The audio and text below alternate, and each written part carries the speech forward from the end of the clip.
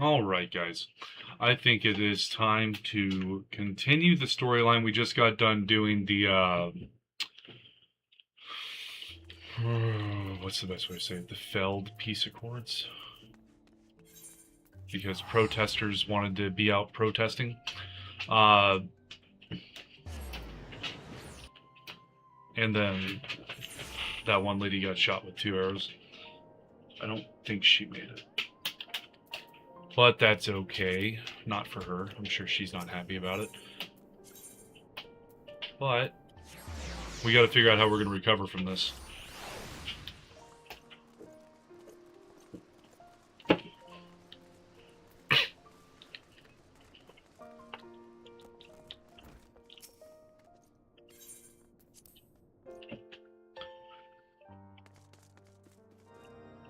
Favorite character so far, right here.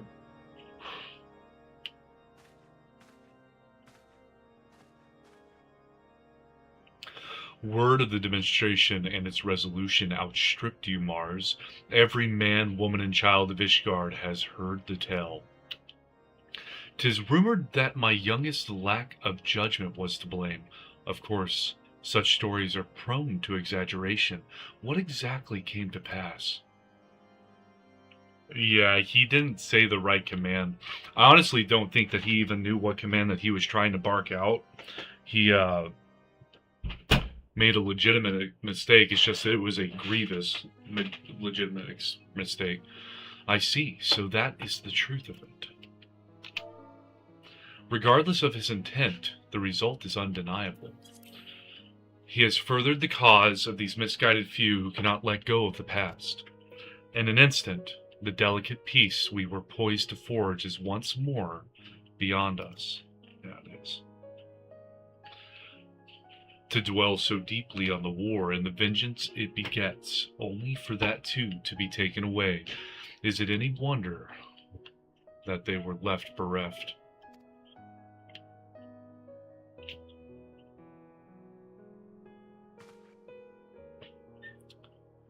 For what was this sacrifice? Have we not to show for our suffering?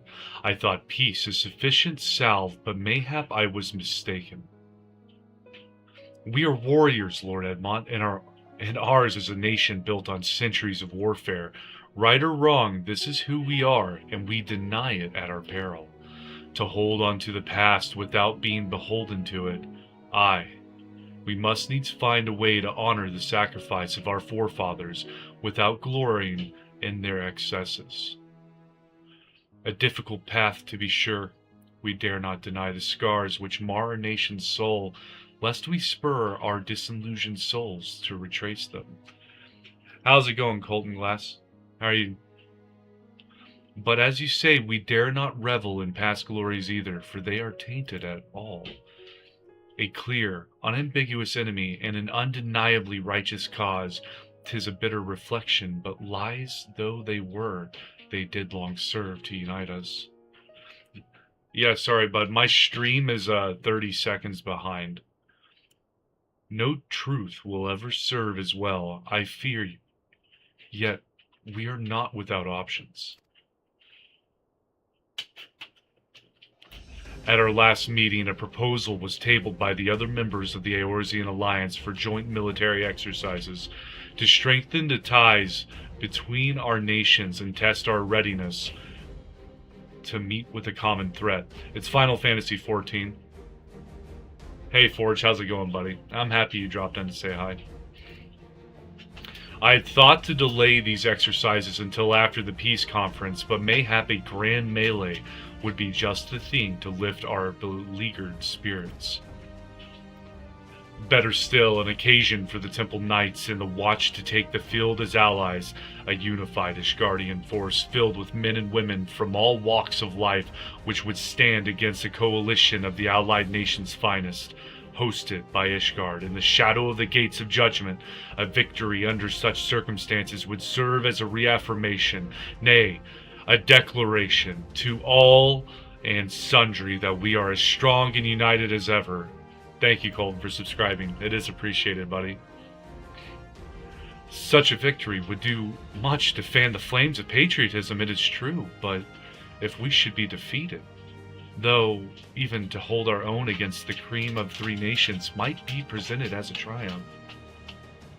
Originally, I had only had work on Tuesday in schedule, but I asked for extra hours and they gave me Thursday and Sunday for some action. Hell yeah, Forge! Bringing in that bankroll, man. I feel it.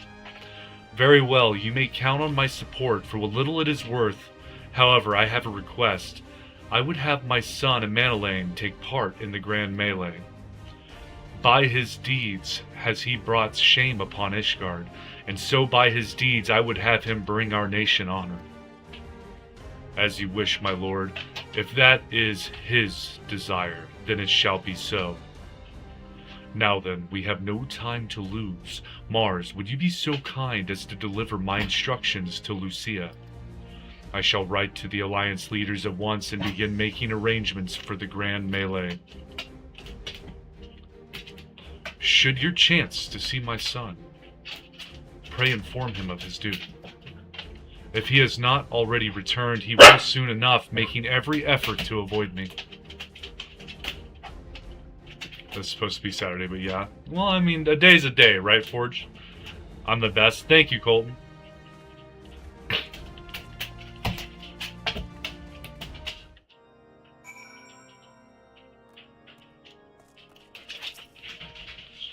So that is their solution, a grand melee to unite the people.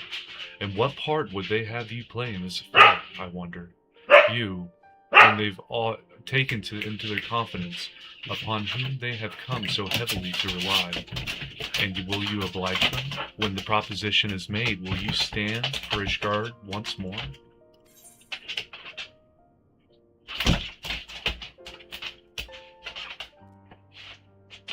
I will stand for my friends and comrades, not a nation. Can you stop borking so much, please? Go on, Numi, go on. A poor choice of words. For friends tried and true, then, the living and the lost.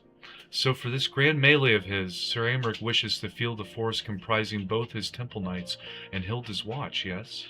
I can only imagine what she will have to say about that.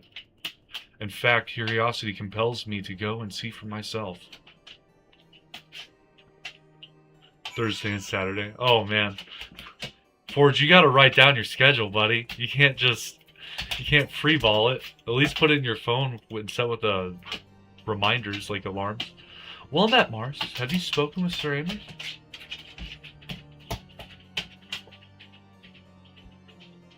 Yes, I did. I was aware of the Alliance's request, so Sir Aymeric would turn these exercises into a spectacle for the masses. It is not that I doubt the efficacy of such a plan. Indeed, I know its effectiveness only too well, having witnessed it firsthand. Nevertheless, he has not once given me a reason to doubt his intentions, and these are desperate times indeed. I will select knights for the event forthwith. As for the watch... Did he now? How considerate of Master Thancred to seek out our young watch commander on his own volition. Alas, he acted prematurely. Pray deliver the list of watch candidates to Hilda. I would have her best man, or her best men, not her most dispensable. Can we just go to the... I want to do the big fight, man. This sounds like it's going to be fun. Laying waste to... I don't know what side I get to fight for. Maybe I just watch, because whatever side I fight for is going to win.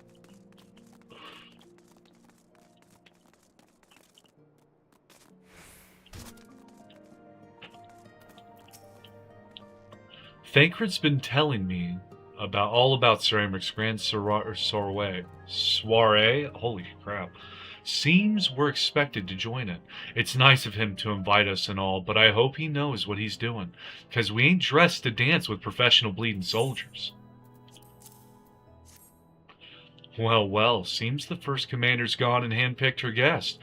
Can't say I disagree with her choices, though. She's got a good eye. Will you be fighting too? Reckon it'd inspire the lads if you were. Might take their minds off getting their hides tanned and all. Think about it, eh? I hate to ask, but you haven't seen our favorite lordling, have you? I thought not. On the assumption that he is not to be found in his father's loving embrace, I suggest we split up and look for him. I will search foundation and you the pillars. But I feel like I'm going to find him in the pillars hiding behind a crate. Wait, there's an Ethernet shard right here. Oh, yeah.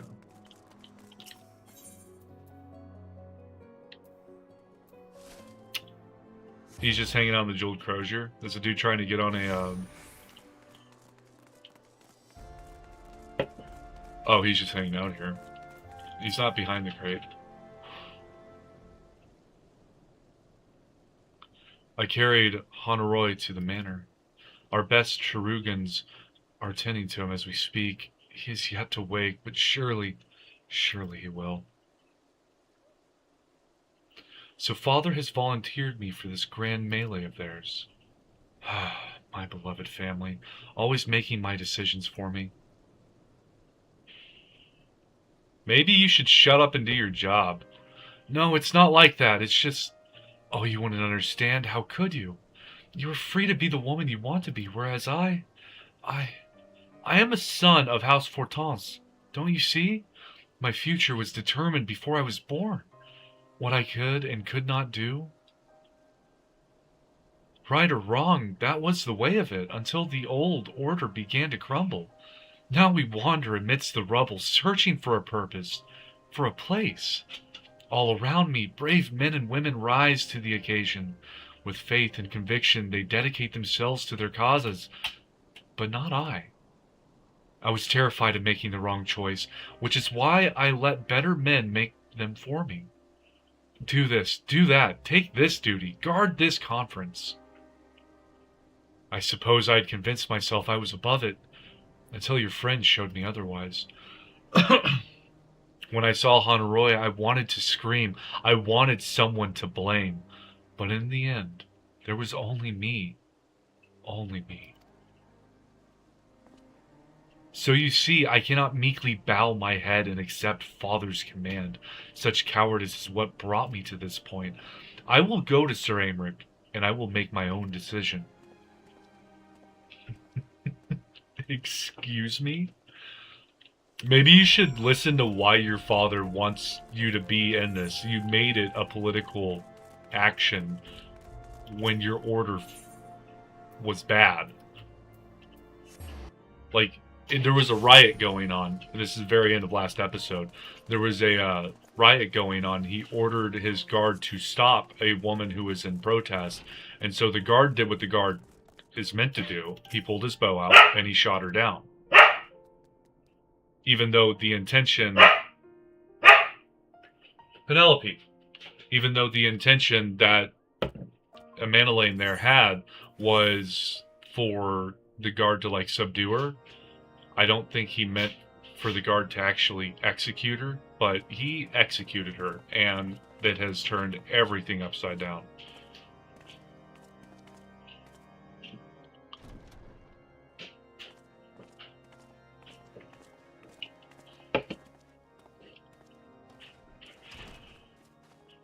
Lord Commander, if I may, I wish to speak with you before the Grand Melee.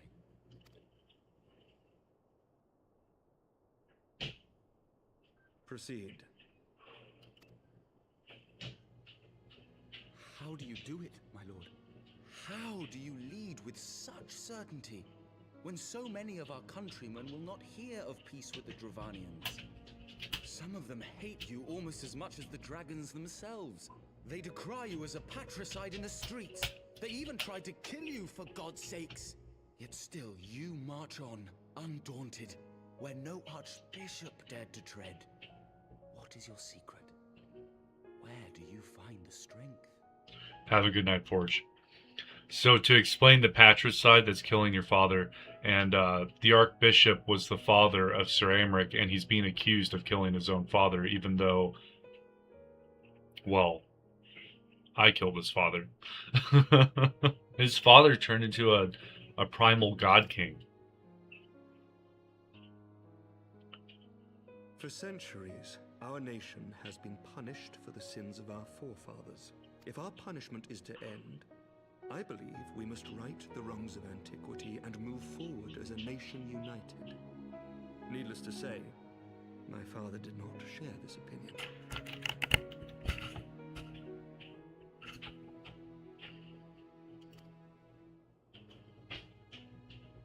did not believe the people strong enough to bring about their own deliverance, trusting only in himself. Tyranny seemed to him the only solution. But I have faith in the people, Lord Amanalain. I have faith that they will weather this storm and overcome every trial we set before them. Many have fought and died to see this blight upon our nation's history cleansed, and I would not let their sacrifices be in vain. Though we invite reprisals, the risk is worth the reward.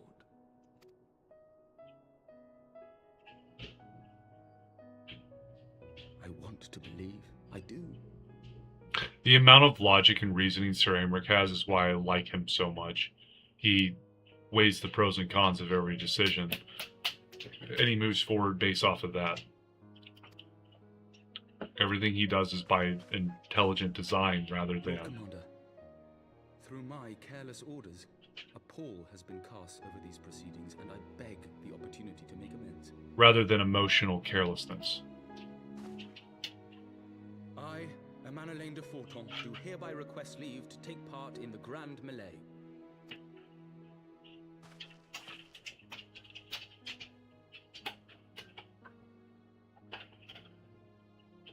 Who am I to deny such a heartfelt plea? We would be honored to have you join the fray, my lord.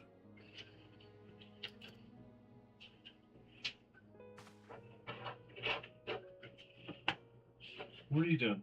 You'll take charge of the Ishgardian forces.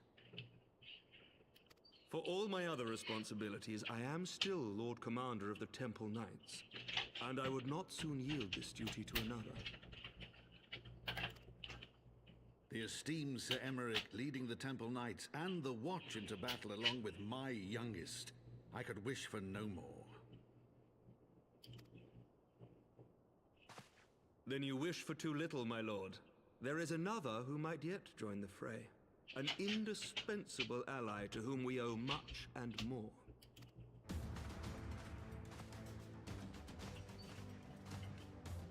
An adventurer beholden to none who nevertheless chose to champion our cause, who has shared in our suffering and in our glory. Do I get to fight for A Ishgard? warrior without equal, who I am privileged to call a friend. There is no one I would rather have fighting by my side. I ask this in full knowledge of your obligations, and will not think less of you should you refuse. But if your conscience will allow it, might you oblige me, my friend? One more time. Yes. Yes, I will. You mean I get to have a little fight with the 3 city-states? They need to know that I can beat every last one of them. Oh, okay. I like the answer. Together we shall give the people a spectacle for the ages, a celebration to mark the dawning of a new era.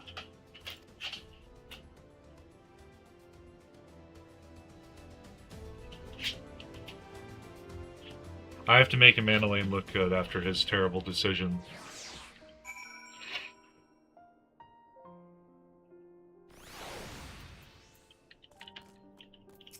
Alright, Thinker.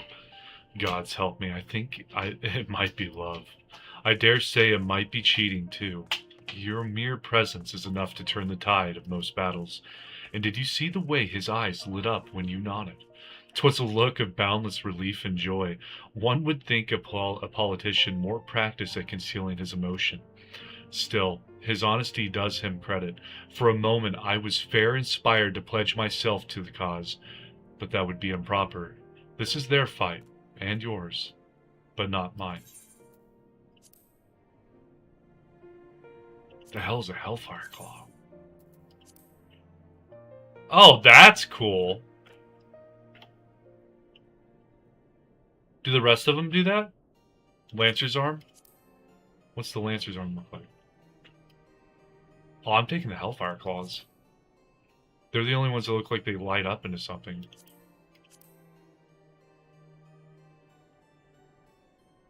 That looks cool. Augmented Hellfire Shield. It's the Hellfire Claws. Just for the T-Mog. Or the Glam. Sir Amric informs me that the Alliance leaders have agreed to his proposal. The Grand Melee will be held here, in the shadow of the Gates of Judgment, and in sight of the capital. An announcement has been made, and Allied forces are currently en route. The eyes of Ishgard are upon us, Mars. We must not fail. A rare opportunity to see you pit yourself against Allied forces. Outside of Carteneau, perhaps I would not miss this for the world. I want to go smack on some things. Oh.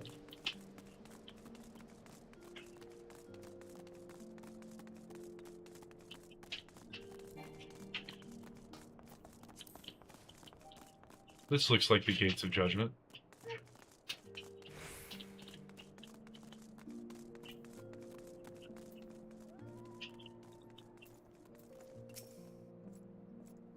Crossing the steps, miss. Oh, yeah.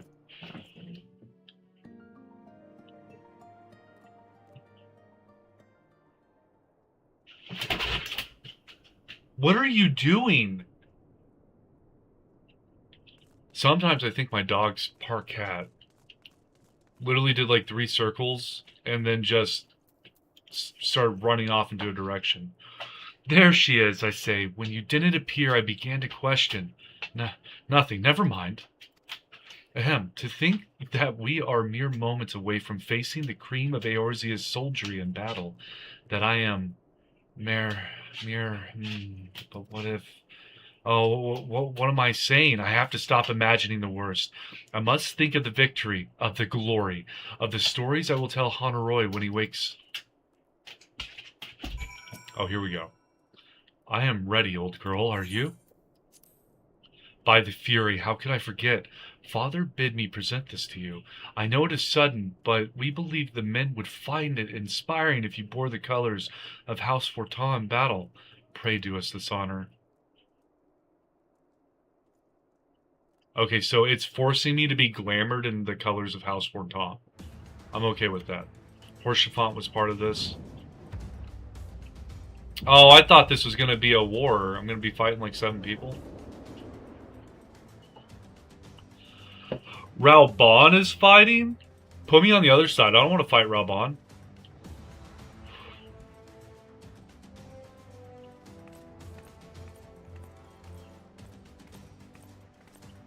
The Raging Bull is going to take out at least half my squad. Oh, it's going to be cool. Not to the death. Don't do it to the death. Let all here present heed well the rules of engagement.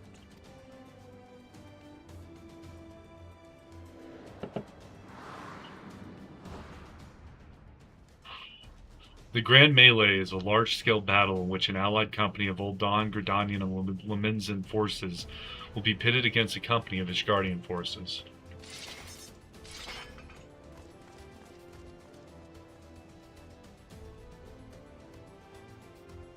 When a combatant is incapacitated, the opposing company will be awarded tactical points. The first company to attain the designated tactical rating of 100 points is declared the victor.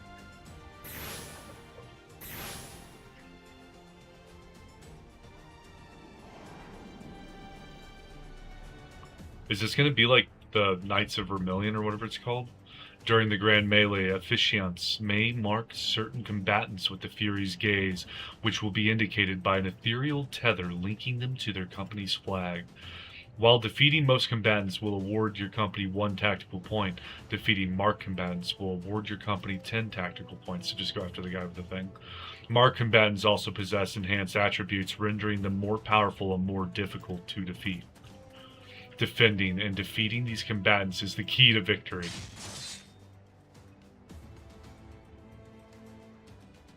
So just kill them all. For the honor and the glory of Ishgard.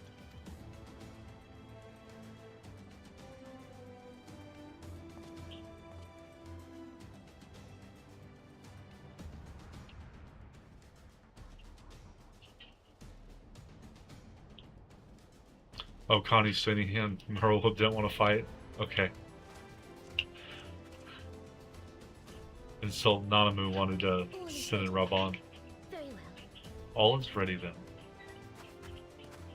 Brave men and women of the Eorzean Alliance, let the grand melee begin!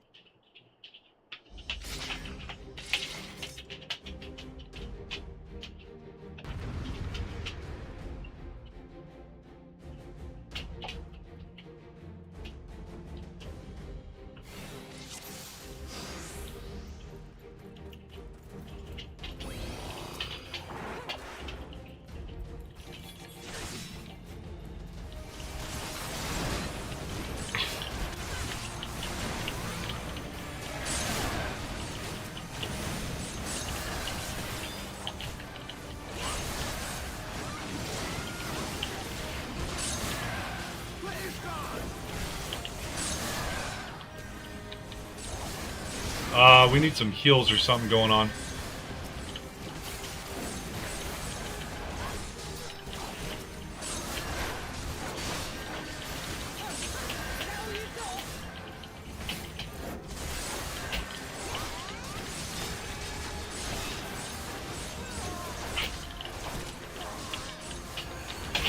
I can't pull aggro off of anyone.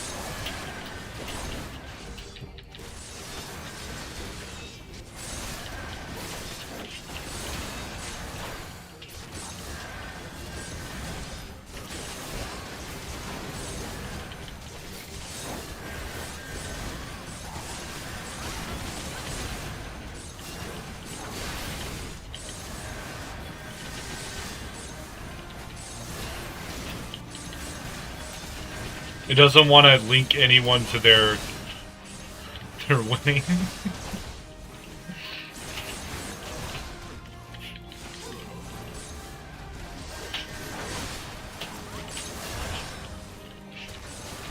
Oh, you guys are not taking out Lucia. No, thank you. Oh, enjoy it. Enjoy it while you thought you were gonna win.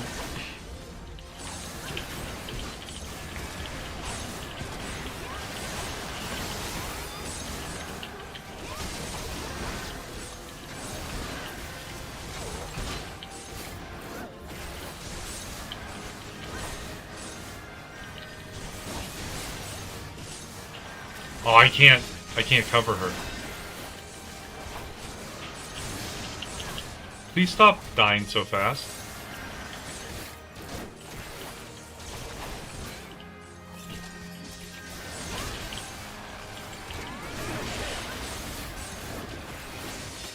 Okay, it switched off Lucia at least. I don't know where Stramrick is.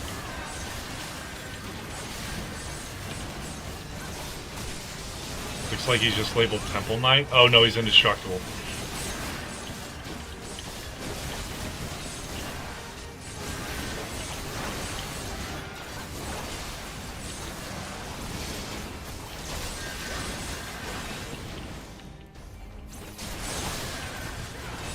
We win. I just killed the last one. Worth 10 points.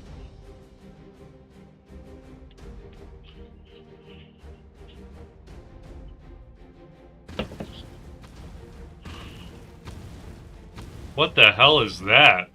Cyclops! Cyclops! Everyone on your guard! Why is there a Cyclops on the field? All forces fall back.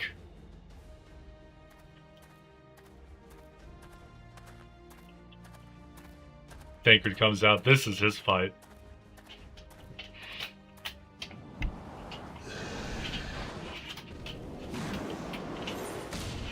Don't you dare try to make me skip a cutscene with Tancred fighting.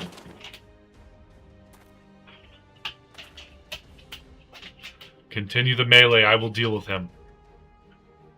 Or let me fight him. I'll go solo.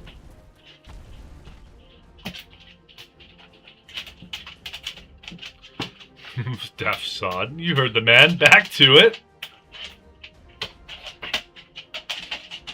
All forces form a line on Mars. Now.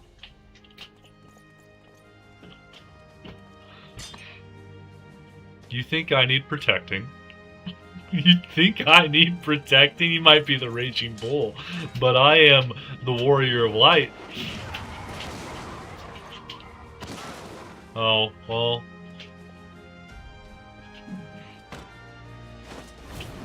It'd be a fair fight if he had 2 arms.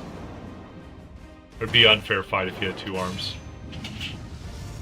What are you doing? What is that?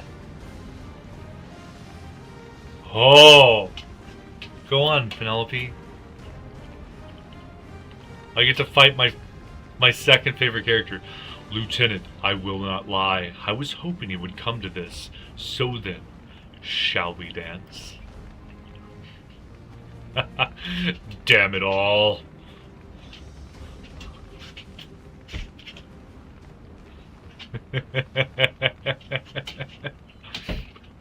Stop. No.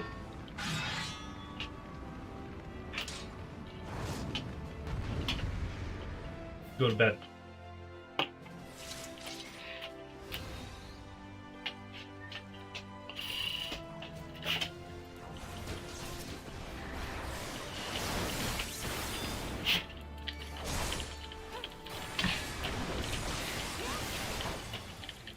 You think I'm gonna be easy on you? I know what you do. That's all you've got. Come on. Oh shit.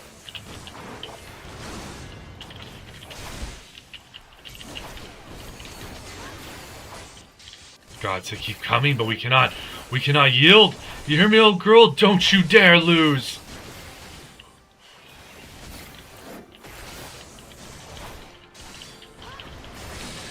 The skill difference between me and Raban.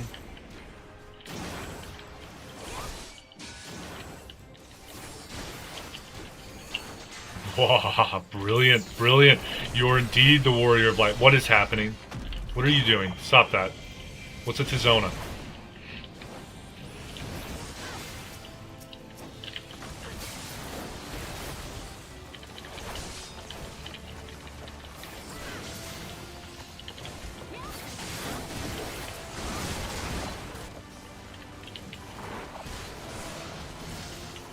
I don't like what's happening here. Strength, Mars, strength. Now is your chance. Strike him down for the glory of Ishgard.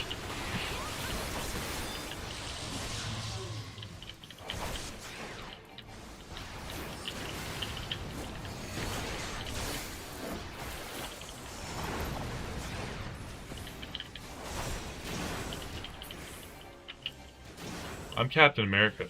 Aye, alright, take your victory. Here's your toy. Chew on it.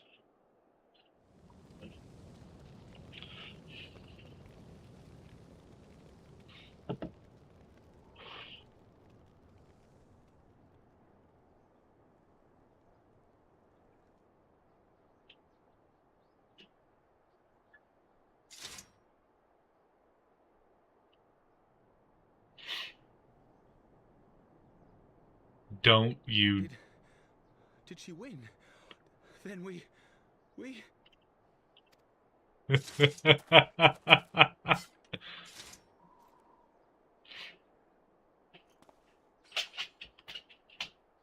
I lost like 1,000 HP during any of that. Victory is ours!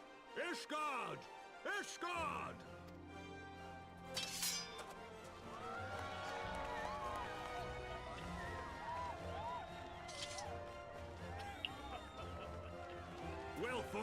Well fought, my friend. You truly are the warrior of warriors. Like the Fury, you were on our side. Yeah, I could 1v1 you too, Sir Emmerich.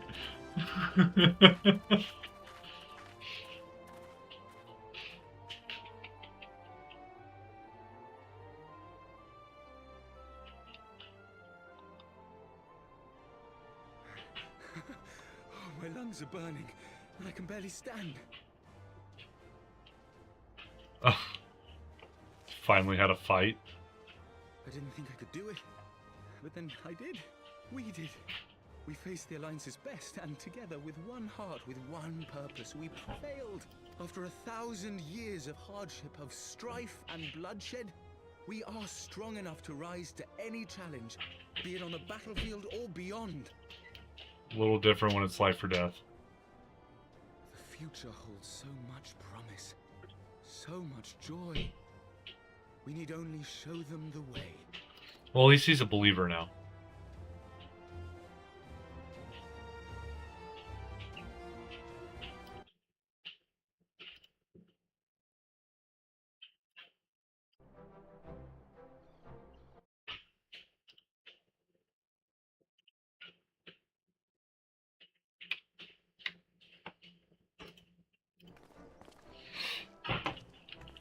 A truly magnificent display, Sir Knight. While doubtless less than pleased, I am quite sure the Grand Companies are honored to have been bested by such valiant warriors.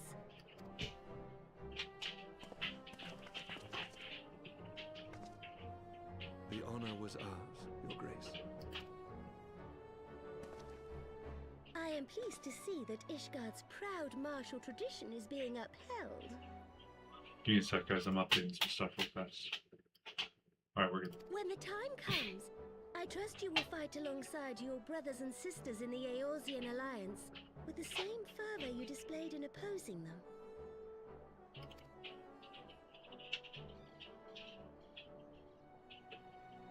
I note that our friend elected to take the field in Ishgardian colors. At my behest, Your Grace. If we have given offense, the blame lies with me.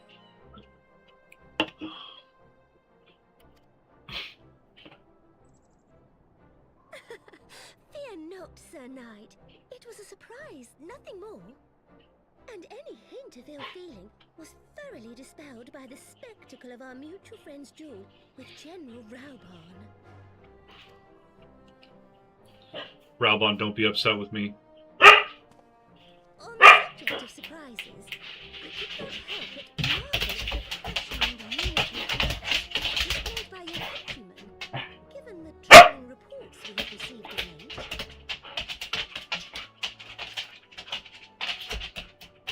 I shall take that as a compliment, Your Grace. The events to which you allude are the price of change. The end of the Dragonstone War marks the beginning of a new era for our nation, and for the people, high and lowborn alike, who will lead her into the future. Ah, yes. The people.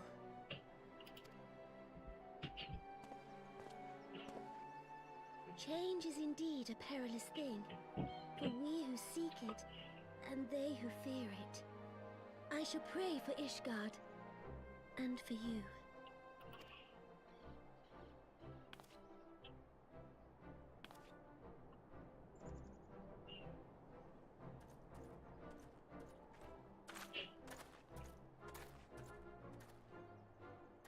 Well, that made for a refreshing change. Congratulations on your victory, by the way.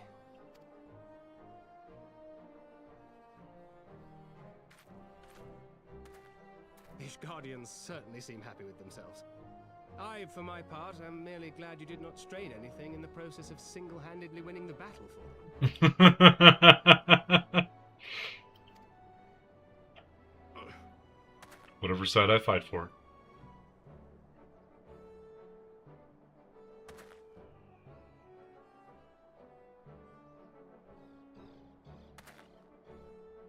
is but a scratch, I assure you. And I will not suffer you to worry over me. Not when we have a dozen far more important concerns. Make that 2 dozen.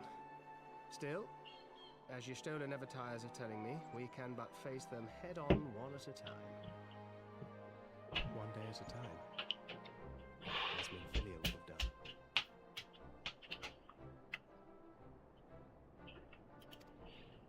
He might be getting over that.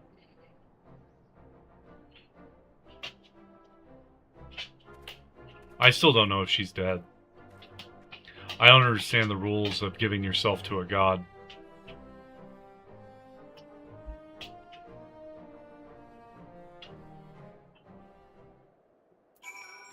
Oh, Raubon's gonna give me some shit. Val's balls, I had forgotten what it was like to feel so alive. Not since leaving the Blood Sands have I had the privilege. Not since the bull of Ala Migo hung up his swords. Back then the outcome might have been different, but I do not begrudge you your victory. I know how far you have come, how much you have endured. Our fight only confirmed it. We shall have to do this again one day when time allows. I shall look forward to it. Now go. Go to the Ishgardians and celebrate your victory. You have earned it. Come, Pippin. Her Grace is expecting us. Lead on, father. Fucking giant of a man. Conquered the Sultana himself.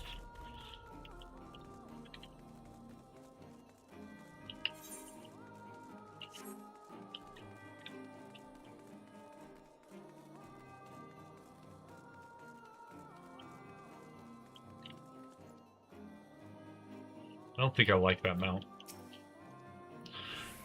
Said your goodbyes. In all the years I have known Raban, I cannot recall ever seeing him look so happy in defeat. Well, everything seems to be falling into place, does it not? The Ishgardians have claimed their symbolic victory, and the Eorzean alliance has been strengthened in the process.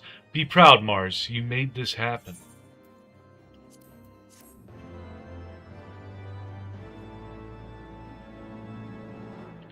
You have learned the victory emote. Oh, Sir Amric. We have done it. Nay, you have done it. You have brought us the victory we so desperately needed. There is naught left but to return to the capital. Come, let us see what reception awaits us.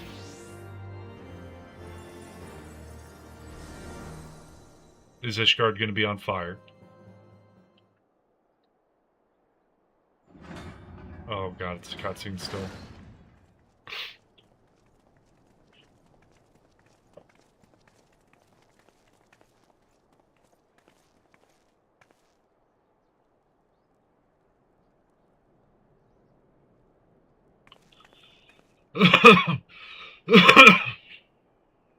My lord! Oh, be Honorloy.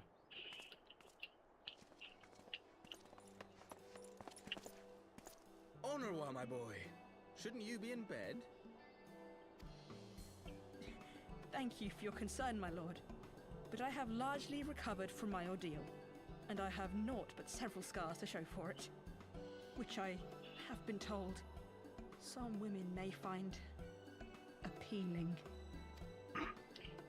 I see. To think I was worried sick over you.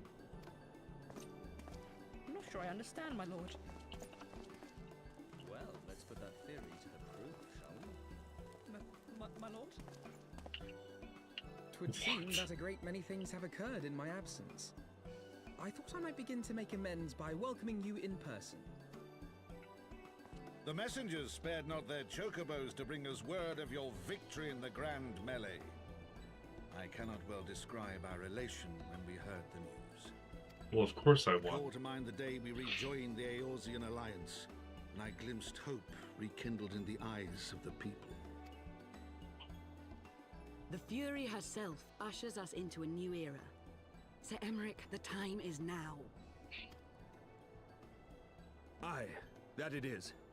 Reconvene the conference and summon Vidofnir to Falcon's Nest. We will make peace with Hraesvelga's brood and hasten this bloody war to its end. Yes, Lord Commander. We're gonna retry this? I will send word to Artoirel and bid him resume preparations. Emanuele, you will place yourself at your brother's disposal. He will be glad of your assistance.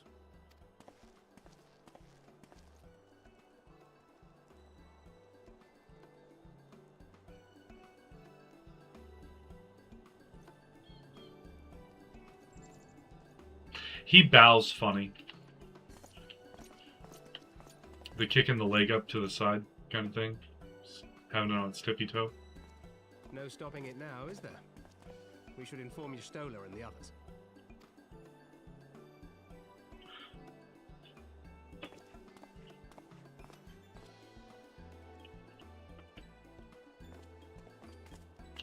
My dear friend, I doubt I will ever be able to thank you enough. But when the conference is successfully concluded, I damn well mean to try.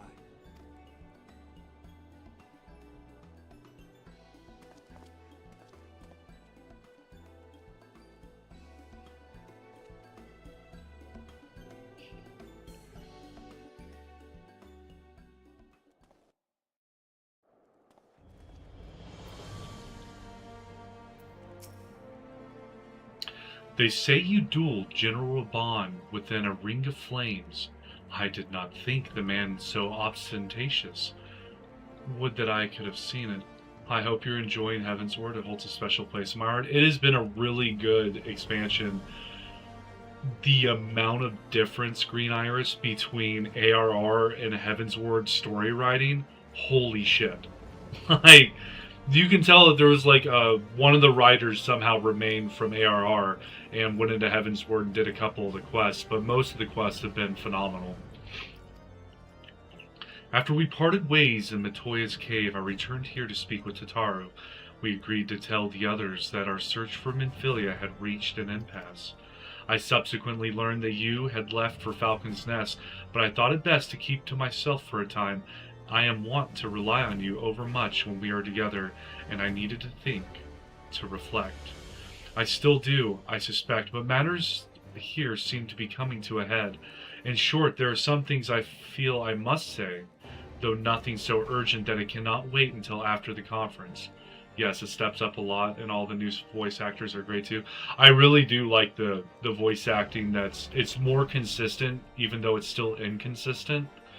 But when there is voice acting, I am wholeheartedly happy to have it. And most of the characters kind of sounded the way that I thought they would. Like, Amric's got a lower voice. Count Edmund has a lower voice. Raban's got the low voice that he had in ARR still. I'm happy they didn't change the voice actor. If they did, then it was subtle in the change. They've done considerably better. I don't know how far into the Dragonsong War, the post-Heavensward content stuff that I'm in. I don't know how far I'm into it, but I'm really excited for Stormblood. And to see, like, the climactic moment of the Dragonsong Wars, which I think I'm about to hit. So let us make for Falcon's Nest and see if Lord Artoirel has need of our assistance. I don't like all the French names, though. Not happy about having to pronounce stuff that I'm not good at pronouncing. I do like how, like, the dragons seem to have Nordic names, like Hraesvelgr. Like, the way that they leave out vowels,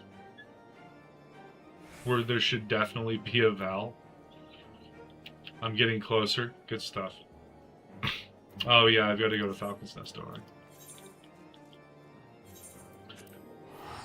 I don't know how close I am.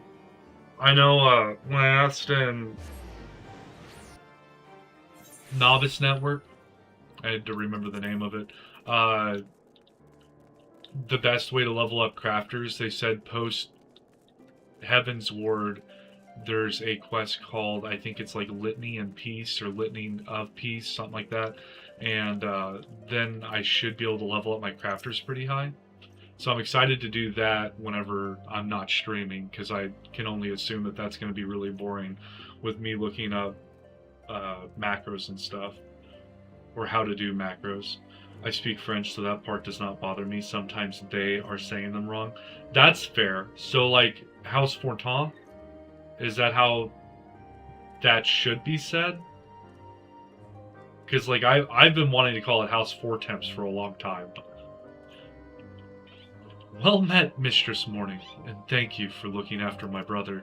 They say he fought bravely, that he did not dishonor his house, but you, my lady, to you we owe everything. As you can see, we have made every effort to strike while the iron is hot. We made our intentions known, and that all would be welcome to attend, and so they came. By the grace of the Fury they came. The ceremony will not be a lengthy affair, but there is still so much to be done. I would speak with you more, but I must see to my duties. As for you and Master Alphino, you will do naught but enjoy yourselves. Is that clear? If any dare beg your assistance again, I will have words. Yes, they is how it should be said. They are correct. That sucks. Like, I first started off saying it as House Four Temps, and, like, in the later end of A Realm Reborn, but Fortin, okay. How would do they say Alphino's last name? I can't even pronounce it. It's like Lilivia, I don't know. Like Alphino's last name, I gave up on it. Whenever they call him like Mr. and then they use the last name, I just say Alphino. The ceremony will not. Oh, okay. I've already read this one. Lelouvier, something like that. LOL, I'm glad I did not hear that. It would have been painful. LOL. Oh, well, his name is ridiculous. Like, I would pronounce his name Alphanod. Like, just how it's spelled. But I don't know what makes D's silent. I guess I don't know enough. They say that correctly, too. I just find their British accents on top of the French words funny sometimes. What country are you from, Green Iris, if you don't mind me asking? Well, there you have it. We have been forbidden from meddling. Shall we wait, or have you other matters to attend to before the ceremony begins? Excellent. I only hope Thancred and the others will not be late. Epochal events do not come around very often.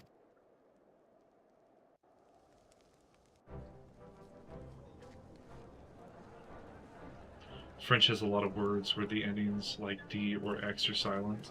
I knew about X because I think it's like Bordeaux or something like that, where it's like EAUX. That is a loaded question. I will give you the long answer. Oh, okay. That's fair.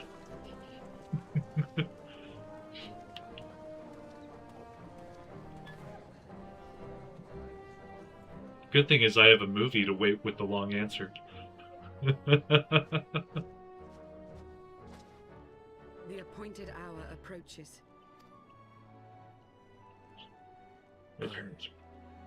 My parents are German on one side, Greek Cypriot on the other side. I grew up in Switzerland. I grew up speaking German, English, Greek, and French at the same time. Oh my lord.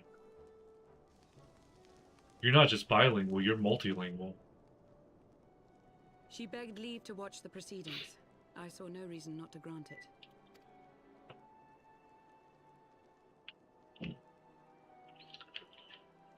Should I choose to deviate from my prepared remarks, I ask that you trust in my judgment.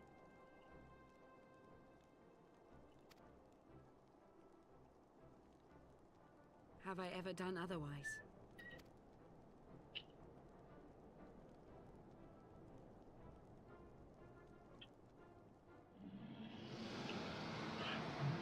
Were you born in Switzerland?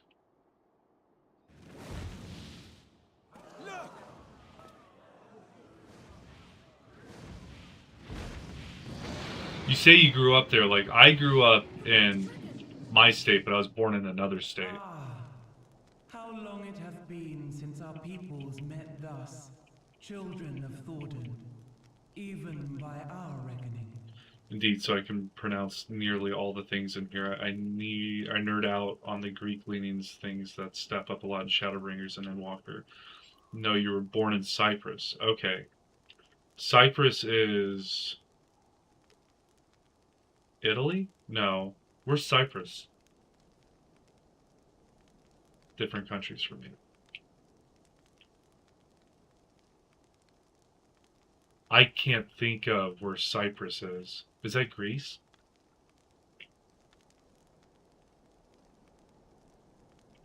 This is where I'm just Googling because I don't want to wait 30 seconds.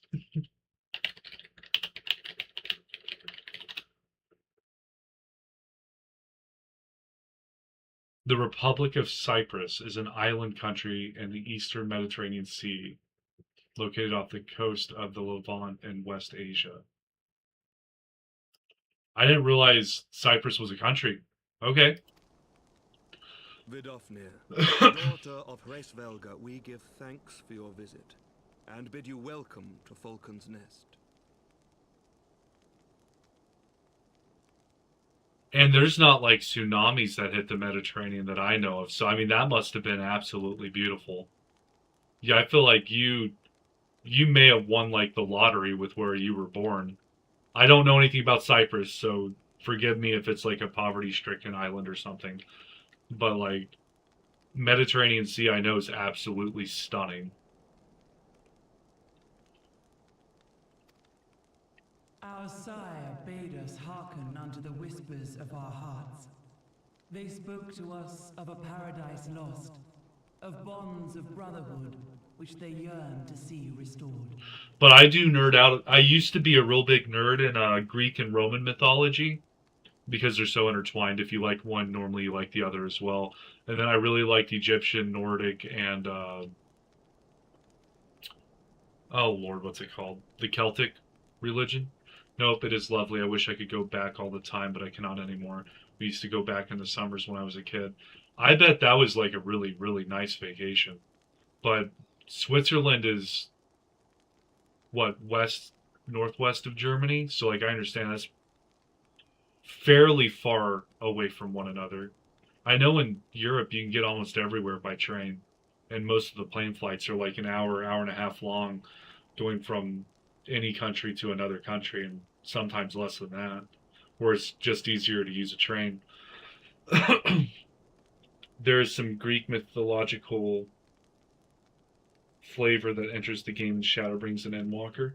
Okay, they've already had some in Heavensward with the Sphinx boss that transforms into a snake in the middle of the fight. I forget what dungeon that was. I think it might have been the Ether Chemical Laboratory, but or research laboratory, whatever it's called. But they've already hinted at like a lot of stuff. Like I mean, Vidofnir, I feel like the way that that's pronounced is very Nordic, so it's like they're pulling from a bunch of like pretty high-end mythologies that a lot of people, I would say more people know of those mythologies than they do other ones. Ours too yearn for such a restoration, and they have guided us here this day, that they might yearn no longer.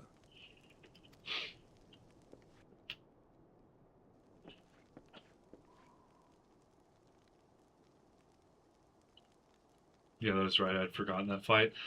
Well, maybe you should do some more duty roulettes. Brothers and sisters, ye who stand as witness, hearken to me. Oh, he's getting serious. Since the days of Eld, when the bonds betwixt man and dragon were sundered by our hand, our peoples have known only war. Bloodshed without end. Losses beyond counting, and still we fought. And still we fought.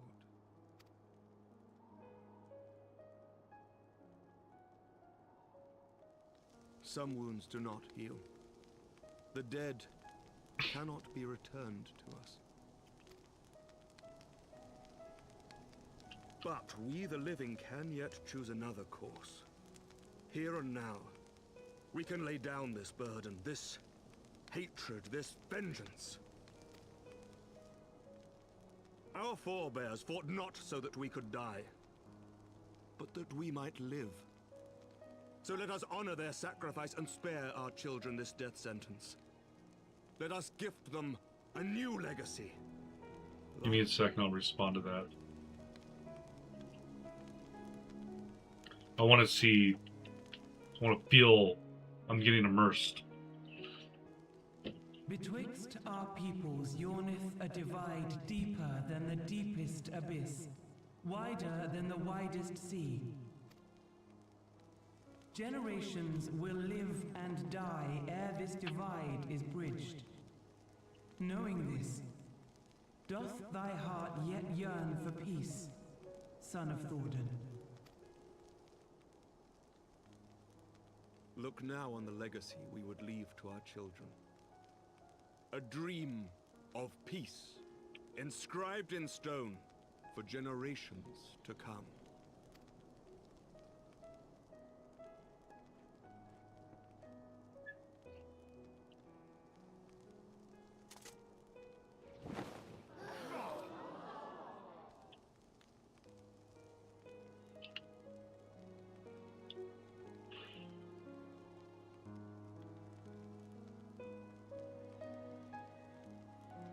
Father and his beloved, as they were so long ago, happy and at peace. I was about to ask if that was Lady Iceheart, but I guess that's Shiva. The dream they shared shall be ours once more.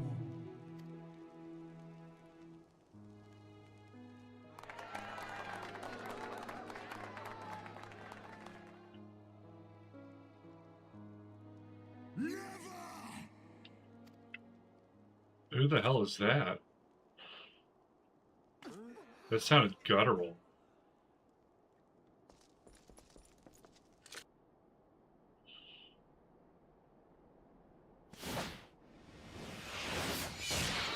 Oh no!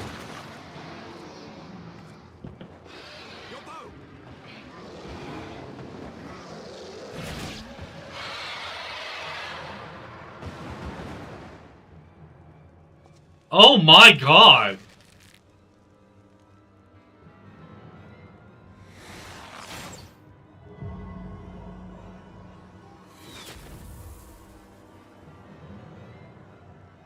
What? He didn't even, like, Matrix that. That was no Neo move. It was, that arrow is now part of me. Thank you for the ether. Oh! Oh, I didn't notice the eye.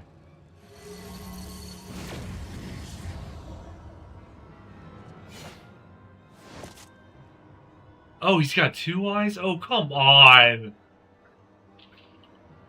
Child of Dravania, art thou grown so forgetful that thou wouldst forsake kith and kin and consort with the spawn of Thordan? That thou wouldst dare contemplate peace? Hearken unto me, all of you! The final chorus is nigh, and all will be held to account. All will bathe in the flames of retribution. What the fuck? Till the coming of that day, look you on your sins and despair, for none shall scape my wrath. None shall scape my revenge. Seven hells.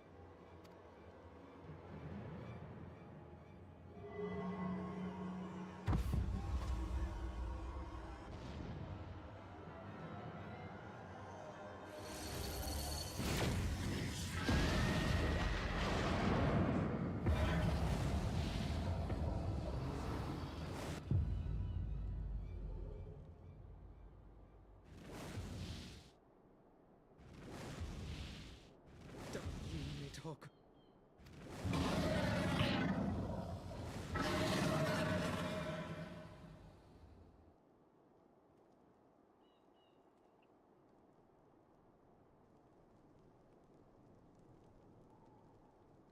Hells, take that worm!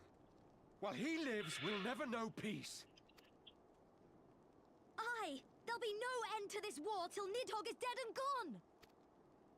So let's kill the bastard and be done with it. Death to Nidhogg!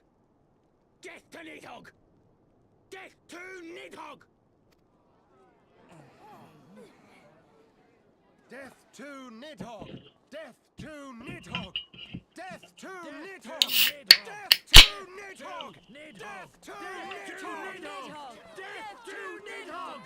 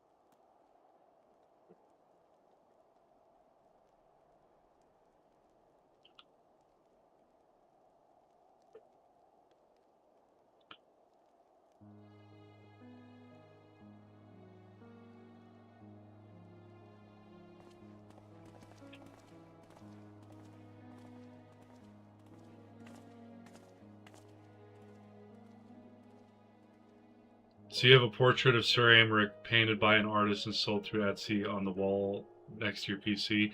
Sir Aymeric is my favorite character right now. And then it probably goes Raban shortly thereafter. And then there's a whole skew of them in third place. Yeah, thank you for letting me watch the cutscenes, even though that was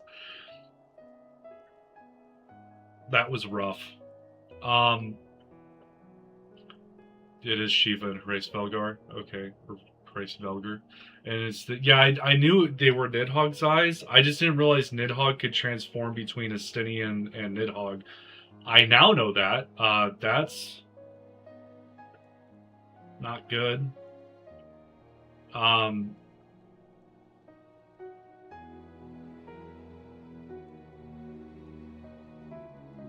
really liked Vidofn here, but I guess not anymore.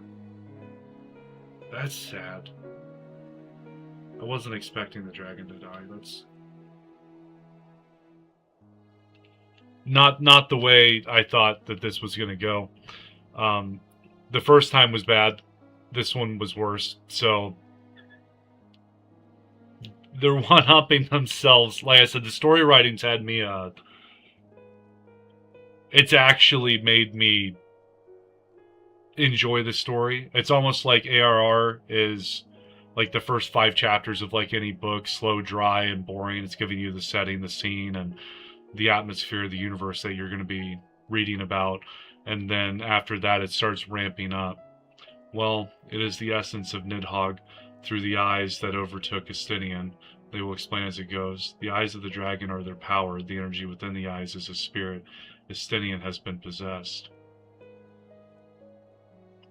So is Estinian technically like a primal right now? The dragons are ancient in their knowledge and old in their power. Well, I knew that they were old in their power. They're immortal. And they're ancient in their knowledge. That makes sense too. Yeah, that's this was one of the more brutal cutscenes. Crap. Even with Horsefant dying, that one was sad. And then Giselle sacrificing herself so we could land on Azys Law. That one was sad, and I think this one beats out both. It wasn't a character I thought I would like, because it's a dragon. But, I mean, it's the only one of the brood that was actually willing to sue for peace. A primal? No, but there are 2 souls in one body, each fighting for control. Is that the same thing as them summoning themselves, like what Thornton did to become the God King, and what Izel was doing with Shiva? Because, I mean, it's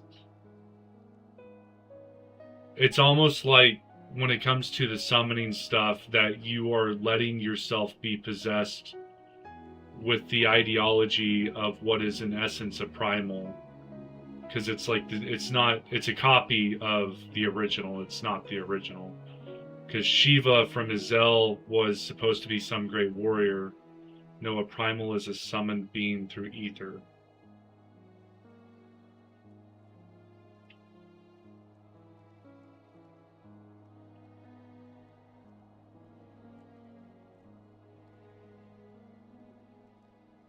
So what is it that Izel does with, like Shiva and King Thornton did with becoming the God King and the 12 Knights?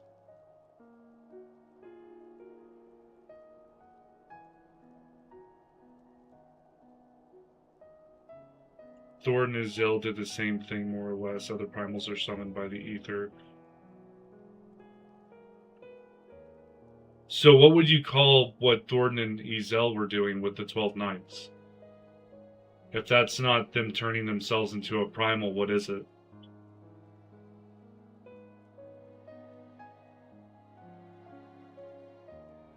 I guess I understand Asinian's not the same thing as Izel and Thornton because the eyes have overtaken them.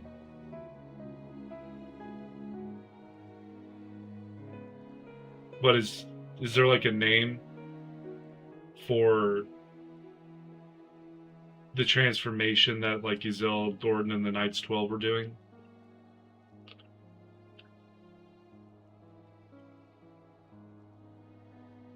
Maybe I read over the name, and unlike most primals in 14, Thornton represents a human summoned primal, driven by a desire to bring a twisted form of peace to the Dragonsong War.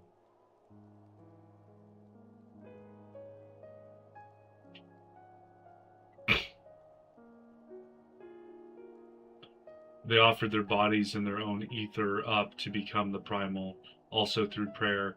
Thornton used the ether in the eye of the casket as well to become godlike. Yeah, and Thornton had, because he was the Archbishop, he had everyone believing in his power. So it was like the faith of the people that were worshiping him as the Archbishop also helped him summon himself into the God King thing. And that's like the two things that you need to be able to have a primal is large amounts of ether crystals and faith and the belief that it is real. There they go. The last of the guests, having come hither with hope in their hearts, they depart with hatred and bloodlust. Yes, exactly. So Thornton...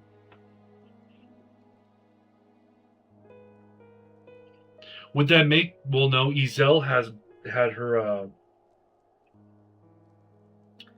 the Lady Iceheart followers, whatever they were called, they also believed and gave faith to her, so that makes sense that her and Thornton are on the same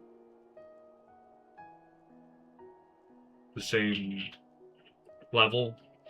But hers has less faith in it, whereas Thornton had an entire city believing in him, so of course his would be more powerful. And he was feeding off Nidhogg's eye, which secretes ether in large doses because, well, it's a dragon eye. I mean, hell, we used the eye to kill one of the Asians. And then Thornton used the eye in his sword to cleave La Habrea out of existence as well. Even though he wasn't in White Orsite, so I don't know if he actually died. I think... Don't ruin it for me, but my theory is La Habrea is still technically alive because he wasn't trapped in the vessel. So his soul would have been able to go to the Void in order to come back. Whatever that was called, the Ethereal Sea or whatnot. Until the moment I saw him strike, I still held some small hope that what you had seen in Az's Law was an illusion, perhaps. But he acted without hesitation, as did Sir Aymeric. For a mercy, Vidofnir's wound was not mortal, or so Lucia tells me. The dragon was spirited away to Onyx Shrine to receive care from her brethren. We can but hope her recovery is swift. Oh, Vidofnir might still be alive. One major difference. Thornton wished dominance. Ezel was anguished, believing herself the embodiment of Hraesvelgar's love.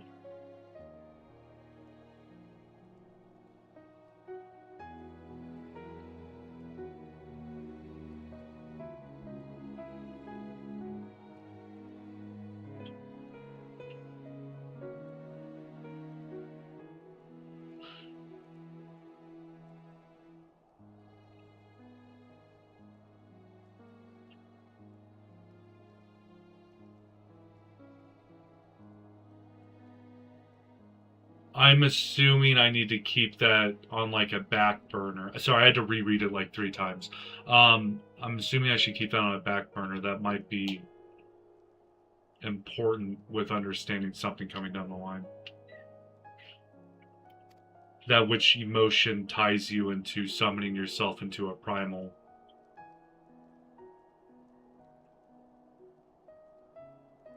Can have major impacts on what type of primal you end up being. But such was surely Nidhogg's intent, to deliver a proclamation not only to the children of Thornton, but to his kindred. War is coming, and ye who do not stand with us stand apart. She was an example, a message to her brood, another instrument of his vengeance, like a Simeon. In a twisted sense, she too wished for peace, but her faith was her downfall. Her heart was pure, if her actions were not. Yeah, from what I understood with Lady Iceheart was, because Hydaelyn had chose her and given her the echo, that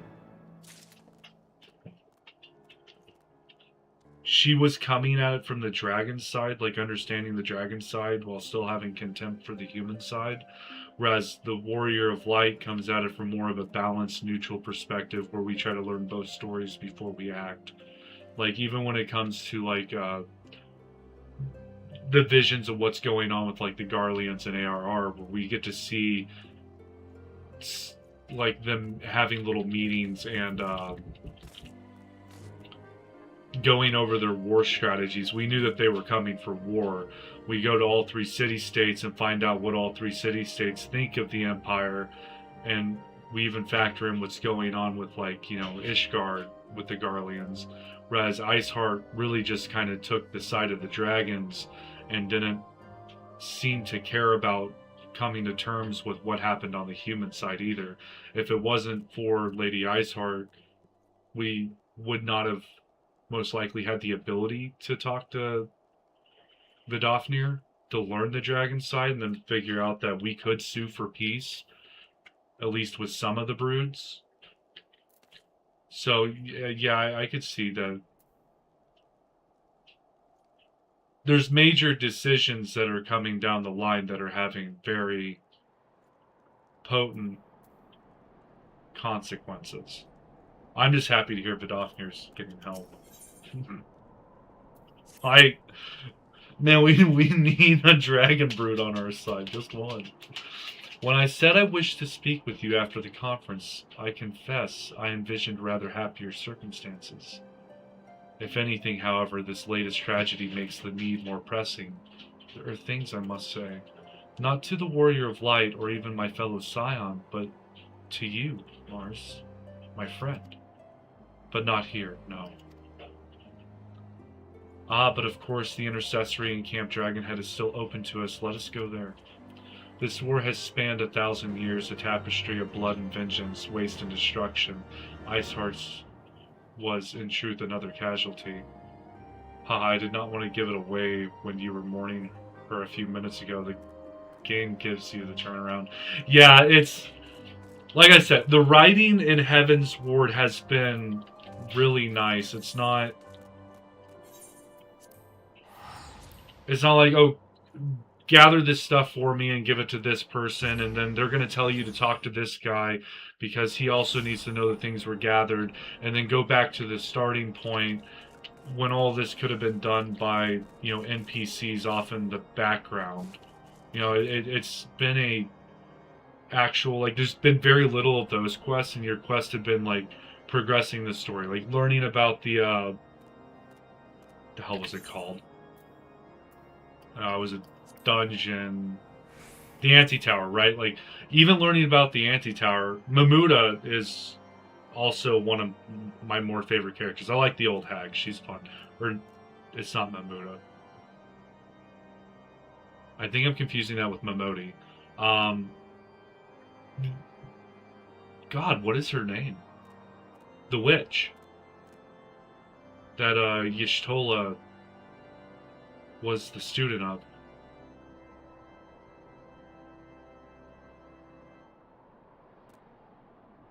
Anyways, that witch, right?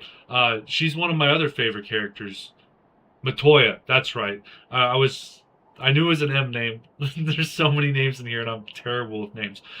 So, getting to listen to her talk about stuff and like understanding what the anti-tower actually is, why it was built, and then doing the dungeon and seeing that the anti-tower is actually like a giant castle that's upside down. That was cool. I forget why I even brought this up. Oh yeah, the story writing. But like, it's been very progressive versus like, from what I talked in the Novice Network, the reason why ARR is so slow is that they had to come up with a bunch of quests because I guess on release, this game was very buggy and broken. And so like there was something called like 1.0, and like that was the base game, and then it went to being like 2.0 for ARR as well, because like they had to re-release the game, basically rewriting everything from scratch. And that's why ARR is so long and it's such a basic MMO quest line being ran. And those creepy dolls, Exilus. If you didn't get to see my reaction to those dolls, that was the only thing that could have been worse was if they were mannequins. Like I played a lot of horror games growing up, and I don't like mannequins. And I have to, like, I think it was I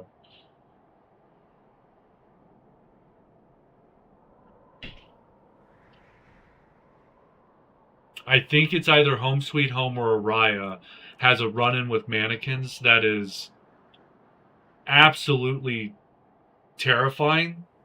Like, every time you turn around, there's a new mannequin. And then, like, you get to an elevator and you try to, like, activate it or whatever so you can go up to, like, the next floor of the hospital or some shit, and the elevator stops working. You turn around, the entire hallway's just filled with them. And then you have to go through the mannequins. It's almost as bad as, like, the nurses in Silent Hill, where, like, you have to be basically completely silent to get past them. But I was expecting to die in a giant pile of mannequins the entire time. It was... that... If I had a heartbeat monitor in that game, I would have been at like 150, almost at like a heart attack or something. It was... That game messes with me just because you can get immersed and it is like... It's intense. And that's a Thai horror game. And I like learning about other cultures and stuff, and that's one of the reasons why it's one of my favorite horror games. Forgive me. That took longer than expected.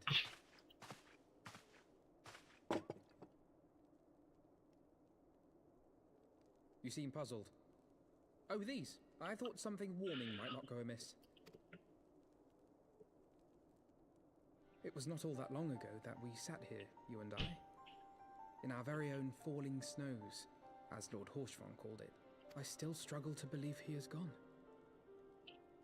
And Azelle too. I had such hopes for her.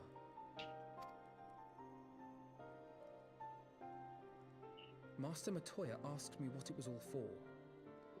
Why we fight, and why we die.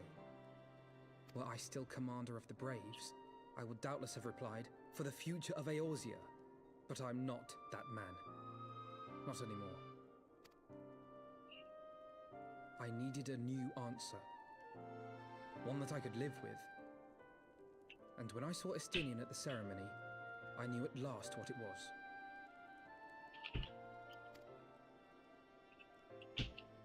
I do not want to be a man who sacrifices his friends and family for a cause. I want to fight for Estinian, and I want to save him.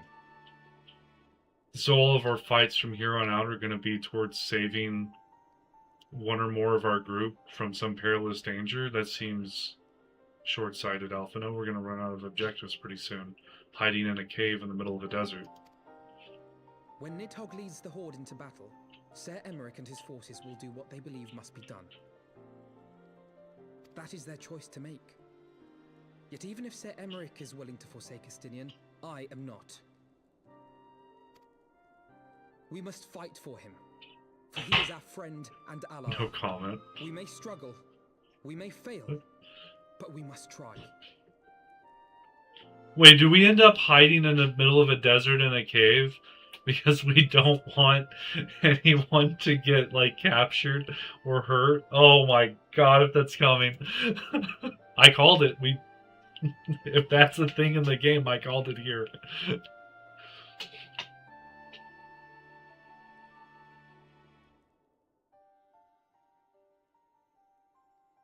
Sorry, no spoilers. Yeah, so it happens. Bet.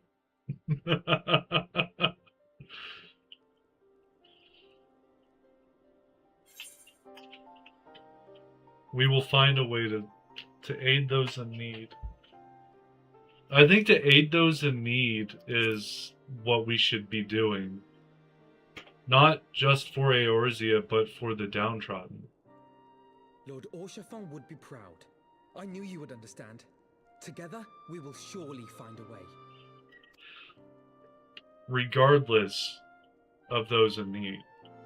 Like, obviously the Garleans are bad people. At least they need an emperor that's not bloodthirsty. Maybe the Garlean Empire can be turned around. Thank you, Mars. It is unfair of me to unburden myself in this manner, time after time, but I am glad that you permit me nonetheless. You are my true friend and ally. Though not all of our fellow scions will support our stance on Estinian, I have faith that we will win them over in due course. Such is the infectious power of hope.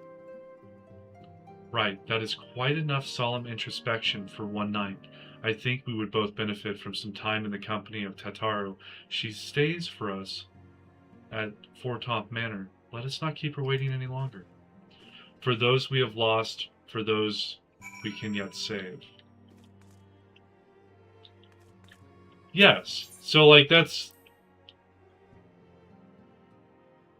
exactly what the idea of the Scions has been and should be. We should stop, like, I mean, I understand him and the Crystal Braves, he's really touchy on that subject, but he kind of just needs to get over it. Corruption gets into pretty much anything.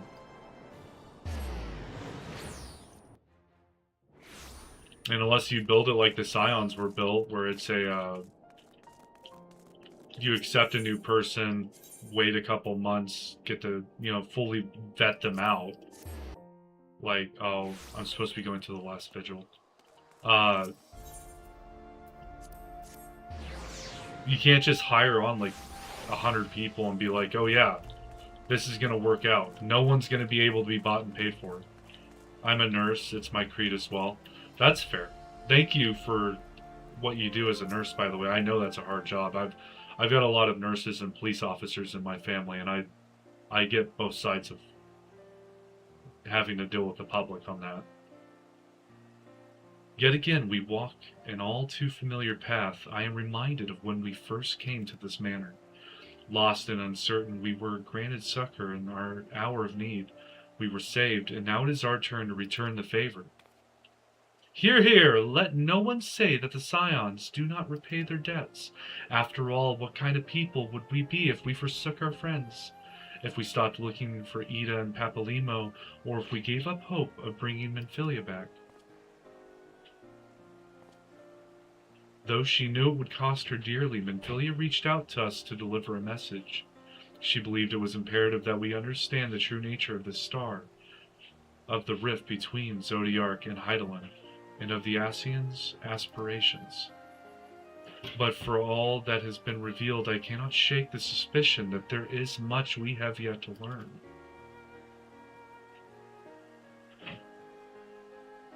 In any event, I think it time we step back from the fray and carefully consider our next course of action. It will not be easy to turn this tragedy to triumph, but we will find a way. We will. We will.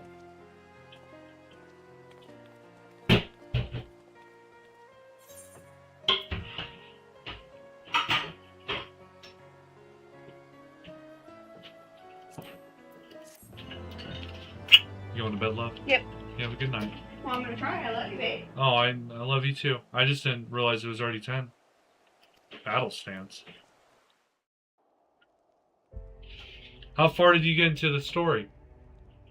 I made it to us going to the ant ways for tower. it to end. Where? Doing the dungeon, the anti-tower. Oh, okay. I know where you're at then. I haven't done it yet, but that's where I'm going. Okay. We'll do that one tomorrow. Okay. I love you, babe. I love you too, babe. Of all the ways for it to end. Even before his transformation, I could feel the worm's hatred swirling about Estinian. The terrible, all-consuming rage. Enough to fuel a 1,000-year quest for vengeance. It was all I could do not to run away screaming. But Ishgardians, nay, all Eorzeans, are made of sterner stuff. They face danger and death on a daily basis, and understand what it takes to win a war. Think not too deeply on Master Matoya's words. Her intent was but to steal our resolve. That, and to remind us to look beyond these passing conflicts to trials greater still, to the truth which hides at the heart of this world. So that's your aim, is it?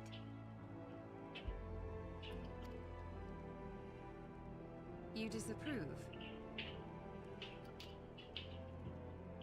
Not at all. I believe it's traditional for the student to follow in the footsteps of the master. And you are so very alike.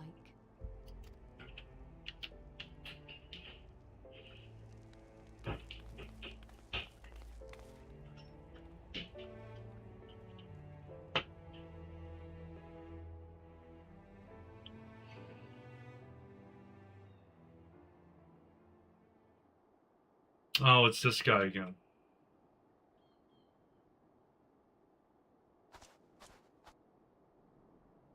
And Thancred spying on him. That's awesome. You thought you were spying on us, when in actuality we were spying on you spying on us.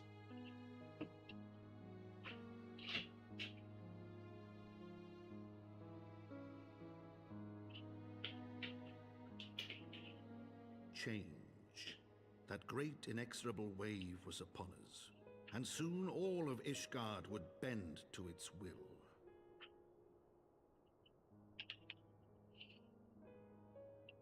For all our sins, for all our scars, the future for which we had long yearned was at last within our grasp.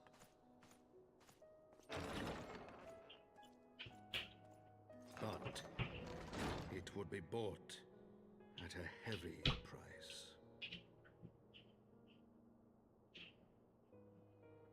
For in those twilight hours did Nidhogg cry out for vengeance, and his brethren raise their voices for the final chorus of the Dragon Song War.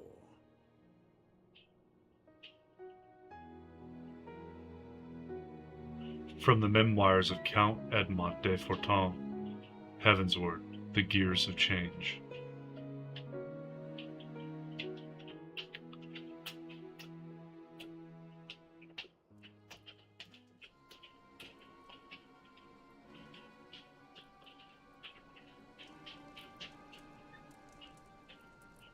Caution, Ida. This is all I ask. Do not be so eager to place your faith in them. Not until we know more.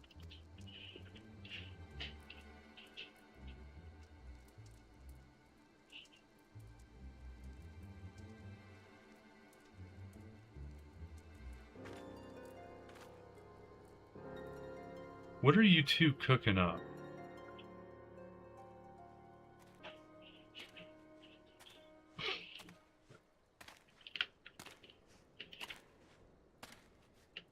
By the way, I'm absolutely delighted to meet someone who can properly pronounce his name. Papalimos? Or who, because you're 30 seconds behind, I can't. I don't know which one you're referring to. The VA for Count Edmont passed away in 2021. Players in Final Fantasy honored him. You can search for the video on YouTube. It is touching. I like Count Edmont. I would have probably joined in whatever they did. Did they send the family, oh, Edmont de Fortin? That's fair. I was pronouncing Fortemps as I was admitting to Green Iris in the earlier videos until it like hit the first voice acting. Green Iris was raised with like 4 different languages, so they've been able to pronounce it since the beginning correctly.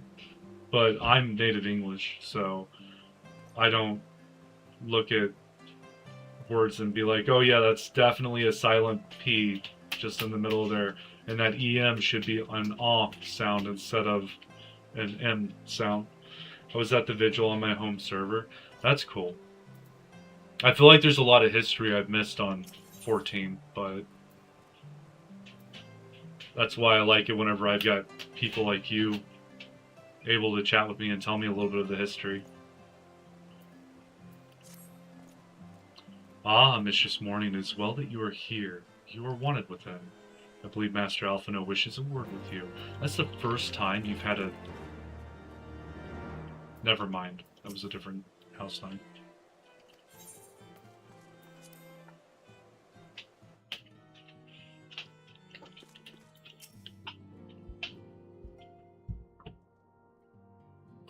Ah, Mars, there you are. Have you a moment? There is something I would fain discuss.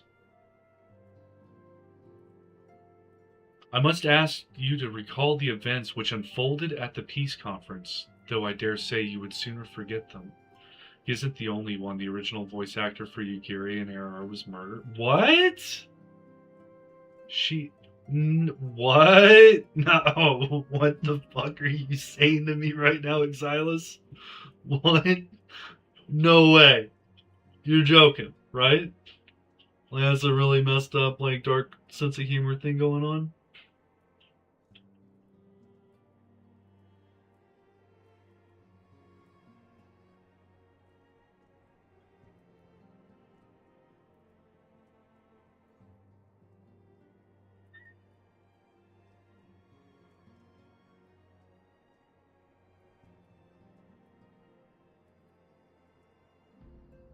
I'm hoping that the 30 seconds is almost over and you're about to respond to this, because you got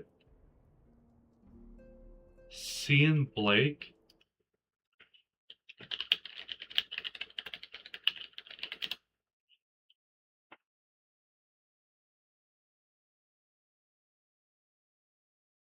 She went missing for almost a month. Oh, it wasn't just one child, it was 2. An 8-year-old and a 4-year-old. Who's Arthur Simpson Kent?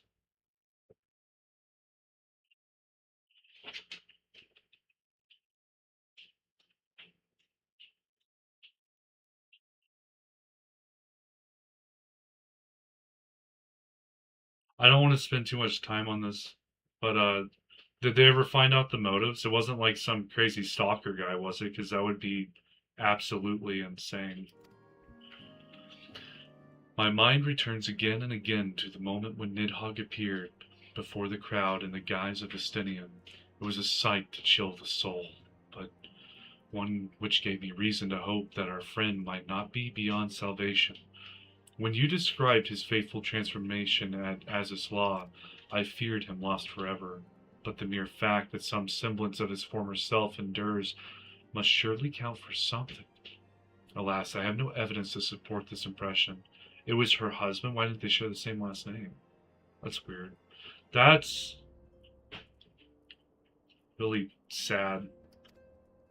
That's not stuff I like to know about. Like, I'm big into, like, true crime and stuff, but not stuff that, like, I get attached to. God. So, did Count Edmont pass away from natural causes, his voice actor, at least? Or is there, like, a really sinister thing that comes with being, like, a voice actor in Final Fantasy? Thus did I turn to Y'shtola and Kryl for a more empirical appraisal, and full glad am I that I did, for it would seem they have some observations of their own to share. Didn't mean to bring me down. It's fine. Like, eventually someone would have told me about it. And I'd rather it be one of you guys than some random person like Novice Network. Most of those guys I've been noticing are to a degree unhinged. The ladies have saved us a table at the Forgotten Night. Shall we go? Excellent. Let us not keep our honored colleagues waiting. What are you doing? Why are you trying to bite my thumb? No, you wanted to bite it. Well, you don't like it whenever I start pressing my thumb down on your teeth? After you bite me? Oh, now you want to lick me? Okay. I can't play with my left hand right now. My dog wants to own it.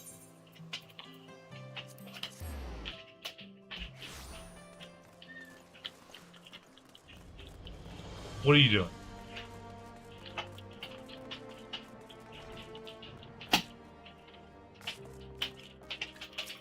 Oh, here comes the fetchings.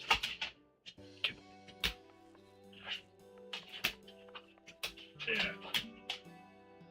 We have kept you waiting over long, I fear. Not to worry, Alphino. We had some rather fine mulled wine to keep us company. Truth be told, you could have delayed your arrival a few moments more.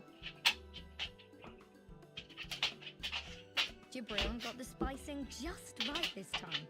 His latest batch is not only delicious and warming, but soothing to the humours.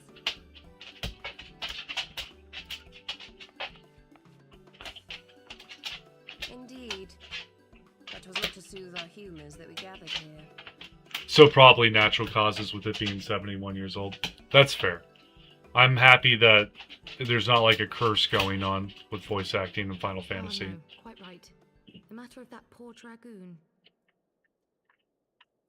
I have seen the newspaper articles, not from a newspaper, like a news article online, right? I guess some of the voice actors in the game get not so great messages sent to them in the mail.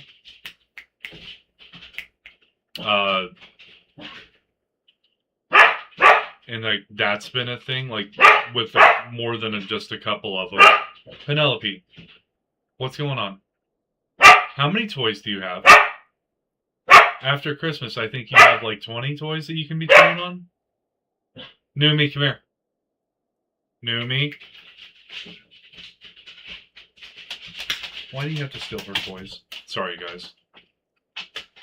My dogs are jealous of each other. No, quite right. The matter of that poor dragoon. You have discovered something. A means to save him? Let us not jump to conclusions, shall we? Assess the facts presented, and make an educated analysis, as you would thought. Let me bring them into frame for you. This is what she wants. She wants her toy that she's gotten half the stuffing out of. And my other dog wants it too right now because my black dog wants it. Well, come get it. Come get it. Come on. You want? Take it. You gotta work for it. Yeah, you gotta work for it. What? Yeah, I know. You just want to be petted and loved on. The other one wants to play fetch and stuff. I'm not gonna play fetch with you right now. I'm busy. Get down. Numi, get down. Girl, get down. Get down. Get down. Fight over your toy. Just no more barking.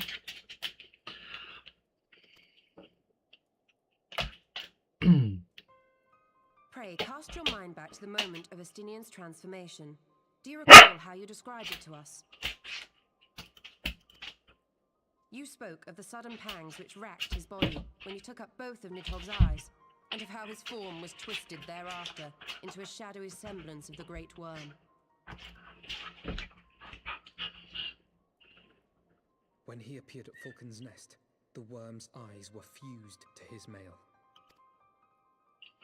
Would that only his armor had been corrupted. Snaking forth from the eyes, I descried dark tendrils which entangled his very being. His ether has been all but smothered.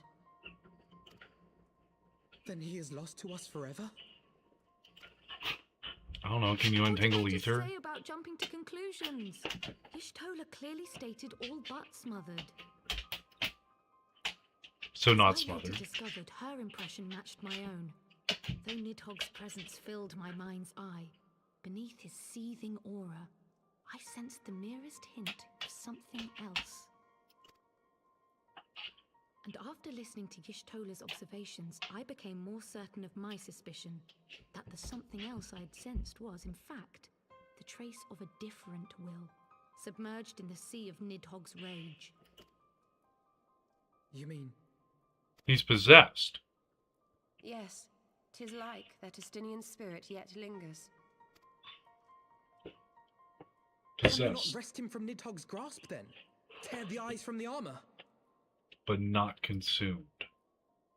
We know not if that would serve to separate Worm's soul from man's. None have ever attempted such a feat.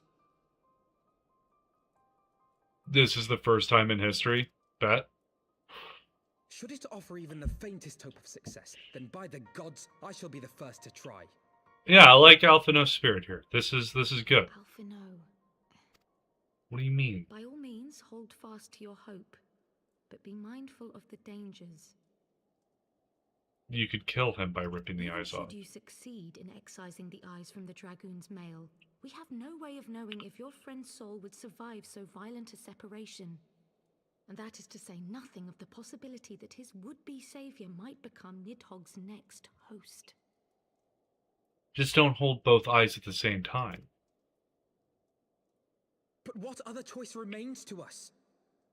Should the opportunity present itself, I will tear those foul orbs from Estinian's armor and trust in the resilience of his soul, even at the risk of mine own. I'm gonna end up grabbing the eyes. I see the foreshadowing. Alphino, I found you at last. don't think Alphino would survive a single eye, let alone both.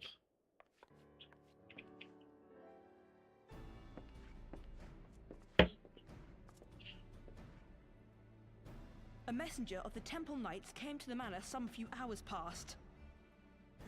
The Lord Commander humbly requests the company of the Warrior of Light and Master Alphino. Sir Emmerich would speak with us.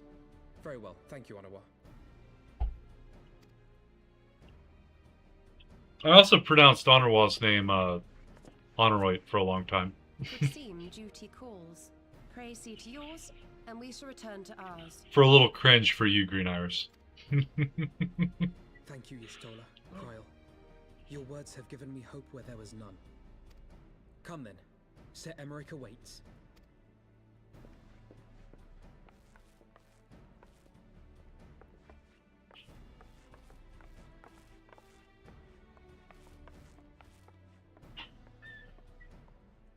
Alphino is allowing his feelings for this Dragoon to cloud his thoughts.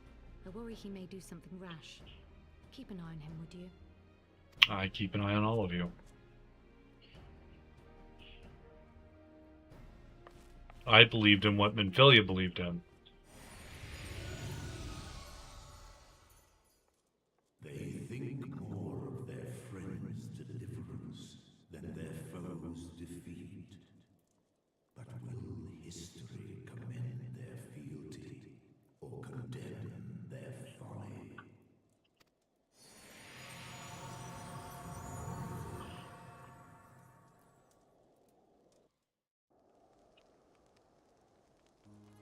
I feel like he's a jester in Shakespearean play, basically. The conference held at Falcon's Nest was to be a celebration of the reconciliation twixt man and dragon.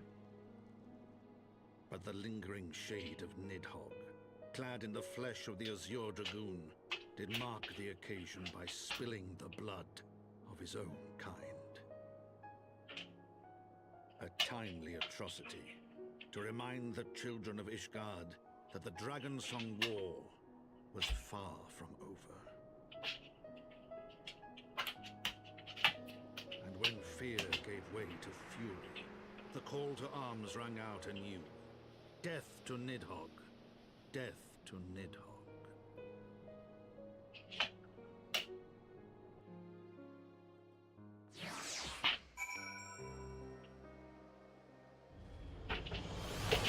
I also like those little intermediary scenes, or whatever you want to call them, because it reminds me of the curator from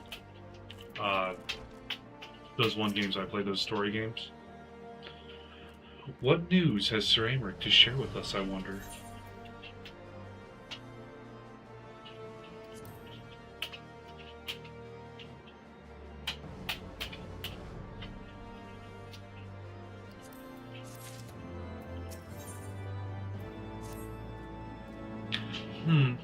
Might Sir Aymeric perchance have received word of a Dravanian advance?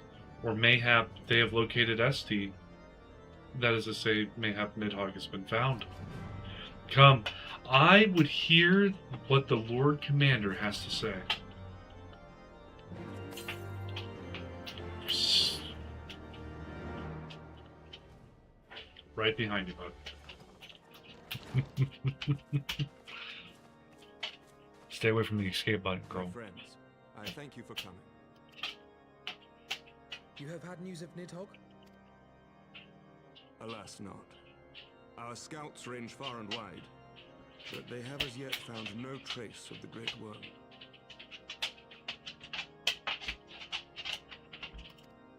We dispatched an elite unit of dragoons to reconnoiter the churning mists, but even they returned empty-handed.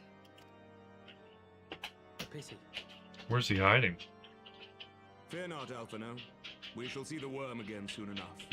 His words at Falcon's Nest attest to that.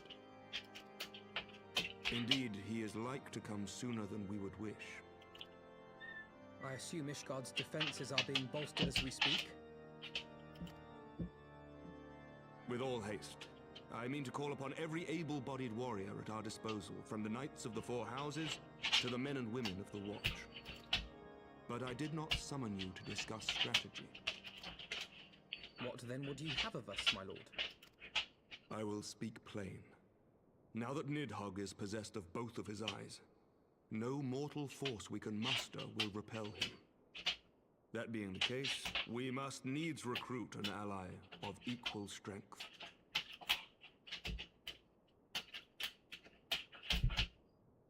You speak of Hraesvelgr? I do. To whom else could we turn? That he is Nidhogg's equal, I do not deny, nor can I name another. But convincing the reclusive creature to do battle with his own brood brother will be... how shall I put this? It will be no small undertaking, yes. Estinian's report was most particular about Hraesvelgr's unwillingness to involve himself in the affairs of men. But much has changed since your visit to Somar, and if there is even a chance that the dragon may be swayed, I must plead our case. Whatever price the dragon asks of me, I shall pay it. Such was my oath, to defend the people of Ishgard. Come what may, my friends, the battle with Nidhogg will mark the end of my tenure as the acting head of church and state. Will you help me discharge this final duty? Yes.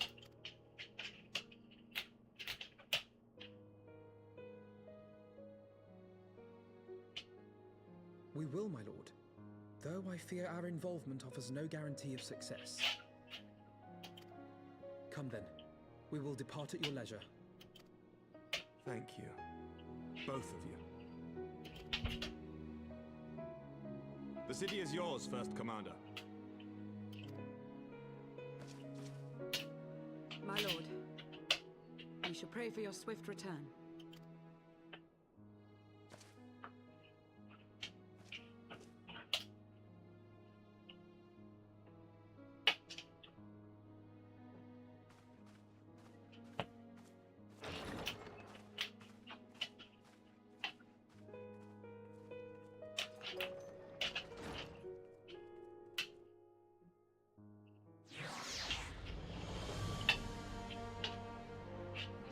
Yeah.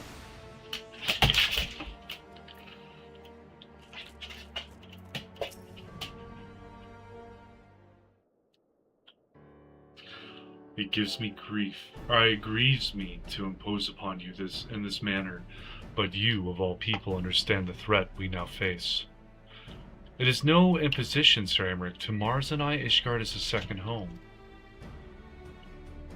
After the many battles we have fought and the bonds we have forged, the plight of your nation has become our own. If there is aught that we can do to aid in its salvation, then pray impose all you must. I really do like his gear set. I'm hoping that it's on sale at some point. You are true friends. Shall we be about our task then? We have no way of knowing when Nidhogg's shade will strike, but we must assume that time is not our ally. Indeed, with that in mind, I have taken the liberty of dispatching a messenger to inform Mistress Tataru that you will be escorting me to Somal. I confess I did not provide the exact details of our destination, as they are as yet unknown to me. As we will summon Heavensward at zenith in the churning mist ere we begin our ascent. However, I think it is best that we pay a visit to Ank's shrine. Amrix, it's on the Mog Station.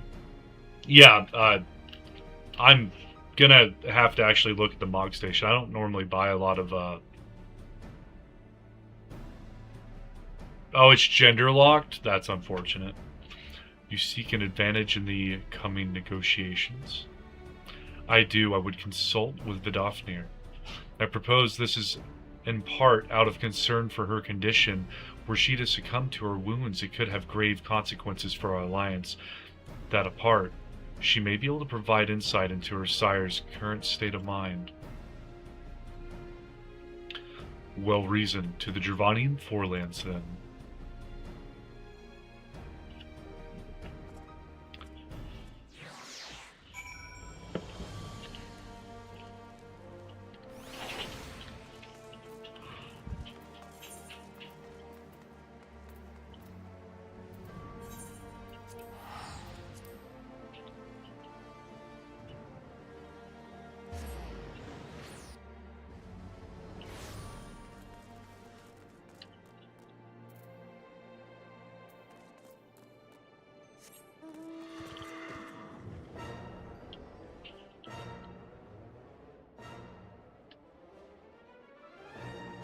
Oh, Vidofnir looks like they're healing up just fine.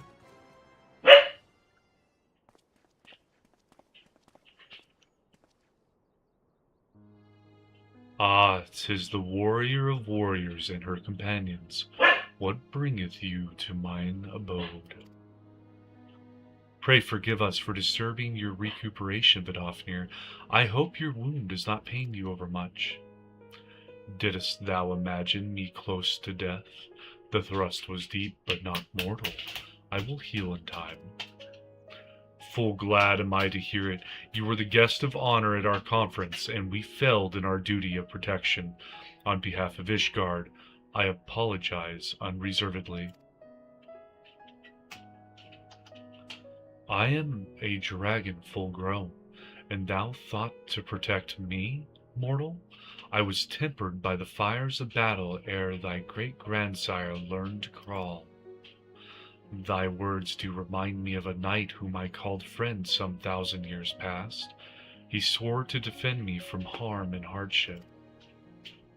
Would that we could return to that era of peace when men and dragon knew such comradeship. Would that our every effort to do so were not undone by ancient rancor. For a truth, there can be no peace while Nidhogg's shade yet lingereth. That much is plain, yet we lack the strength to banish him. Thus do we make for Somal to beseech the aid of your sire once more. Folly. Thou knowest as well as I how he will answer. Hraesvelgur's heart remains unchanged then. A pity, but it is a folly to hope. I am content to die a fool. As hath ever been the way with thy kind, go then, but be warned, the Shade's presence has driven its minions to frenzy. Thank you, Vidofnir. We shall disturb your rest no longer.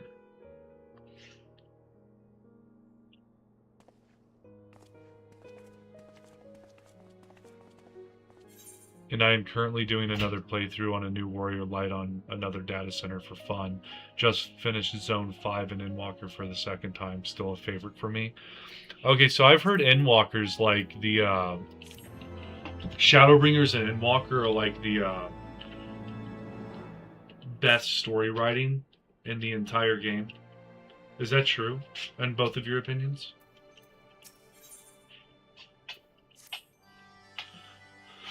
Though I expected no better answer from Vidofnir, I take little pleasure from having been proven right.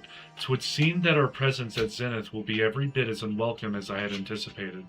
But what is the ire of one great worm to a trio of self-confessed fools such as ourselves? You would say that's true, okay. Let us begin our ascent. After you, Mr. Alphino. What about you, Exilus? Do you agree that Shadowbringers and Endwalkers is the height of the game? Scout ahead if you wish, Mars. We shall join you outside Mogno.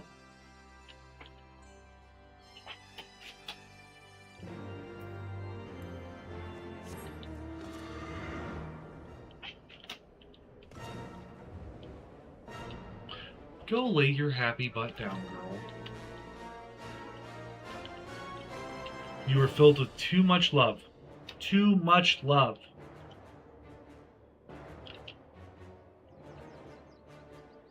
Maybe not enough. Maybe you don't have enough love.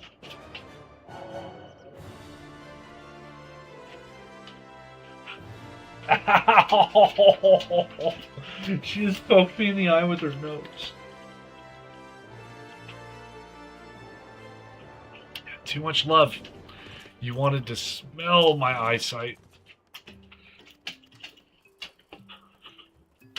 I also fiercely love Heavensward nearly as much as those two. Okay.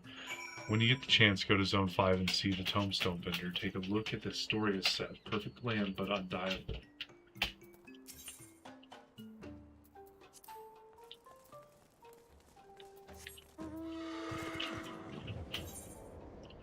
Is this not the same zone I'm in? Oh, it's not.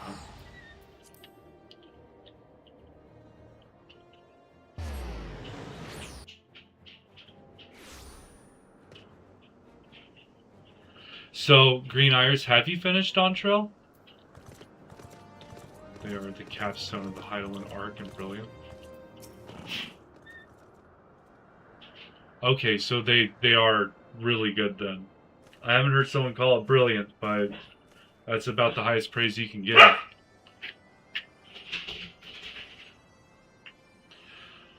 I had heard tales of the world above the clouds, but never did I dream one's mind paints a pale picture of its majesty. Come here, girls. There's no reason to be borking as much as you are. Literally no reason. There's no reason. Why are you barking at me? What do you mean? What? What? What's going on with you?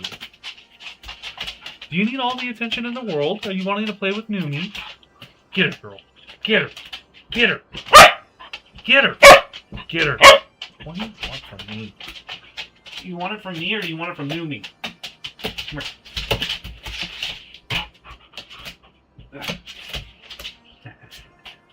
I got your leg. Yeah, I got your leg. I got your leg.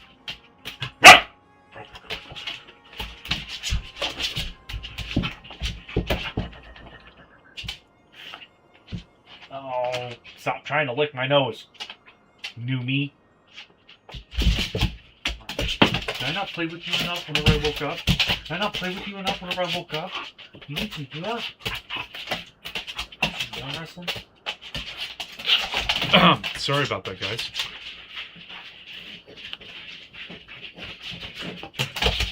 Give them a treat. Alright, give me a sec. I'll give them a treat. I'll throw bones all over the kitchen floor, see if they like that. Few live to see such wonders. I am reminded of my first visit to this peak, when Estinian and Izel yet walked at our side. I'll be right back, guys. I'm going to throw some treats to them.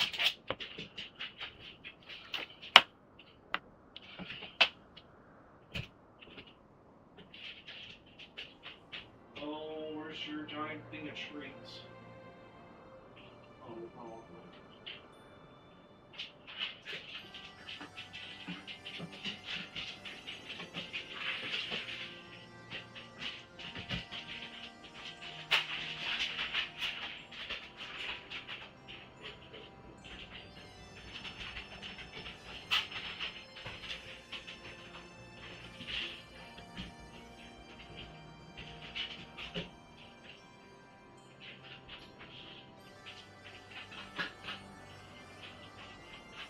That's the end of the thing.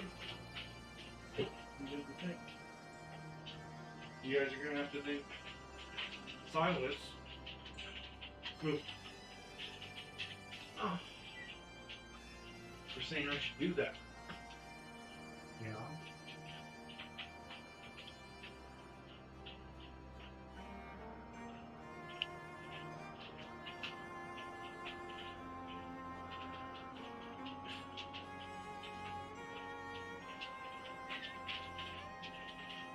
Right.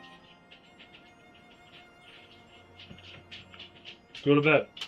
There's still a treat on the ground. What are you guys doing? What's the peach thing? Is that gum? Oh, stop.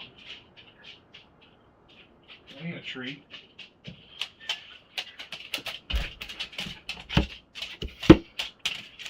Oh. Oh no.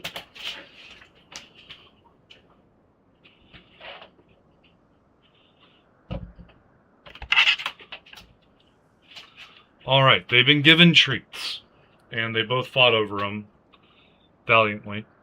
The puppy got like I threw many bones on the ground, a handful, a couple handfuls, if I'm being honest. But the puppy got like 4 or 5 of them, and my older dog snatched up like the other 10. So, hopefully they've got the competitive nature out of their systems. We'll find out. Few live to see such wonders. I am reminded of my first visit to this peak, when Estinian and Izel yet walked at our side. Oh, it's the little noodles. Kupopo, is that you, Mars?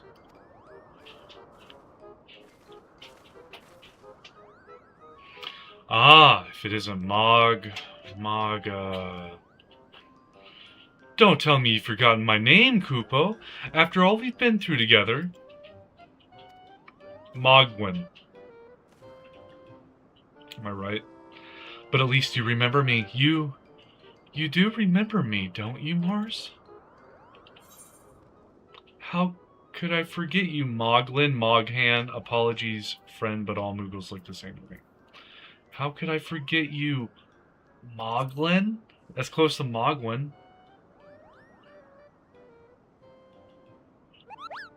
Ha! How could you mistake me for that overstuffed throne warmer?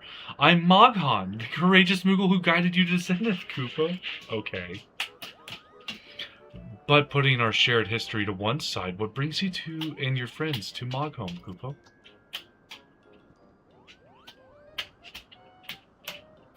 Ah, another audience with old Hraesvelgr. Well, I hope you have brought the horn, Kupo. With the winds as gentle as they are, a good loud toot should reach the Great Worm's ears easily enough. That is good to hear, Moghan. Thank you. We had best press on to Zenith while the winds are in our favor. How am I supposed to ever answer that one right?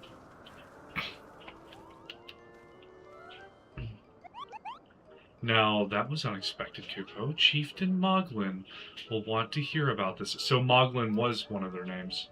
I think I said Moglin, though. Which might be one. You'll notice no more barking. Maybe, I don't know. I feel like your dogs are, better than mine. Right now, my puppy is literally scouring the kitchen, looking for if there's any more treats.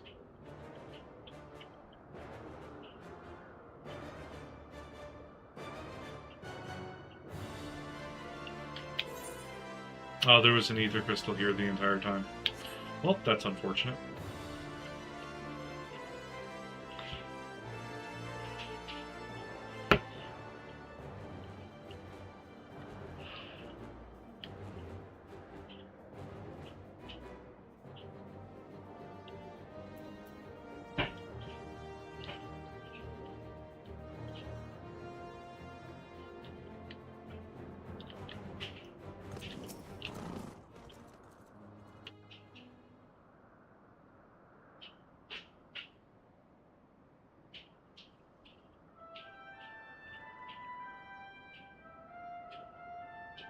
I still feel like I'm absurdly good with that trumpet.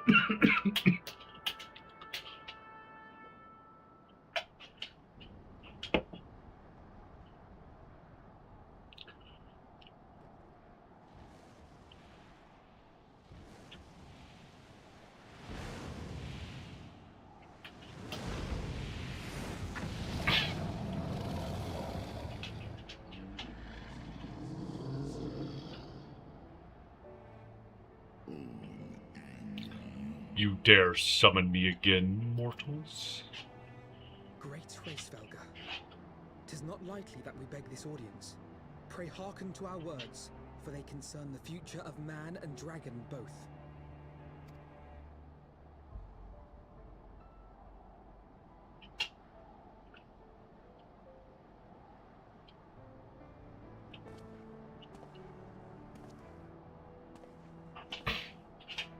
Greetings, Hraesvelga.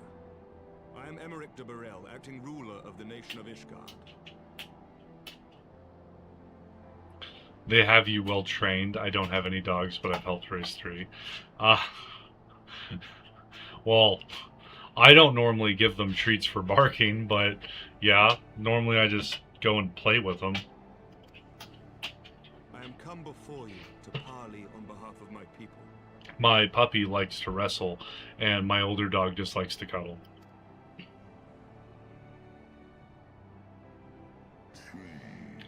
To parley? Thinkest thou thy purpose unclear to me? Thou art come to beg mine aid in the battle against the shade of my brood brother.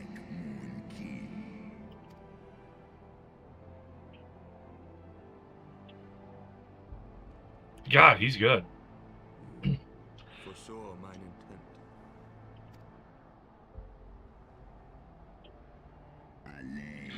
I but read that which is writ plain in thine eyes. Would that thou had wit enough to scry the answer in mine. My beloved Shiva did once build a bridge twixt man and dragon, a bridge which thy treacherous forefathers saw fit to tear down, as thou well knowest.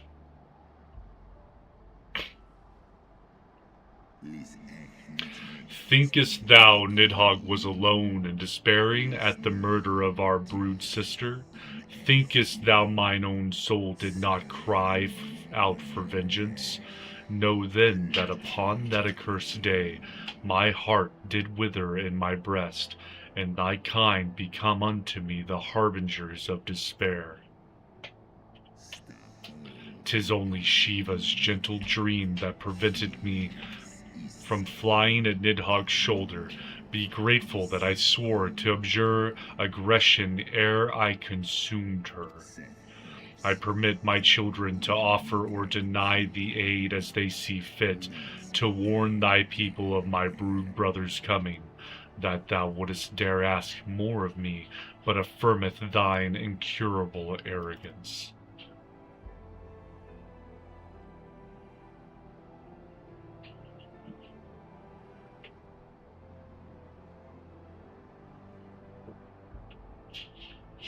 We understand that in your despair at man's betrayal, you seek only the refuge of solitude. But despite your protestations of spent faith, do you not still nurture the smallest flame of hope?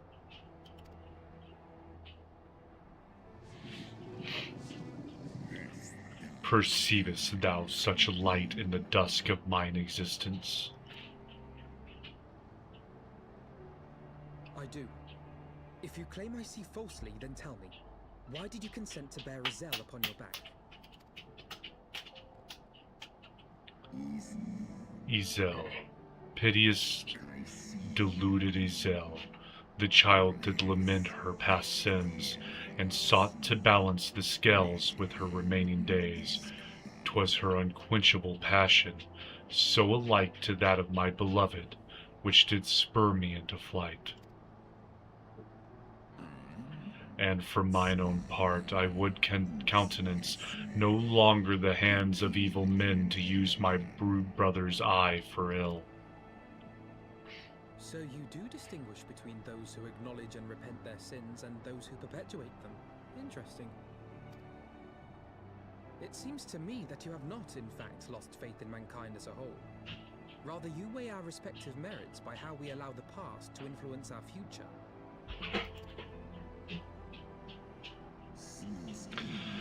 Spare me thine idle sophistry. Even were there a mote of truth in thy reasoning, what of it? Wouldst thou have me slay mine own sibling to save a city of mortals?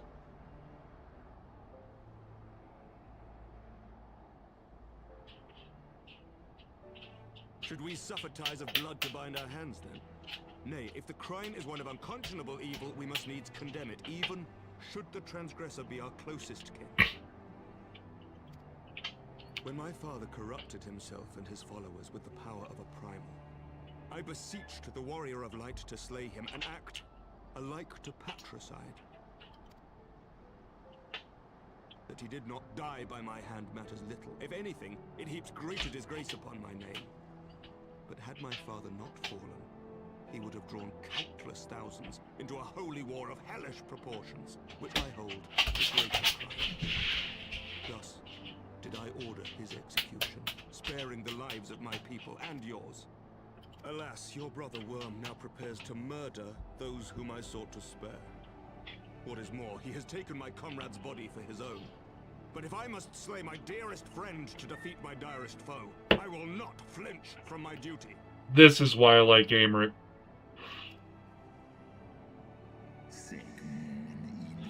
Thou wouldst strike down thy friend, and, by example of thy righteousness, persuade me to break mine oath and kill my kindred?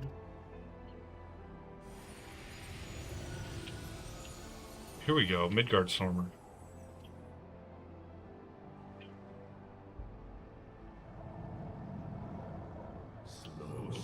Heed me, my child.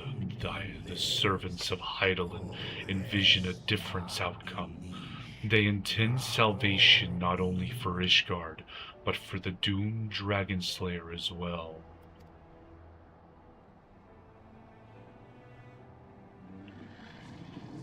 Yeah, I've got a pocket dragon.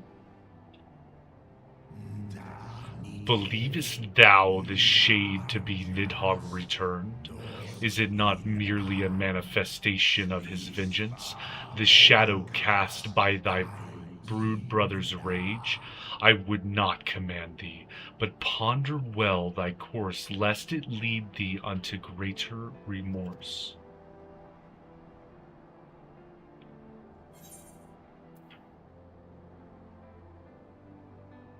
While the shade of vengeance remains, the future will ever be uncertain.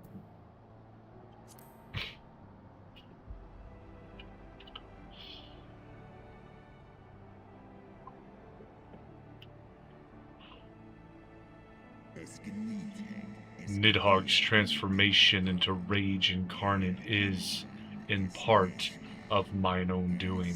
I rendered unto him mine eye, and empowered his revenge thereby. But 'tis the purity of my brood brother's wrath that lendeth him his all-surpassing might. Hast thou the strength of will to stand against so terrible a shadow, I wonder? 'Twould seem I must put thee and thy companions to the proof. I shall await thee in the ruins wherein Ratatoskar, or Ratatosk.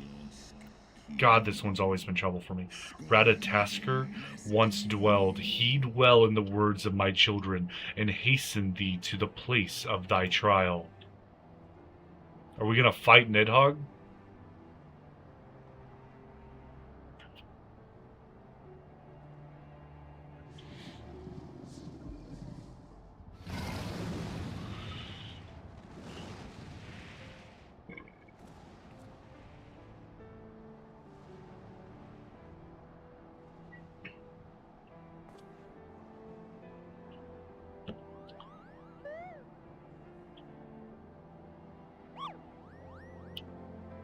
Mogcon, I don't think is overly excited the dragon came to talk. Nor that I had a pocket dragon. So, what's the trial? I believed I spied a wyvern landing just outside the palace. It is doubtless one of the children of whom Heavensward spoke. Come, my friends, let us not keep our escort waiting.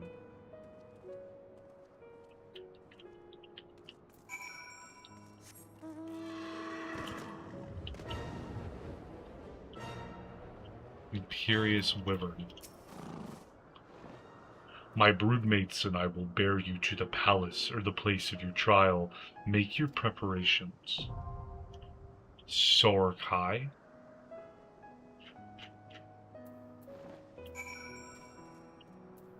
Oh, it's a dungeon? Yes. Alright.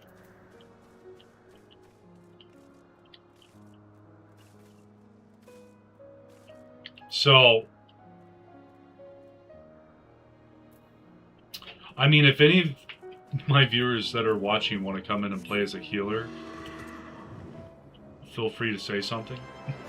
I like instant queues more than I like waiting. Ratatoskr. Okay. Or Ratatoskir.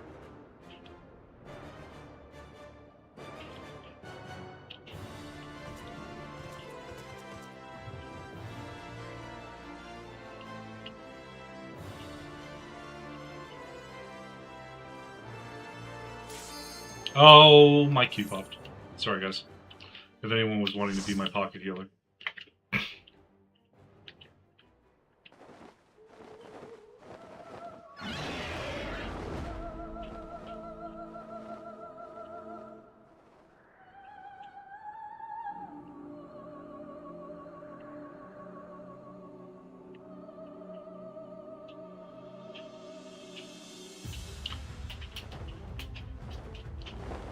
This looks interesting.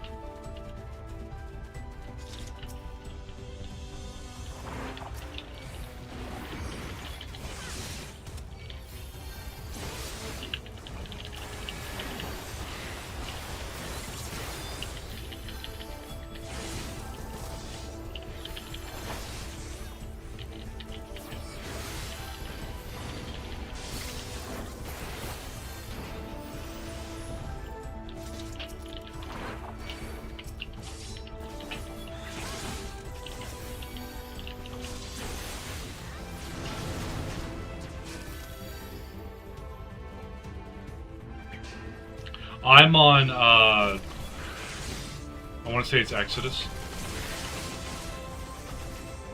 I thought it set it up here, but I guess I don't have it set up for that.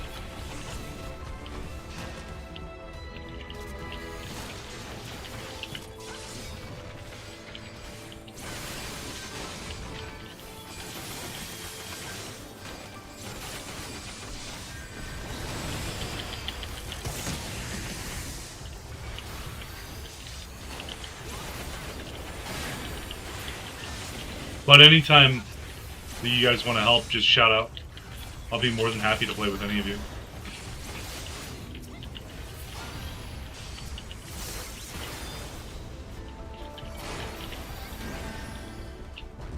Just no spoilers, and we can be best friends in the game.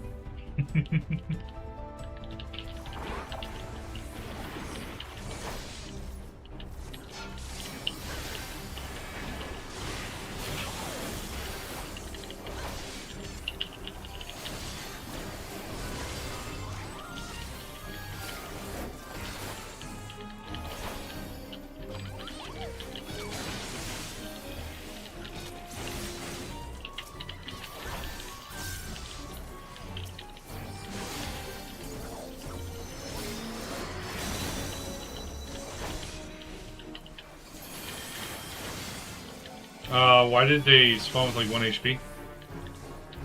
Get away from me. I don't like you. Over there somewhere.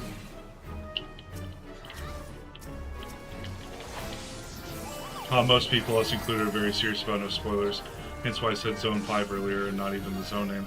That's fair. And I won't honestly remember even if you told me the zone name, if we're being honest. That's, like I said, I'm really bad with names.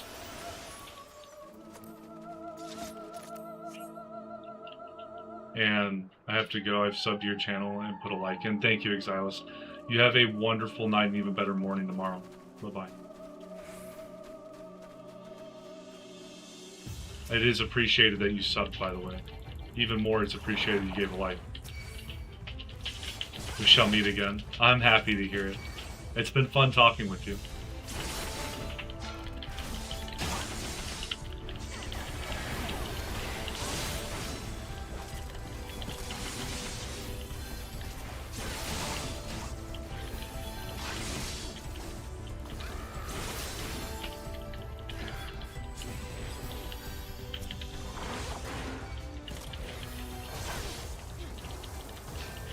Know where that one came from. Or we're just blowing up doors.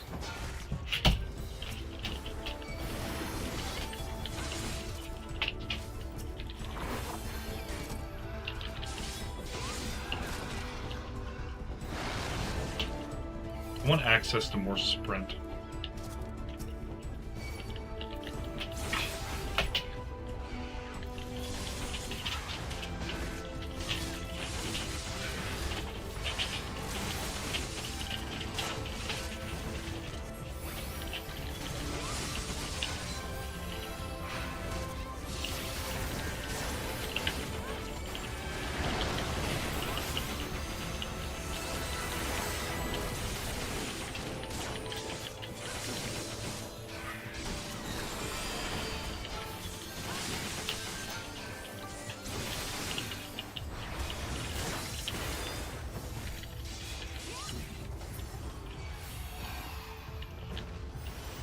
Ooh, a treasure copper.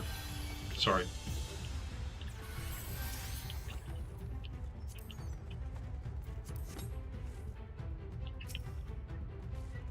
We have Pegasus?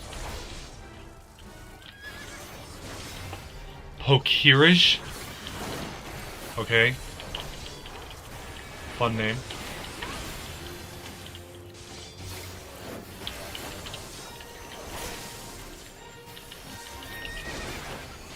Here we go. Oh.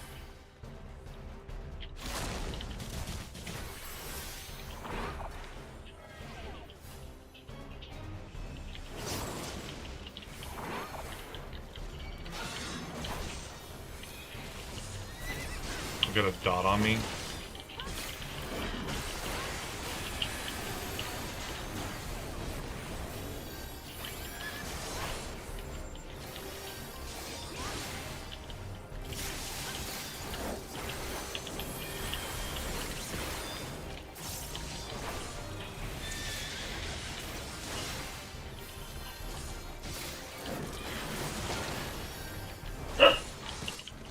Oh, there she goes again. She's barking again. Just after Exilus leaves. That's funny.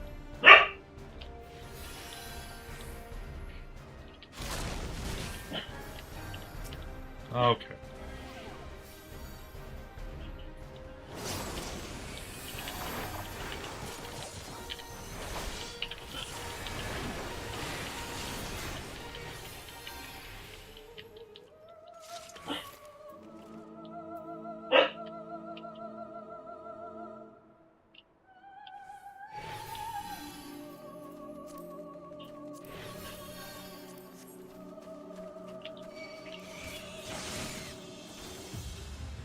I'm thinking I don't jump off this.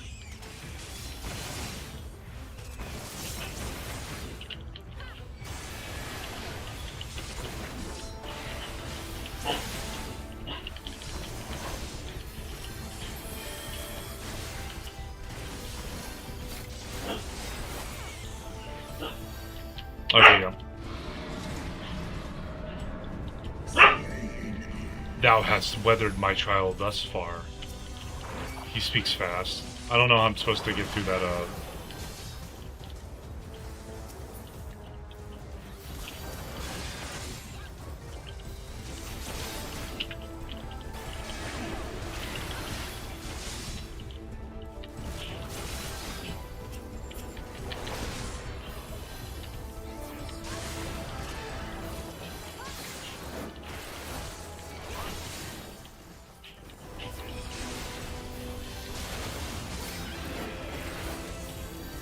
Oh, we got an ice bridge.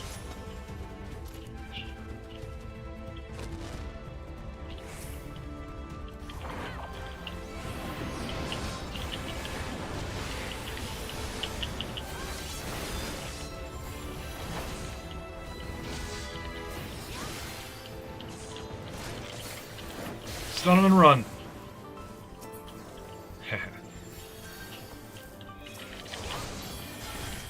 I've been fighting the entire time, guys.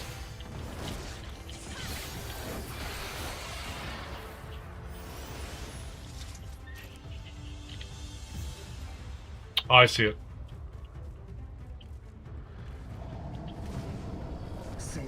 Nidhogg will spare thee no clemency, and thus neither must I. Wait, am I gonna fight Heavensward? No.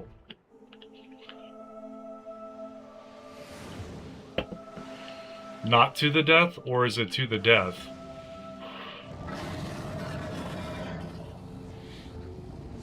I don't want to be in its mouth. Or charged by its really poorly placed horns.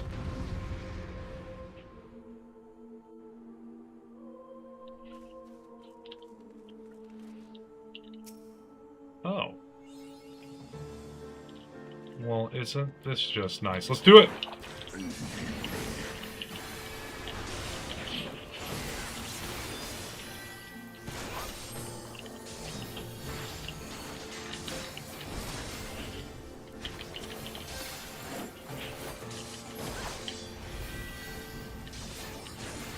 Hallowed wings. Excuse you?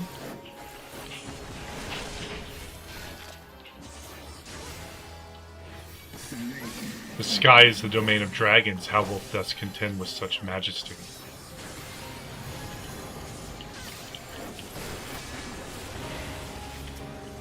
Okay.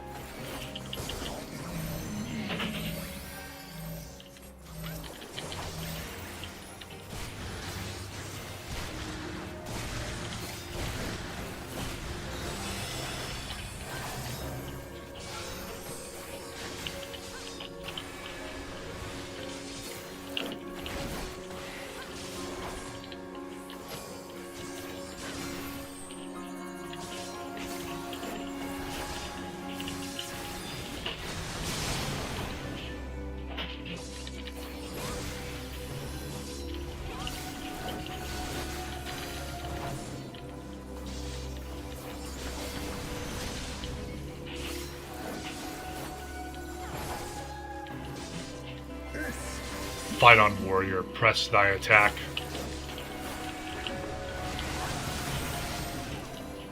Oh, hey, whoa, bro. You can't. I'm already out of it. I'm just gonna throw my shield at him.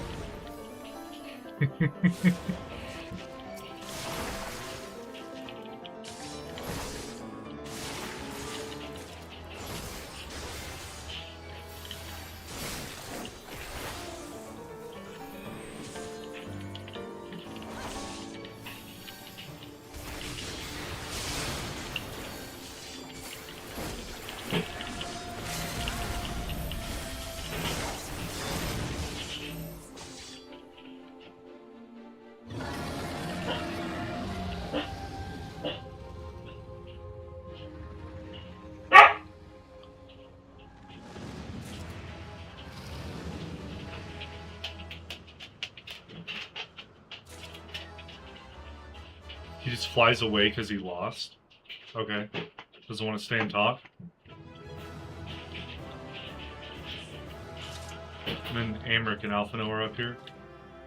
I gave my all. I pray it was enough.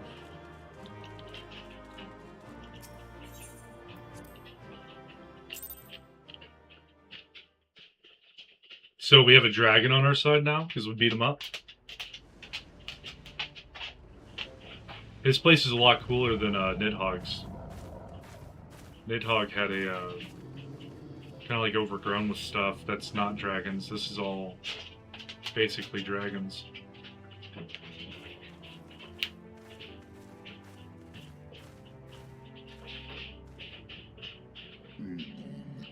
Even bereft of an eye, my brood brother was a fearsome foe indeed.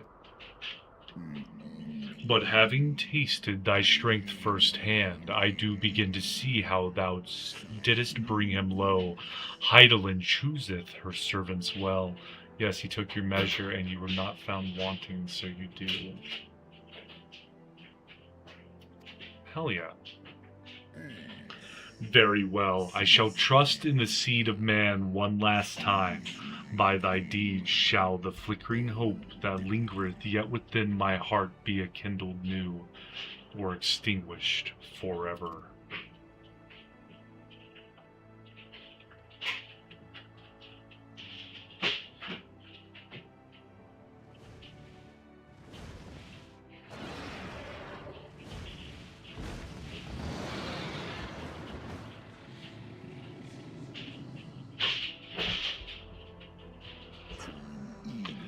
That you yet stand is ready proof of your determination, mortals.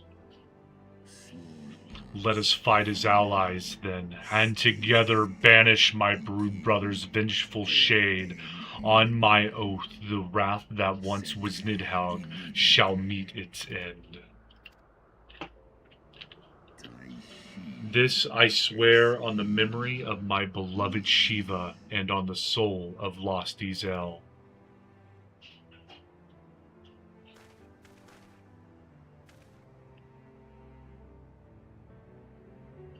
And we got like 2 medium-sized dragons that came in with this, so we're amping up our army in the right way.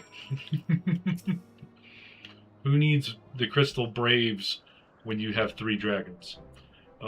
Oh, my poor ribs. That was a painful reminder of a great worm's might. And had he truly meant to harm, we would not be standing here now. Plainly his intent was to teach. His onslaught forced me to recall my training about the speed of a dragon, his balance, his blind spots. It was, in short, a very thorough lesson. I just heard a moogle. Oh, it's the king. Ow, ow, ow, ow, ow. Kupo, Mars, let me begin by congratulating you on the completion of your trial. For one with a name more befitting a jester, you fight with the savagery of a rabid demon. Do you see how my wings are kinked? Even my palm aches after this drubbing. I fear my loyal subjects will have to bear the load of my personal chores for quite some time, Kupo. Possibly indefinitely. What? When I told you about Mars's trial, I didn't mean for the rest of us to suffer.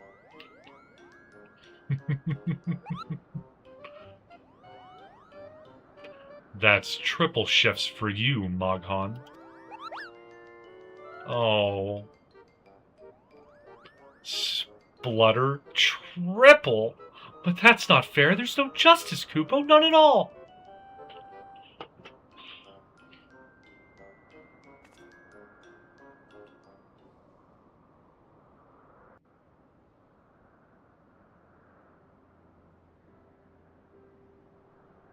Our negotiations proved rather more strenuous than I had anticipated, but the results seem well worth the effort. The battle was indeed hard won. Thank you, my friends. I would never have earned Hraesvelga's cooperation had you not seen fit to grant me yours. 'Twas your stalwart heroism that moved the heart of the Great Worm at the last. Any gratitude I can offer is but poor reward for your continued service to Ishgard.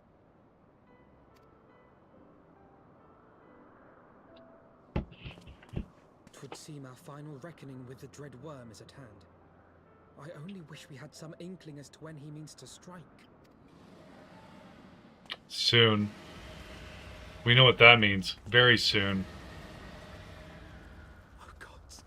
He's calling the Horde. If you guys are enjoying yourselves, please like and subscribe. It's really appreciated.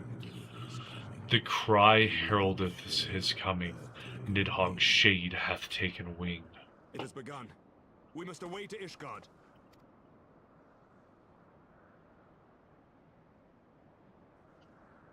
This isn't good. This isn't good at all.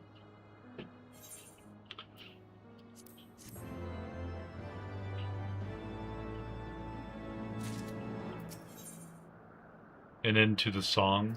So I assume I'm right at the end of Heavensward. Ishgard will not last long against Nidhogg and his horde. We must away. And that's why, that right there, that's why I like Sir Amric. Instantly into doing stuff. No, never mind, we're talking.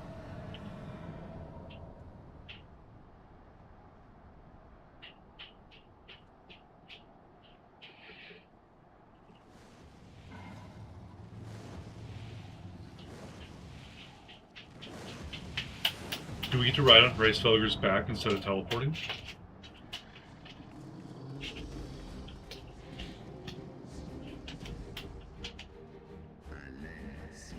Know you, then, what this war portendeth? Aye. I must return to my city without delay. Then we shall lend you our wings. Let us meet with Nidhogg on the field of battle, and together bring an end to his wrathful song.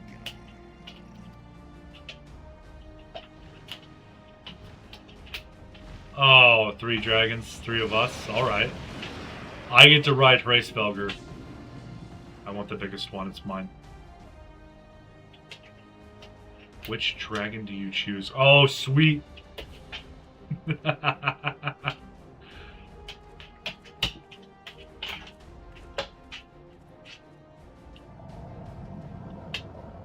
I like him big. Come on, dragon. This is reminiscent of Skyrim.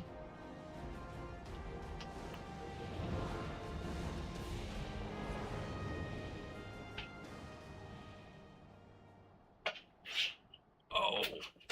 You don't get to steal it from my hands that easily, Penelope. Don't chew on my fingers. Get you a grasp that's not where I'm grabbing. What are you thinking? Okay.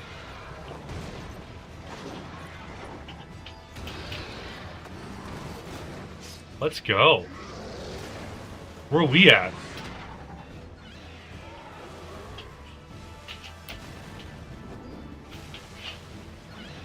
Oh, we're on the bridge? Okay.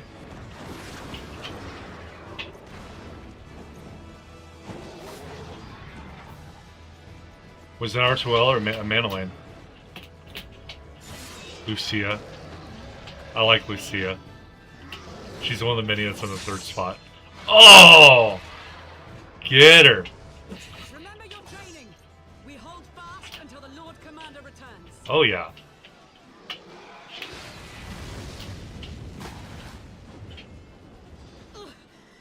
We must hold. Oh, we're gonna hold. You guys are gonna do just fine. Because we're coming on Dragonback.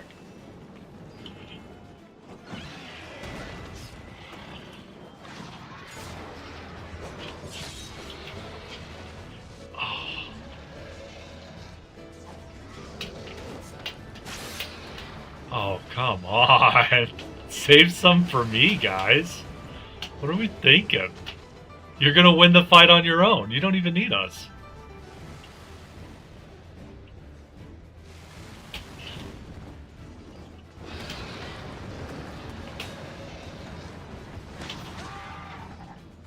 Oh. Don't let that happen again. You don't have that many knights to spare, guys. Don't get carried off.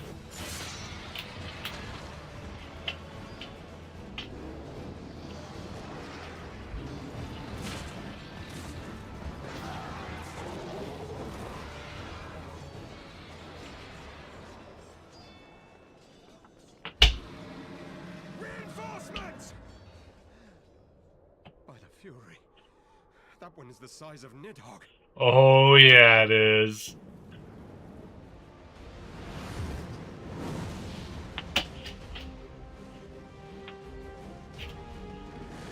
That's why I get to write it.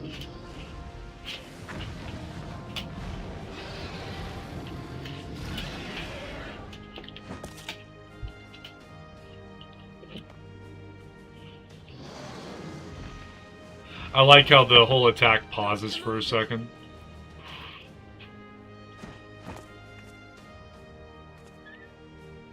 You are late, Warrior of Light.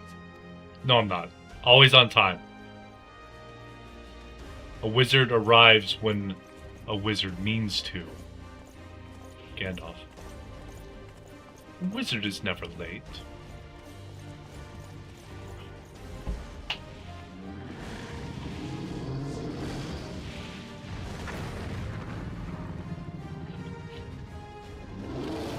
Excuse you?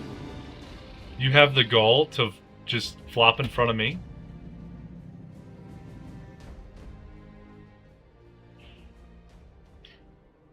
Those are two very big dragons. Do I get to fight now? No.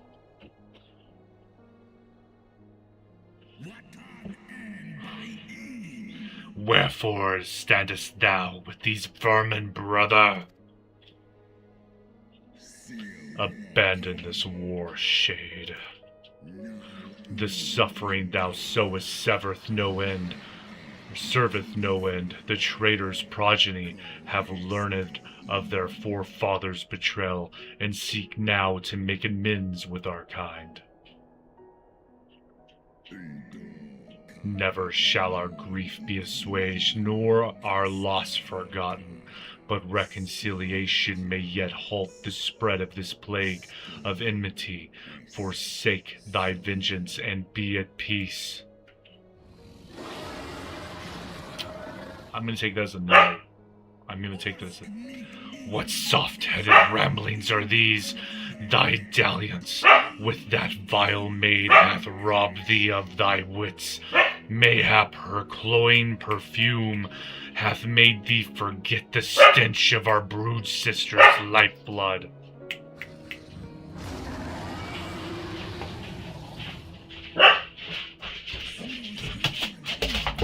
Thou darest speak thus of my beloved? Ah, so the flames of rage yet met may yet be akindled. I fear thy heart's fire had long since gone out, but waste not thy fury on words, brother. Thou shalt have need of it for the battle.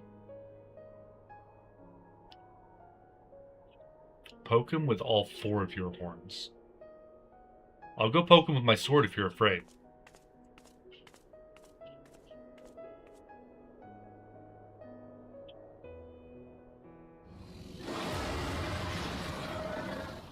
God, those teeth!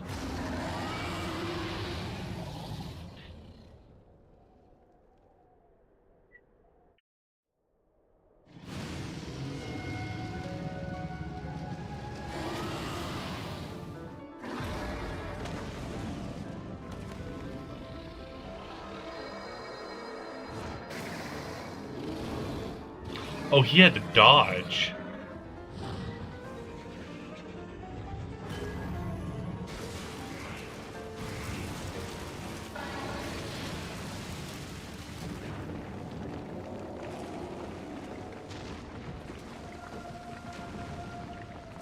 What? He's telepathic?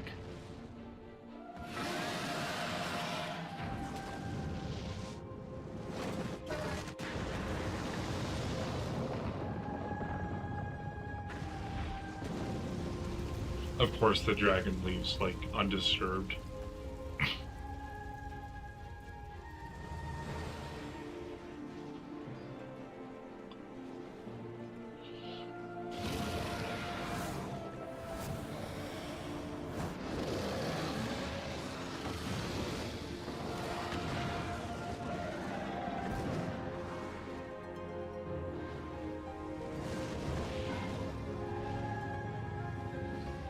I'm thinking there's not going to be a bridge after this.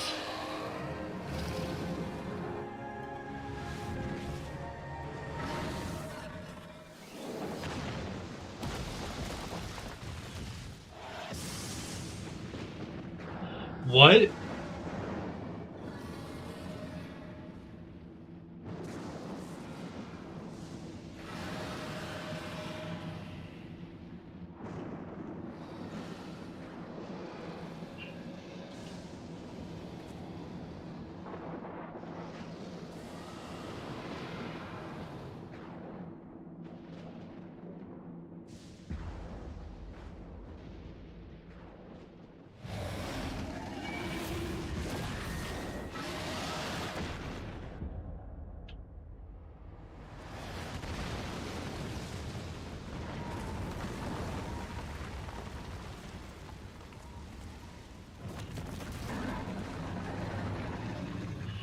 Oh my god!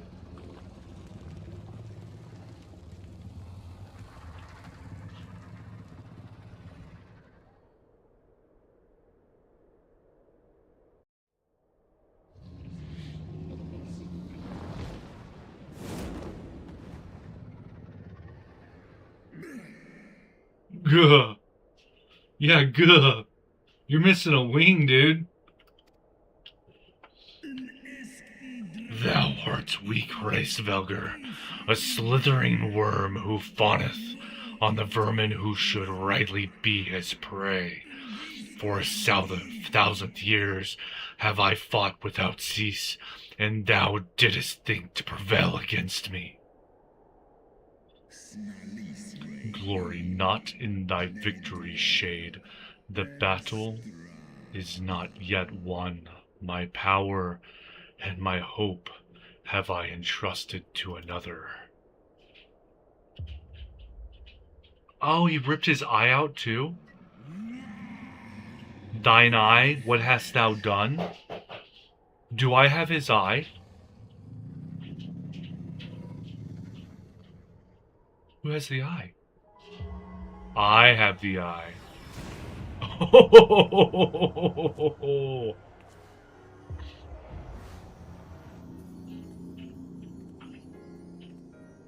Oh, we're like bonded. I'm absorbing the eye. Fool, thou wouldst trust a mortal with thy strength? Penelope, stop. No.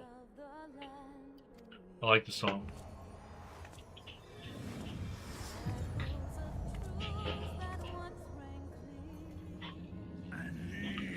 I know thee. 'Twas thou who didst intrude upon my lair and best the half of me.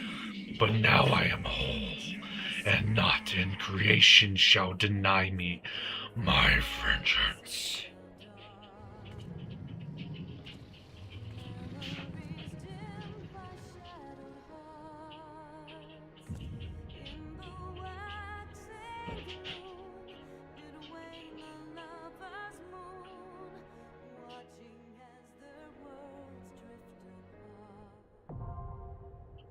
Alright, anyone want to be my healer for the final steps of faith?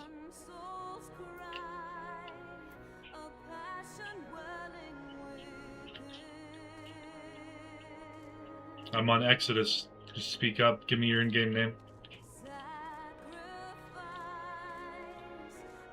I'm gonna give you guys until 11:09 to answer.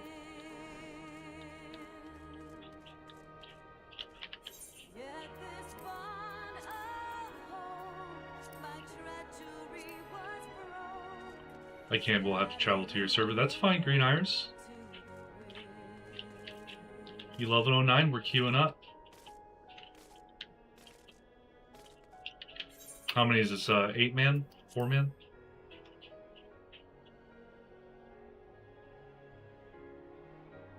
2 tanks, 2 healers.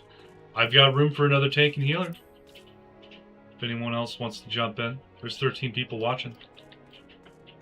If any of you guys play Final Fantasy and you are this far into the storyline, we've got Nidhogg and Racefelger over here pinned.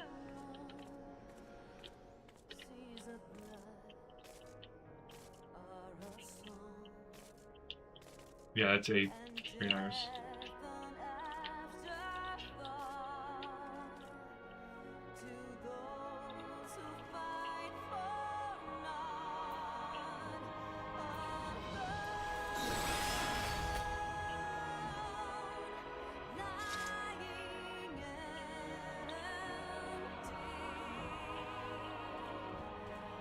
Man, did they mess this bridge up.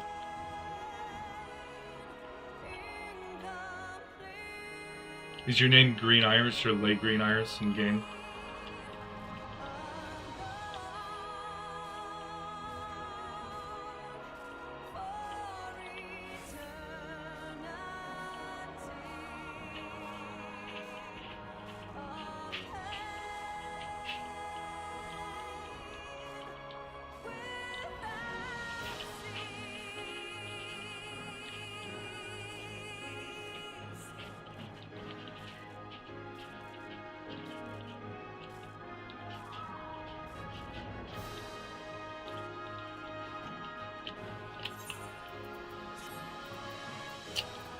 Oh, how do I do the...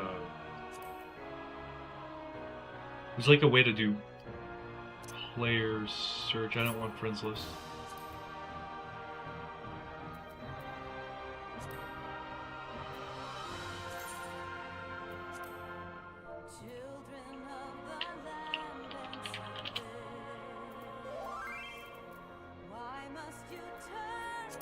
There we go. I'm going to send you a friend request. Now we're best friends.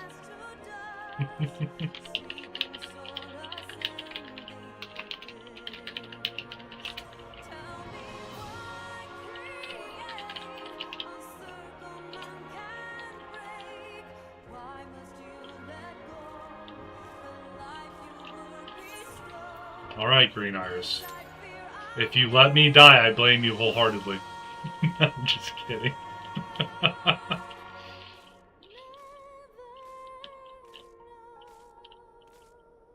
I was hoping that would make it an instant queue. Having a healer. I need the rest of everyone to join in as well so we can get multiple healers and tanks. Just have the DPS fill up instantly. I don't like that I don't have a lot of running room for this, but I like that it has a song in the background. I really want the song in my orchestration roles.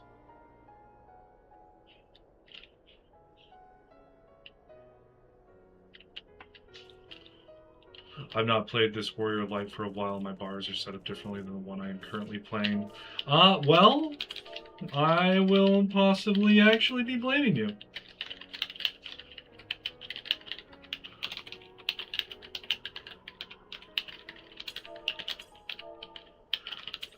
Just kidding.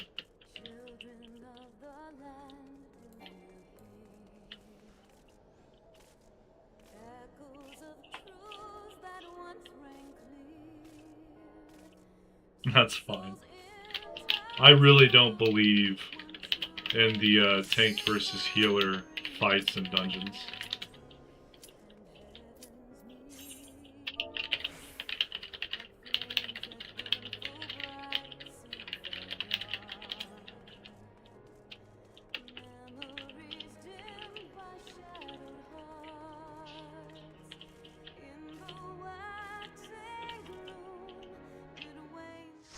I normally just take fault, even if I,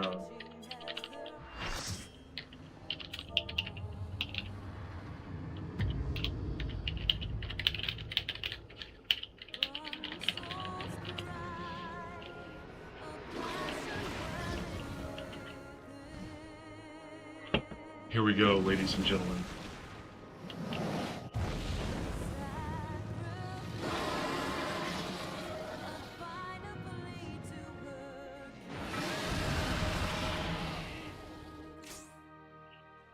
Just enjoy. I'm gonna go poke it.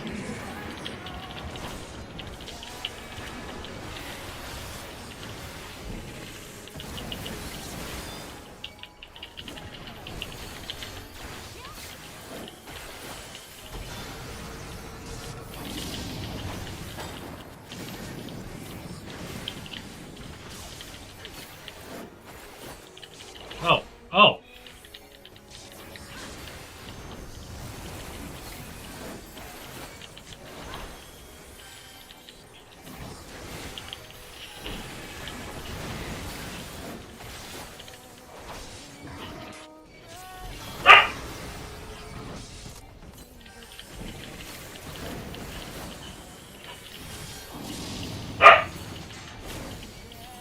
What's he doing? Okay, I'll get out the center. That's fine. I don't want to be there anyways.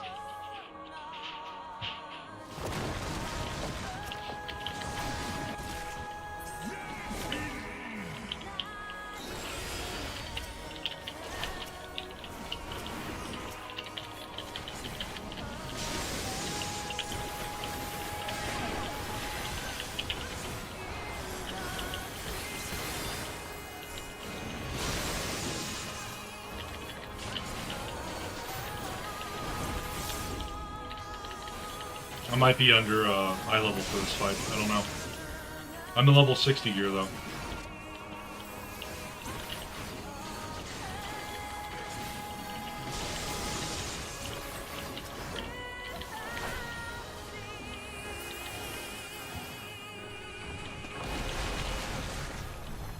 Oh, he got me. I turned around and he started doing some weird shit.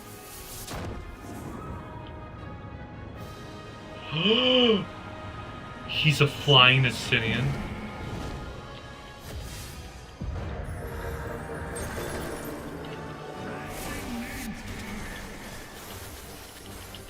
What do you mean the final verse is sung? I'm gonna rip one of your wings off, Bob.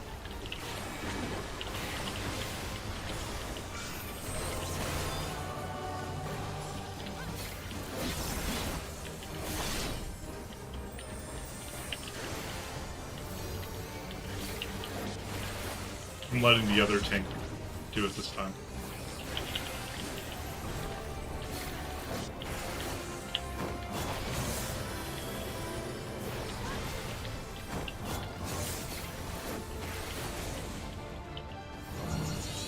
Okay.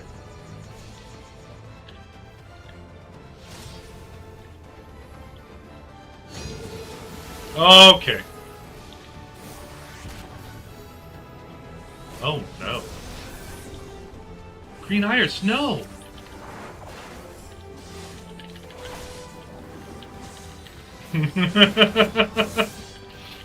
If I could raise you, I would. I'm sure we need you up sooner than later.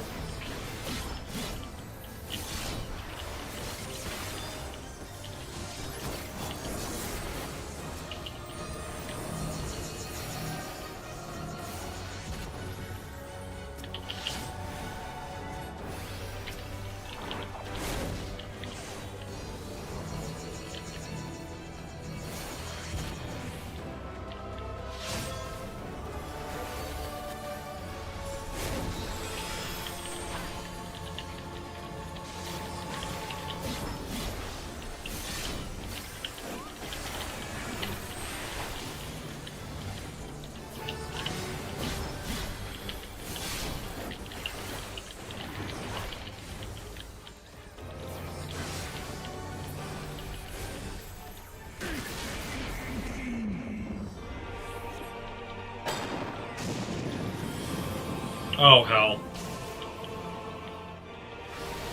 Oh, he turned into the red dragon.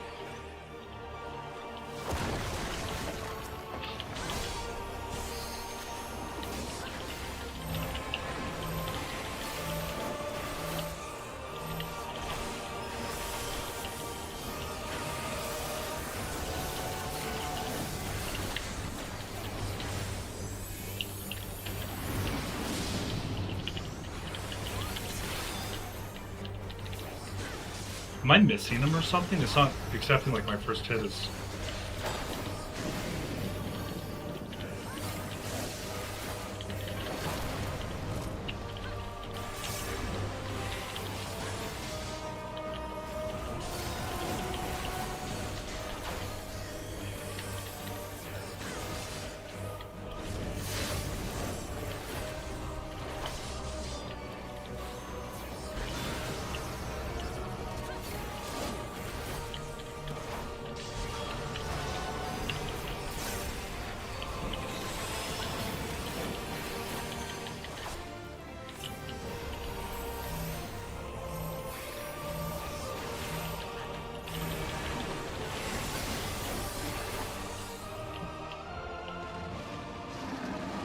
Thank you, Green Iris. Even though you died. That was good though.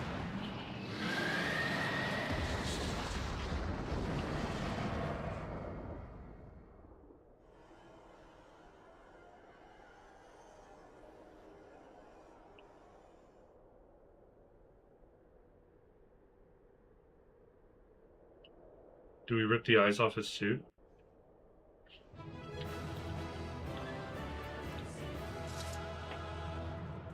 I don't even know what mechanic it was that you died on.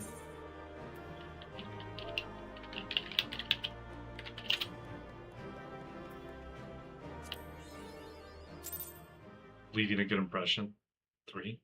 Oh, because I'm getting comms?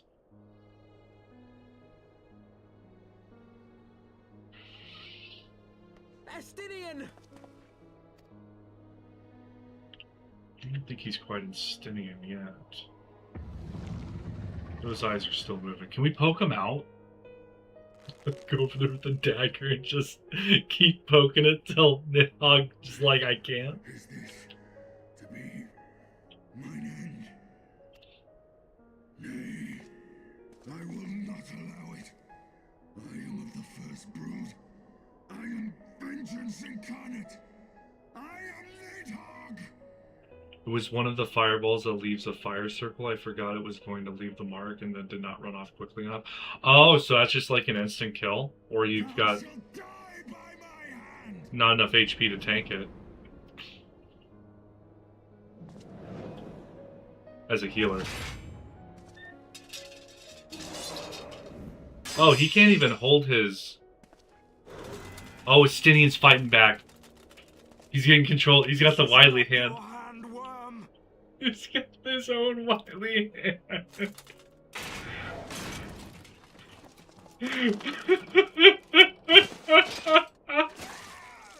Oh! By the next thing is I ran too slowly, but all good. That's fair. Oh, Estinian lost a horn. One last favor of you, warrior of light. Finish me now, while I have the beast subdued. Or we could save your life. Let's not have like the 30th person to die in Heavensward. Yeah, that's gotta feel good having multiple hands right on straight on the eyeball. You waste your time. Kill me. It is the only way. Ending Nidhogg will be my final duty. No, I like you too much. You're living, dude. We're gonna rip these eyes off. You can't die like this. I won't let you. Rip that eye off.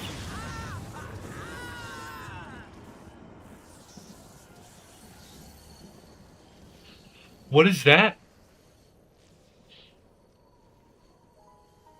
Ezel?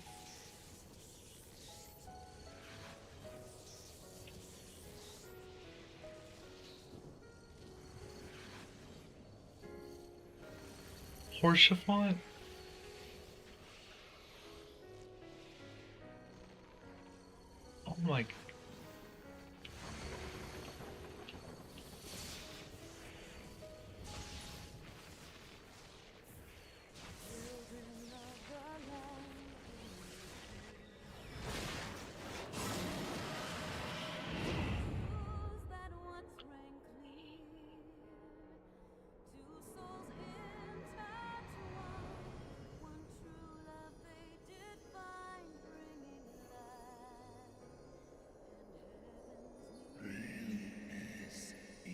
undone by mortal will.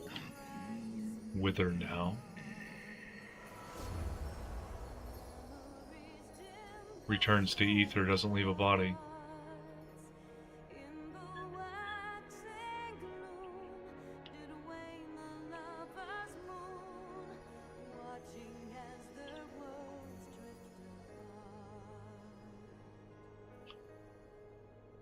Did his soul yet but live? Stop staring at the stupid eye and check on your friend.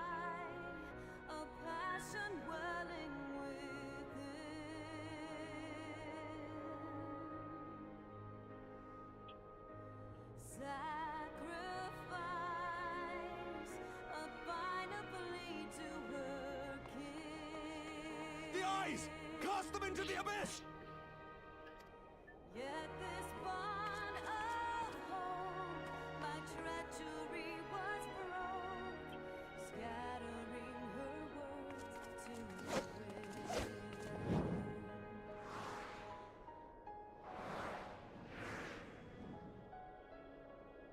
What's down there?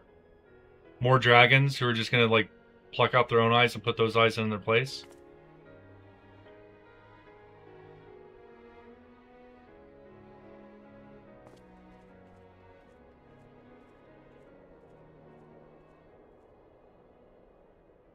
That seems stupid.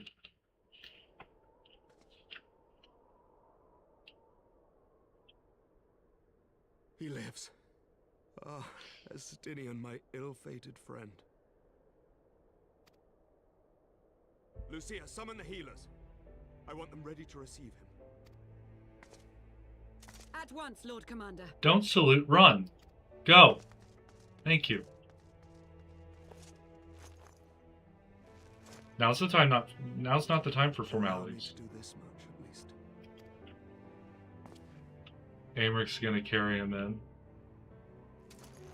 Again, why Aymric is such a good character. Dude's just all honor.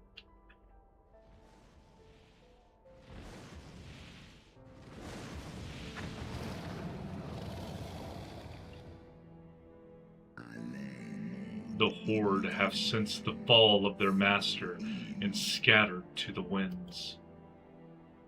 You have my gratitude, Hraesvelgr. Your deeds this day have saved a great many lives. Also, can you fly us in? Because I'm pretty sure there's a giant tower blocking the way. That our alliance hath served its purpose. Thou didst wield the power I granted thee well. 'Twas thine own skill and not mine eye which earned thee victory.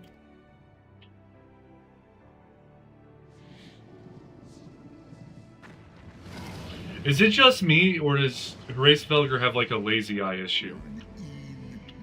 I wish thy companion a swift recovery. Fare ye well, children of man. I get to keep your eye? I'll give you your eye back. Even though you have, like, a blind spot right in front of your face. The battle is won. We can do no more for Estinian now than bear him home and wish him well. Even as Hraesvelgr did. The rest we must trust to the hands of the healers and the grace of the gods.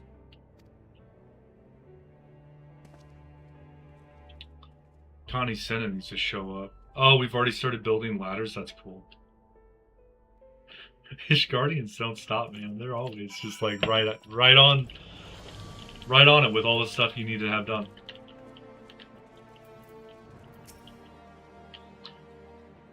I'm off for the night. It was fun to do a trial with you. I will sign up for more another day. Keep on enjoying. Thank you for showing up, Green Iris. I got you on my friends list now, so anytime I need it, I'll just message you. And you don't have to show up. It's not an obligation or nothing. But it was fun playing with you, even though you died. I won't let you forget that. You have a wonderful night and even better morning tomorrow. Goodbye. Through the haze of pain I swear I sensed. But no. The past is done, and we must look to the future. At long last, Nidhogg is gone, his foul spirit cast out once and for all. I only pray that Estinian survives the ordeal. Me too, buddy. Justinian's a good character. I don't know what he's gonna do now that he doesn't have, like, the one goal. Killing dragons is off the board now. Your battle with Nidhogg's Shade will beget many an epic ballad, Mars, and rightly so. It was, without a doubt, one of your more epochal victories. Though I must admit that I took greater joy in seeing you emerge from the experience unscathed. And not only for your own sake, had you not been there to aid me, those infernal eyes would still be fused in Estinian's mail. Yet even with Nidhogg gone, I cannot help but wonder how much of our friend remains. Let us pay visit to Lucia and beg news of his condition. That was the sweetest thing ever, having Isel and Horschiffant come by and help us rip the eyes off. Like, that's like chef's kiss.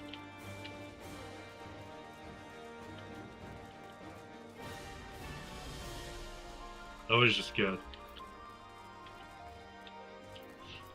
So much better than a Realm Reborn. Mars, Master Alphino, my honored friends, as if winning Hraesvelgr to our cause was not enough, you took it upon yourselves to rid us of his brood brother. I know not how to thank you. My own contribution was hardly noteworthy. The true saviors of the day were Mars and Estinian. One triumphed over Nidhogg's Shade through strength in arms, and the other through strength of will. And speaking of Estinian, what news of his recovery? The Azure Dragoon was conveyed to the infirmary where he now resides under the care of our hospitalier captain. I am told he has yet to regain consciousness. But as you know, Estinian's mind and body were held hostage for many days. We must be patient and allow the process of healing to begin. In the meantime, you would do well to rest and recover from your own ordeals. But surely, Sir Aymeric is never long from Estinian's bedside, and will send word the moment there are any developments. Now, if I have satisfied your concerns, I believe Lord Edmont and his sons are most eager to celebrate your return. Very well, First Commander. Come, Mars, 'twould seem that we are awaited at Fortemps Manor.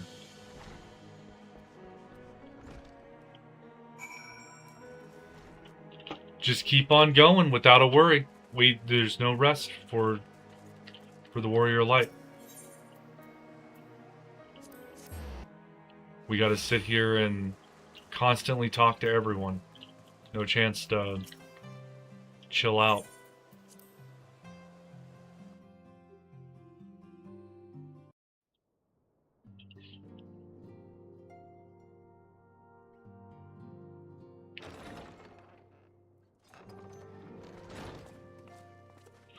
The heroes of the hour return. I like Edmund. We but did our duty, my lord. It was the memories of fallen friends and not our heroism which saw us through at the last.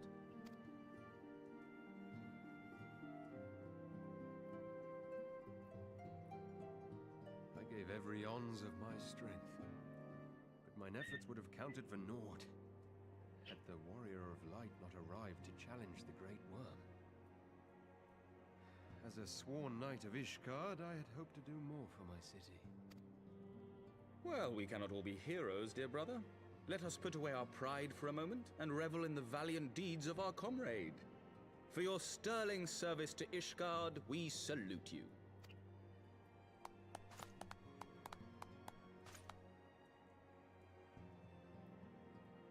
And while we're on the subject of valiant deeds, I believe I myself have earned some small measure of recognition.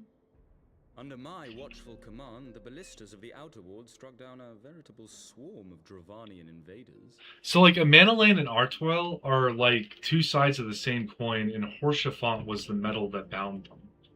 Like, Edmont did a really good job on raising his sons, even though Amanalain's really hard to like. My lord's command was certainly watchful.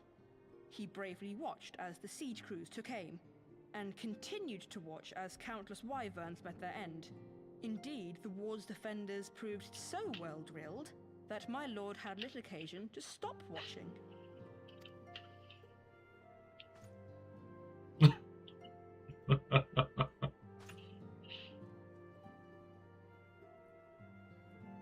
There will be time enough to determine who is most deserving of recognition later. Our friends are doubtless weary from their exertions. I had chambers prepared in expectation of your return. You are welcome to retire at your leisure. I am most grateful for your hospitality, my lord, but I believe I shall pay a visit to the Temple Knight's Infirmary. Pray excuse me. Yeah, we do have healing to look after. I can cast Clemency a couple times on him. Our master Alphino has grown. The plight of his stricken brother in arms pains him more than his own hurts. In which respect he has come to resemble you, warrior of light. Go then, visit the Azure Dragoon, and grant him what comfort you may. Aye, Captain.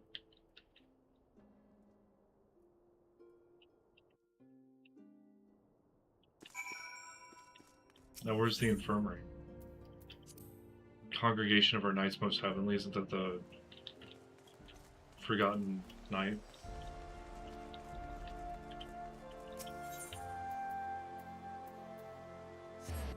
Yes.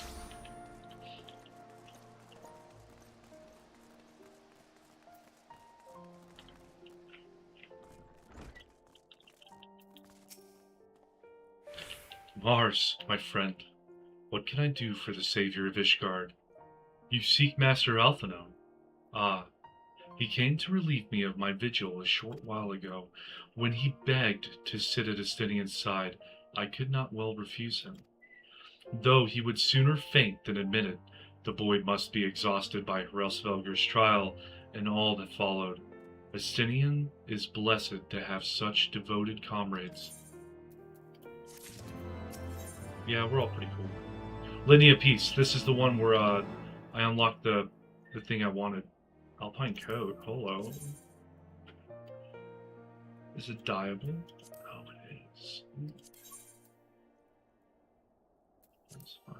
Oh my, okay. I'm liking the way that this looks. What about purple? What's the purpose like?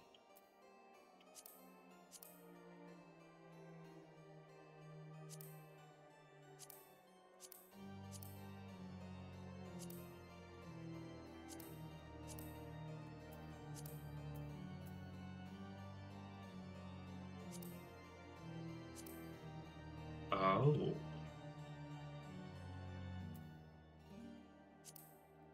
I'm kind of liking these metallic dyes.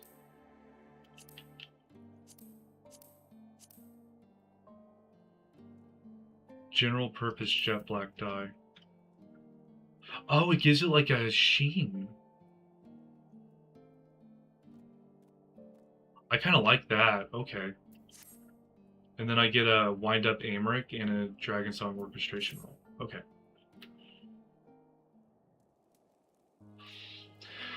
My own friendship with Estinian began some 10 years past, shortly after we joined the Temple Knights.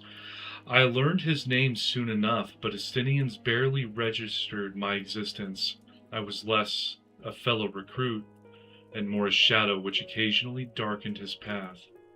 And so I might have remained, had fate not seen fit to intervene. While out on patrol, our company was set upon by a dragon, and we were the only two to survive. The experience forged a bond between us, as such life-threatening situations are wont to do. Despite our friendship, he remained an intense and solitary youth, wholly obsessed with claiming vengeance against Nidhogg. Revenge was ever at the forefront of his mind. Revenge for the death of his parents, and revenge for his younger brother. I would venture that in Alphino he sees something of his lost sibling, and in the ungentle chidings of Estinian, Alphino has found the elder brother he never had. Truth be told, Estinian's tactless observations have saved me from disaster more than once, and I can well understand Alphino's affection for him. He is a friend for whom I would gladly... Lord Commander, your presence is required in the infirmary. What? Is he? Tell them I am on my way. Oh, he's not like turning back into Nidhogg, is he? Is he sprouting wings? Why are we talking? Quickly, Mars, we must go to him. Upon proceeding to the infirmary, several cutscenes will play in sequence. It is recommended that you set aside sufficient time to view these cutscenes in their entirety. Yes. Yes, I will. This seems like the end.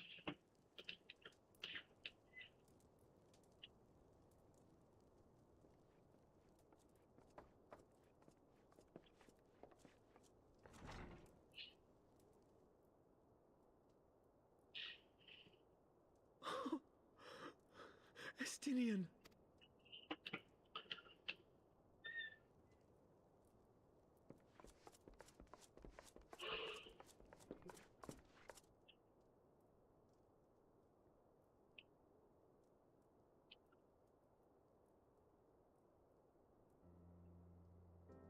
Oh, he's awake. Cease your mewling, boy. It grates my ears. Choking your chair, spoken like a Forgive true me. warrior. When I saw you awaken, I could not... It was such a relief. We feared you might never wake up. Now, Estinian. If Master Alphino thought any less of you, you would still be Nidhogg's plaything. Or dead.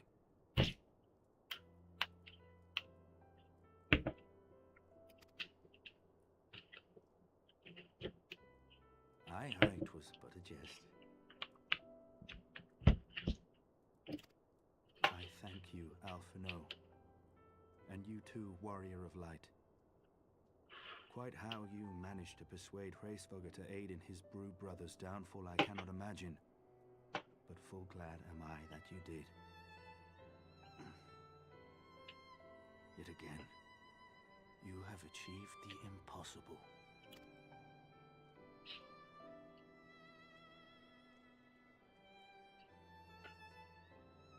I, for my part, owe you an apology. When last we met, I did willingly loose an arrow at your heart. Can you forgive me? Oh.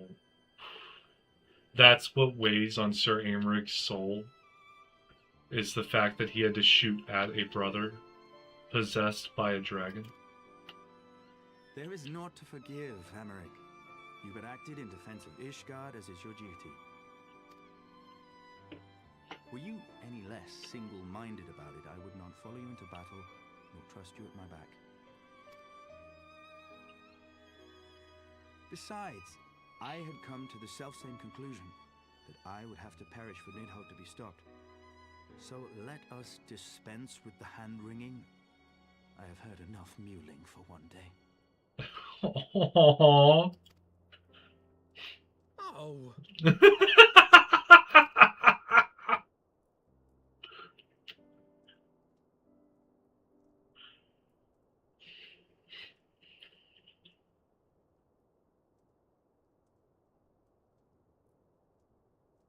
The tendrils of Nidhogg's foul presence bound up every fiber of my being, usurping my senses, but I yet retained some trace of awareness.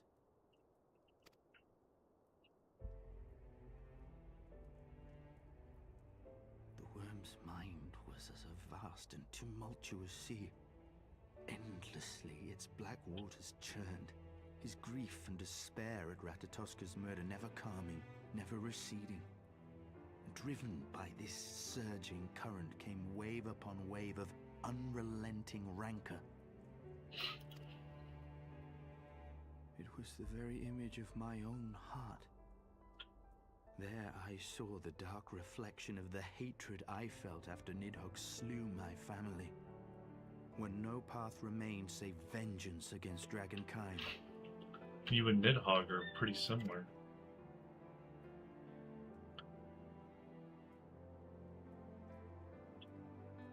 Neither one of us had a choice. But I was blessed with something Nidhogg was not. Comrades and teachers to console and admonish me.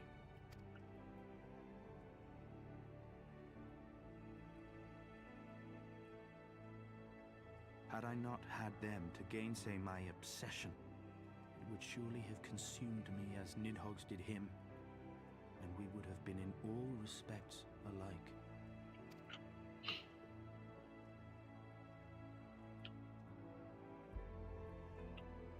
shade is banished, his spirit scattered upon the sea of clouds. I feel no joy at his passing. Where once I craved vengeance, I now crave rest. Is it time for his tending to retire?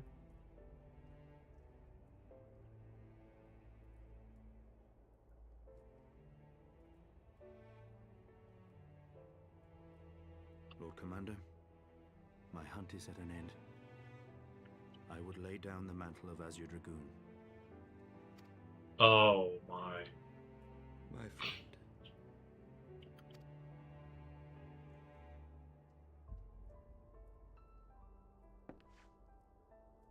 He has tired himself with too many words.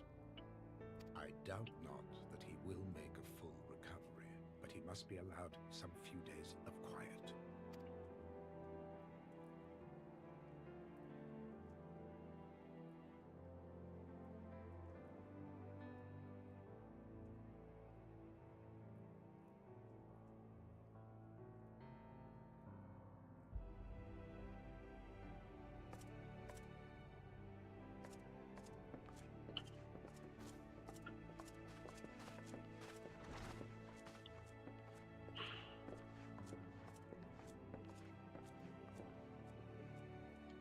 I too must see my path to its end. Sleep well, my friend.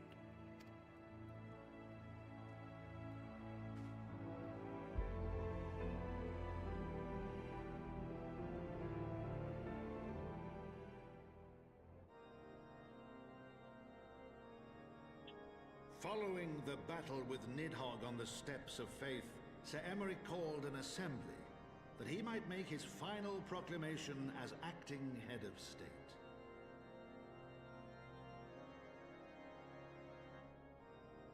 'Twas there, with one decree, that the 1,000-year rule of the archbishops was ended, paving the way for a new republic.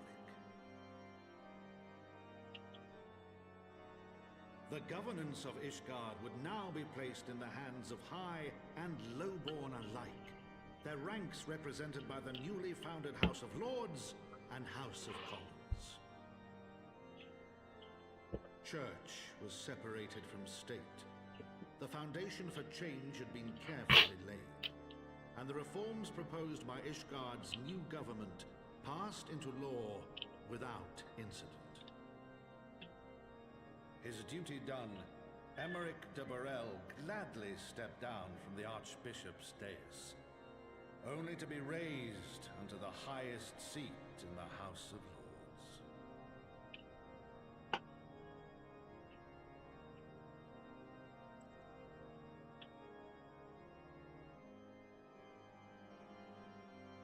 Though he strove at first to refuse this honor, the unexpectedly strident voice of the Count de Durandare left him little choice but to accept.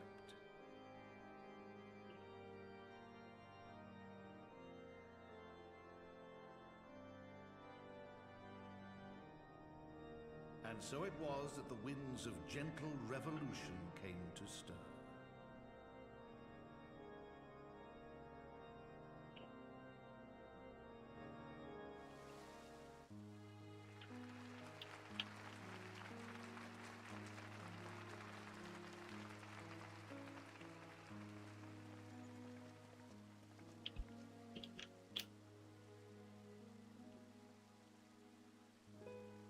Prominent among the many honored guests at Sir Emeric's investiture were the ambassadors of Dragonkind, a fitting symbol of Ishgard's newfound peace.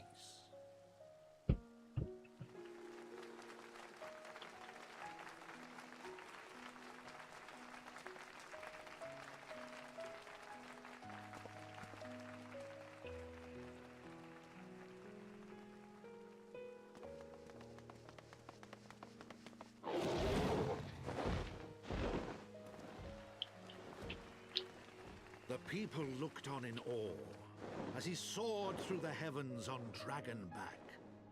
And by their cheers did they hail him an Azure Dragoon for a new age.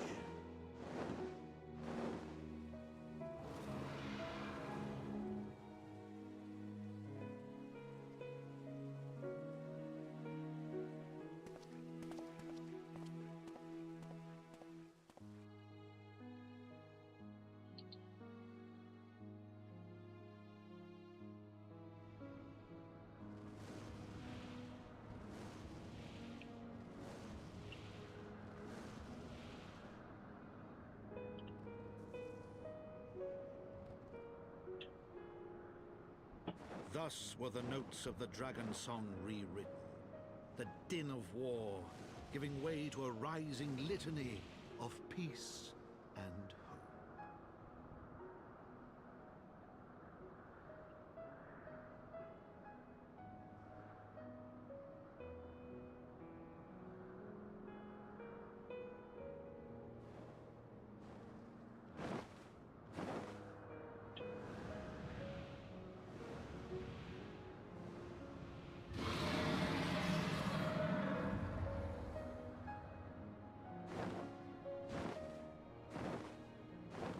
From the memoirs of Count Edmond de Forton, Heavensward.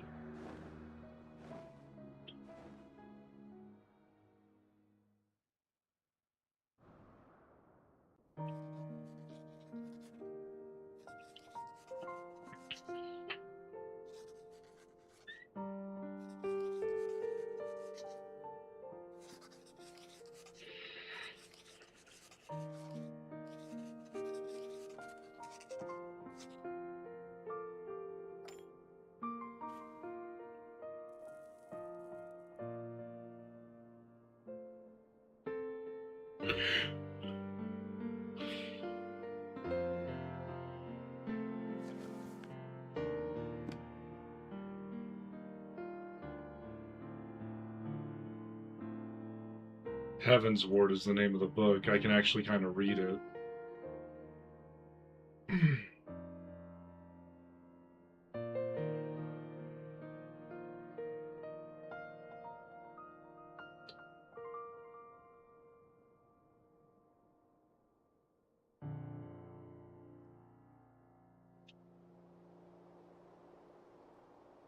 And the Stenian's on his feet.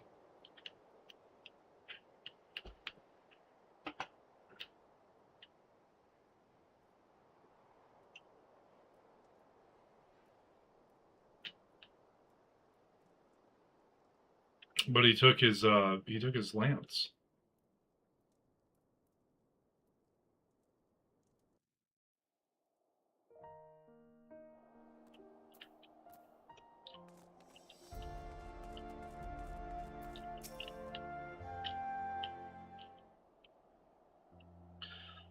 I was gazing out at the sea of clouds in an all too rare moment of idleness, when I chanced to behold a certain hero wending her way towards the city on dragonback.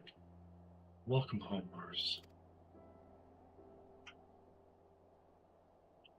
Nay, 'twas no grave matter that moved me to greet you in person. Between you and me, I merely sought respite from the pressures of office. No sooner do I surrender my role as temporary head of state than I am burdened with a position of more permanent responsibility. I fancy that it echoes in some small measure the way you must feel when your improbable feats of heroism are rewarded with still more impossible challenges. The myth, which guided our society for generations, lies in tatters. Am I then to be scorned for building upon the system of nobility that I once sought to tear down? And what strange jest is this that places me at its pinnacle, an archbishop's bastard at the head of the House of Lords?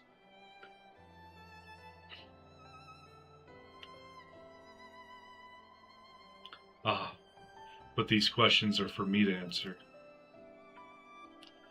It is not in man's nature to change overnight. This I learned through painful experience, and it was this hard lesson which convinced me to take the path which we now follow. Even as we rebuild the bridge between man and dragon, so must we reimagine Ishgard, one carefully placed stone at a time. We must remember that it is not for us that we lay this groundwork, but for the men and women that our children will become. May their towers rise proudly from the fundament of our legacy.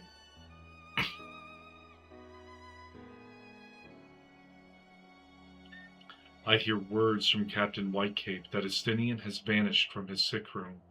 His willfulness survives undiminished. Should you ever happen upon our unmannerly friend on your travels, pray assure him that I shall keep Ishgard safe until he deigns to come home. Thank you, Mars. And please, convey my warmest regards to Master Alphino.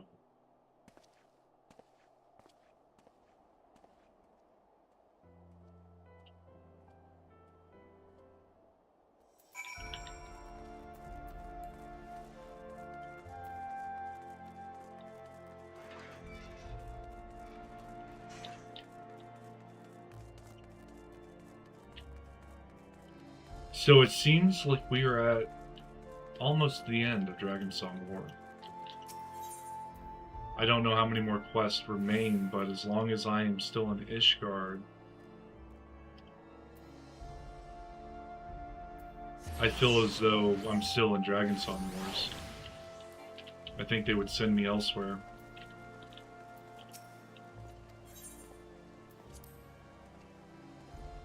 Oh yeah, the credits will roll. That's right. You spoke with Sir Aymeric? I do not envy him his new position.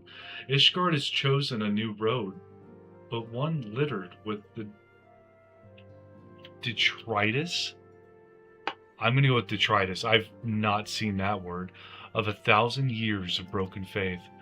Yet though her people may stumble from time to time, I know of none better than Sir Aymeric to lead the march of progress. As for us, there remains the small matter of ushering in a new dawn in the shadow of inscrutable Ascian machinations and a seemingly endless procession of primals. But we too must walk our chosen path, no matter how treacherous the footing. Nice.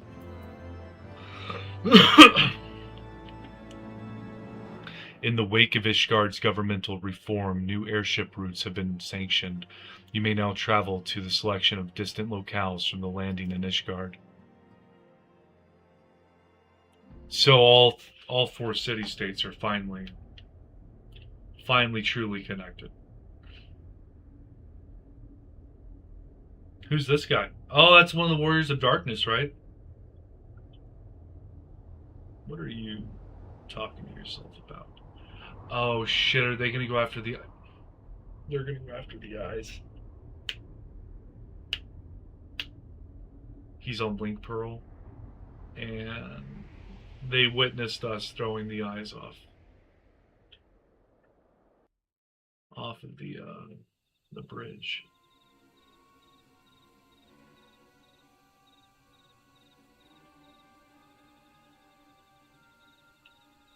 And they're talking with the emissary. Thank you, Blanhairs. Nay, you need not remain there. We shall rendezvous at the usual place. All is proceeding as expected, then? Aye, there is naught to concern us, aside from one overly curious mouse.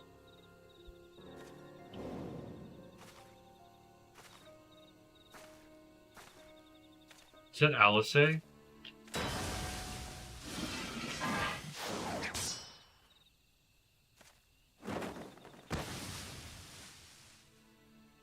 This way. Where's that Alphino? I can't tell the two apart. Him again. It is of no moment. They will play their part, and we will play ours.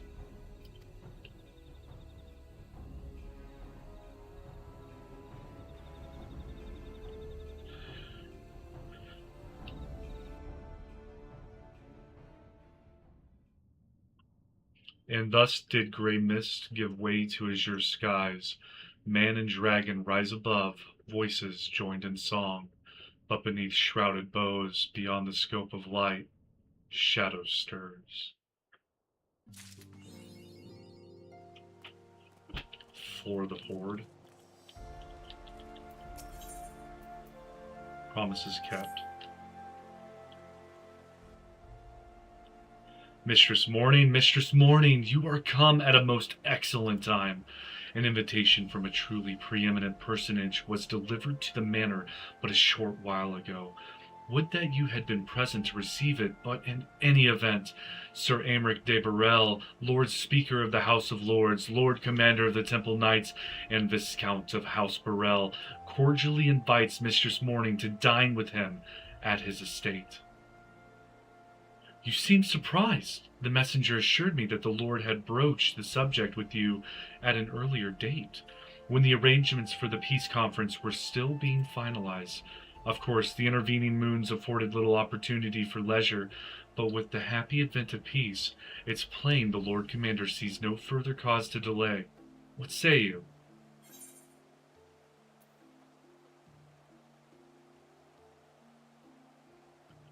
I should be glad to accept. In the armor I wear now. Indeed, who would not? You will forgive me if I seem envious. Ahem. I shall send word of your acceptance to Burrell Manor at once. When you are ready, pray report to the Astrologicum. They will have someone escort you the rest of the way. He better not make a move on me. My character is cute, but not to soil the honor of Sir Aymeric himself. Nor mine. My lady's a deaf mute.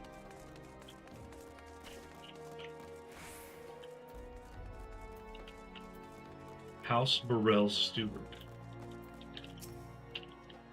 Greetings and well met, Mistress Morning. I have the honor and the privilege to serve as head steward of House Burrell, though, admittedly, our staff is somewhat smaller than those of other noble families, being countable on one hand. Ahem, my lord will be overjoyed to hear that you have accepted his invitation. As you will soon see, we have spared no expense. I dare say a woman of action such as yourself enjoys nary a moment's respite. Aye, the battlefield beckons even now, I am sure, but for this day, we bid you lay down your burdens and raise a glass to peace and prosperity.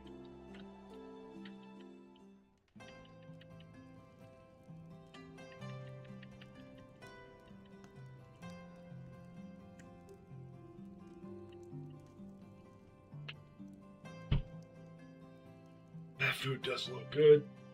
You got the side salad and everything. Oranges?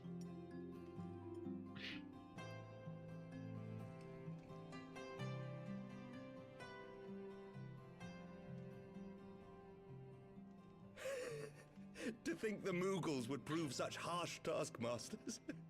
Forgive me. I did not know you had suffered so in your quest for the horn.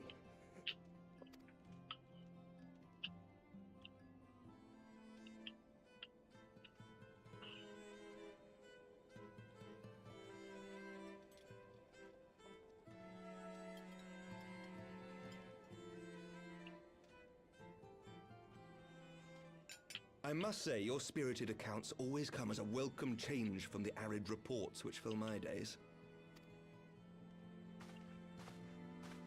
I really wish it would let me choose some talking points here. Yeah, I don't drink. I abstain off of ether. But like being able to actually tell what she's saying instead of just listening to the response. Hey Xavier, how's it going, buddy? Or Xavier? I think it's Xavier, isn't it? Anyways, how's it going, buddy?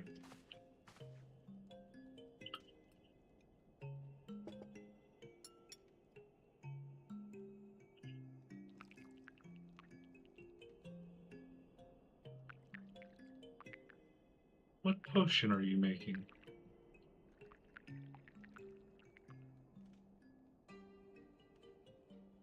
Though I have lived in these lands my entire life, to hear you speak of them, there is much and more I have yet to see.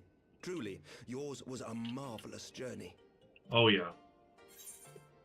Though, okay, so now it's letting me choose. Okay, so though perhaps a bit long for my liking, why not join me on the next? It wasn't all sunshine and lemon cakes. Why not join me on the next? I'm good just watching stream because for some reason I can't get one. Final Fantasy XIV. Well, truth be told, when I think back on the sweeping vistas of the churning mists, I do feel some slight pangs of wanderlust. What do you mean you can't get one Final Fantasy XIV? Are you unable to get the game or something? Ha! Well, truth be told, when I think back on the sweeping vistas of the churning mist, I do feel some slight pangs of wanderlust. Okay. Alas, much as I would like to accept your invitation, I fear my present duties with the House of Lords demand my undivided attention. Someday, perhaps. That's what I get for trying to recruit someone to the Scions of the Seventh Dawn. By your deeds, you have helped us to lay the foundation for lasting reform.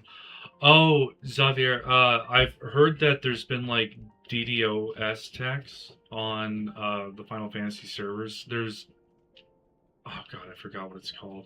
There, if you keep trying, you might be able to log in. It's just because of the denial distributor service that's going on. I think you'd have to try multiple times in order to actually make it into a server. But I do appreciate you coming to watch the stream, though, either way. The formation of the Republic is but the beginning. For it is not only our system of governance which must needs change.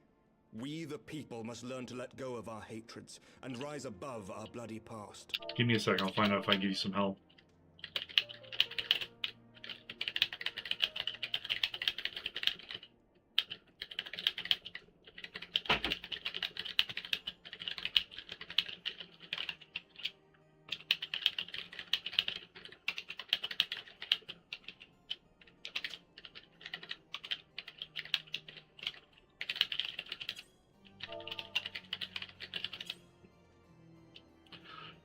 There was a mentor earlier that talked about like running your computer through an app in order to like circumvent the DDoS attack. And I don't even know why there's DDoS attacks happening on Final Fantasy XIV. I don't know like any of the Cloudflare warp. So I don't know if you can see it. Cloudflare warp is what they were saying to go through. So you might want to try that, in all honesty.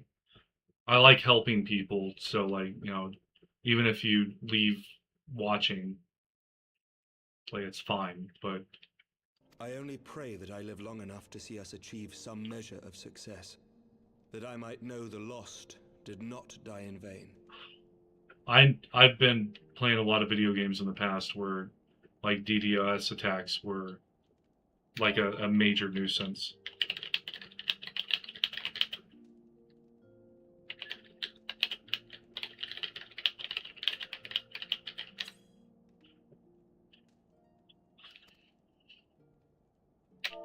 I can still see you there on the steps of faith, striding fearlessly towards the worm.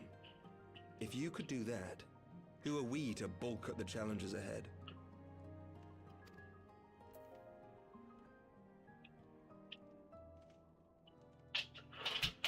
The question of how best to strengthen ties with the other great nations of Eorzea has been debated at length in the Lords and Commons of late.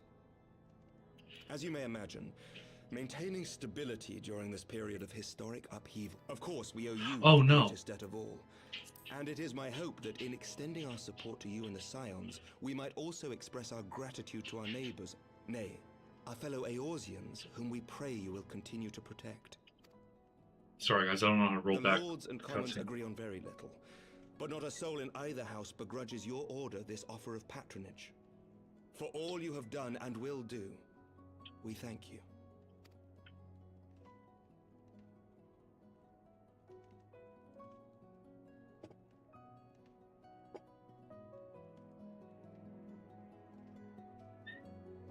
That better just be tea in mine. Or coffee. Last time I accepted a drink from another, I got sleeping pills. May I ask a personal question? No. Now that the dust has settled, what will you do? Not as a scion, I mean, but what do you want for yourself? Do I actually get to choose options? Lord Commander, pray forgive the interruption. Knock first. News from House Fulton. An urgent message for the Warrior of Light. I was instructed to deliver it without delay. Master Thancred returned to the manor a short time ago, bearing an injured maiden. Master Leveilleur and Mistress Tataru are tending to her wounds, but they like not her chances. Respectfully, my lord, they have requested the Warrior of Light's immediate presence. Okay, let's hope it was coffee in my drink. You must go to them, my friend, and I shall go with you. But we didn't even take a bite out of our food, and we have giant forks to be eating from.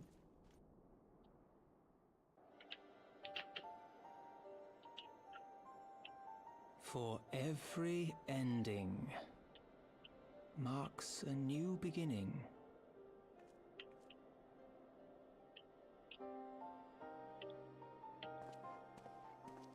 Is that a Madeline's voice? From tragedy and sacrifice, we rise to greet a new dawn, as did she.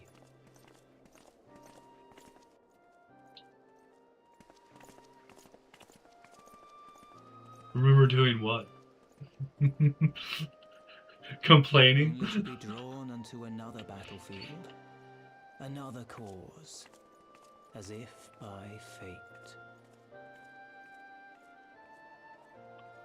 I completely forgot about the Warriors of Darkness. I guess they're the new big bad?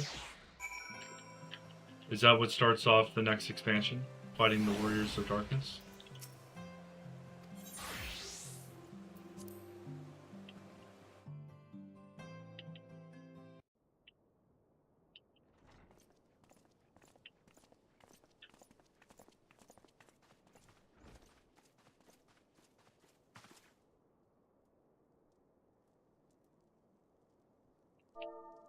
Yes.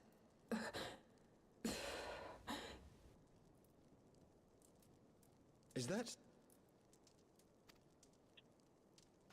Eorzea, Alphinaud's twin sister. Oh, was Eorzea, I called it. She ran afoul of the Warriors of Darkness. I had been tracking them since the ceremony at Falcon's Nest. Little did I know I was not the only one. Yeah, so the DDoS attacks are still a thing, Xavier. It's, from what Sev Zyre's saying. Zevran Zyre. Evidently, she had learned of their activities and attempted to shadow them on her own. Poorly.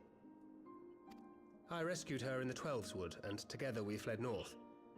But though I made every effort to cover our tracks, they caught up with us on the Ishgardian border. And in the ensuing struggle, Eorzea took an arrow to the shoulder. It was only after we had made good our escape that I realized it was poisoned.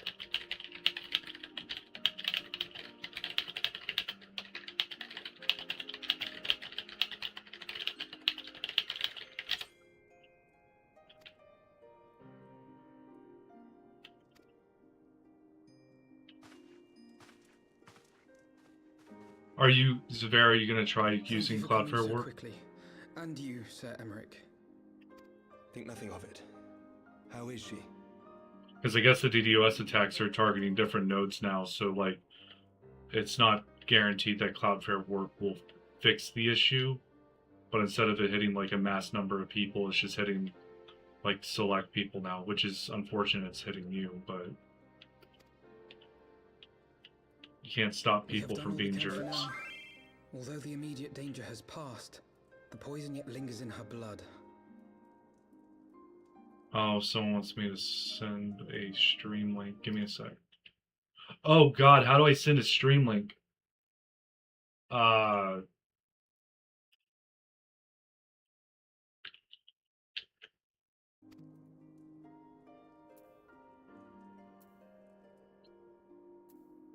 We came to Eorzea together, hoping to bring salvation to the realm our grandfather gave his life to protect. But when confronted with the bitter realities of its politics and its petty powermongers, she was driven to anger and to doubt.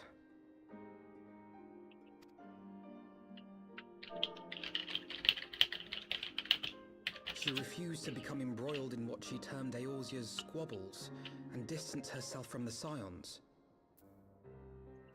Though she remained hopeful of a brighter future, she would walk her own path. Would that it had not been so perilous.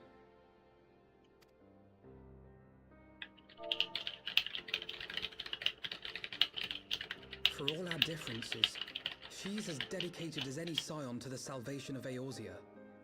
But more than that, she is my sister. To be reunited with her, only to lose her forever. Gods, even to speak the words. Take heart, Master Alphino. She will be attended by our most skilled chirurgeons.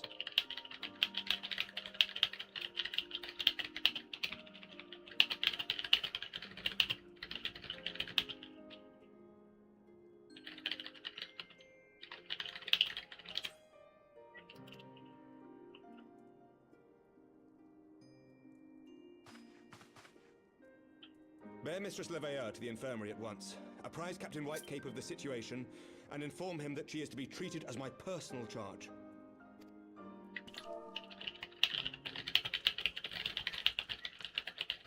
Wait, don't go. Please, come closer.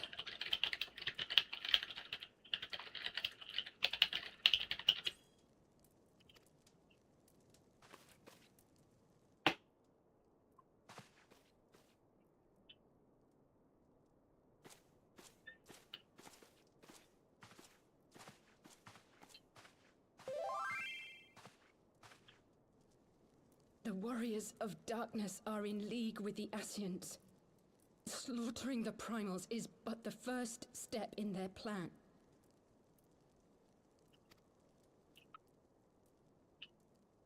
They make for Zelvatol to bring about Garuda's summoning and to kill her. Are they getting, like, power from slaying the primals? You must stop them. Sorry, I had to click out the screen. Oh god, did she die? I shall inform the others at once. She's still moving, she's good. Her legs wiggling. Master Thancred, I would ask that you accompany Mistress Leveilleur to the infirmary. Your knowledge of her injuries may well prove useful in determining her treatment. Of course.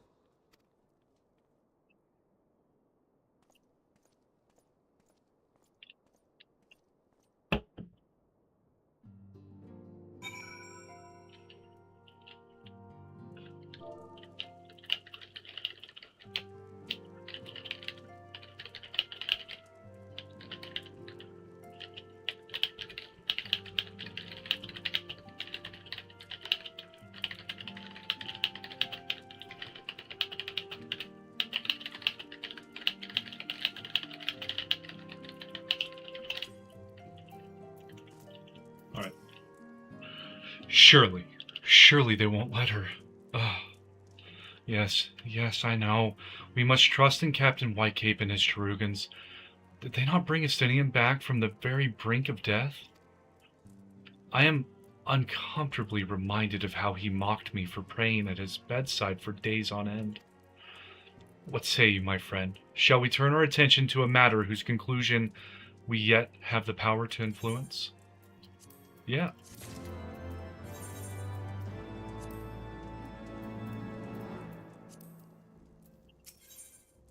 Shadows of the First.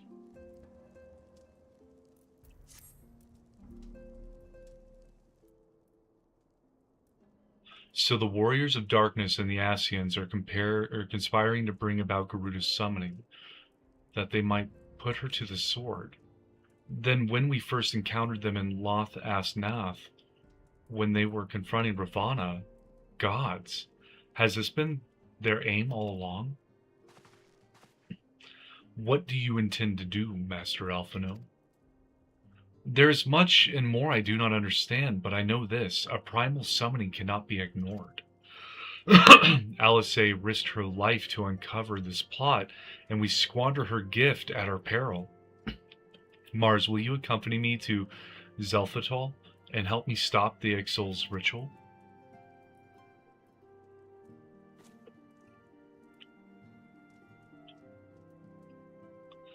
Given that Ishgard shares a border with the Ixali homeland, we have a vested interest in the outcome of this ritual. We have been willing to suffer the Beastman's intrusions into Korthan lands to a point, but the summoning of a primal is an escalation we cannot abide. You shall have our fastest airship, Master Alphino. The mountains of Ixalfadal are not easily traversed, and this endeavor demands all haste. The gesture is most appreciated, Sir Amric, but I fear an aerial approach is destined to fail. This is their homeland, after all, and Ixali dirigibles are not to be underestimated.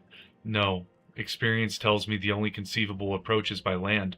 I believe it would be wiser to cross into Zelfadal by way of the mountain pass east of Camp Dragonhead. In that case, I shall send instructions for a contingent of the camp's knights to be placed at your disposal. They will secure you safe passage through the mountains and escort you thence to Zelfadal. Though my men are unqualified to confront a primal, they are more than capable of contending with the Ixal. We should be glad of their assistance, Lord Edmont. In the event Mistress Alice regains consciousness, we will share with you any additional information she may provide. May the Fury watch over and keep you safe. Then let us be off. We can procure any additional supplies we require in Camp Dragonhead.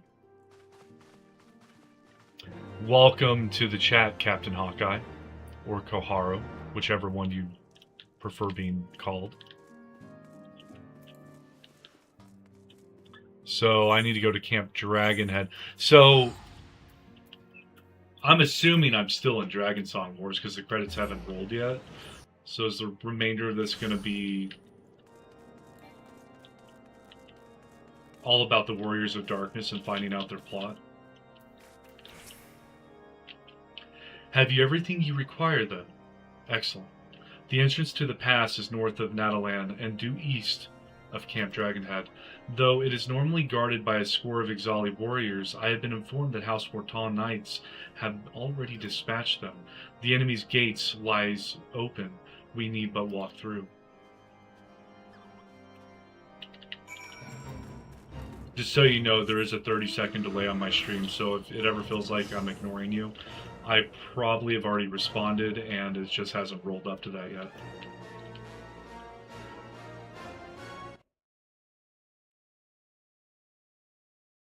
Thank you everyone who's subscribed, by the way. It's really appreciated. Mistress Morning, Master Alphino, as you can see, the gate is ours. Be advised that our scouts are reported increasing activity around the first mountain. Simply put, they're up to something and don't want anyone interfering. We stand ready to escort you to Zelfadal and aid you as you see fit. The enemy will be thick on the ground. Upon arriving, let us advance with care as we search for the site of the summoning ritual. If the gods are good, we should only have to contend with the Ixal, but if they are not, we may be forced to do battle with the Warriors of Darkness.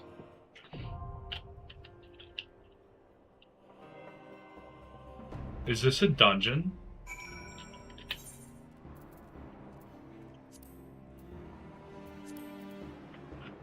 If anyone wants to join me for Zelfadal, hit me up. Just let me know. You got until 12:23, 12:24 to answer. If not, it's perfectly fine. If it is advertised as any chest, they likely don't care and just want to clear. Okay. Oh, they're talking about raids, public raids.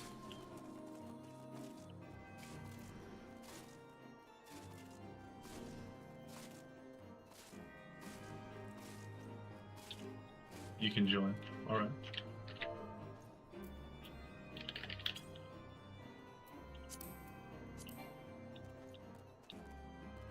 That player is currently using the party finder.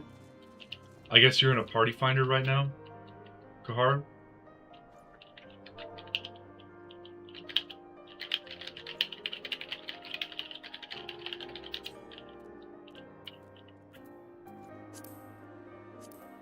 Okay, there we go.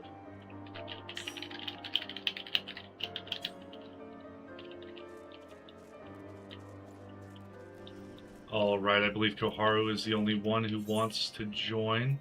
Zavere, did you get Cloud Warp or Cloudfare Warp up and running? Did it work?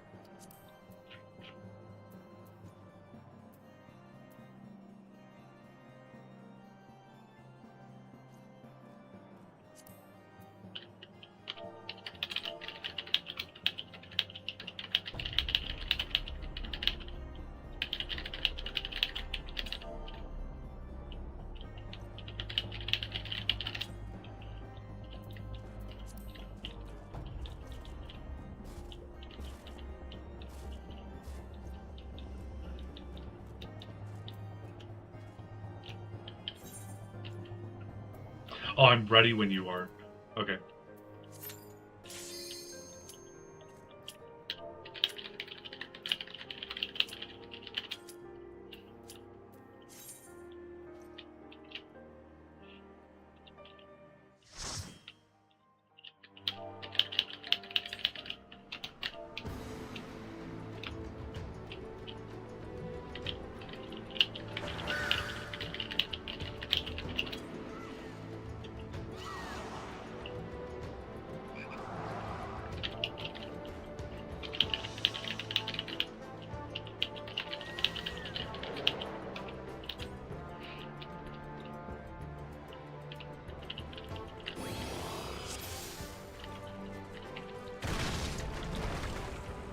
I almost got smashed by a rock.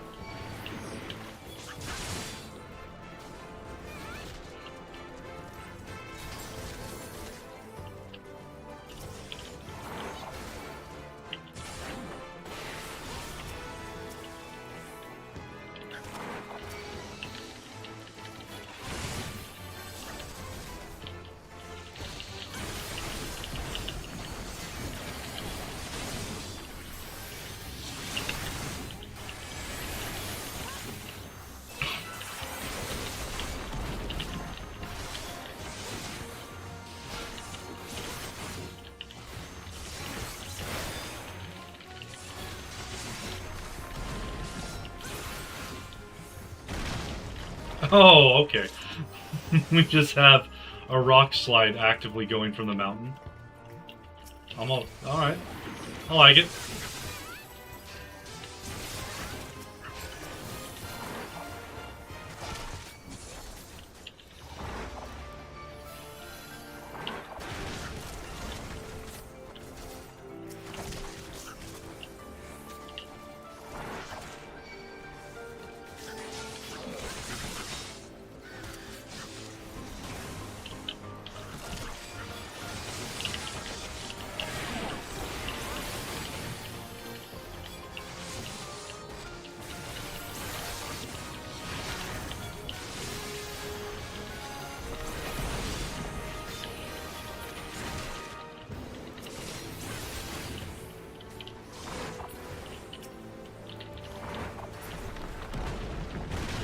Okay, yeah, the rocks are,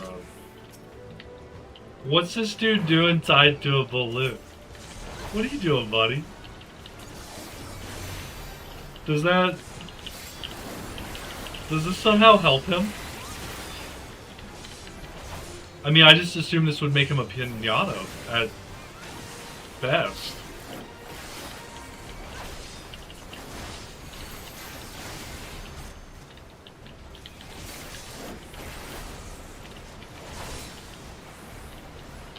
What are you doing?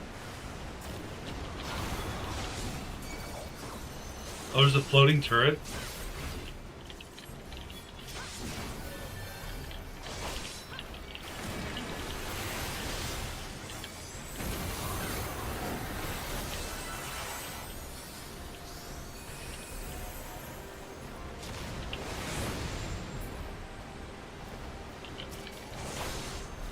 Oh, we knocked him. Okay. I'm seeing what y'all did. What the hell's an air stone?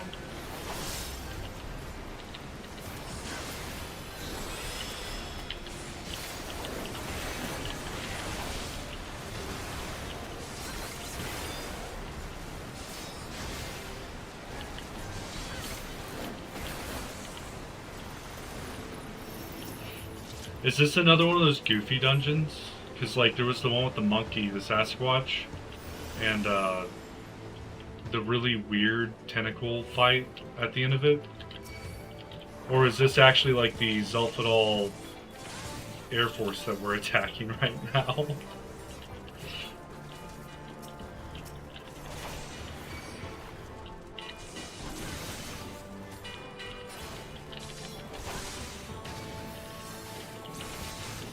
Do the spikes actually hurt me? Yep. They hurt.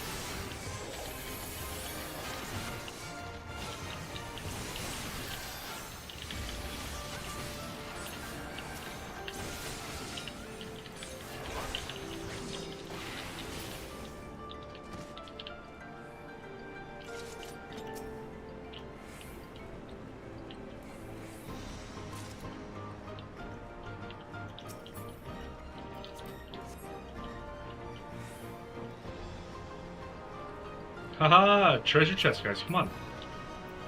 We gotta get the mad loot.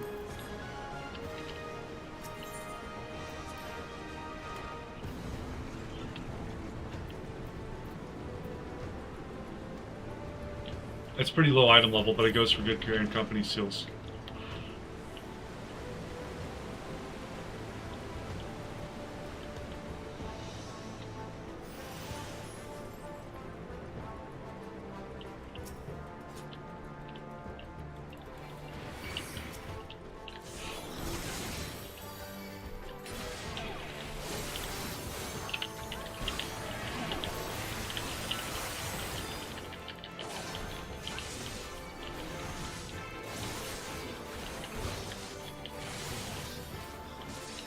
I just blew another 75 million on buying pretty much everything under 10 mil.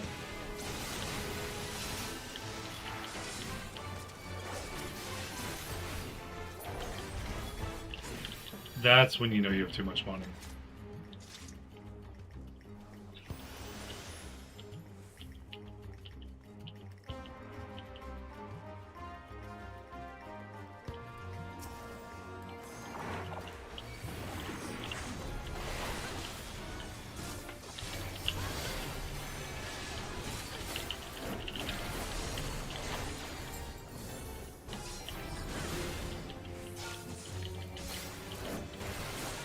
Do we think this one's overcompensating for anything with that weapon?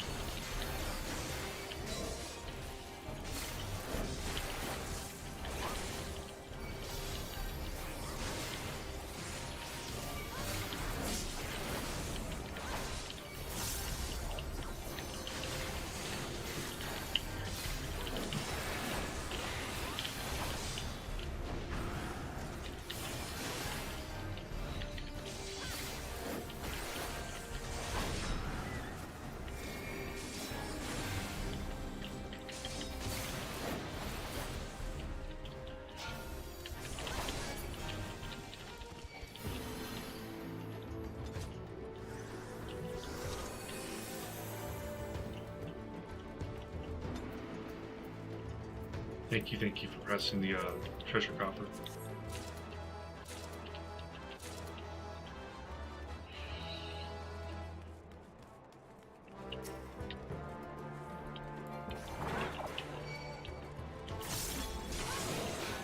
I see another one.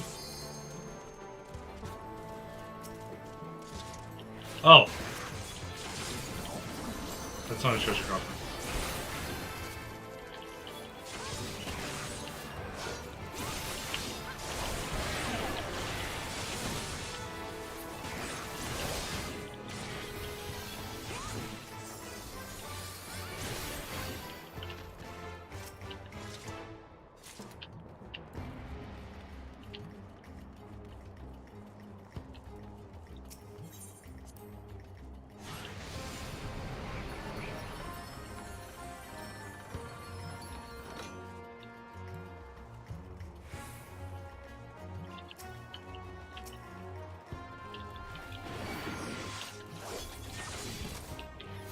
I mean, they fly on these weird things. Oh, here's a treasure copper.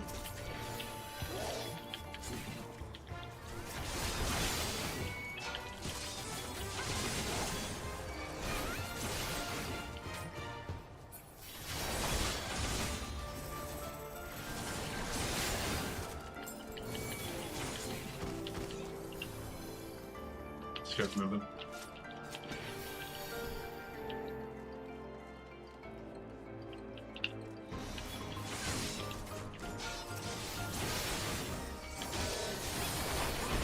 Well, there's nothing like camping in a graveyard to make you feel like you've done really well.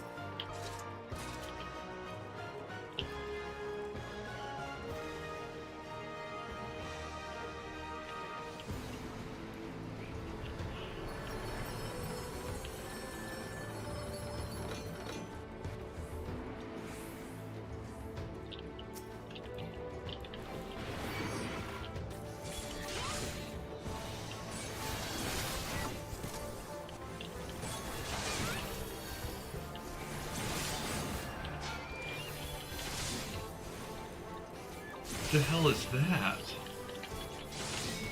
It's like a little octopus or something.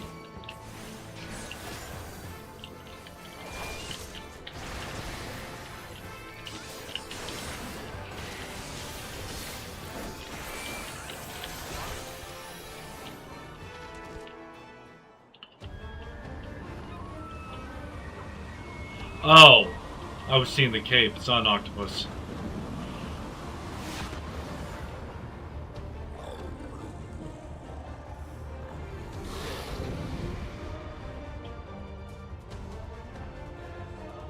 I want a spinning staff.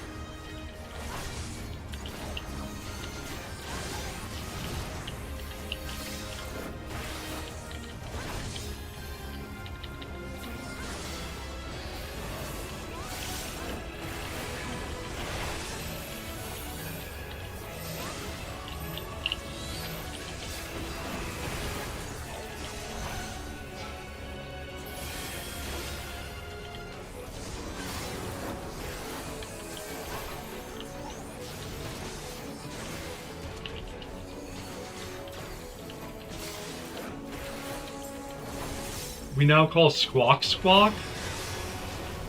The hell's Squawk Squawk?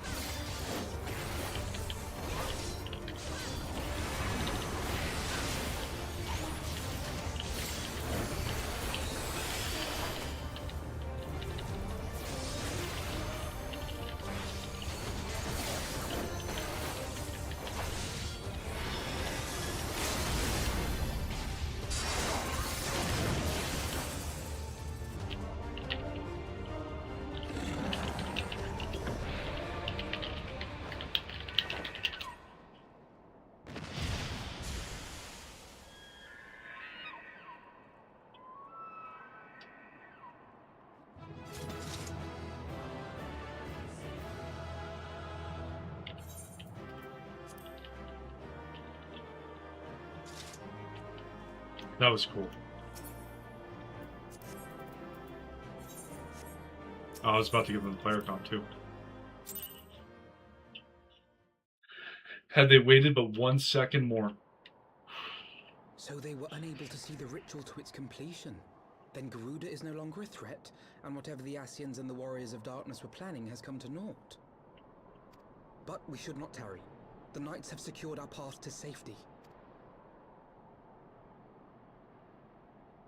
Well, well.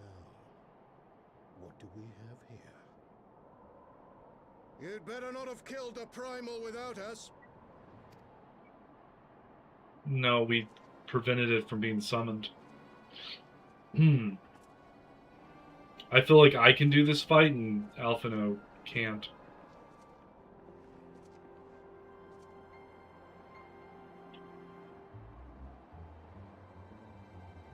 You!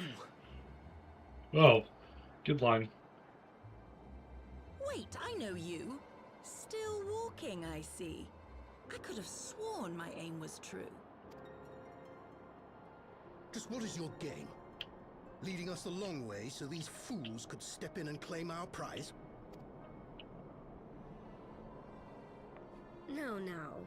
Let's not make hasty accusations. By the look of things, the ritual was proceeding as planned. We arrived at the appointed hour.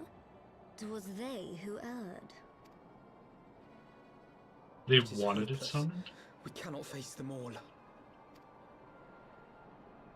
Do mine ears deceive? A boy! So that's the way of it. Twins! You had me worried for a moment there. Oh, she shot Know Alice. that I will happily make it quicker for you. If you just stand still.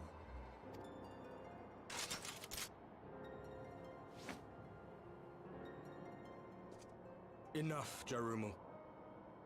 We wouldn't want to upset the man in white with any unnecessary bloodshed now, would we?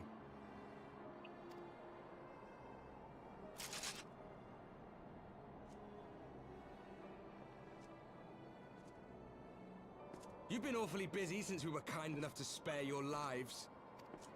Oh? Had they let me You were idly play. consorting with the Ascians, you mean? 7 hells! What could you possibly hope to achieve? Should I explain it to you? Very well. Consider it a reward of sorts for beating us here. Monologue? Okay. Villain You know the monologue. tale of Hydaelyn and Zodiac, I take it? Of the Great Sundering and the reflections it created? Reflections. Across 10 and 3 they were divided. Reflections of the source, each possessed of shards of light and dark. Does that mean there's 13 dimensions? Just so. One of those reflections, the one nearest to the source, is our home. And we were the heroes blessed with her light.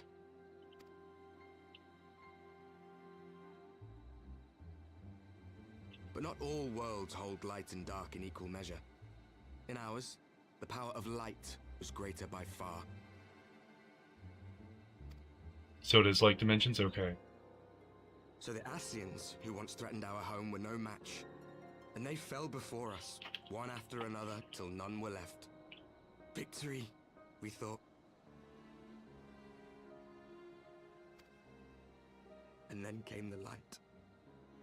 A flood of pure, blinding radiance, annihilating shadow and color and life itself.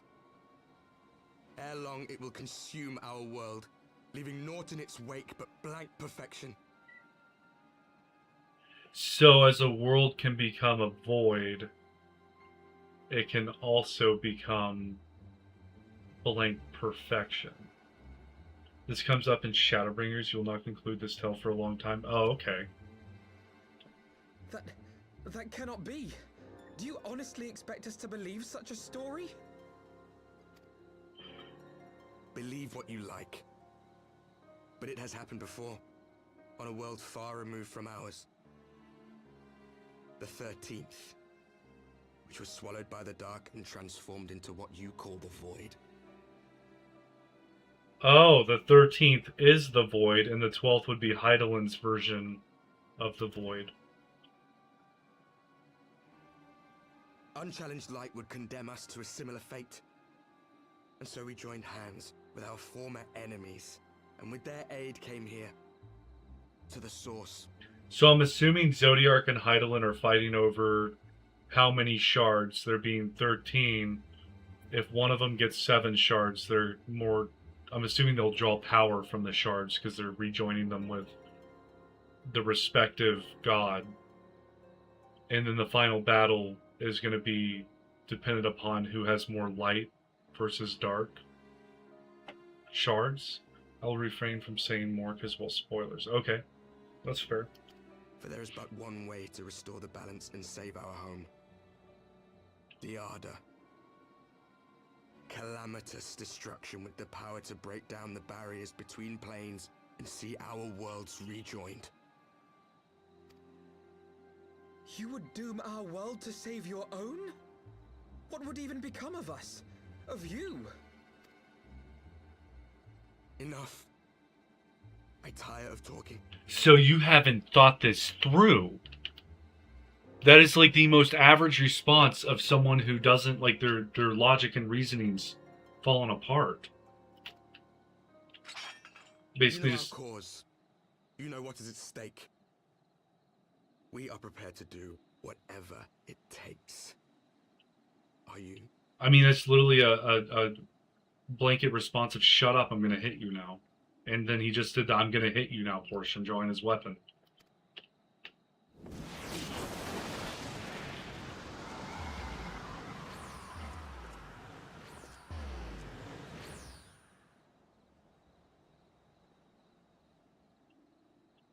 If there is aught you would say, say it. Otherwise, begone. This You have no friends cutscene... here. This cutscene makes so much more sense in retrospect. This game's story is so good. Okay. That's fair.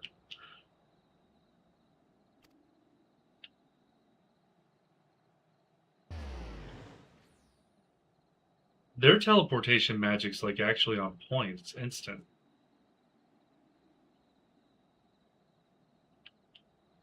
There's no cast there. I'll be so for real, you don't need most gear from dungeons to, like, endwalkers. It clogs your inventory. I actually send mine to the Grand Company. I need the seals for buying things. All things considered, we should be grateful to have survived that encounter. Do you think it could be true that to save their world, they must bring ruin to ours? No.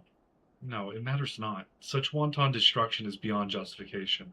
Whatever the reasons, they must be stopped. The sacrifice, the loss. It ends here.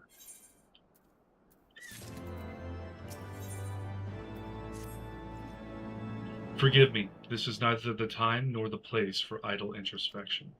The knights can apprise Lord Edmond of our success, and we, the Lord Commander. More importantly, I should like to see if my sister's condition has improved. You may take a moment for yourself if you wish. I will be at the congregation.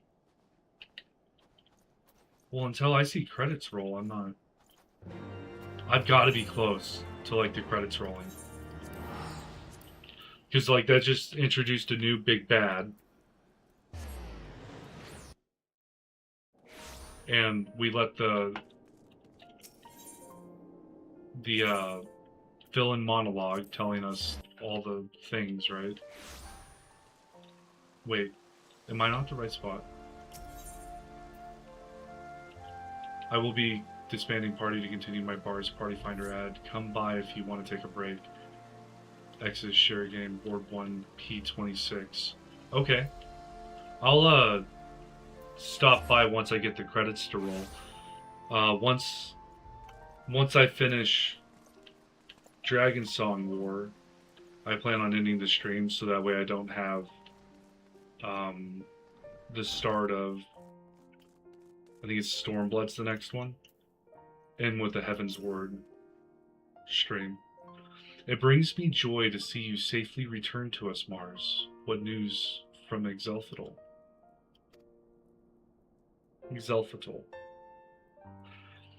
Then we were not too late. On behalf of Ishgard, I offer you my deepest thanks. As for we who remain behind, Mistress Y'shtola has been tending to Mistress Alice in your absence, and I am pleased to report that she has regained consciousness. I imagine you have many questions, especially given your recent encounter with the Warriors of Darkness. I know I do. Come, let me show you to her room. Do not worry, her condition is much improved. She is a resilient one, much like her brother.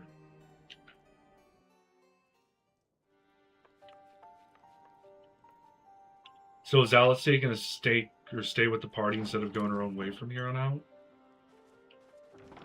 Alice, how are you feeling? Alice. Okay, I've been saying it wrong. Well enough, brother. Thanks to the kindness of our hosts. They told me you had departed for Zelfatol while I was still abed. I slept much better knowing that. Thank you. I take it your mission was a success. Always. I don't fail.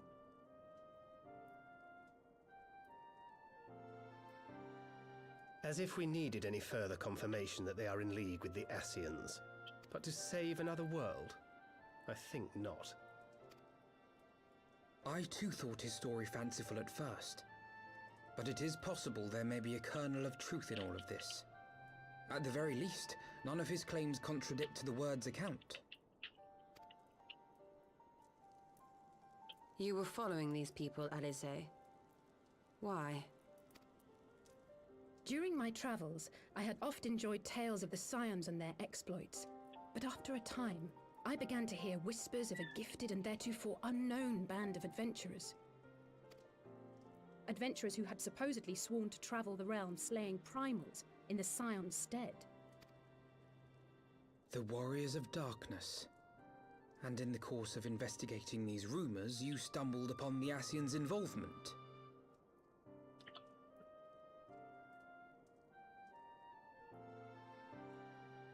Really? I'm really far from finishing 3.3? Holy crap.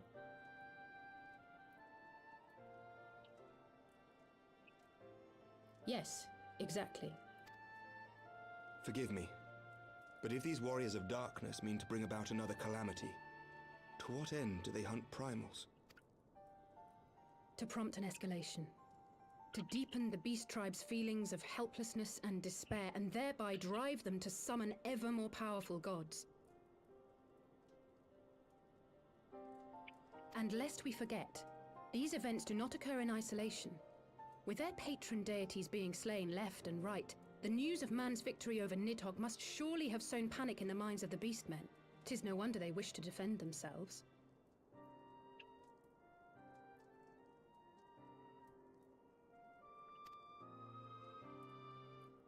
Where's Power answered with greater power, death with more death. A vicious cycle fueled by fear and hatred. I know it's like all too well.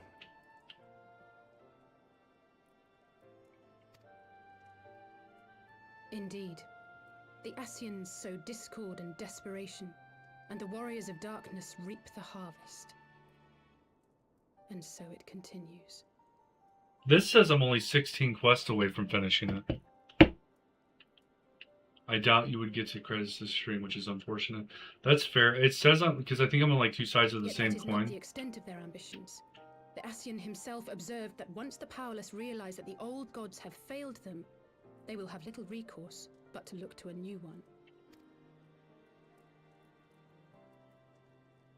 We cannot let that happen. It should come as no surprise, but Alice and I have uncovered evidence that the Ascians have been manipulating certain parties to ensure that a constant stream of crystals flows into the hands of the beast tribes. Okay.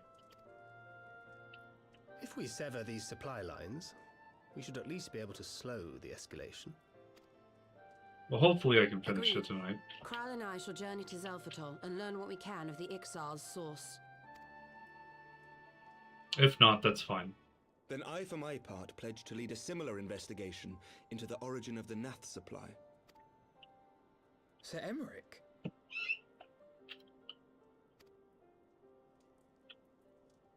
As a member of the Eorzean Alliance, Ishgard is honor-bound to play an active role in maintaining the security of the realm. You might also say that I have some personal motivation, given the Ascians' dealings with my father. However, I make no secret of the fact that my knowledge of primal beings is scant at best. As such, I should be most grateful if one of your order were to assist me. Allow me, Sir Emmerich. I have dealt with the Nath before. That's a good team up. The rogue and the paladin.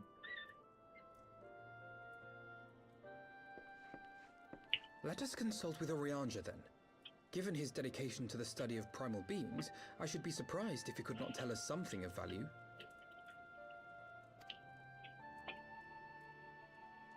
Allow me to accompany you, brother. And before you think to refuse, know that I am not the girl I once was. I shall not be a burden. You have my word. Okay. You were just bedridden.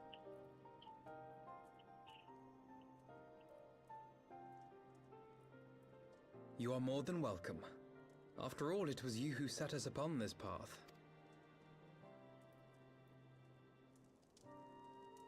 Wait a minute. I'm afraid I can't allow you to leave just yet. Not until you try on the new outfit I prepared for you. Oh!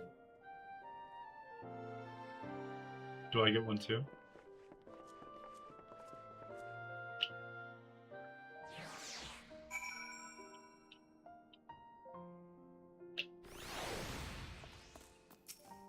This is just like cutscene directly into another cutscene. It has been many moons since we last worked together, though I believe this same cannot be said of the two of you. I confess, I was aware of your subterranean expedition, of your search for the truth of the calamity.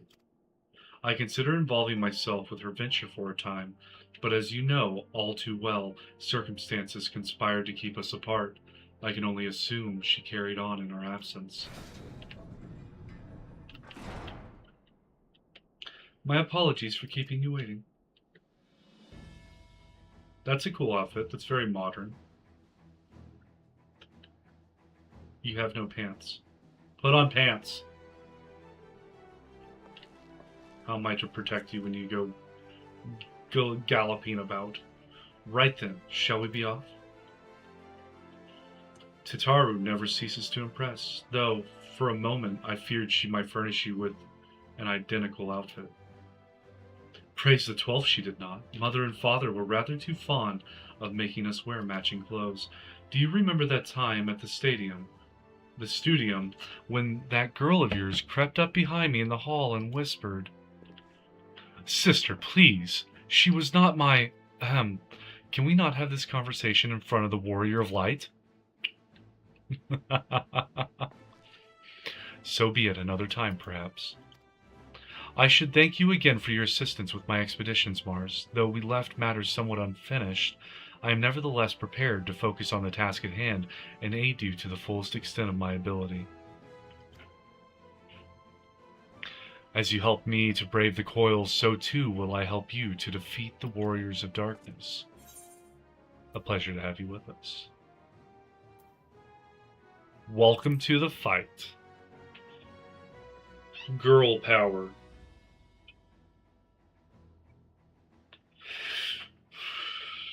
New garments aside, I must say that you seem different, more resolute than when we last met. You have the look of a woman who is ready to fight for the future of Eorzea. To the extent of my abilities, perhaps, but I have no delusions of grandeur, nor will I pretend to have found myself or any such thing. I am here today because I would regret it if I weren't. That is all. Fair enough. Let us depart for the waking sands then and see if Eorzea can be of assistance.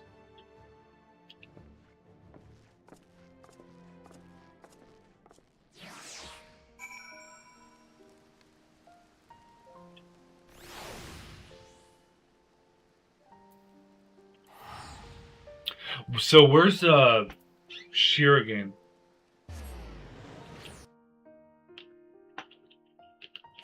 Is that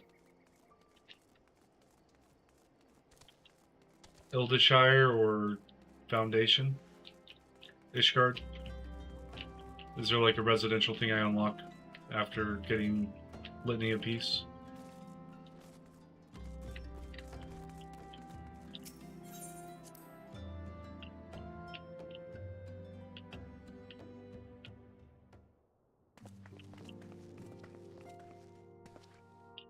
Eorzea, apologies for calling upon you unannounced. Why, Master Alphino? Would that the scholar had seen fit to grant me knowledge of thy coming. What bringeth thee and thine here this day?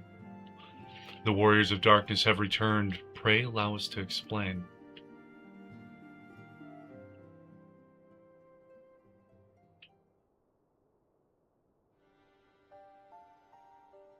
I too have heard tales in recent days of primal beings rising up only to be cast down by forces unknown.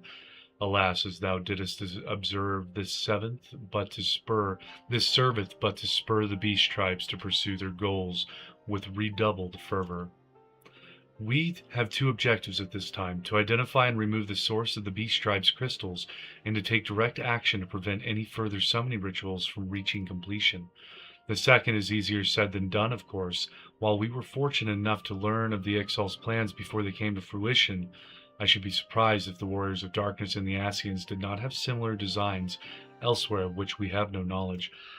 Thou wert wise to come hither, for this very day did I receive tidings most troubling from across the Strait of Murlthor.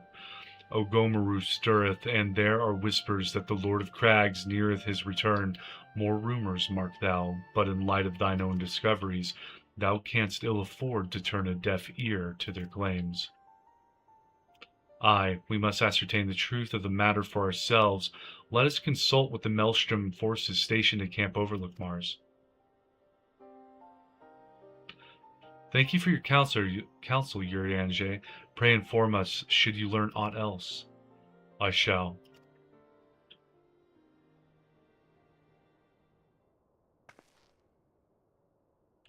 If I may, brother, Eorzea, is there anything else you would like to say?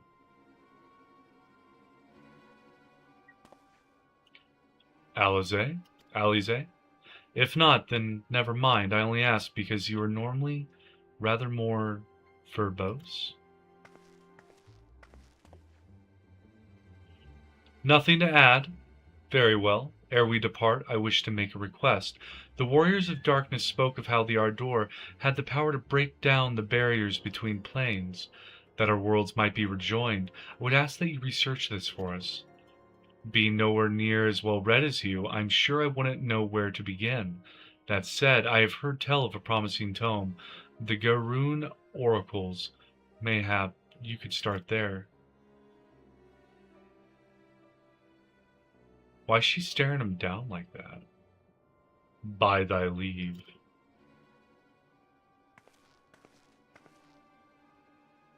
Camp Overlook, was it? Very well.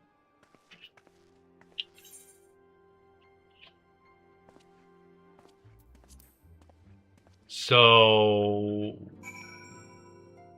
I remember Eorzea talking to the emissary. Is it possible that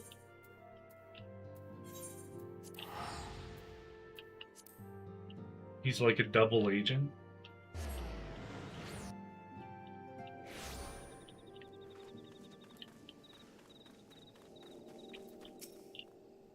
Seven hells. At this rate, I'll have to appeal to the Maelstrom Command for reinforcements. Whatever it is, we don't want any. I'm not a door-to-door salesman, sir. Well, fancy that. Just when my kobold problems look like they come into a head, the Scions of the Seventh Dawn turn up, itching to pitch in. Bloody brilliant timing. It is what it is. Right then, let's get to it. Unlikely allies. So our friendly neighbors in Ogomaru have gotten much more aggressive of late. Just as you said, matter of fact, our scouts spotted one sniffing about our stores just now, likely looking to make off with an armful of crystals. I'll be damned if I'm about to let that happen. Lend a hand and help us search the camp for the little bugger, would you?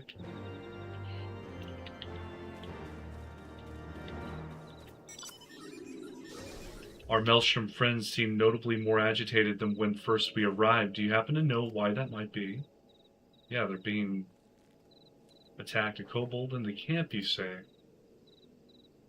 That would appear to corroborate Eorzea information, yes, but to be so reckless as to infiltrate a Maelstrom camp and draw attention to their efforts is passing strange.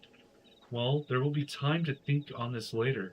For the present, we must do everything in our power to prevent Titan summoning, and that means finding and questioning this kobold.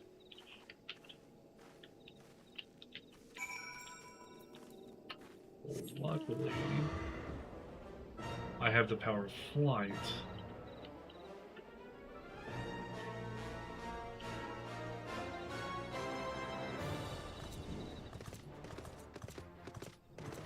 Here he is. Koboldling. Gas? Oh. Okay.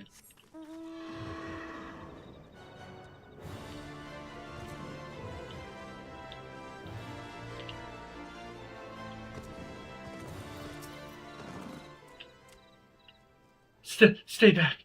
Away. Far back. I'm not a... God, it's no use. Pointless, hopeless, no use. What?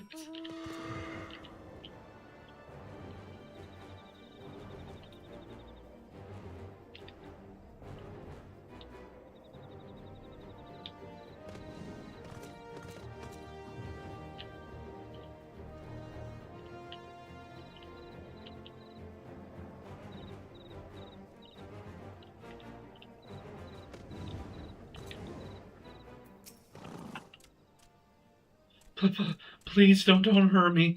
I only wish to talk. Yes, just talk. I go.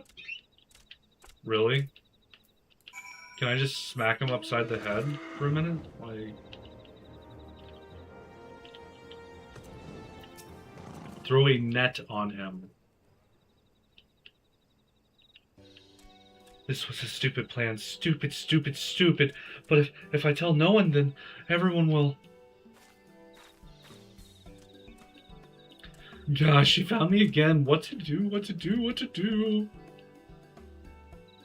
I come in peace, only to talk. Speak, say, talk. So please do not hurt me.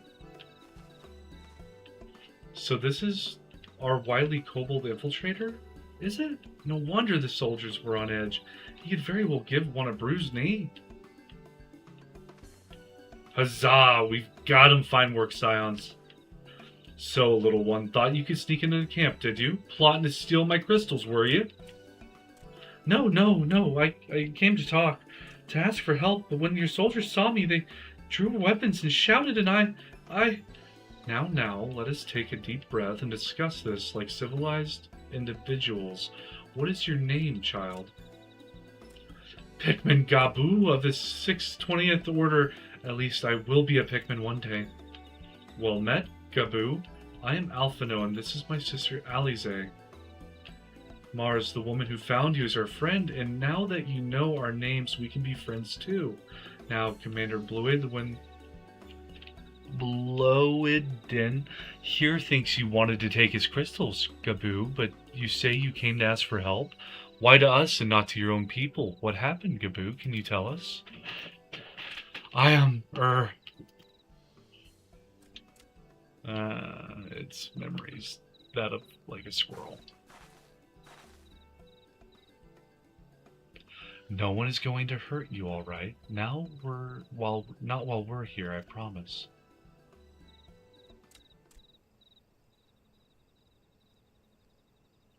The Patriarch, he's... Ooh, the Patriarch's going to summon the Great Father again. And you have to stop him, beat him, fight him, stop him.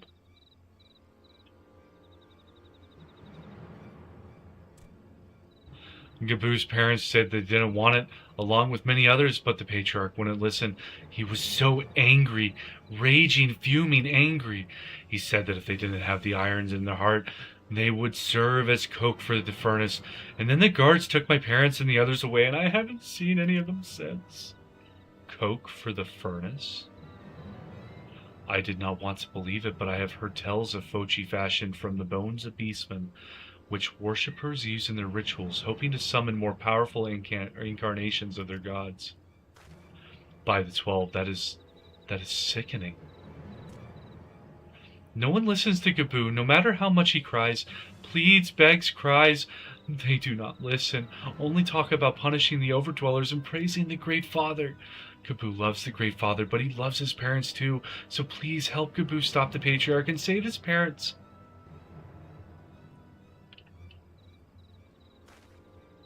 Commander, advise Maelstrom Command that Titan summoning is imminent. Should the worst come to worst, we will require their support. Time being of the essence, we 3 will attempt to infiltrate the Kobold stronghold, secure their crystals, and free the prisoners.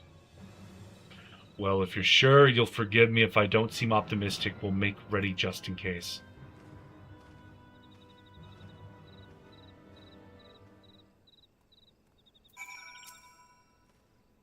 I have faith that we may yet stop the ritual. We would surely have detected the associated etheric disturbance had Titan manifested already, but I cannot speak for the prisoners. 12 have mercy.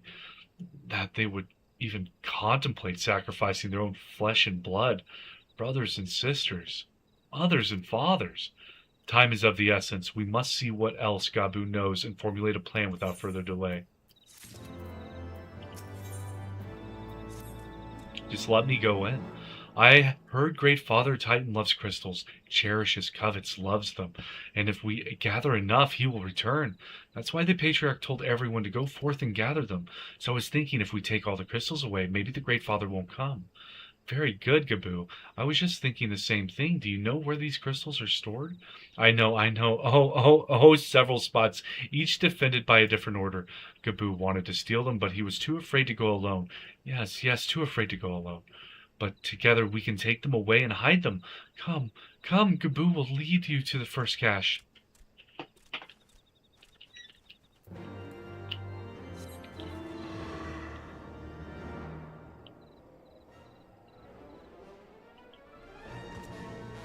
Just keeping them in the houses. Quickly! Oh, that's not a lot. It took like 2 entire shiploads to deal with Titan or Leviathan. So you have them all? Good. Lead on, Gaboo. This way.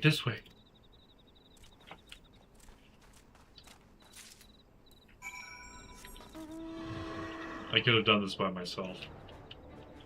They're not exactly hiding them.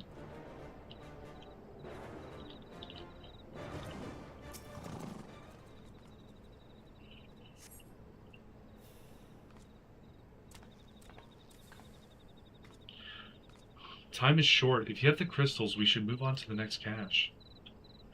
Did you hear me, brother? Brother? It's just that...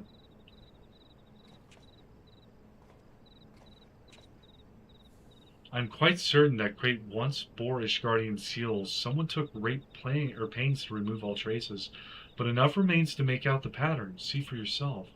I struggle to imagine kobolds traveling to Korthus to obtain crystals, much less bothering to conceal their origins.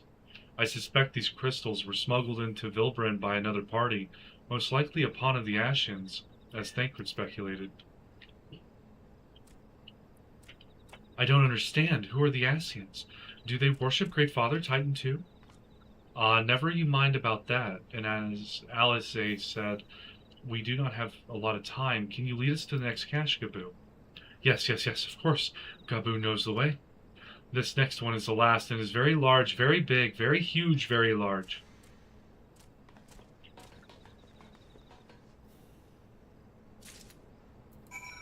I assume he's talking fast, but I'm starting to feel like he's not talking fast at all.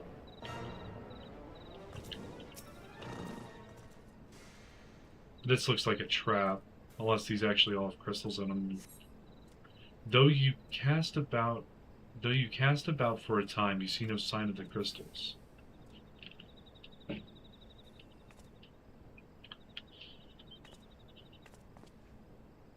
Confound it. What about you, Mars? Any luck? Nothing, but this cannot be. Gaboo saw them, spotted, saw. Think, brother, think. They must have moved them, yes. The question is where to and why. Within Ogomaru, where they summoned Titan once before and mean to do so again. It is the only explanation. What about Mother and Father and the others? We have to help them. And we will, Gabu, and we will. Stay calm. We still have time. They've yet to call for the remaining crates, yes? If they had, then they would have found the other caches empty and sounded the alarm. Nevertheless, I believe the time for stealth has passed. We must breach the navel and seize the remaining crystals. There is no other way to prevent Titan summoning. But first, give me your crystals, that I might deliver them into Commander Bloedon's custody. We dare not take them into the bowels of the mountain.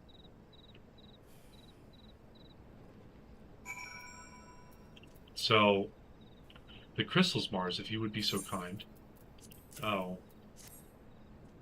I can't use those for crafting. Thank you. I shall deliver them to Camp Overlook for safekeeping and brief Commander Bloedon on the situation. Pray go on ahead. As I recall, there is an aetheryte within the Ogomaru mines that should deliver you to the navel. Gabu doubtless knows the way. Wait for me there. I shall rejoin you anon. Strange. I would have thought you eager to remain in the thick of the action, but if this is what you would prefer, then Godspeed, brother. This way. This way.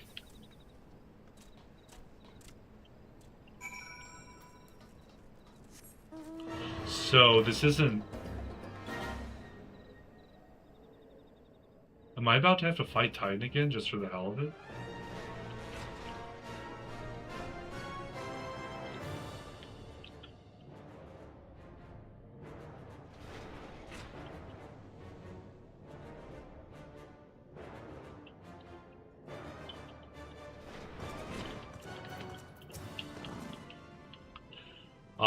I take it this is the aetheryte we seek.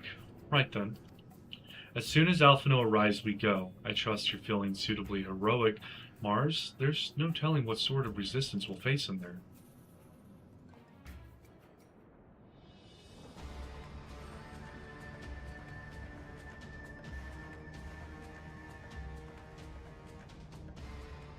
Quickly, you clods. Briskly, swiftly, quickly.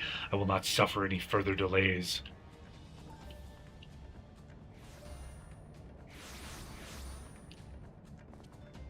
Lay down your arms and surrender. We have your crystals. There will be no summoning this day. Overdwellers? Here? But how did you? Where are my parents, Patriarch? Where are they?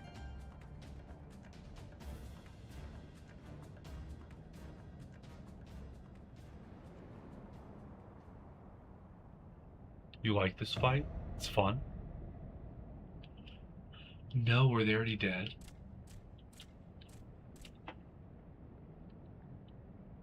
Mother? Father? Cook for the furnace. You monster! How could you? Aye, we are but servants of the Lord of Crags. We are his, that he may drink of our blood and partake of our flesh, that he might draw upon the strength of his children and defend them from the tyranny of the Overdwellers. No, Alice, it's not yet.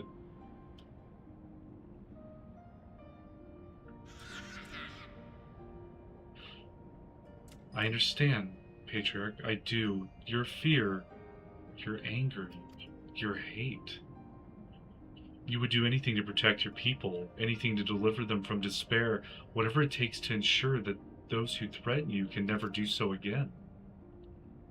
But in your single-minded pursuit of this objective, you have brought suffering on your own kith and kin. You have sacrificed the lives of the very people you sought to protect. But it need not be this way, Patriarch. Renounce this bloody course. Cease your attempts to summon your god and work with us, together to build a lasting peace. Another peace to be abandoned at the Overdwellers' convenience? Oathbreakers, all of you. Liars, betrayers, oathbreakers. You take, and you take, and you take, and when you have had your fill, you sue for peace. You promise that this time is the last, until you grow hungry again. And when we dare to defend ourselves, you declare that this beast tribe cannot be suffered to live, that our God drains the land of Ether and brings naught but suffering, death, destruction, suffering upon us all. I will hear no more lies from you and yours, Overdweller. You've ruined your own lands, you'll not ruin ours.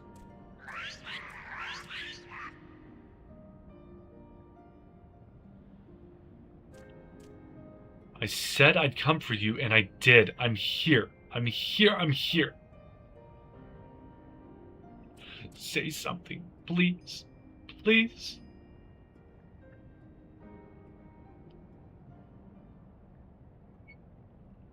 Please. Oh my god, he's gonna summon his parents?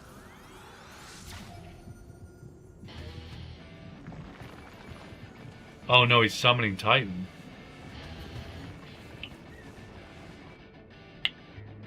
Wake up, wake up, wake up, wake up, wake up, wake up, wake up! Wake up, but how he said it.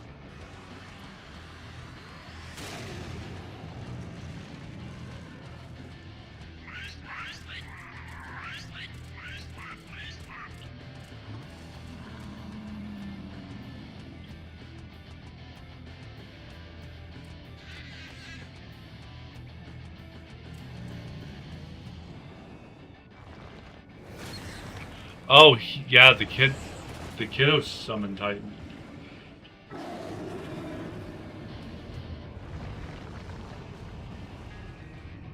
Seven hells.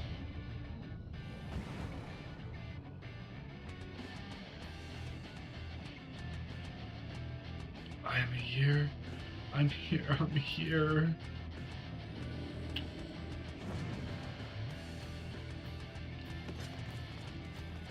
Alphino, leave him to me. Just hit him in the face with your carbuncle. Oh, carbuncle's still on his face.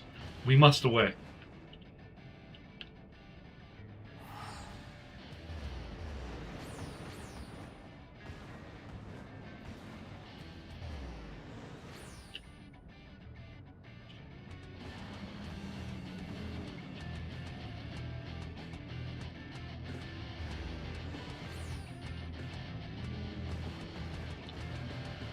It can't even, its muscles are too big, it can't even like grab at its own face. That's pathetic.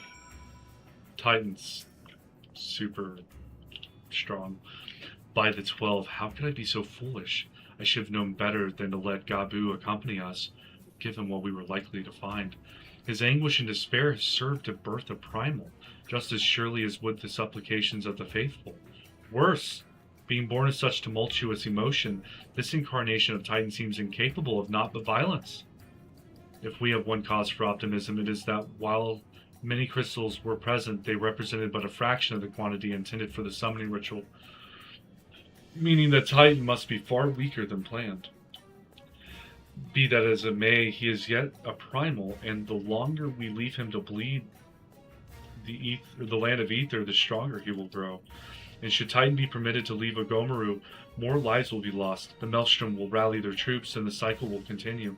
Mars, you know what must be done. Will you face the Lord of Crags once more? Sure, bud. Thank you, my friend. Eorzea and I will tend to Gabu. When you have finished with the primal, look for us at Camp Overlook. We will be expecting you. I just have to fight him in Titan Naval hard? I've already done this, have I not?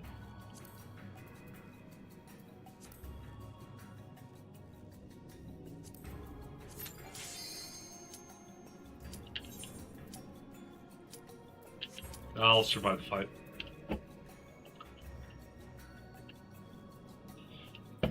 So, you're a big fan of the Titan hard fight?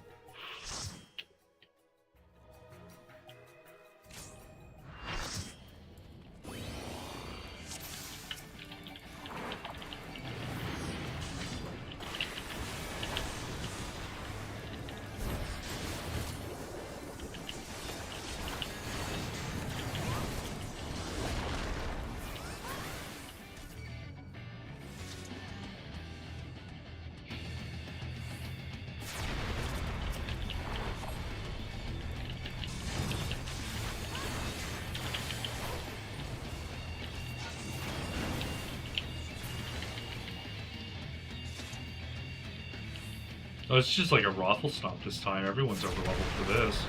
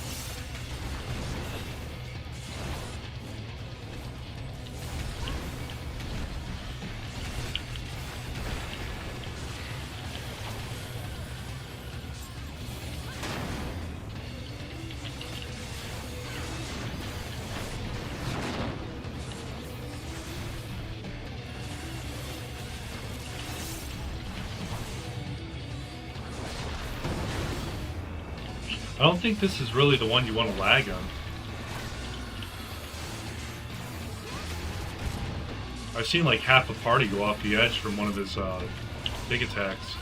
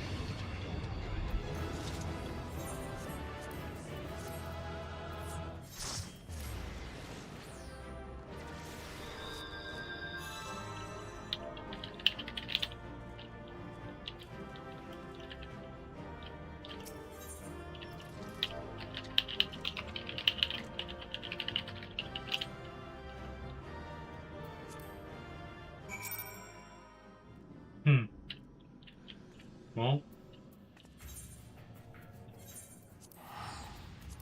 that was really easy. Minus the fact I died, I don't know what happened with the healing there. That or I got tank busted one too many times.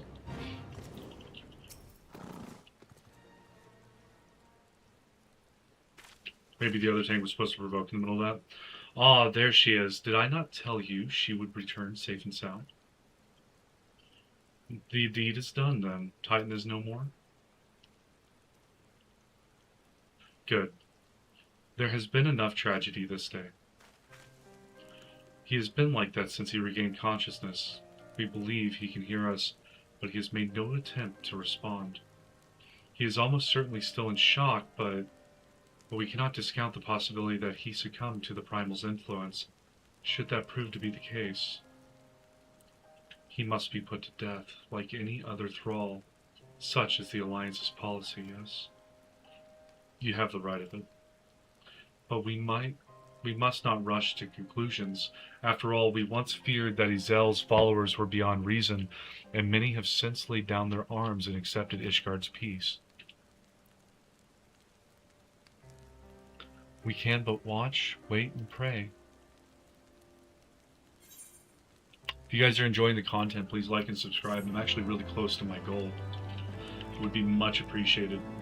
If anything, just liking would be awesome. There is not to be gained from dwelling on an eventuality over which we have no control, much less one which may never have even come to pass. Let us tend to more immediate matters, informing Commander Bloedin of Titan's demise, for example. You may be certain that he will be glad of the news. Would you be so kind as to break it to him?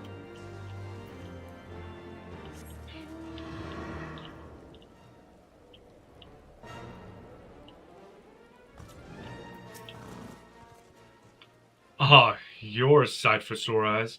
When the others came back without you, I feared the worst, but they said you had matters well in hand.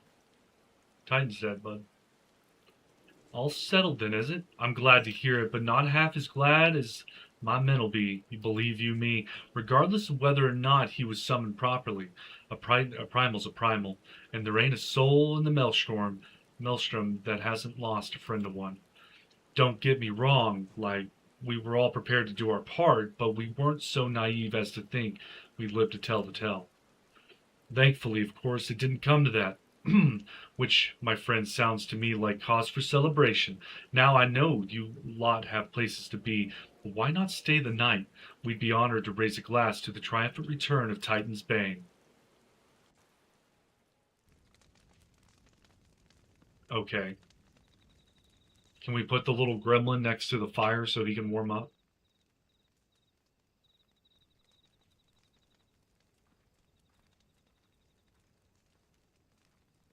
She had something following her.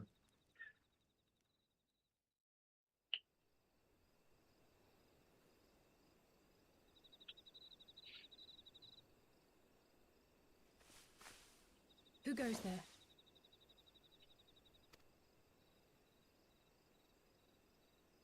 Oh, he was following her. He does Oh, have a it's tail. you. Forgive me for straying from the camp. He hasn't been feeling too welcome, to say the least. I thought a change of scenery might do him good. But, alas.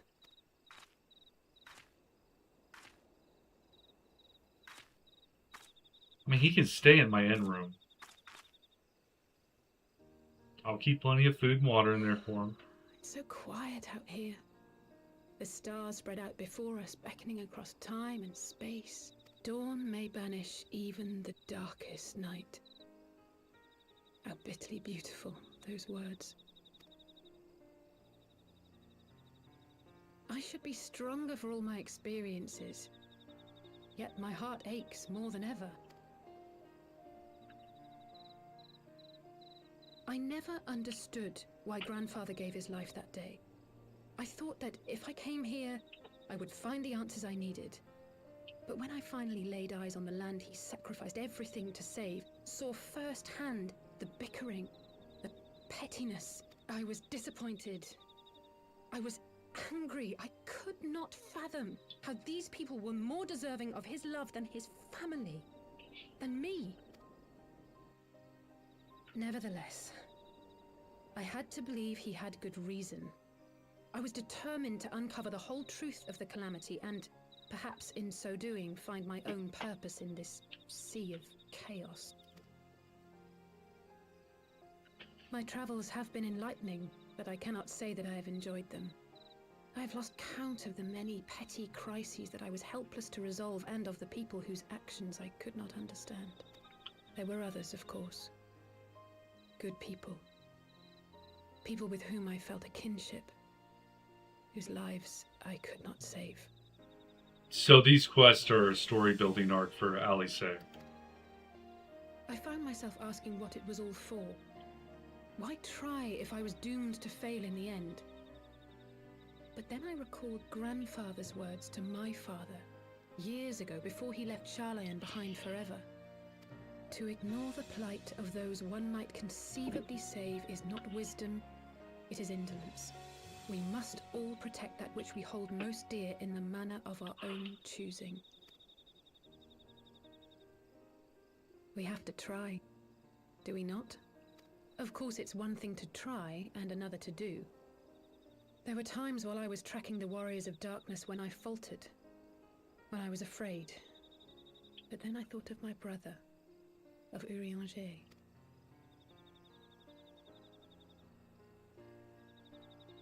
Oh, pray forgive me. This conversation has been rather one-sided, hasn't it? Mayhap you could recount some of your adventures in Ishgard. I traveled far and wide with two companions, Estini and Azel, who were very, under some rather unique circumstances. I had the pleasure to fight alongside Sir Aymeric when Alphino and I came at last to the Travanian hinterlands. We'll do Sir Aymeric.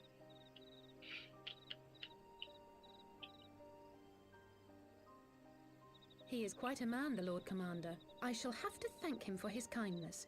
Truth be told, I was rather taken aback by it all. Given Ishgard's famous love of foreigners, I was half expecting the Kyrugians to berate me for bleeding. But I never heard an unkind word. Everyone there seemed relatively open and friendly, in fact. Thanks in no small part to your tireless efforts, I suspect. The hopes and dreams of so many rest on your shoulders, Warrior of Light.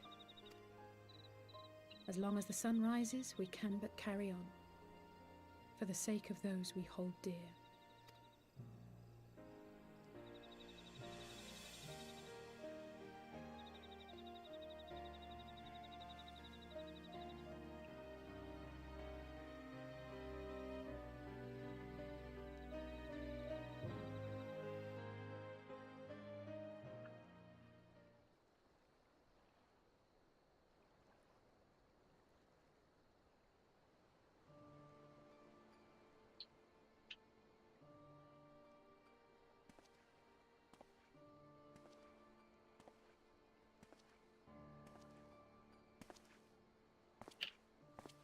To what end dost thou cling to the tainted gifts of the Mother?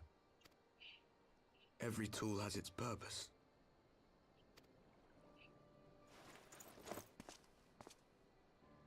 Well, what is it? The seeds sown in Vilbrand have been plucked from the earth and left to wither. Alas, Titan's demise sufficed not to drive the kobolds to deepest desperation. What did the man in white have to say? That we are to proceed as he did first set forth. Well, that's easy for him to say. It's not his bloody world on the brink of destruction, is it? Be thou well reminded that with an end to Ishgard's unrest, naught now remaineth to preoccupy the Scion's thoughts. And thus may they devote their every energy to thwarting thee and thine. I foresee only greater difficulties ahead. Foresee? Are you sure you don't welcome them? I'm starting to think you might hold a candle for your old friends after all. Pray do not mistake mine intent. I but look upon the path which lieth before us with due trepidation. Shouldst thou be of like mind, pray consider then another course. For the power to invoke the ardor belongeth not unto the Ascians alone. With thine own hand strike down thine enemy, the so-called hero who would see thy home lost to light. Do but this, and thou wouldst at a single stroke disrupt the all too delicate balance of this realm, plunging her straightways into chaos.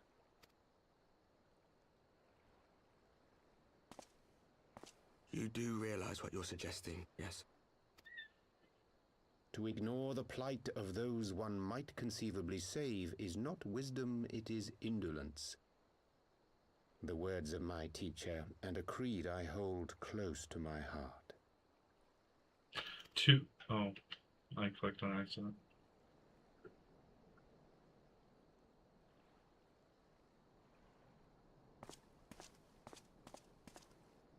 Very well. Draw her out. We'll make it quick. It shall be done.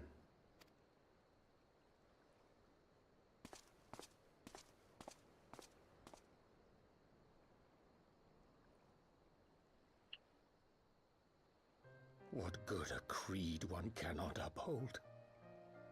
What hurts soothed? What lives saved? Oh, hapless fool, what hast thou wrought by thine own hands?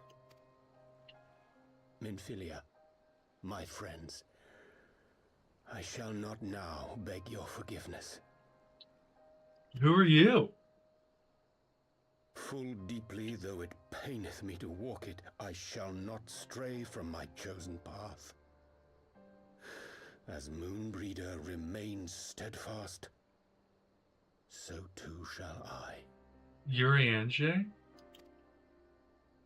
So he did turn evil. He's following the emissary's path now. Why'd he help us at the Walking Sands, or the Waking Sands? I guess he didn't really help, he kind of just nudged us in the direction. What ho, Mars, I trust you had a good night's rest? I was but this moment speaking with Thancred and Y'shtola via Link Pearl. They had some interesting news to share. Apparently during the course of their respective investigation, both came across crates which had once borne Ishgardian seals. 'Twould seem that someone in the capital has been very busy indeed.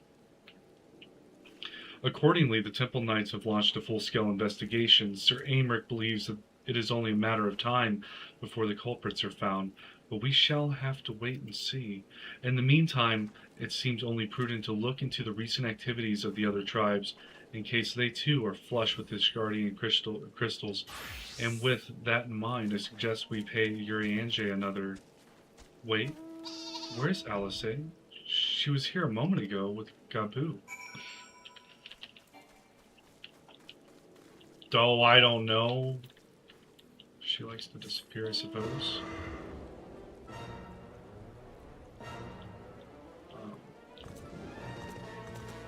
Oh, Merchant Vendor, I need to talk to you. We need to talk about repairing my gear of all my inventories.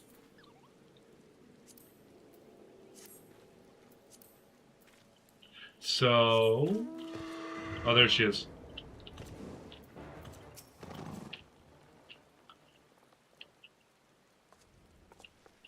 Who needs a carbuncle when you have a gremlin? Let me guess, it's time to leave, isn't it? My apologies for disappearing again. If it is any consolation, I've already packed my things.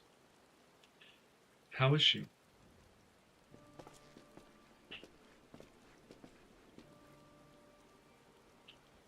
Brother, Commander Bloden, something tells me you are not solely here out of concern for his welfare. But to answer your question, there has been no change. He will not speak or eat. I'm not even sure if he slept. If he did, he seems none the better for it. He just shuffles about with that same expression on his face.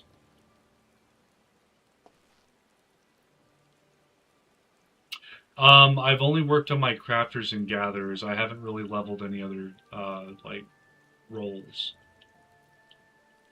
You will look after him, won't you, Commander, and treat him with every kindness?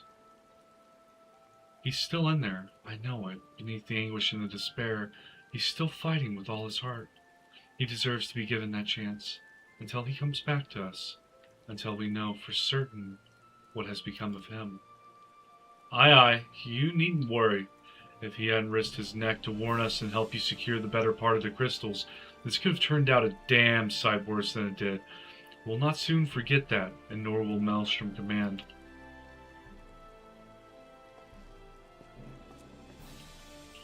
I'm so sorry, Gabu. I truly am. You should never have been made to. And I know I cannot possibly understand.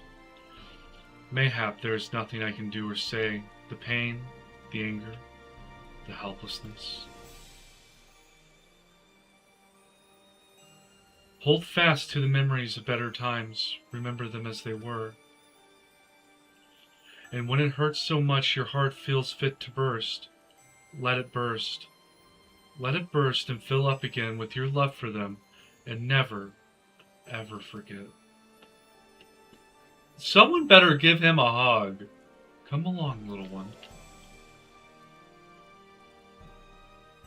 I will remember them. And you, Alice, thank you.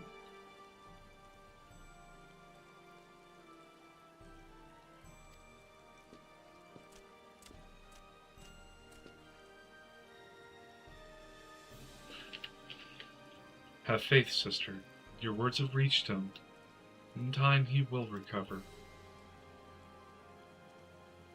And those who orchestrated these events will be made to answer for their crimes.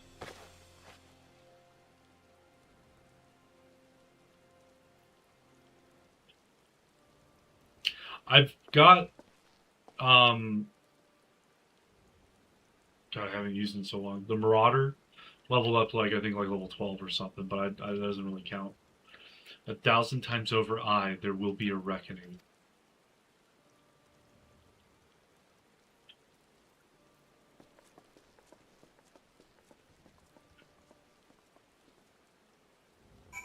Like I said, I've only recently started playing the game, so I don't really have a whole lot done.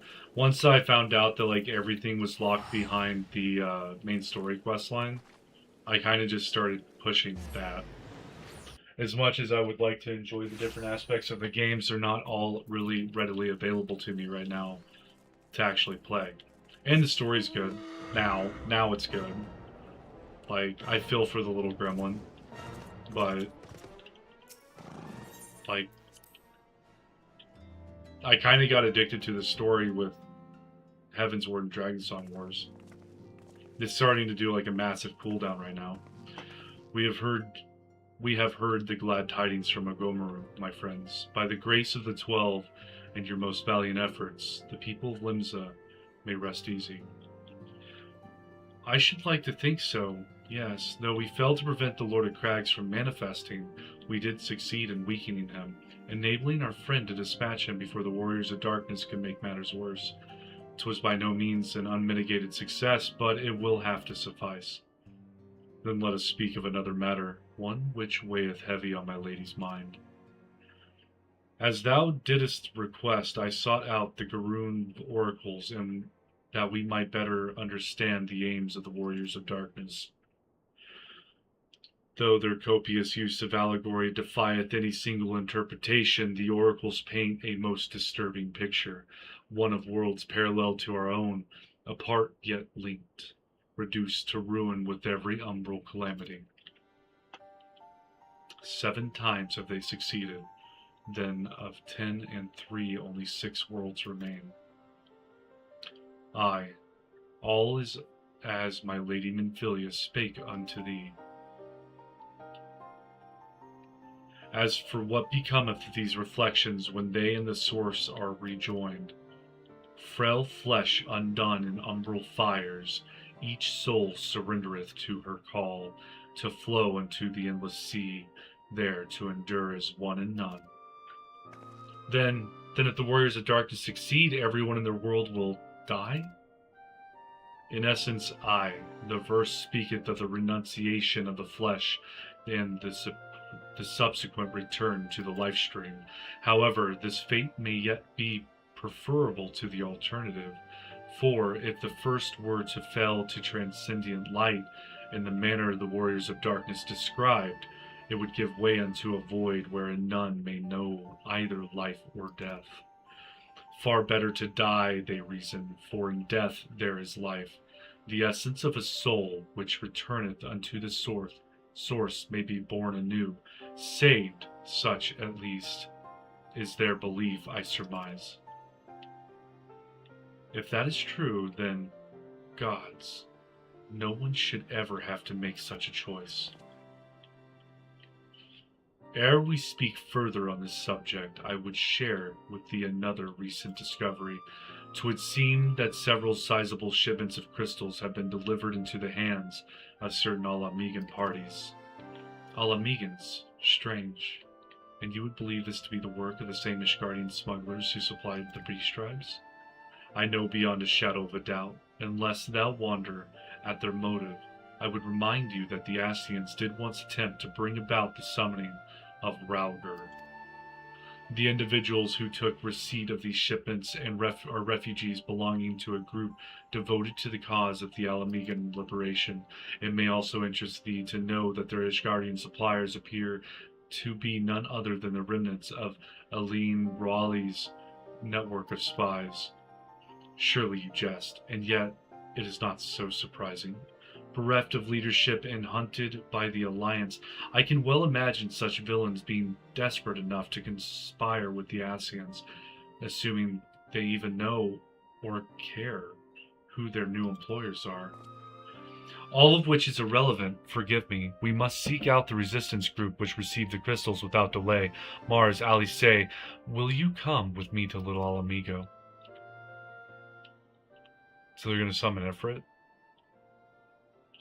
Yes, of course. I should like to hear what they have to say for themselves firsthand.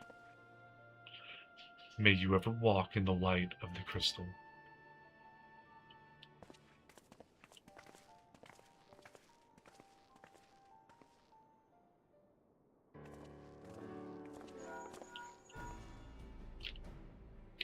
Alphino, Alice, Mars, are you three listening? Good. I have tidings. The Tipple Knights raided the smuggler's warehouse less than an hour ago. A cursory interrogation of the prisoners yielded confirmation that they were in the employ of, and I hope you are sitting down, a man in black robes. Then you have them, and the crystals too. What few remained, aye. Regrettably, it would seem they dispatched one final shipment in the hours before we struck. 'Twas bound for Little Alamigo. We are told where it will be received by members of a local resistance group. Since Sir Eremic's men are no longer have need of my services, I have a mind to head that way. And so do we. By happy coincidence, we learned of the shipments but a few moments ago. Ha! And there I was thinking I might finally be one step ahead of the Warrior of Light and her little helpers. Ah, wait a moment, there's more, and I defy you not to be surprised by this revelation. The leader of the Ishgardian smugglers was formerly in the employ of one Eline Roali, the infamous Ivy herself. Once again, Thancred, I fear I must inform you that. Thancred, with whom else have you shared this information? About the smugglers? No one. As I think I mentioned, the raid was less than an hour ago. I was planning to contact Y'shtola next, but if there's something else you would have me notify first? No, there isn't.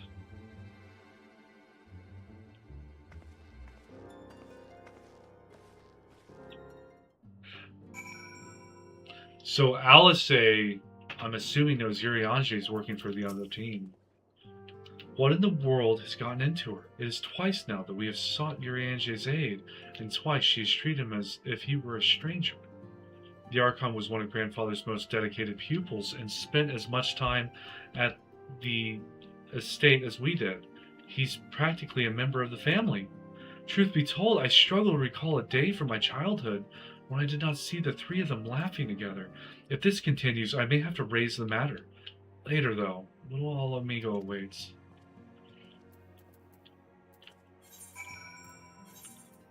So we are just kind of chasing down the story.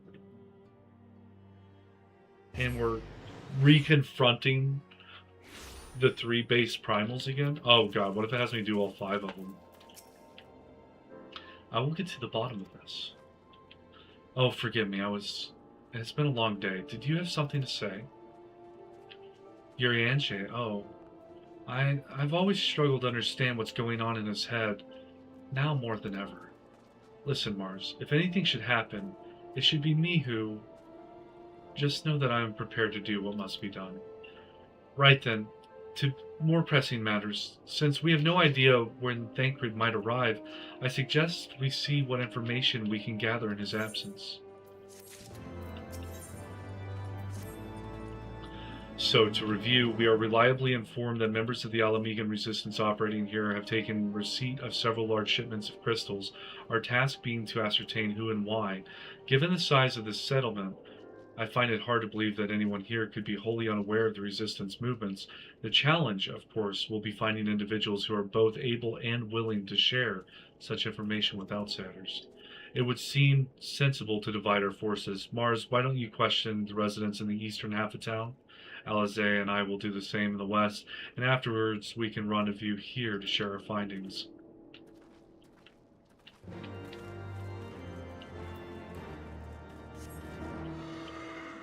This is starting to feel like the writer from A Realm Reborn got his hands on the script. Let me guess. Come to join the fight, have you? No need to deny it, friend. You're not the first to answer the Griffin's call. While he's lit a fire in every Alamegan's heart, he's also inspired more than a few Uldans to pledge themselves to the cause. And little wonder, the Garleans won't stop until we're all under the yoke.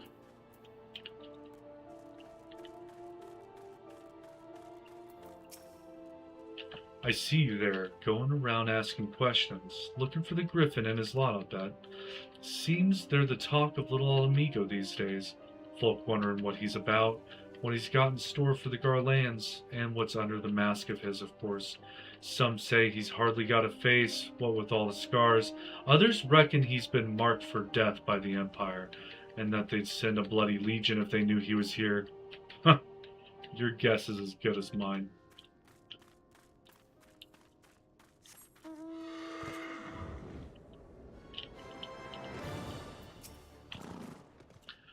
The Resistance. Damned if I know. It's not as if I'd be any use to them. If you set store by all these tales of secret weapons, good luck to you, but I'm too old for the masked bedtime stories. This is our lot, and it's time we got used to it.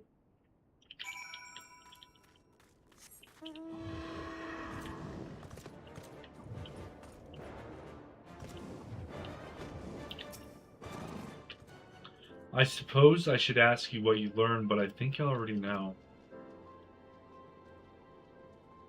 This Griffin seems to be the leader of a newly formed faction within the Resistance, the Masks. Yet despite their growing popularity, no one seems to know much about them. Only that they are the most aggressively militant group to join the movement in recent memory. Indeed, many claim their commitment to the cause of Alamegan liberation is unrivaled. We can but hope the revolutionary fervor is never channeled in the direction of a primal. Though I feel confident that this is the group which received the crystal shipments, we yet lack proof. Before taking any action, I would speak with the settlement's leader to confirm my suspicions, and mayhap enlist his help while I'm about it. Given that you and Gundobald are already acquainted, mayhap it would be best if you took the lead. Shall we?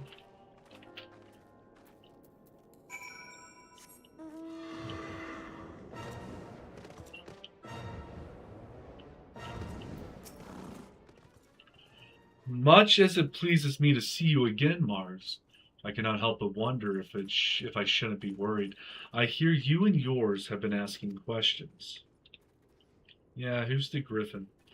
The Griffin, aye, I know of him, as do we all. He and his mass have become a leading faction within the Resistance.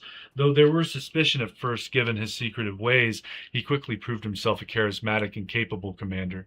Men are drawn to his passion and his vision. They truly believe that he has what it takes to lead them to victory. Even I cannot help but admire the man for what he accomplished, but I've not forgotten Wilred. I was blind to the danger of his ambitions, and you were not. The Griffin will soon deliver his speech to our people at the sunken temple of Karn. Go and see him with your own eyes, weigh his words with your own heart. How convenient, 'tis but a pity Thancred is not here to join us. You two go on ahead, I shall stay behind and wait for him.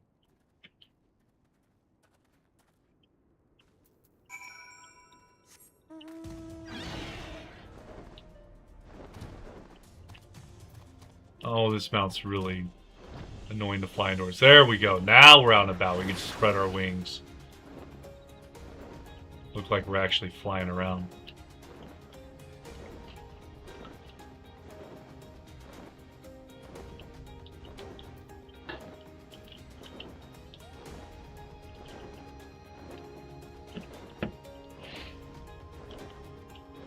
When we were free.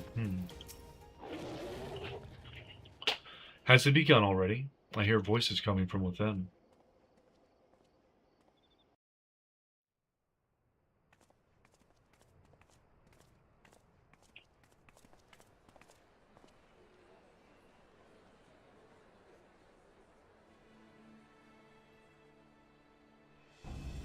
Oh, he looks cool. Brothers and sisters, 20 years ago, Alamigo, our home, was claimed by the Garlean Empire. In our haste to overthrow the King of Ruin, we turned a blind eye to our foes in the north.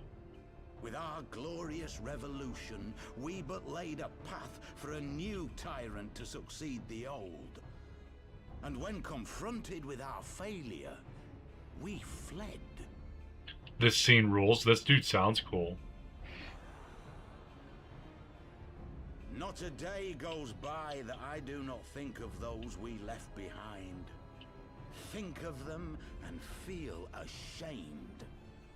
And I know each and every one of you feels the same.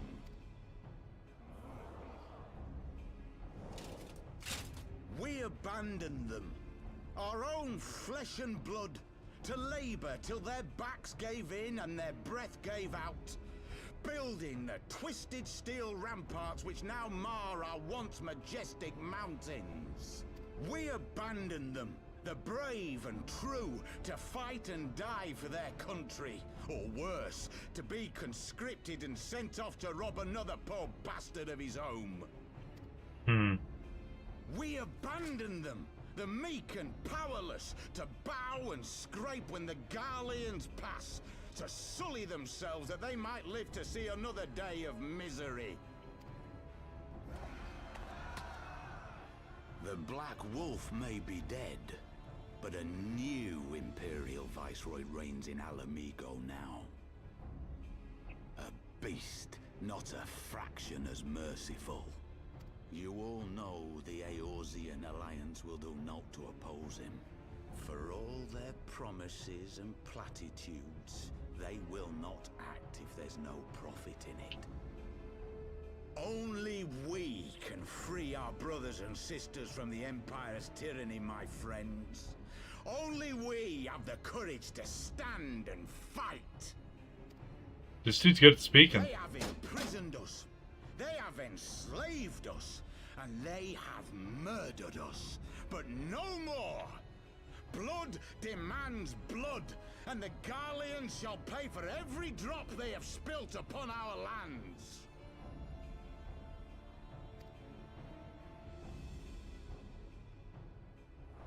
This I promise you, for we have a power within us, my friends. A power befitting our pride, our righteousness. Only join us, and we shall grant you the means to unleash it, and together we shall see the Alamigan standard raised over the mountains of Gia Albania once more!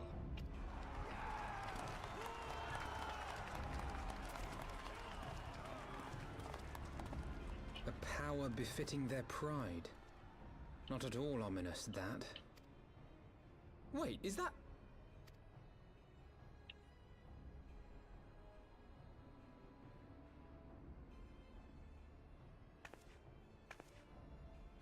What are you two doing here?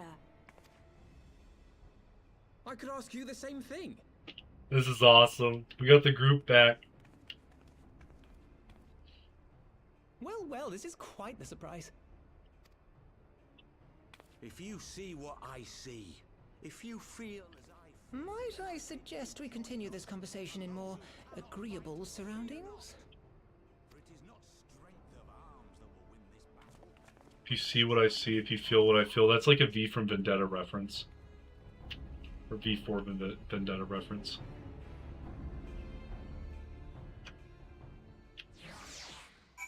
Ida and Papolimo. This is cool. I was wondering if we were ever going to find out what they've been doing. Words cannot express how glad I am to see you both alive and well. And you, though it was pretty obvious you and Mars would be fine. The Crystal Braves never had a realistic chance of capturing any of the Scions, divided as they were and distrusted by the better part of Eorzea. But if you truly believe that, forgive me, what exactly have you two been doing all this time?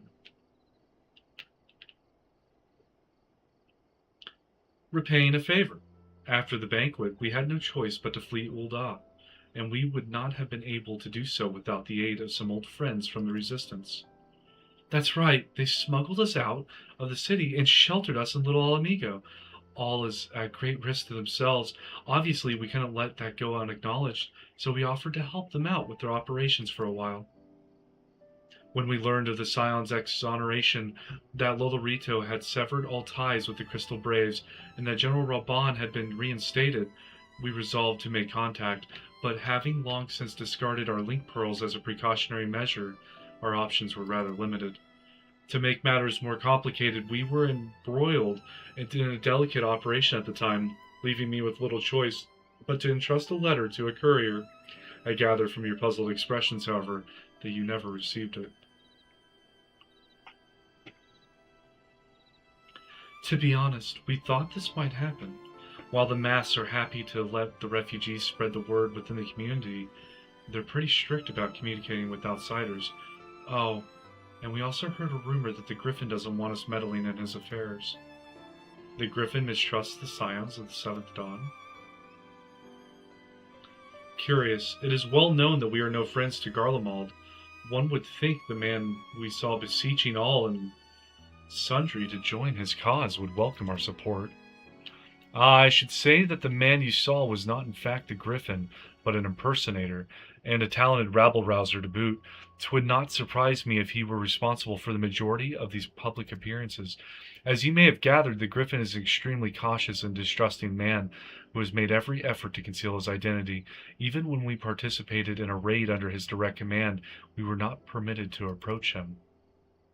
It is hard to know what to make of it all. The secrecy, the impersonators, the Mass. What? It's not as if I'm making all of you wear one, and mine only covers half my face. It's completely different.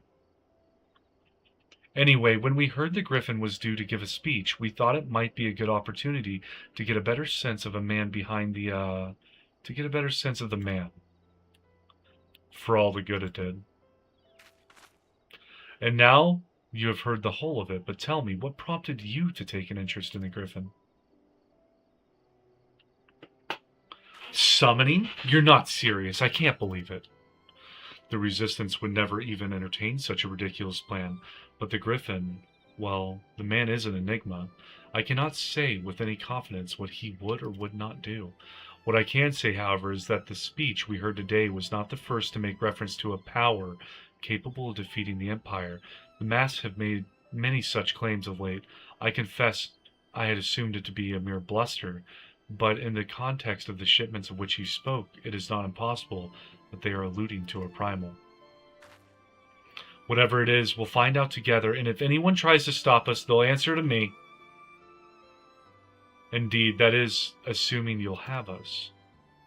Of course we will. Are you kidding me? Oh. So used to enter being something I can use to complete. I think in this game it's 1 on the keypad. Honorable Heroes. If, as you suspect, the Griffin is indeed plotting to summon a primal, we must needs obtain confirmation while there is yet time to act. To that end, I propose we question his double. Given his role as the group's de facto mouthpiece, I should not be surprised if he were one of the Griffin's closest associates, and while he may not be aware of the most sensitive details, he can probably tell us the mass plans in broad strokes. Like the man whom he impersonates, however, he is wary of outsiders. He will not expose himself without a suitable incentive. My plan is as follows. You and Alphino will pose as adventurers fallen on hard times, inspired by his words to take up arms for a noble cause. Ida and I, as members of the Resistance, will recount tales of your past achievements and testify as to your usefulness in the struggles ahead. With our enthusiastic assurances still ringing in his ears, he will decide to welcome you in person, and we will arrange a meeting.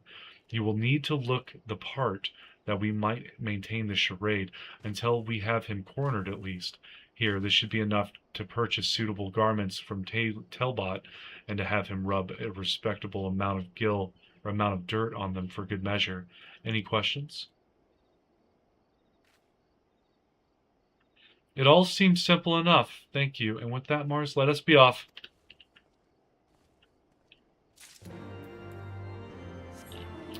Can I just glam my stuff to look like the crap he wants me to wear? Or am I going to be sitting here having to wear eye-level stuff that's way low? Oh. Is there a way?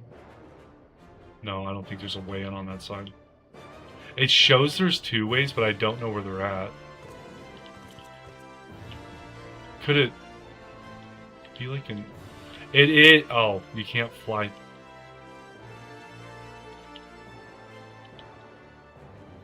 You can't fly. Oh, okay, it is a crack. Okay, so that's the way in. Little crack in the wall. Okay. I'll have to remember that. That's been bugging me that there's an exit on every way except for the eastern side. And it shows 2 exits. And you want to buy what? I don't know what you're up to, but I want no part of it. Big bag of gil. How about now? Well, you're the ones with the gil, and seeing as you're friends of Papalimo. There. Tunic and slops for the both of you. Tailored and treated to your taste. Now off with you, before someone sees us together. Clothes maketh the man, as they say. Right then, I will go and change and see you at the spot Papalimo marked on our maps.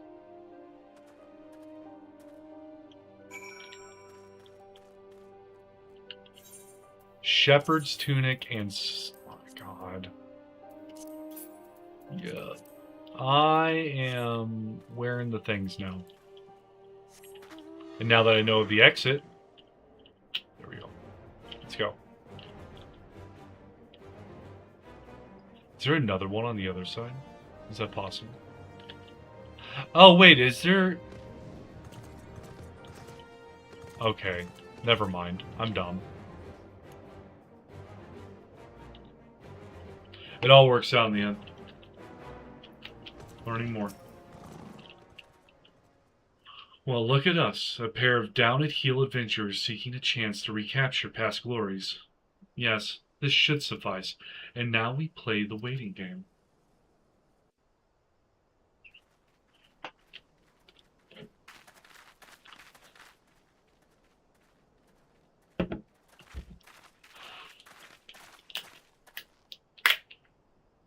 My thanks, comrades. I like that voice. Very baritone. You must be the esteemed adventurers of whom I've heard so much. I understand you have taken an interest in our cause.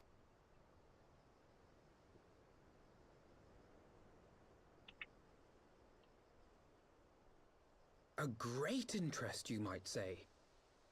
Your words have certainly made quite an impression on my friend and I.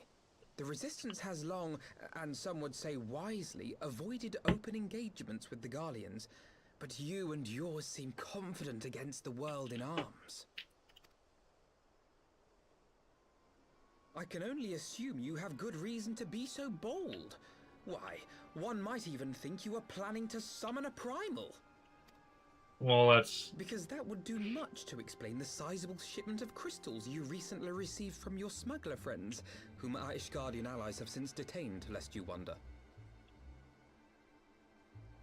He's just coming right out and saying it.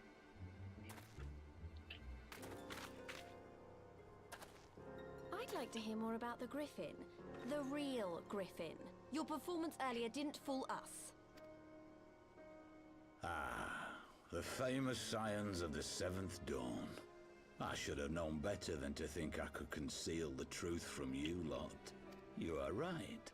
I am not the Griffin, but I speak with his voice, and it was at his behest that we procured those crystals.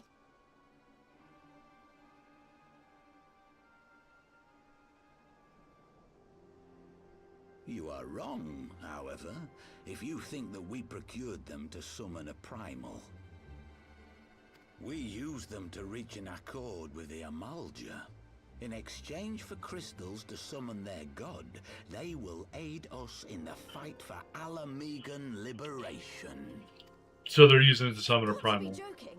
Have you gone completely mad? When people find out you helped the Lizardmen summon Ifrit, they'll turn on the Resistance. Alamigo will never be free.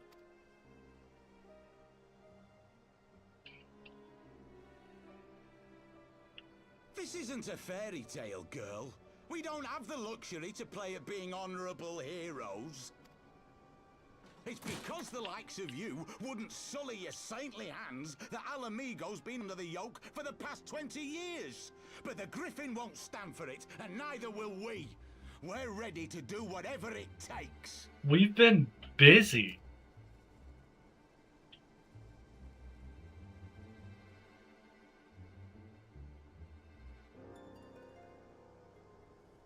What proof do you have of this arrangement with the Eorzea?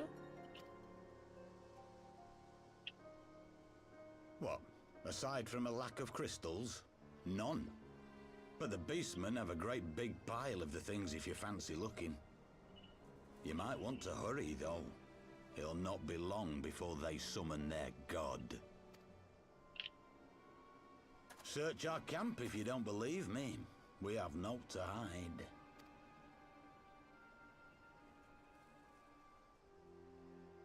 If there is a cache to be found, Ida and I will find it.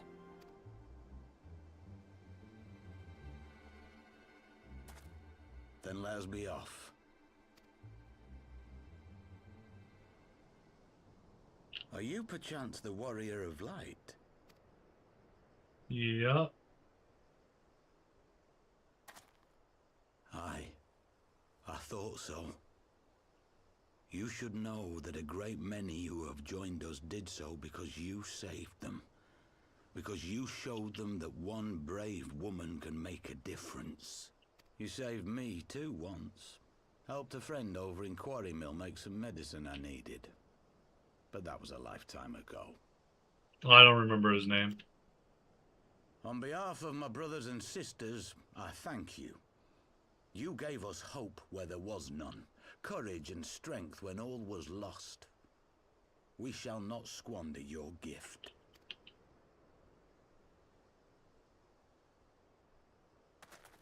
Yeah, it was really funny that Alphino was being that blunt, though. That was a bit ridiculous. I know that look, Ida, and I do not like it. You cannot seriously be contemplating taking up arms with that band of cutthroats. I just...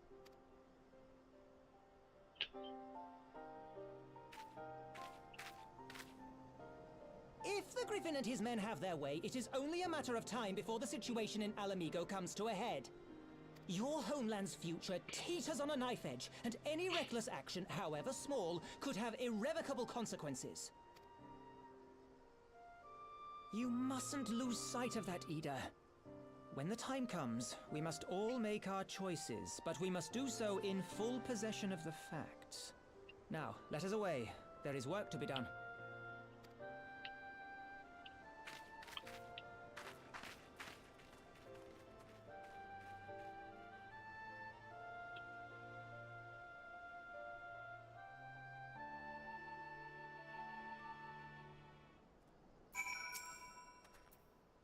Quarry Mill, he said.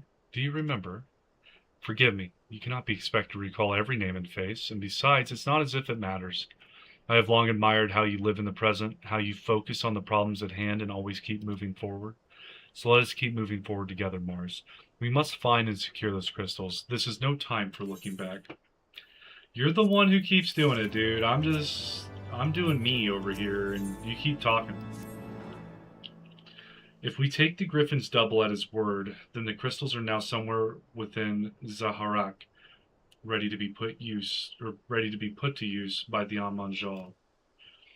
We must apprise Alice of all we have learned. I will join you both in Little Alamigo after I have changed. So, more talking. Like it.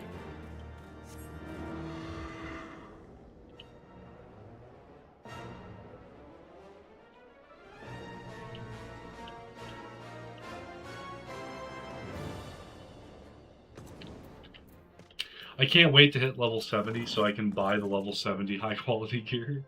Let's go to bed. If you're still streaming when I wake up, I'll tune in since I gotta wake up super early. Good night for now. You have a good night and even better morning tomorrow. I will be streaming for probably like another hour and 15 minutes or so. I normally stop around 3:30 a.m. my time. I will stream tomorrow though. Like I said, I'm gonna try and get to the end of all this, so that way I can rightfully name the next live stream the start of Stormblood. But like you said, I doubt we get that far, even though I'm like 10 quests away. Now that Thancred has finally arrived, mayhap you could share your latest findings. Yes, yes, yes. Tell them all the things. You mean to tell me that while we were worrying ourselves sick, Ida and Papalima were here all along? Well, Y'shtola will be relieved, and also angry. Mainly angry, I should think. As for the crystals, what choice do we have? We cannot very well leave them in the hands of the Amonja. For all we know, they could be preparing to summon Ifrit, even as we speak. We must make for Zaharak without delay. Agreed. If there is naught else to discuss, let us depart at once. Let's go? I was expecting this to be a longer... Let's talk about what we're doing. It's probably the next... And so they go forth in accordance with the Griffin's plan.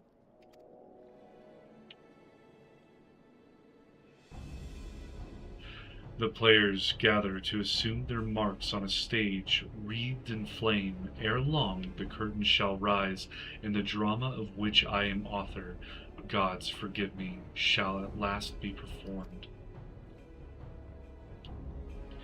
Naught else remaineth save to stand at the ready and pray that the chance is seized, for never shall we know its like again. I'm still assuming that's Eorzea at this point, because he's doing some...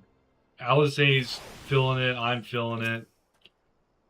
I confess, I expected a warmer greeting, but we must not jump to conclusions, not until we have braved the Bowl of Embers. We must be ready to engage the enemy at any moment. If you would make any final preparations, pray do so now. I shall await your signal.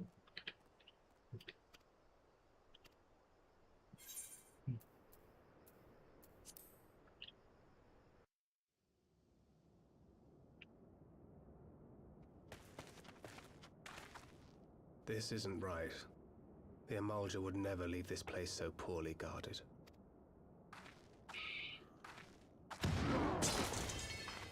Not willingly, no.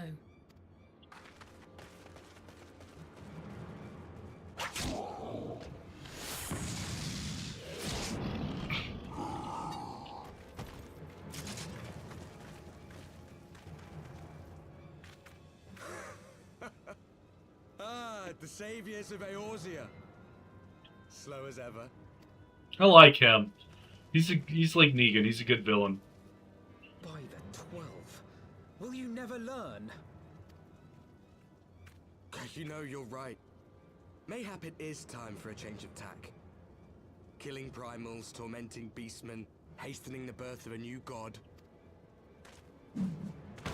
It's all a bit much, isn't it? And frankly, we don't have the leisure to do it. But killing the warrior of light, on the other hand, that would soon plunge Eorzea into chaos. One life for one world. A fair exchange. Wouldn't you agree? As much as I want to kill you, I still like him. He's a good villain. Lest you forget, you've more than one opponent.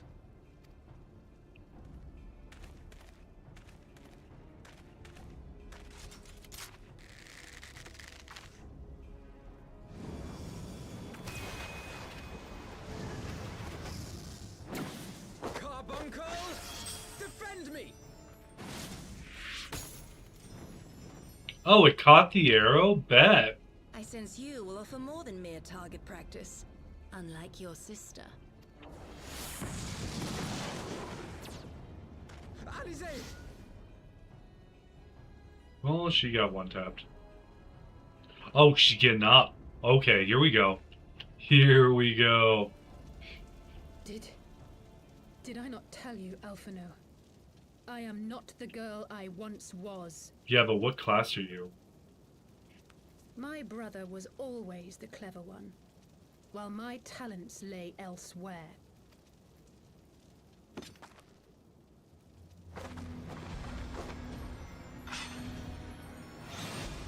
The hell are you, dude?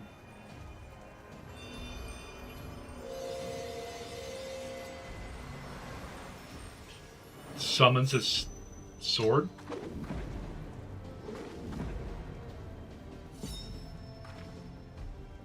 If you would dare dare to stand against us, to destroy all that we hold dear, then you shall die by my sword. What class only has a sword, no shield? Let's finish this. Because he's a marauder. And you have the archer. A mage of some sort. Probably a white mage. Then Alice is just rummaging around with a sword. Now let me just...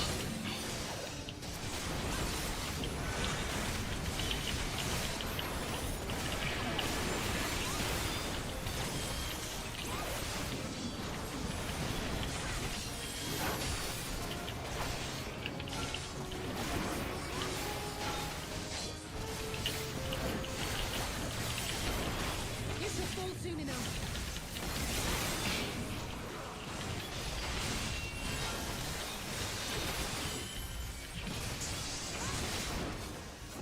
There's no escape.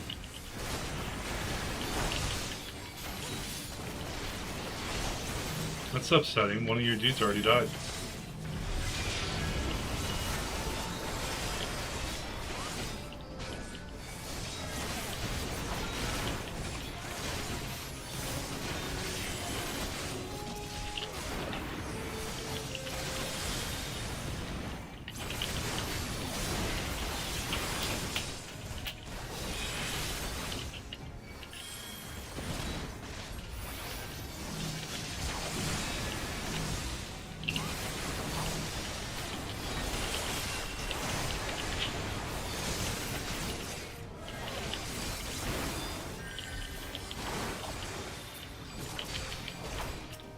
No, let's take out that ranger too. I'm not going to pop him down so fast. They all get to feel a little bit of death today. I don't know what keeps reviving them.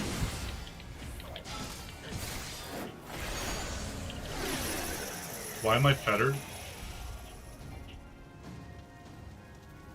I can't break free.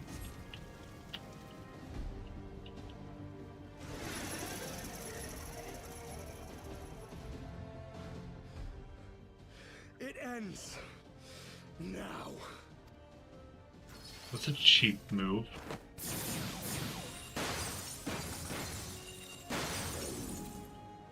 What? Double agent. He's on our side.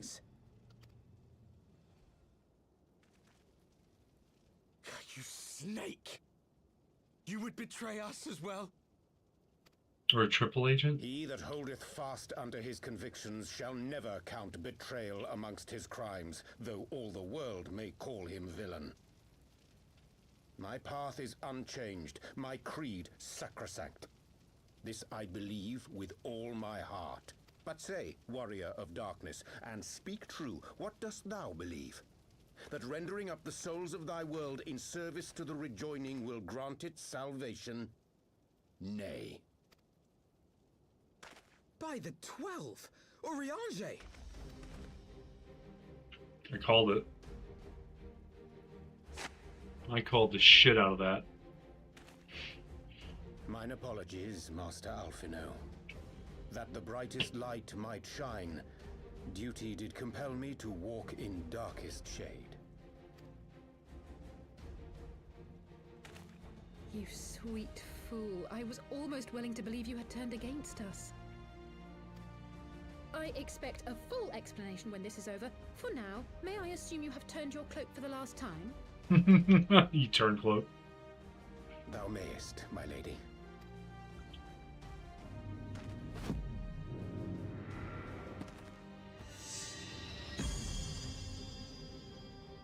By thy leave.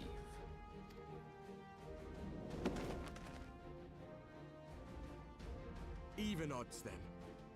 No matter. We'll crush the lot of you in one fell swoop! Literally just killed every last one of you except for you and the ranger. And the ranger was about to die.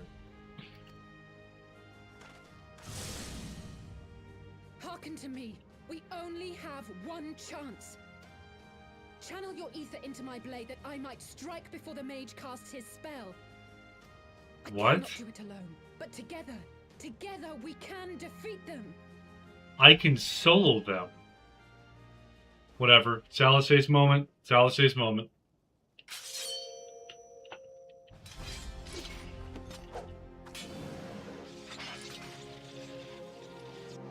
Make ready! They come!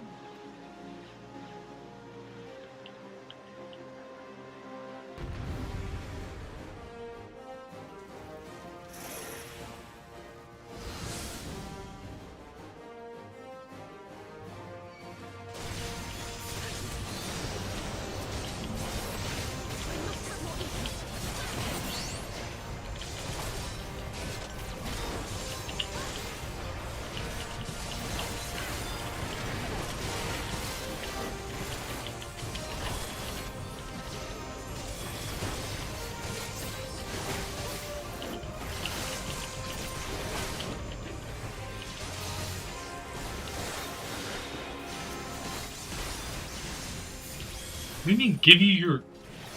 Here's Blade of Light? Can we click that? Oh, here we go.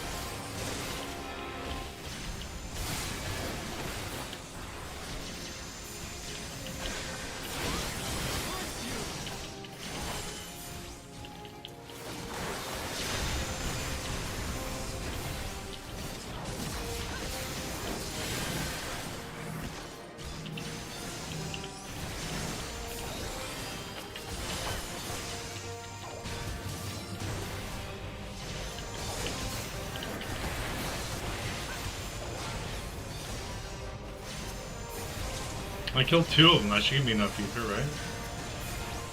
What am I getting interrupted from?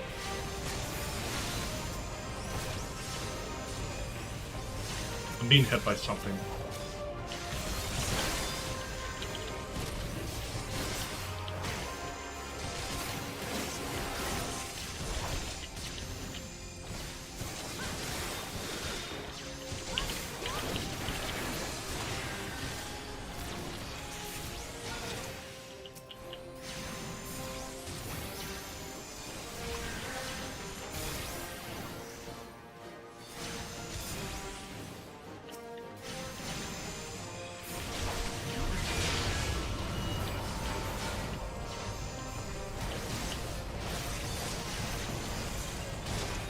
You're not doing a great job at holding the line, ma'am.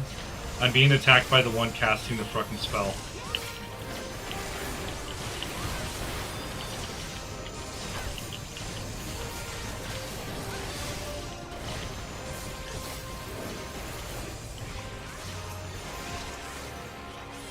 I have no attacks, no attacks, no attacks. Alright. Should be good.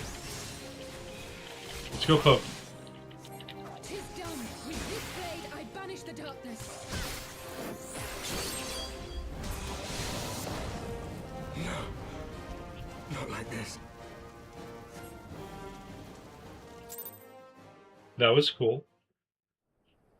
It was Alisaie's moment, guys. It was Alisaie's moment, not mine. I killed almost all of them by myself.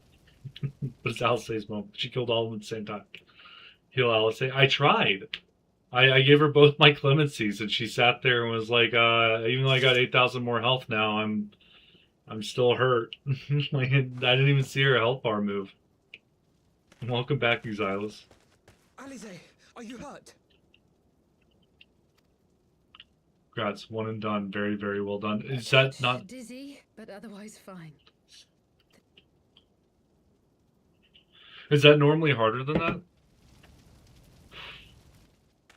And there you have it. Our friend is too stubborn to die.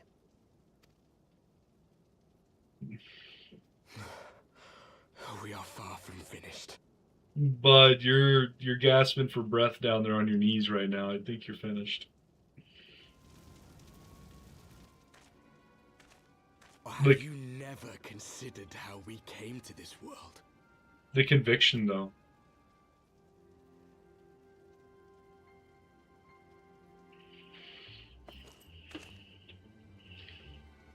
Crystals?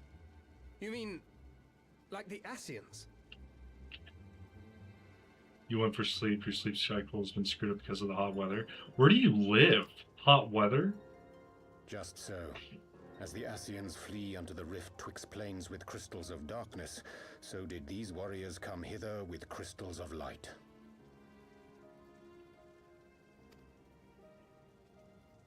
You like down in Florida or something? Eloquent, as always. Aye, like the Ascians, we too are beyond death.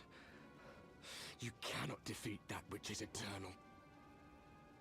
Oh, yeah. Australia would be hot right now. You're right. That's fair. Wait!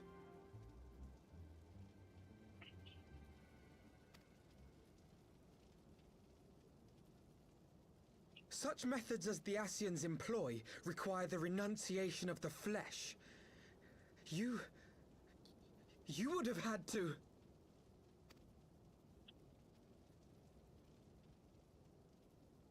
Oh my god. They would have to do what was necessary. At long last, you see. To save our world, we gave our lives.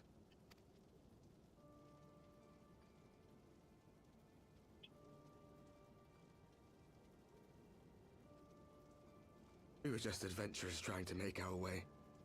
An odd job here, a favor there. We never aspired to be warriors of light. But word of our deeds spread, and soon people were calling us heroes. They placed their hopes and dreams on our shoulders, and bid us fight for all that was good and right.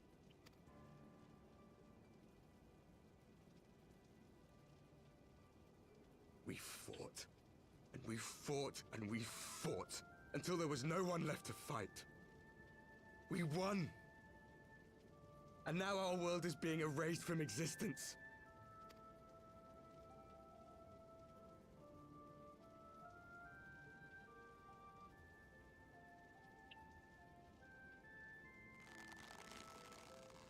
We did everything right. Everything that was asked of us, and still it came to this. You of all people should understand. We cannot, we will not falter. We brought our world to the brink of destruction, and now we must save it. You're not Florida, man.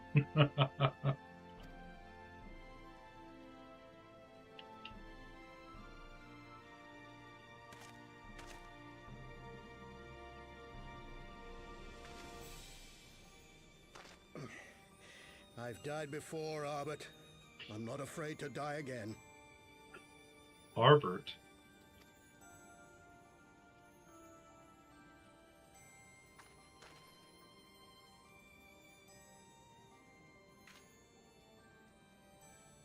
No matter how many times we fall, we must rise and carry on the fight for those we left behind.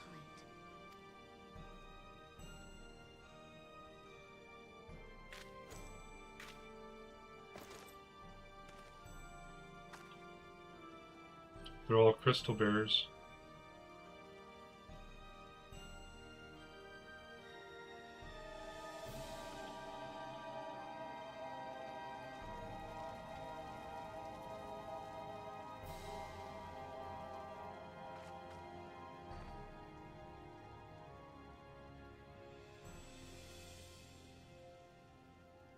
to have known the depth of sorrow and embraced the highest sacrifice. Nonetheless, Master Louis-Sois, guide my hand, I pray you, as fate's thread spinneth upon this most capricious spindle. Quickly!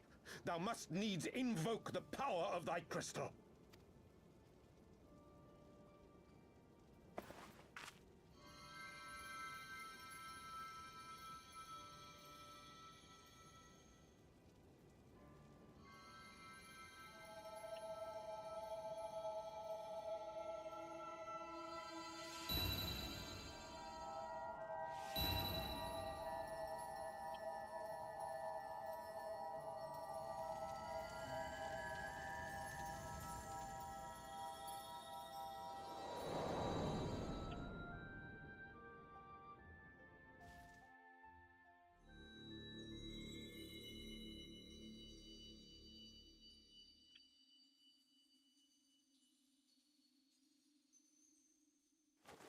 What is this place?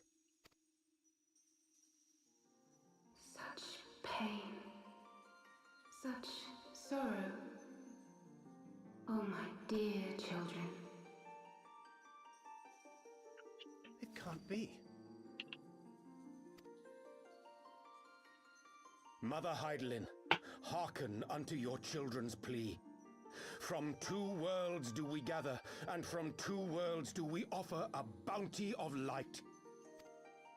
In this desperate hour we do beseech your intercession. We beg an audience with the word of the Mother, with your chosen Minfilia.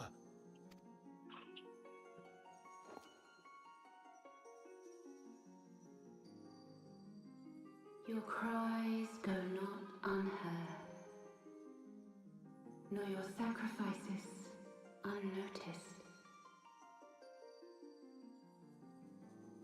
Though many are lost, there are those we can yet save, whom I can yet save.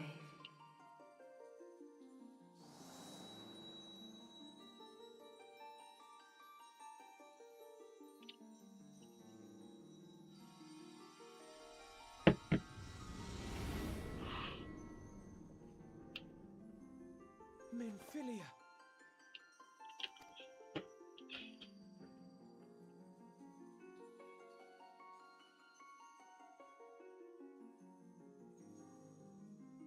Blessed children of the first, the light of your world hath grown blinding in its radiance, but it is not yet absolute.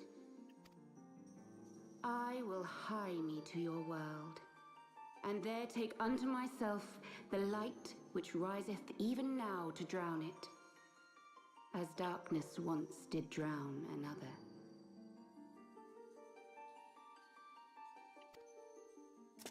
Now you deign to answer our prayers? I will suffer this farce no longer!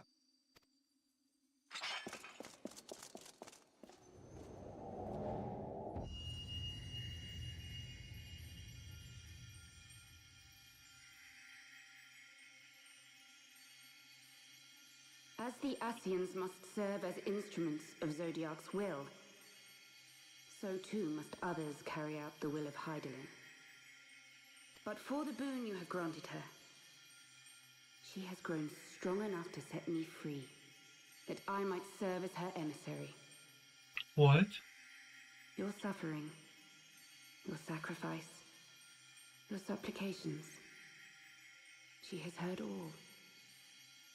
We will not let the first fall to light.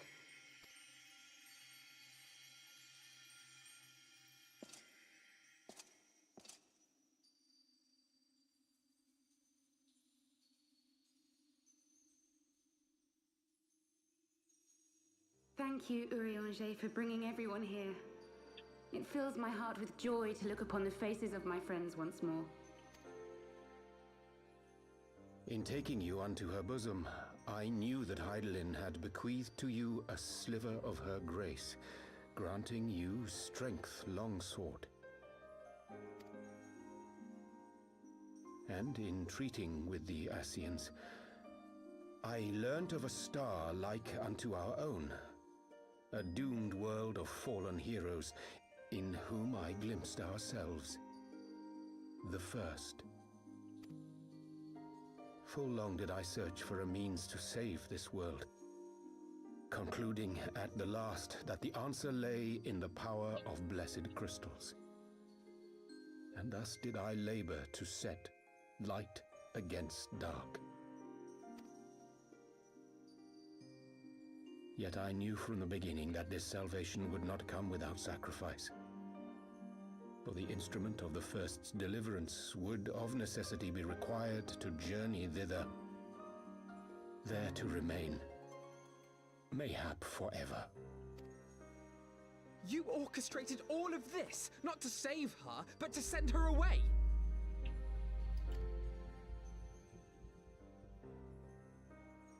One life for one world. Such was the bargain, and you the coin, though it were not mine to spend.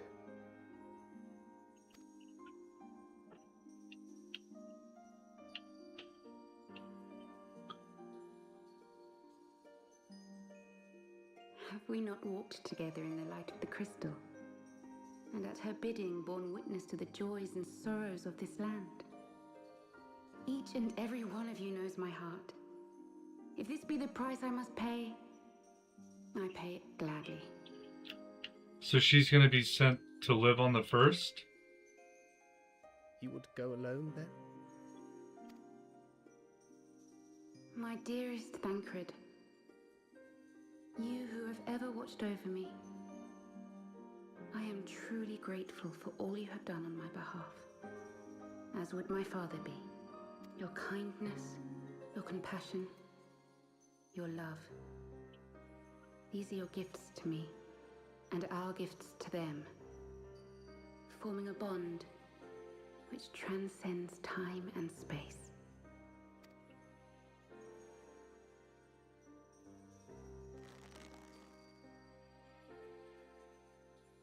Sometimes I forget you are not the child I once knew.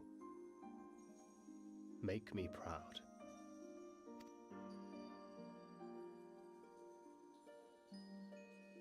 Long have I watched you from Heidelin's side, watched as you nurtured and kept safe the light of the dawn.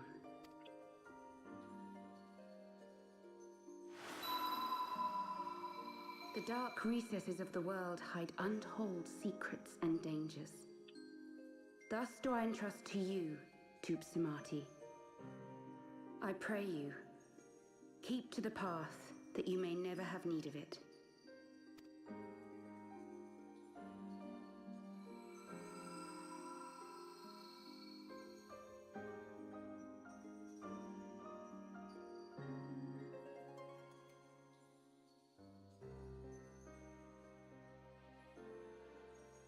Twould seem the power of our crystals is all but spent.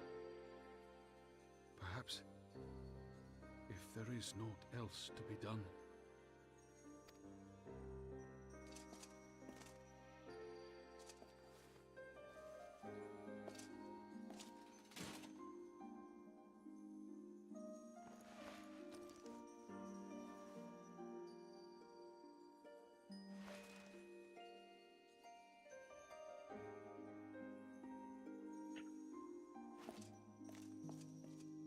Hear me, servants of Heidelin. If you would have us place our trust in you, then I would ask a favor. Take us with you. Take us home.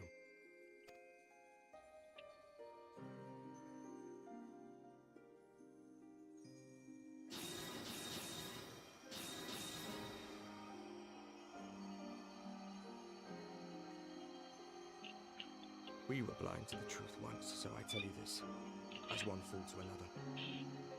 Light, dark, it doesn't matter. What matters is how you choose to use them. We made our choice and you see what came of it, so please, forge a different path. Seize a better fate.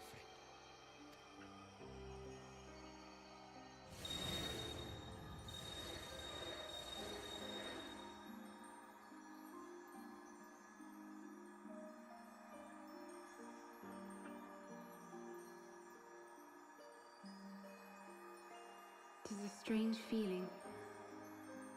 So many times have I watched you depart, my heart filled with worry.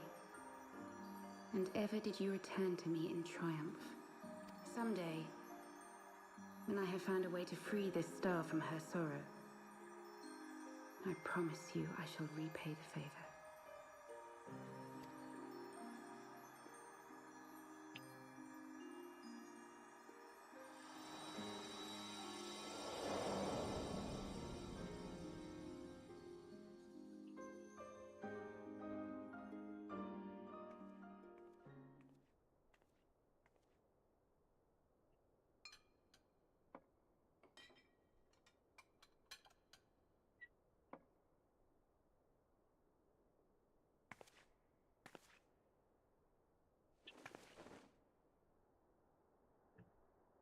Thank you, Lemmy, for everything.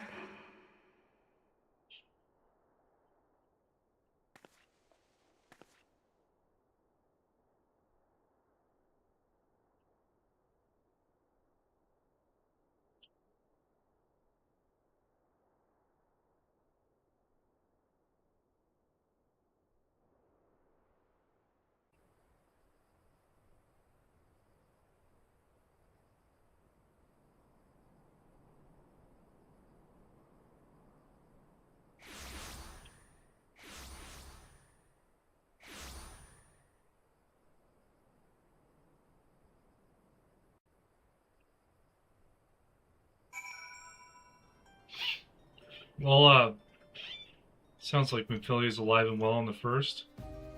Yeah, Minfilia was Flamine's adopted daughter. Okay, so, no, we have Aussies.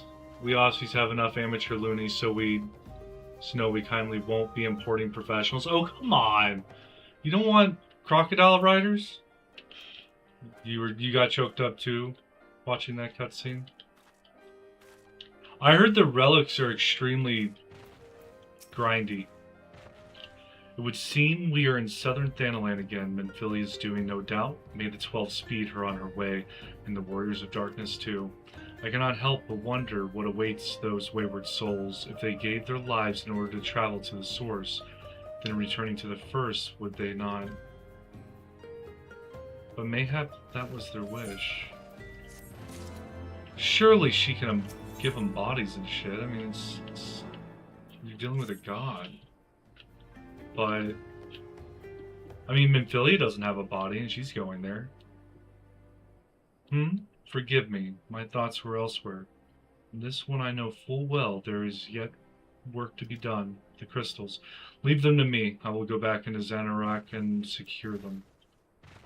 Yamanjal will still be in disarray after the thrashing the Warriors of Darkness gave them. They are not like to notice a lone bard skulking about. But Thancred, you don't have to do this, I know, but I want to. We'll see you with the Rising Stones. One does not ride an Australian crocodile. Those who try usually do not return. You say usually, which means if we send the professionals, many will return. Or the crocodiles will be well fed. One or the other. I should go and find Ida and Papalimo. They must have finished searching the mass camp by now. Not that it matters anymore. So, we're the Warriors of Light because we're doing the good of stuff. The other group became the Warriors of Darkness by listening to the Ascians and partaking into their plays, but they started off as Warriors of Light. So is it to mean that a world must live in balance between dark and light, or else it will be consumed by either? You must be tired, Mars. I know I am.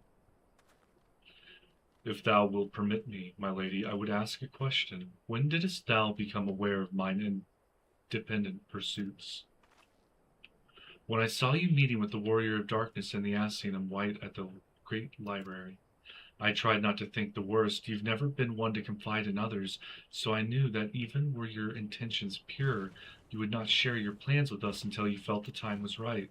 But I cannot deny that a part of me feared you had simply betrayed us. Would that there had been another way. Know that I took no pleasure in deceiving thee, and that these sins will forever weigh heavy on my heart. I understand why you did what you did, that you but sought to achieve the greatest good while inflicting the least harm. Not many would have the courage to make that choice. But even knowing what came of your actions, I find that I cannot condone them. I'm sorry. Mars, forgive me, but I believe the events of the day have taken their toll on me. I should like to rest for a while. If thou wilt grant me leave, I would gladly escort thee into a refuge of thine own choosing. Once my lady hath regained her strength, we shall join thee at the rising stones. Until then, warrior of light.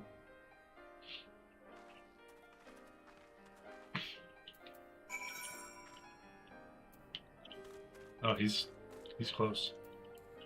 Thanks. Not really close, but he's like right over here. Yeah. But shit. That cutscene hit a little deep. They gave their lives. They gave their actual lives in order to try to travel to us to try and fix their world. I mean, that's dedication. Well met, Mars. Alphino said you would be joining us. 'Twould seem the Griffin's double was telling the truth, insofar as we found nothing resembling a sizable cache of crystals in the mass camp. Did you perchance find one in Zaharak?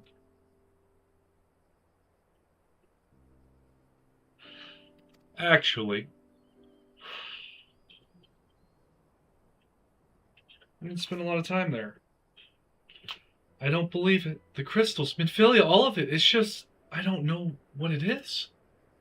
I sympathize, Ida. Even now I struggle to comprehend that which I saw. The only thing I can say with any certainty is that I feel blessed to have been granted a final chance to speak with her. 'Twas bittersweet, aye, but also affirming. Alphino, I believe it is past time Ida and I rejoin the Scions. We have been away for far too long.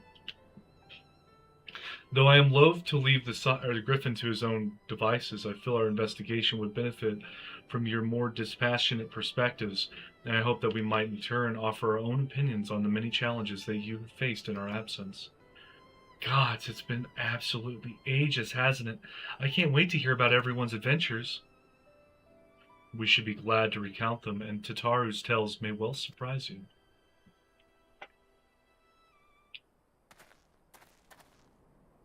Who's this guy? Oh, it's Gundobald. Ida? Ida! Ralger be praised, it is you! Ida, alive and standing here before me in the flesh. I can hardly believe my eyes. Oh, come now, has it really been so long you don't remember me? It's Gundobald. I fought beside your father in the Revolution. Do not think less of her, friends. It's been 20 years since the occupation sent us our separate ways, but the resistance were always welcome in Little Alamigo. They gave us hope, and young Ida most of all. Ida here was always full of fire, ever the first to volunteer for a mission, until the day she'd up and vanished, that is. There were rumors, and we feared the worst, but here you are alive and well, looking nary a day older. Well, what can I say? I'm sorry for running off like that, and making you all worry. It's a long story, but you see, I got involved with my friends here, the Scions. Oh, sorry, we were still the circle of knowing back then. Right. Anyway, I wanted to come back and tell you, but it was all very secretive stuff at the time, and as you can see, I'm completely fine. I know we've got a lot to talk about, and we will, but right now I've got to hurry back to our headquarters. My friends are expecting me. Just runs away again. Pray forgive her. It's been a very long day for us all, and I promise we will visit again at the first opportunity. Let us return to the Rising Stones.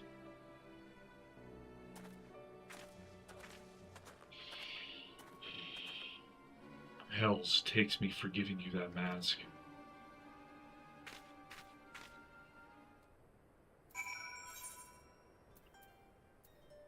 What do you mean by that?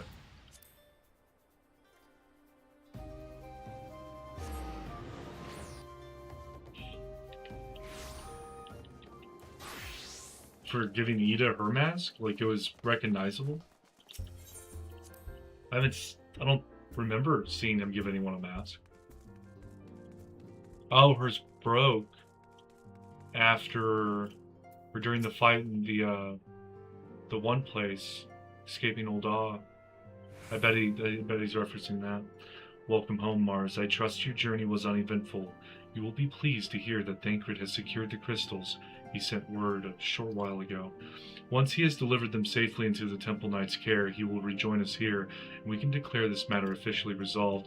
While awaiting your arrival, I took the opportunity to contact Y'shtola and Krile and brief them on all that has occurred. I also requested that they return to the Rising Stones at their earliest convenience.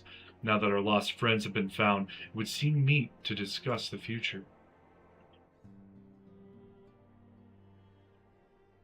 There's Krile. Y'shtola.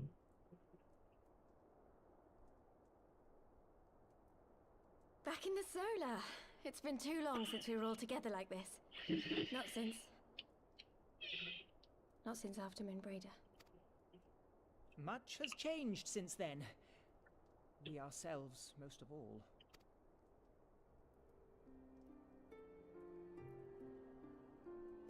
Though not all who were lost could be gathered here today, we may take comfort in the knowledge that those who are not are carrying on the fight. While I am grateful to our friends in the north for their hospitality, it isn't half good to be back. But, as Papalima rightly said, much has changed since we last stood here. The Scions of the Seventh Dawn are not as they once were, nor should we be.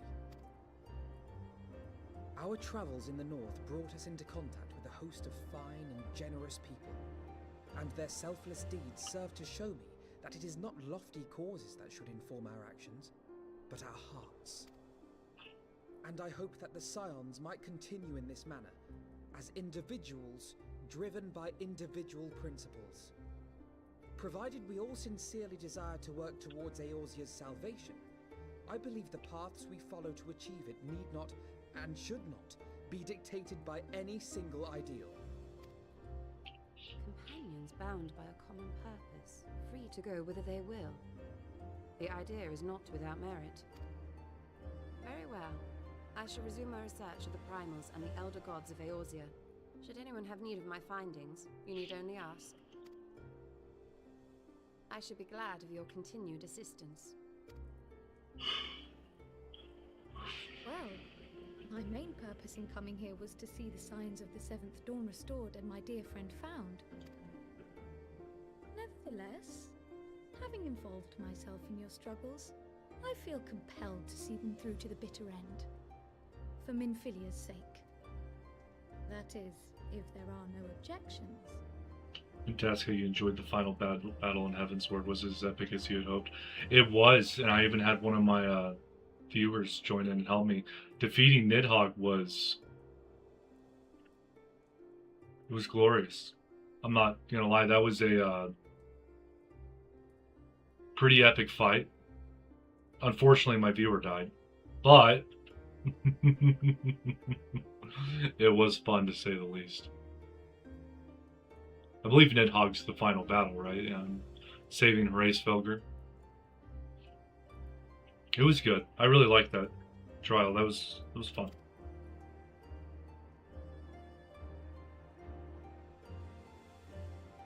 And having the closure. You will always be welcome here, Krile. And the final cutscenes with like saving Estinian. Oh, that was. It's all been a really, really well done expansion.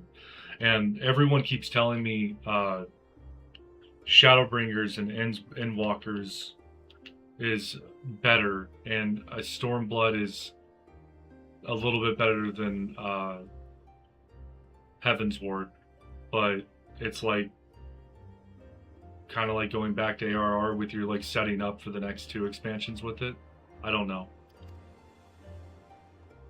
We'll figure it out one day at a time.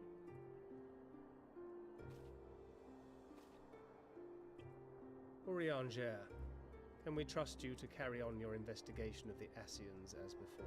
That scene where we saw the eye in our hands and Nidhogg's face when he saw it, the look on the Warrior Light's face, it's you and me, buddy, let's dance.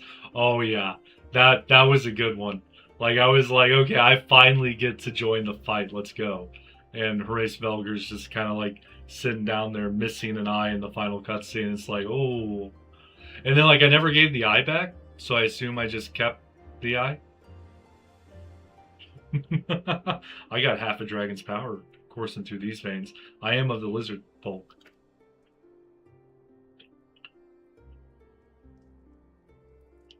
Regardless of mine own desires, I am undeserving of your trust, having so villainously deceived you all. Now, I'll hear no more of that. 'Twould be disrespectful of Minfilia's wishes. She entrusted matters here to us, that we might protect this star and understand the truth which hides at her heart. Mayhap I can handle the former, but I think you far better suited to the latter. No?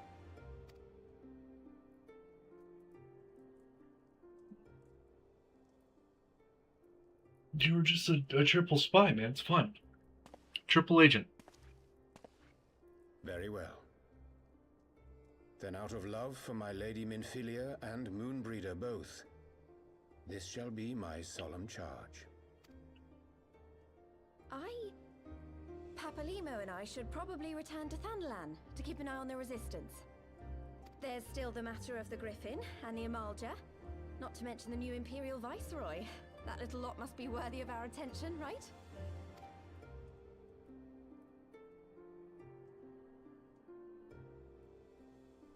Papalimo doesn't like that. Alize? You know I have no great love for organizations and formalities.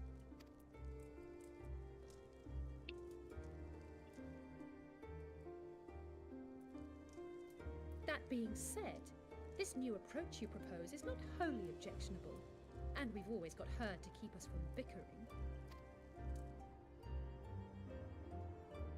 But I will suffer no titles. I am not here for House Leveilleur, nor to walk in Grandfather's shadow. Upon that point, we see eye to eye. If it please you, you may think of me as but another comrade in arms. Hi Nuggies, how's it going? I'm hoping it's smooth. So far, I haven't had a whole lot of hiccups in my adventuring as of yet. Welcome to the party.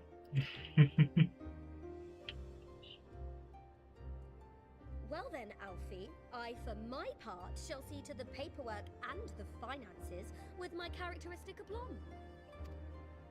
Alfie? Would not have it any other way, Tataru.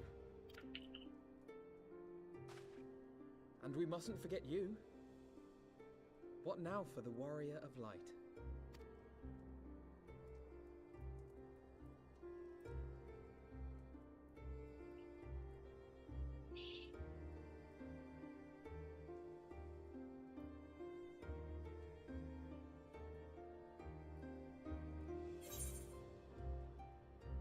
A new adventure, what else? The road goes ever on, to strive for those we have lost, for those we can yet save.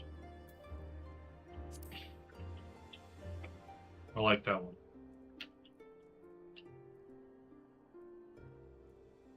Indeed. Indeed. The path behind us was fraught with hardship, and the path before us will be no less unforgiving. But a new dawn shall break over the realm, and I see before me the faces of those who will deliver it. That's good. I'm excited to watch your journey. Thank you, Nuggies. This expansion's been amazing so far. I don't know if you want to go back. I'm going to change the names and keep the parts up to date with like Heavensward, Stormblood, the rest of them. But AR, I crash out at one point because the quest tried me over an edge. I will admit to that. Like in part 9 or 10, I have a crash out. And I start skipping a couple quests until I calm down. I think I end the stream at that point too. But AR has tested my patience. I consider myself a fairly patient man. But oh god. It'll get better. People keep telling me that, and Heavensward has proven it's definitely better than A Realm Reborn as of right now. Like that was, they had me like the first half, and then the second half it was just repeating the first half with some like introduction into like the Empire, and then you finally get to defeat the Empire, and yeah, it was a mess. ARR test everyone's patience. That's good. I'm happy I'm not the only one. Like I got to a point where I was like, I understand why people skip the story at this point, like watch an 8-hour video to catch up with A Realm Reborn. Like that made sense to me. I kept telling myself, if I'm going to play this game, I want to do it right. I haven't watched any videos. I haven't seen any spoilers or anything. The only spoilers I've had are like in the opening cutscenes, like whenever Shadowbringers and stuff pops up, or Endwalkers, whatever it is. It's got like a helmet with like a sword in front of it, and I haven't watched. I've tried not to watch any of the cutscenes, but I like walked away a couple times with the main screen up and came back. Now it's smooth sailing. Yeah, I did. I did the big, what I assume is the biggest accomplishment when it comes to the game. You did it 4 times? Twice, pre all the changes, so trust me, I know. What? Why would you do that 4 times? I just buy a skip and go straight to Heavensward if I wanted to pay attention to it. The storyline again. I did in 2019. Crash Shot was the least of how I felt. That's fair. I'm assuming at some point it comes down to like you're just completely devoid of all, like you're just completely apathetic. The emotions go out the windows. You're just like, I can't do it. You got to keep pushing through. I guess for making new characters, you did it 4 times. Look at them, Mars. The Scions of the 7th Dawn. Look how far we've come. The people we've met, the moments we've shared, the losses we've suffered, the tragedies we've overcome. All of it has made us who we are today. Where we go from here and what the future holds, only the 12 know. But I know that we will find it out together. I started characters on 2 servers as a crafter, tutor, combat mentor. Oh, okay. It's good to know a bit of the world, and ARR provides that for the newbie. It does, but for me it was the quest types. Go here. Explain this to this person. Well, this person needs you to explain it to this other person, and we're just like doing that like memory through repetition thing, or memorization through repetition. And I don't need a lot of repetition to understand what's going on and to like keep it up memory, except for like how to say Alphino's last name. I still don't even try that, but because it doesn't look as it's spelled at all. But like, God, it was bad. Remember the banquet? You do not want to know what that was like pre-changes. The banquet? Which banquet? Because there's been like, I want to say like 3 or 4. You have the banquet with the Sultana being poisoned. You have the banquet with oh no, those ones are in Heavensward.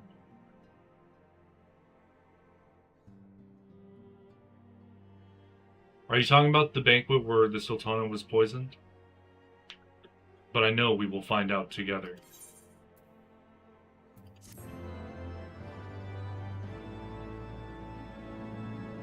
Pre-Titan. Oh, the one where you're hunting down the company of heroes, and you've got to like get the food, the wine, and the other thing. I remember that. What was that like pre-changes? One world's heroes are another world's villains. One world's loss, another world's gain. Where men go as one, there is life. And where there is life...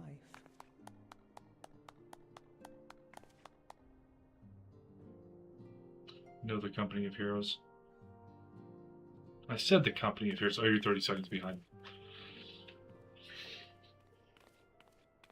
Don't ask. But now I want to know. My friends, if I may, I would ask that you entrust Tupsimati to me. Explain it to me. Let me... Let me bond with you through your own torture that you put yourself through not once but twice. You say Australians aren't professionals. I feel like you're fairly professional. Clouds gather upon the horizon, and as Master Louisoix's disciple, I would keep it close at hand. Papalymo's one of my favorites too. He's very astute. But Sir Aymeric is by far my favorite out of all of them so far. There's no comparison. Thank you. I shall guard it well.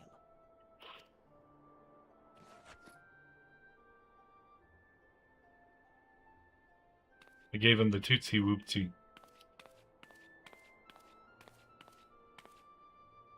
There is cause to hope. Were the quests short? You said there's 50 of them. For every ending, every parting, marks a new beginning.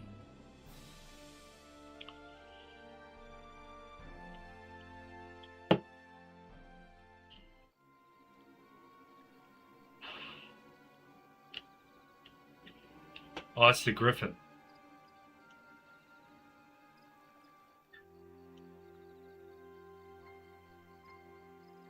Oh, you noticed my lizard? Yeah, I put a lot of work into that lizard. Thank you. Well done, brother. You may resume your normal duties and rejoin the others. The coming battle shall be our greatest yet, and I intend to stand with you all on that glorious day.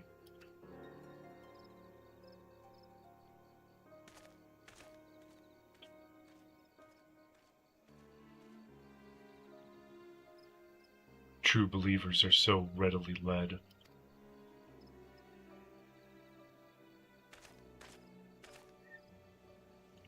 I have given them everything they desired, all for which they have prayed.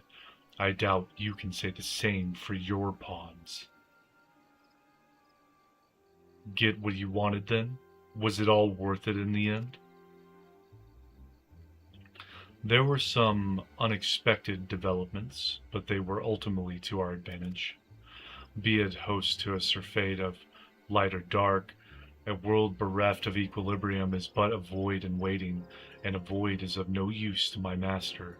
I shall follow her emissary with great interest. As for the pawns whom you so pity, they were delivered unto me a gift, which I do now present to you.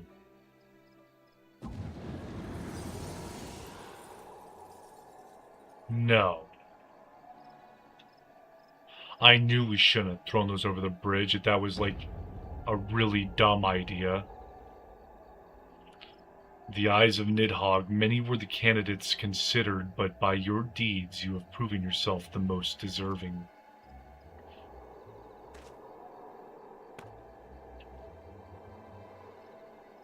Were they just bleeding something? A man of boundless rage and bottomless despair, in whose breast beats a heart which thirsts for vengeance. Only you are fit to wield these eyes, for weal or for woe. 2 balls. Nidhogg's eyes. About to be another nuisance. He's not gone yet. Why are they in a crystal, though? That's kind of weird.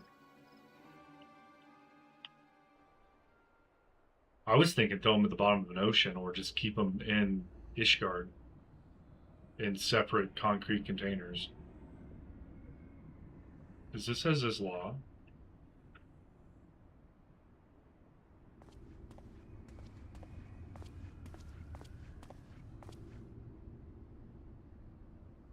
Humph, so it was here all along. I did not give him the right voice. I didn't know who was talking.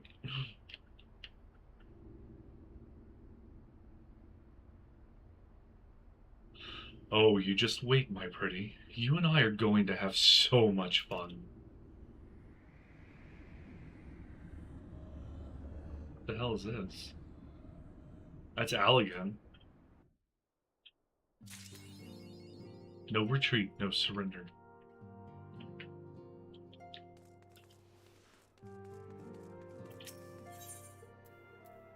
tidings for Jurabangan.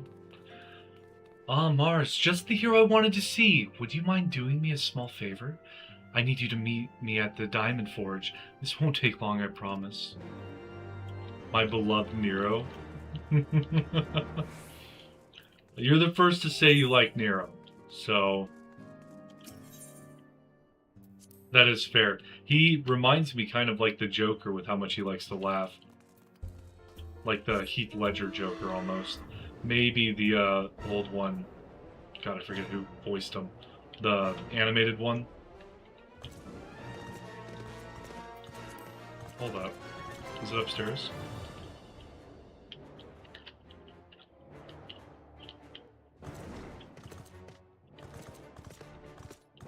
Oh, no, definitely downstairs. I see the down arrow now. Oh, here we go. What was it like? It was pain. You got sick of the waking sands and did a load of teleporting back and forth. So it was worse. Oh my. Those are the kind of quests I hate, where it's just like, teleport here, teleport over here. All you're doing is like telling this person over here what this guy said, and now you got to go tell this person over here what both these other people said, and then you got to come over here and make sure your group is on board, and you got to formulate some long drawn out plan of what you're going to do moving forward, now knowing that everyone else knows what. That's what made me crash out in Realm Reborn, because it was like right before the carriage that Ysel stole the crystals from. The second time after I called out that it's just going to get hijacked again. Like the story was so unremarkable and easily guessed as to where it was going to go to next that it didn't even keep my attention. It was just starting to infuriate me because I'm having to watch like these 5-10 minute cutscenes to move forward. Like if it's a bunch of that same crap, oh man, I would have lost my head. I'm sorry to drag you away from your duties, but as I said, this won't take long. I just need you to stand perfectly still for a few moments. Are you gonna make me close finally, Tataru? Everyone else got cool looking stuff. What the hell is this? Stop staring at me. Hey Penelope, how you doing, girl? Right, everyone, ready to go to work? No squirming now. Oh, and you might want to close your eyes. Don't.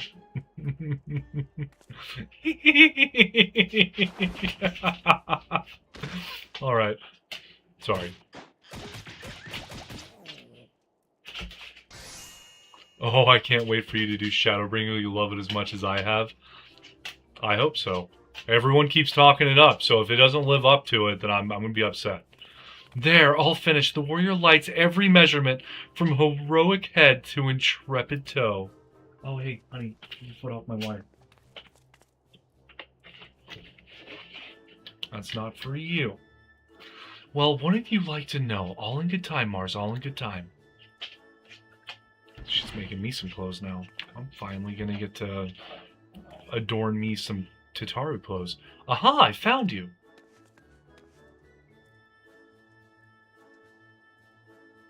Alphino wants everyone in the Solar for a meeting. I don't know what it's about, but he seemed to think it was very important. Go on. We have everything we need. No sense in keeping everyone waiting.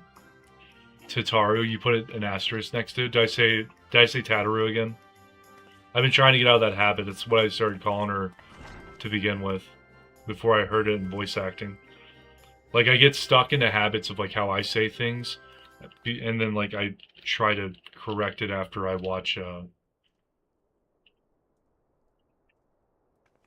you can't put links in it. You'll have to like take out the dot in like .com or something. We're here. Did we miss anything? We would not presume to begin without you, Ida. Eorzea has returned to the Waking Sands, but everyone else is now present. Yes, but for what exactly? We all have duties to attend to, Alphino, so you may dispense with the preamble. Thank you, Elise. It is the very subject of those duties which compelled me to call this gathering. Though the Warriors of Darkness no longer pose a threat, Eorzea's many troubles demand no less of our attention. And while I stand by the decision to approach each task as we see fit, I fear our effectiveness will ultimately be diminished should we continue to act in ignorance of each other's efforts. Thus, I propose we elect a successor to Minfilia. Not to serve as a fully fledged antecedent, perhaps, but as a coordinator of operations. Okay. Is that all? Well, then the decision seems clear. Alpha no. No one else has shown any enthusiasm for the role, and judging by your performance at our previous meeting, you would seem the perfect candidate. You always did have a flair for politics.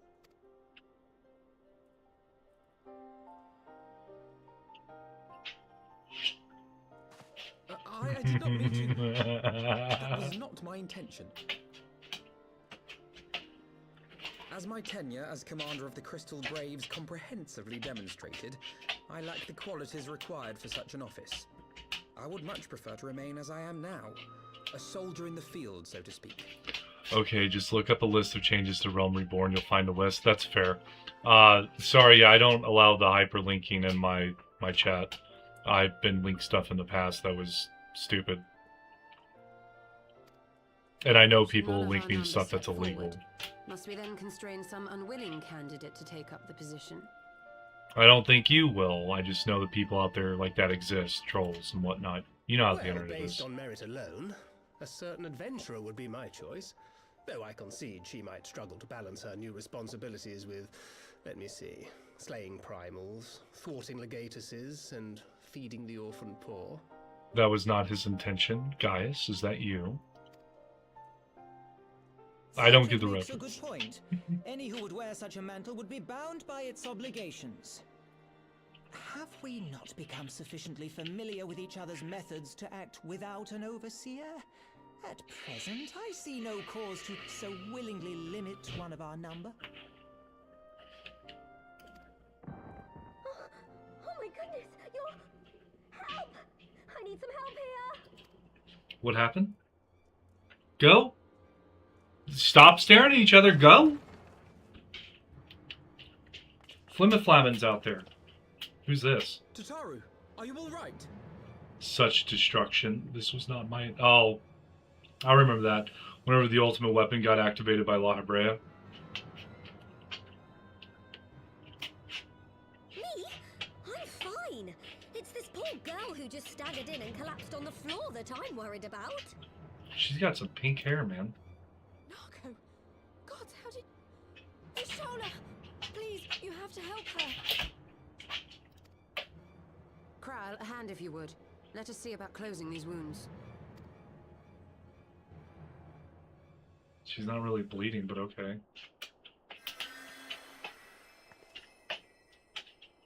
Now, we've staunched the bleeding, but it may be a while before you can move about again. Though having seen your wounds, I'm surprised you are still moving at all.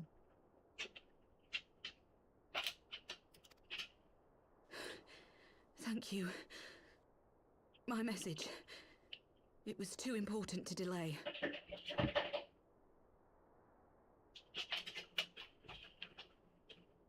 Yumi, was that you? Sorry guys, I just heard a really weird I noise. took the shortest route I could, though I knew it was more heavily patrolled.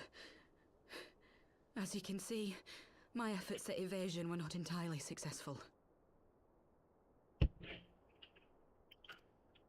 Honestly, you're too brave for your own good. What was so urgent that you needed to fight half the Empire to get here? You could have been killed. I'm sorry, Ida. I had good reason. But I imagine your friends are wondering who this bloody mess of a Mikote is. My name is Minago, and I belong to the Alamegan Resistance. What happened? I came to warn Ida and Papalimo about one of our leaders. A man who calls himself the Griffin. He's always been dangerous, but he's planning something new. Something reckless. The Griffin, you say? I've heard the name. Rumor has it your man is eager to test his claws. Aye, and on no easy target. He means to assault Belsar's wall from the Alamegan side. I don't know what Belsar's wall is. But what does the Griffin possibly hope to gain from such an attack? From what I understand, He wants the fires of war to spread to Eorzea. And for that, he needs to control the border with Gridania. So, he means to spark a conflict between the Alliance and the Imperial forces stationed in Alamigo, to have Eorzea's armies aid in the liberation effort, whether they will it or no. His plan is flawed. Even should the Resistance succeed in occupying the wall, they would not be able to hold it. Imperial reinforcements would drive them out within a week. Be that as it may, if there is even a chance that this scheme could bring about an escalation in hostilities between Eorzea and the Empire, the Alliance must be informed. Agreed. I shall depart for Limsa forthwith and seek an audience with the Admiral. Thancred, Uldar is yours. Belsar's wall is the border between Gridania and Alamigo. Okay. Alphino Eorzea, make haste to the Heavensward and notify the Elder Seedseer of the danger to Gridania. She will duly call a council of the Alliance leaders, whom you must be ready to receive. You will be our voice in Ishgard. Explain the situation to Sir Emmerich and encourage him to send an envoy. I'll encourage him to send himself. Kryl, I leave the care of our injured messenger to you. See that she remains quiescent and her wounds closed. I believe that covers everything. Let us be about our tasks. I suspect the ill tidings from Girabania will be held as a turning point. The beginning to a bloody end. The business of war was ever conducted with the coin of self-sacrifice.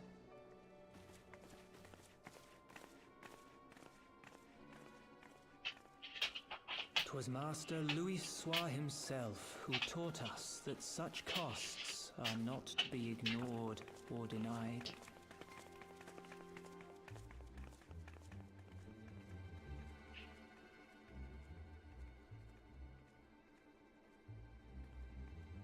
And so, I shall embrace them. When the time comes, I will make my choice, as you will yours. Is that Papalimo talking? That was him thinking.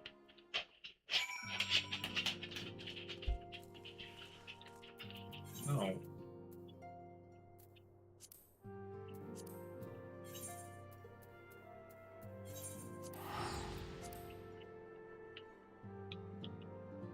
God, how close am I to the end of this? I gotta look something up. What am I on? Tidings from Girabania? I'm about to finish it.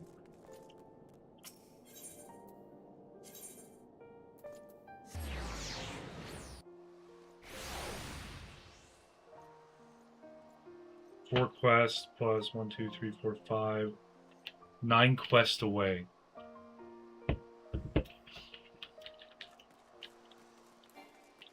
I'm gonna have to stay up actually a lot later than I normally do. 3:30 is normally whenever I cut it off, but I really want this done. Greetings, warrior of light. What business brings you to Ishgard? Oh, you know, just want to talk to Sir Aymeric. We never got to finish our stew. I see. Wait here. I will summon Sir Aymeric. Or was it chicken and salad? It was chicken and salad.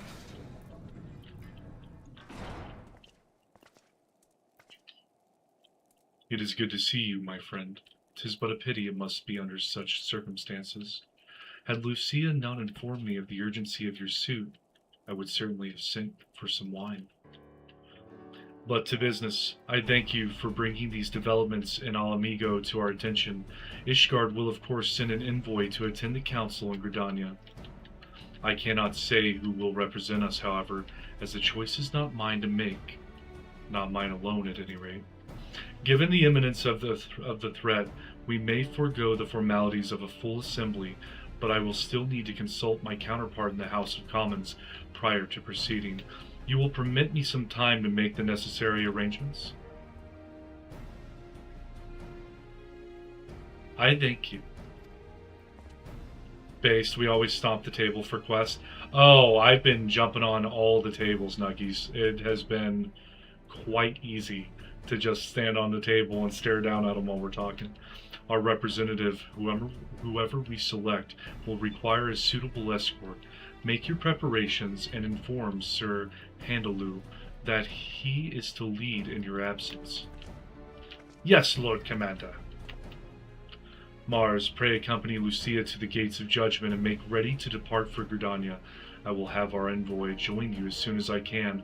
Fury, speed you on your way. I really hope it's Sir Aymeric.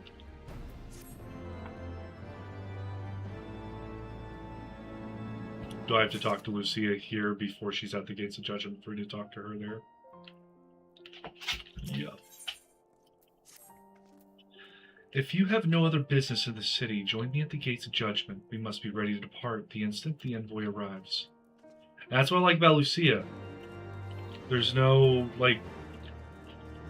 there's no waiting. It's just go do the thing.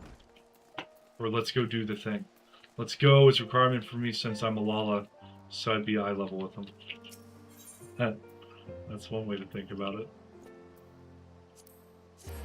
That is definitely one way to think about it. I was so tempted to play a Lalafell, but once I saw the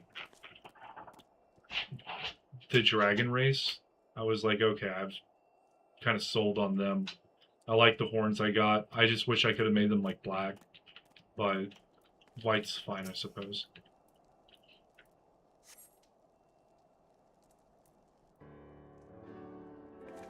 If I'm the warrior light, I suppose my horn should be white. We meet again. As it happens, my counterpart in the House of Commons agreed that I should act as Ishgard's envoy. Yes! Not, I concede, that there was ever any real doubt. As Lord Commander of the Temple Knights, it is my duty to sanction any military cooperation. Be that as it may, I could not in good conscience make the decision alone. Not with the ink scarce dry in the Republic's Book of Statutes. As Lizard, still a solid choice. Oh yeah. I was really tempted Mel Lalafell, and I was going to do like a Dark Mage playthrough or something, or it was going to be like a Lizard Paladin. I almost did the Hrothgar, but someone told me that was a bad idea. By that I mean my wife. I trust you understand, my friend. Alas, I must test your patience still further by making a brief stop at Camp Dragonhead. Given the trouble brewing in the Black Shroud, I would see that the garrison is ready to defend the border. The main thing being that I'd be mistaken for a furry. That was why I didn't go with the Hrothgar.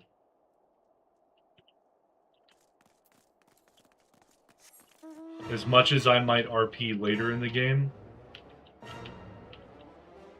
I don't RP like that. Roth got a reputation, shall we say?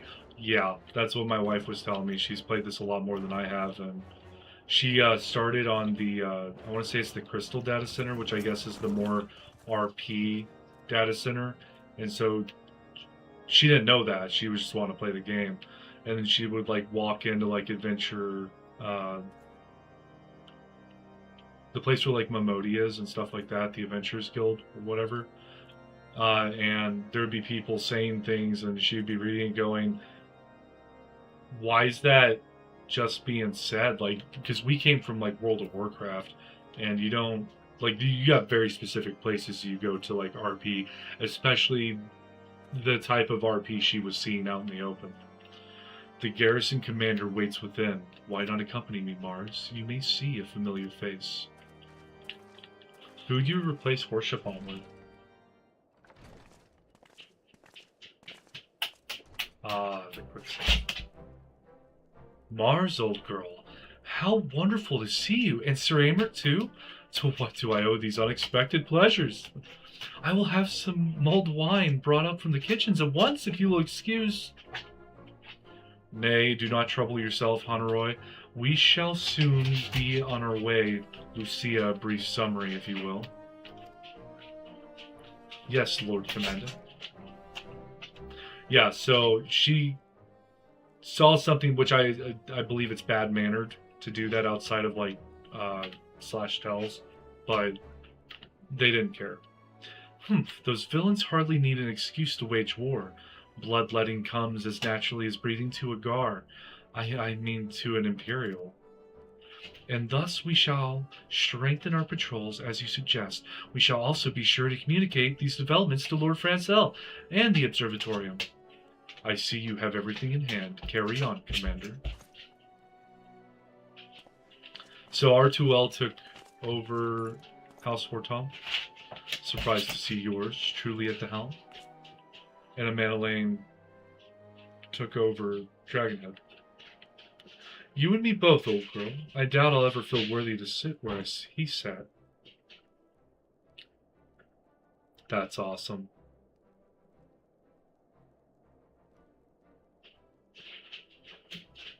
Big shoes you have to fill there, bud.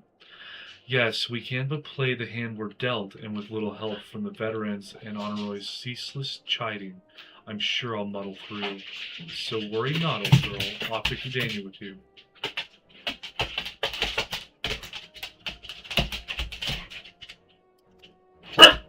What are you doing? Go on. Go on. No. Ma'am, go lay down. Go to bed.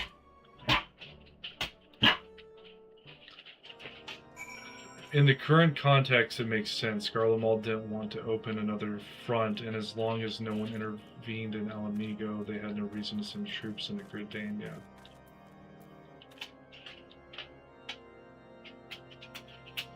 Are you guys having a conversation that I'm not privy to? Or did I just miss what you're referring to?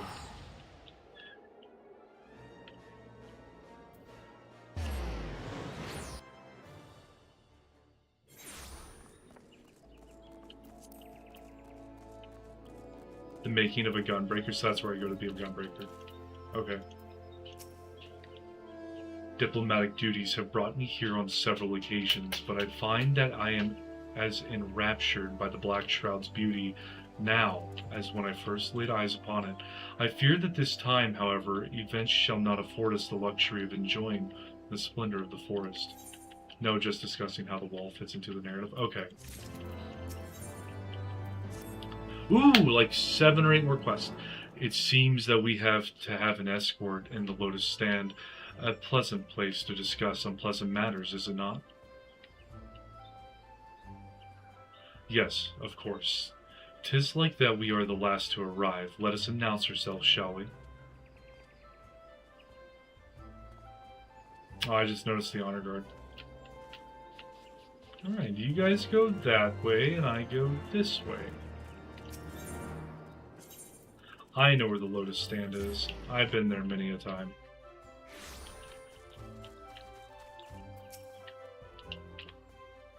Oh, we're starting the cutscene off quick. The envoy from Ishgard has arrived? Very good. This way, if you please. Ah, and the Luminance party as well. Merlwyb and Yugiri. I'd date Connie Senna in a heartbeat. There's a lot of Connie Sennas out there. She looks a lot like a lot of the blondes I've seen in the Midwest.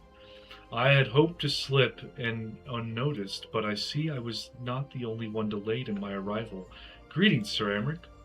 Admiral, as always a pleasure. And Mars, I trust you are well? 'Tis a day for reunions, it seems. I believe you are well acquainted with my escort. I'll be real, I forgot all Heavensward except for the major important one. Lady Mars, I was glad to hear from Riol that the missing scions have now been found. There is much and more I would discuss with you, but let us first attend this issue at hand, shall we?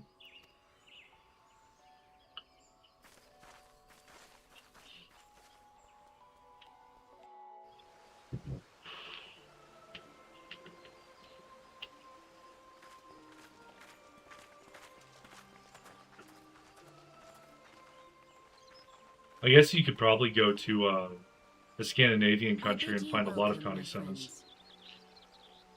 As you will by now be aware, The Scions of the Seventh Dawn have come into possession of certain intelligence concerning recent developments in the region of Gyr Abania.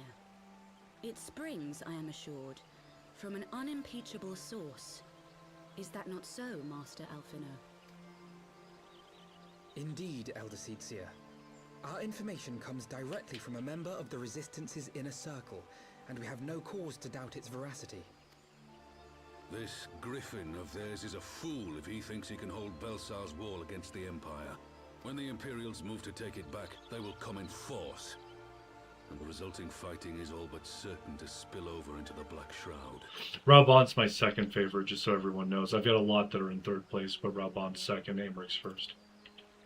At the Battle of Cartano, the combined might of 3 grand companies labored to contend with the remnants of but a single Imperial legion.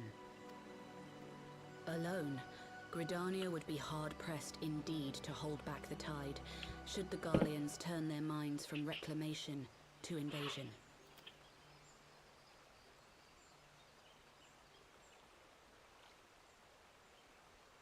May I once more convey my nation's deepest regrets for our inaction in the days prior to the calamity. 'Tis a stain upon our ledger that I would fain remove.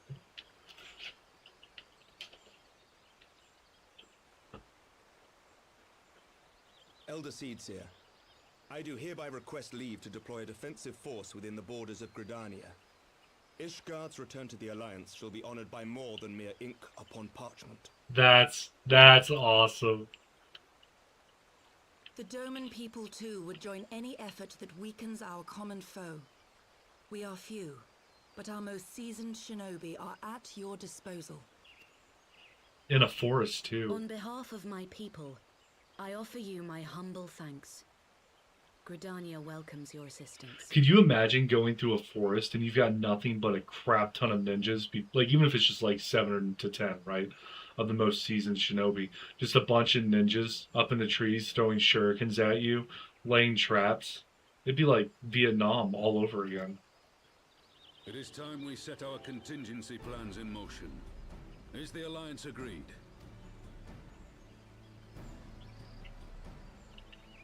Then let us make ready for war. Victory favors the swift. There is much to be done.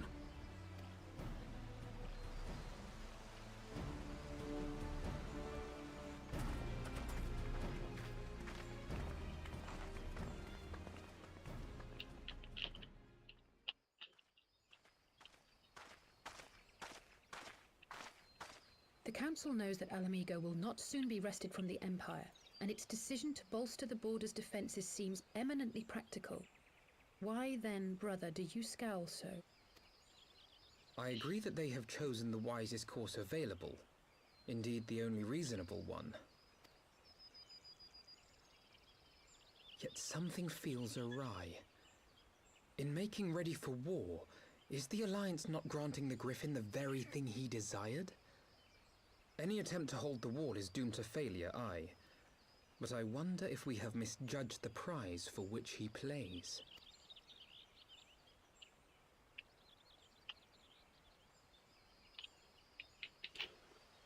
Taking the wall with an army at your back, even if it's not your army, makes that army look like your army.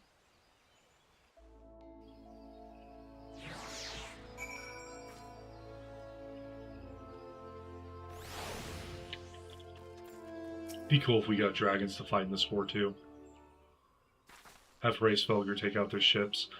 That the Council was able to reach an accord so swiftly is a heartening development in itself. I only hope my misgivings prove unfounded.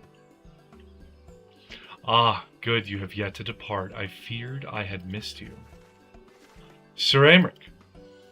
Master Alphino, a pleasure as always, and Mistress Alisaie, how wonderful to see you thus recovered.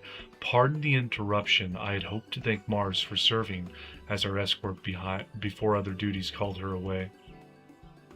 I also wish to thank our Doman ally. Oh, she's just chilling. Forgive me, my lord. I was but waiting an opportune moment to join the conversation, and force of habit made me keep to the shadows. No apologies are necessary, Mistress Yugiri. I was most grateful for your interjection when I offered Ishgard's support. My nation's historic failure to heed the Alliance's pleas for aid is a matter of record. Even so, the Alliance leaders were plainly unprepared for my impromptu apology. The resulting air of awkwardness might have lingered longer were it not for your timely offer of cooperation, which allowed the Elder Seedseer to accept us both. I very much appreciate the gesture. I only did my duty, Sir Emmerich. The Empire is an enemy to us all, and we are grateful for the opportunity to fight at your side. And full glad are we to have you. Pray convey my regards to the Scions, my friends. We must return to Ishgard. Whatever is wrong with a simple sorry or thank you? Must these politicians always make a speech out of everything? This is how we adults speak, dear sister, and I hate you for every minute of it, Alphino. Mayhap the ones who like the sound of their own voice. In any case, our business here is concluded. We should be on our way as well. Will you accompany us to Revenant's Toll, Yagiri? Actually, I think I shall first pay a brief visit to the East Shroud. I am curious to know how Papalymo and Ida fared in their talks with the Sylphs, not to mention what has been going on at Belsar's Wall. I will join you at the Rising Stones anon. So Belsar's Wall is in the East Shroud, and I've just not seen it this entire time.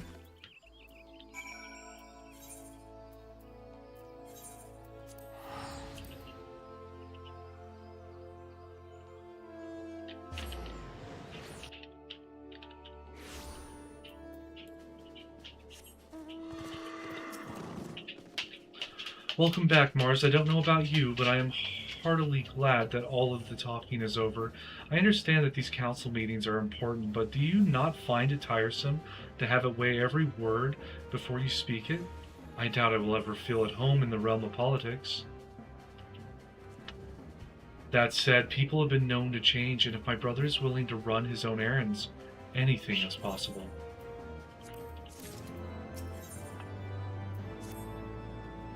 Well, as much as I enjoy the bustle of the toll, I think it's time we headed inside. My brother and the others will not for long. Or will not be long. So, I feel like that was a stab at the longevity of the conversations. Trying to make light of it.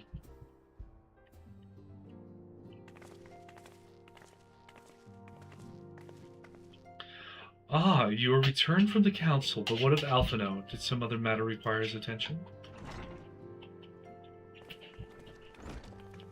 Mine apologies, friends. I trust we have not kept you waiting over long. Greetings, everyone. Oh, Kryl, how's Nago doing? She will be alright, won't she? I don't see why not. She's sleeping at the moment. Tataru is keeping an eye on her, so we'll know soon enough if there is any change in her condition. Her wounds are healing well. With sufficient rest, I am certain she will make a full recovery. Thank goodness for that. Now, mayhap you would share with us the Council's decision. Each of the nations, Ishgard included, has committed to providing military support to Gridania. The Eorzean alliance will soon have a significant force in the Black Shroud, ready to respond to any Imperial act of aggression. You know, I almost wish the Council would stop messing around and give the Griffin what he wants. I wouldn't like to be the Imperial caught between the Resistance and the Alliance. Ida, you cannot seriously. One does not lightly go to war with the Garlean Empire. Quite. To open hostilities without due consideration would be to invite disaster. If only there were some way to reach Griffin, some means to convince him to abandon this reckless course. It may not be entirely unfeasible. There is a network of tunnels beneath Belsar's walls, secret passages dug by the Resistance to provide a way out of Al Amigo, which may equally serve as a way in. Precisely, if all are in agreement, I would be the one to undertake the necessary negotiations. I am familiar with the route, and the Resistance is familiar with me. About as familiar as they are with me, you mean? Say what you want, I'm coming too. I have some experience in the practice of infiltration. If you would have me, my services are at your disposal. As are mine, it has been far too long since I started a shadow with I shared a shadow with a shinobi, and I do not intend to waste the opportunity. 4 is quite sufficient for an infiltration mission. Greater numbers will only serve to increase the risk of detection. Kryle and I will direct our energies elsewhere. What of the Leviaires, the Alphanos? I will return to the Shroud and stand watch over the border. Should matters take a turn for the worse, 'twould seem wise to be on hand.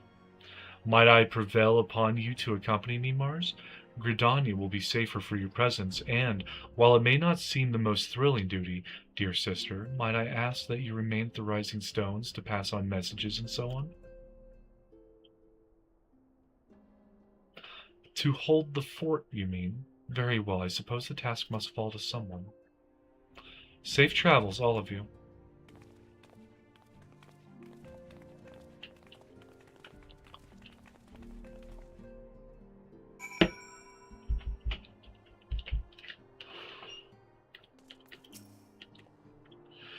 If you have any unfinished business in the toll, pray attend to it now. I would depart for the Hawthorne Hut without delay.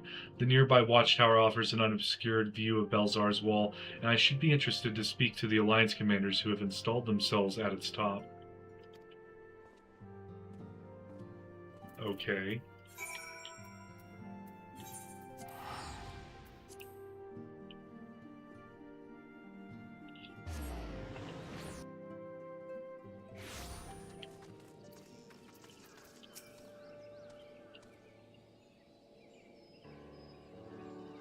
Ah, Mars, there you are, come. Eorzea spire awaits. The Alliance officers on the platform should be able to apprise us of any developments at the wall. Fancy meeting the two of you here. We were about to set forth. Indeed, I was about to say 12 watch over you, but I doubt you have need of divine protection, even if you are venturing into enemy territory. Don't worry, Alphino. We'll have the griffin by the scruff of the neck before you know it. Do make up your mind, Ida. Nary a moment ago you seemed ready to shake the griffin by the hand rather than the neck, so which is it to be? 'Twould be best to decide before we enter into negotiations. Trust me, Papalimo, I'll shake whatever needs shaking. The talking part I leave to you.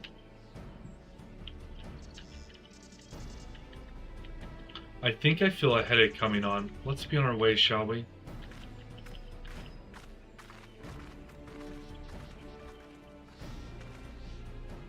Ah, some things never change. Well then, shall we make for the spire? Our Alliance friends will doubtless have news for us. Alphino talks too much about leaving without actually just doing it.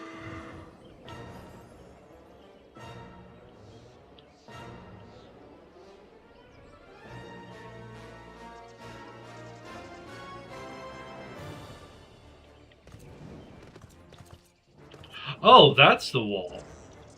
Oh, that's the wall.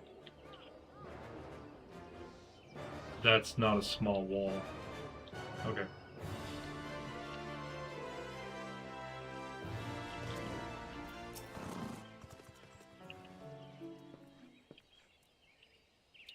Welcome, Warrior of Light. I assume you are here to speak with your commanding officers.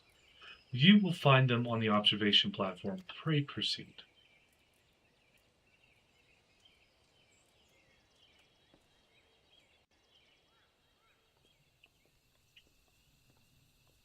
And then it was nighttime. Greetings, my friends. 'Tis good to see you both well. I like Pippin, too. He's cool. I was hoping you might turn up. I dragged half the watch here, see? And the sight of you might help remind him why we bothered. If memory serves, I have not seen many of you since the day of the Grand Melee. Having borne the brunt of your blows, may I say what an honor it is to stand at your side. 'Tis heartening indeed to see the realm's most stalwart defenders thus gathered in common cause. Speaking of which, what news from the wall? All has been quiet. He said the Q word, and now it's not quiet.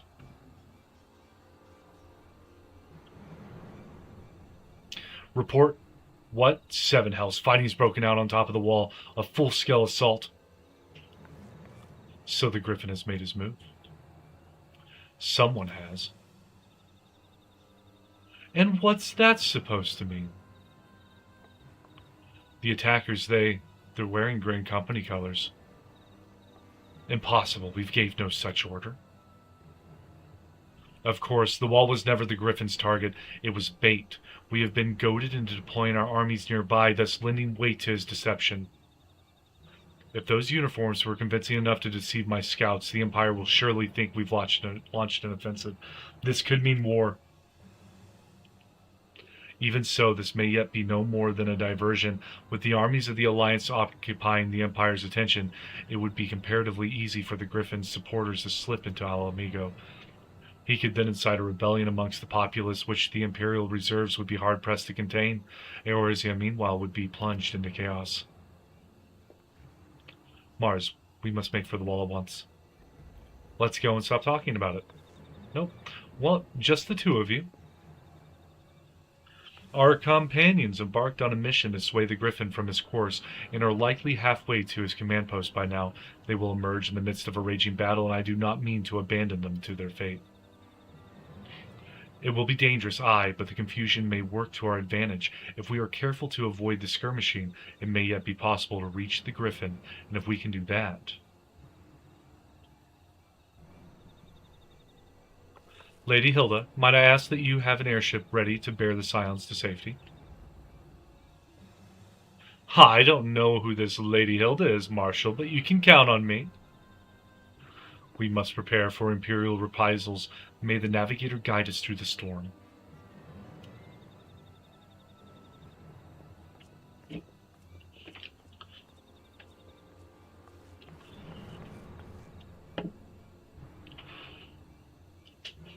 Okay. Does anyone want to do this dungeon with me? I assume it's a dungeon coming up. I looked at the list. I know there's a dungeon coming up, and it's soonish. Oh, they're straight up winning. Belsar's wall's falling.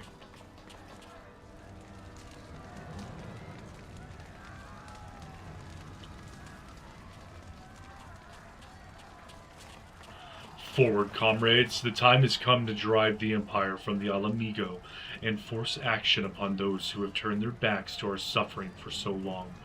Let this victory be the first step in any liberation of our homeland. Alamigo will be free, no matter the cost.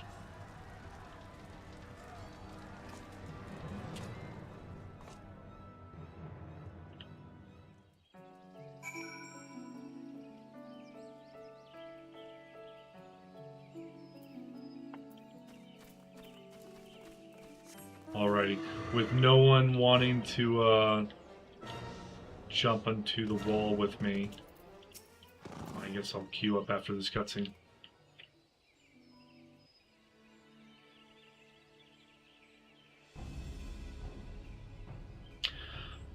From what Papalimo told me, the trail ahead should lead us into the shadow of the wall.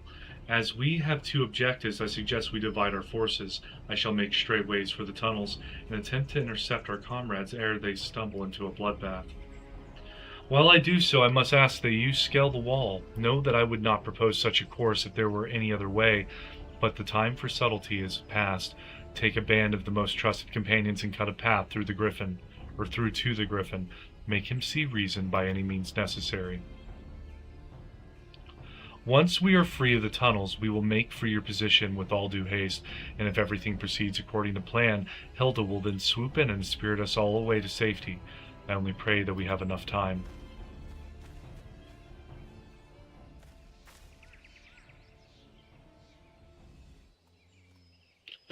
Alright. Belsar's wall now available.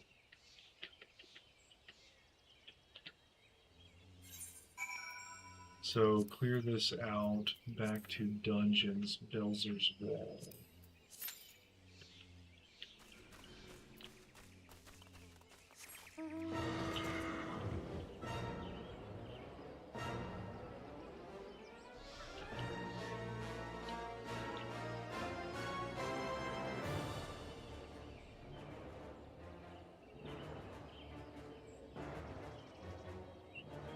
Oh, this wall's huge.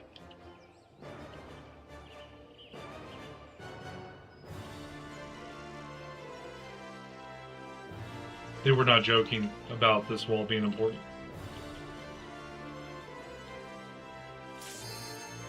That's a good cue. Come on, DPS. You've been waiting longer than I have. Ready up.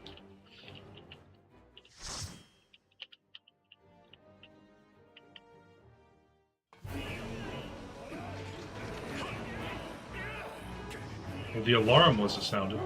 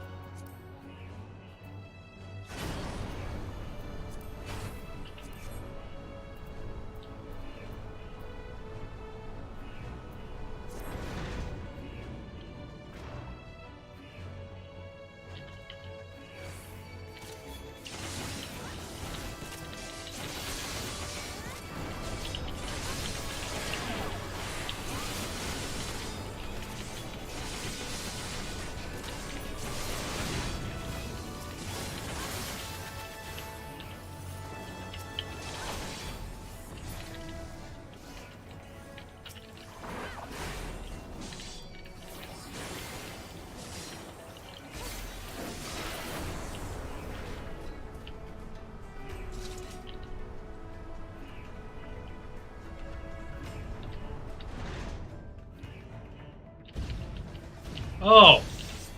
You got big voice.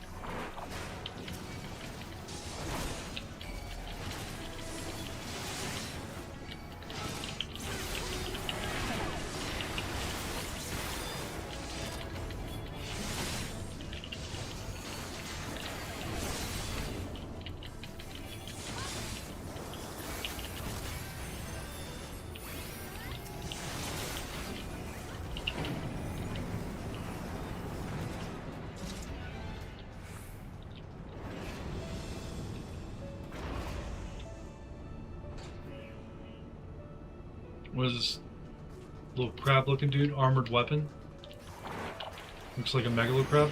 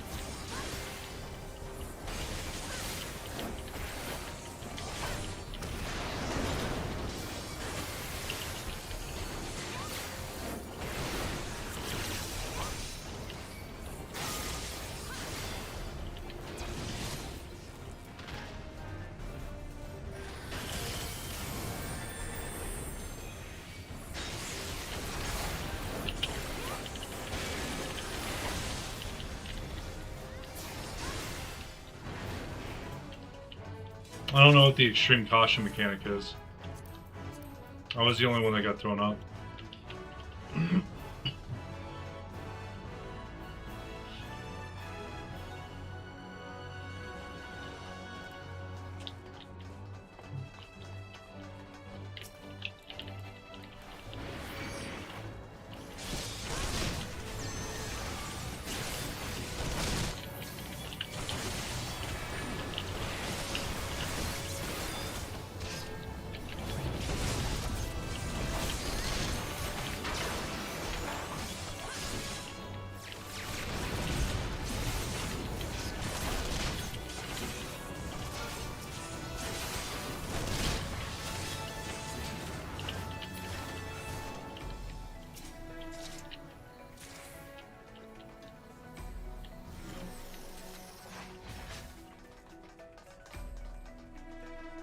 This wall has like a city in it.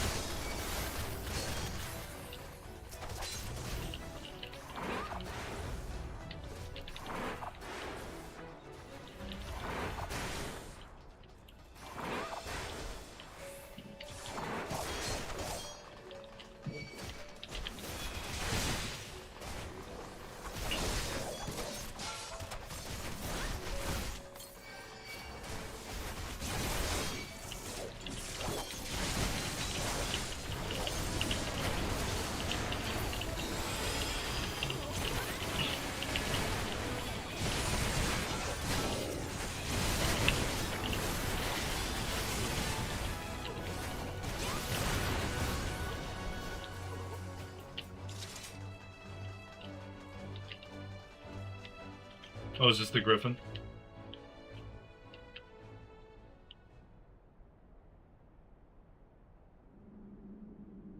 I like his crest.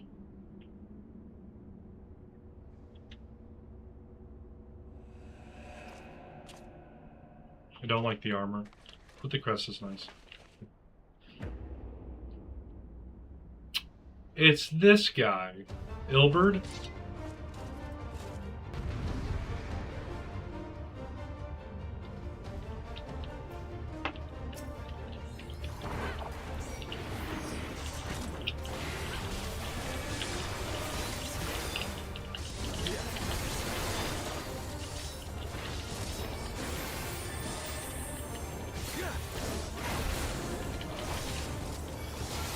How'd you like these?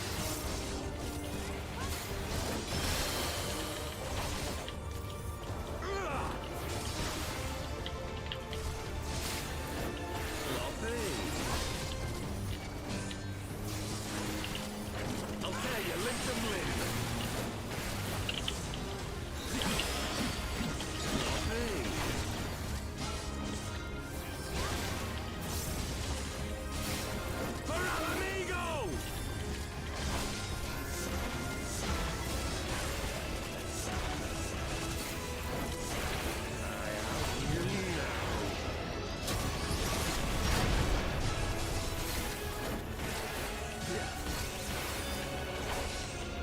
How'd you like these?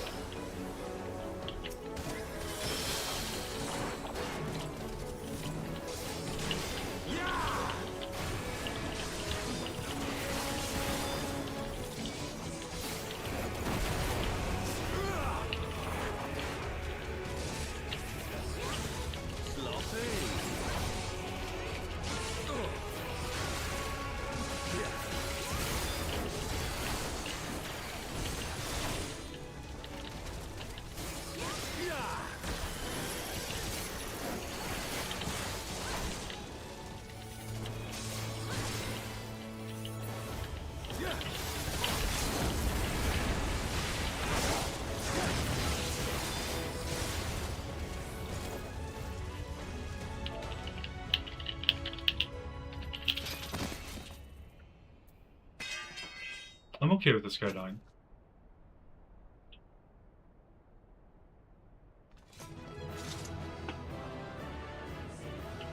He cut off my man's arm.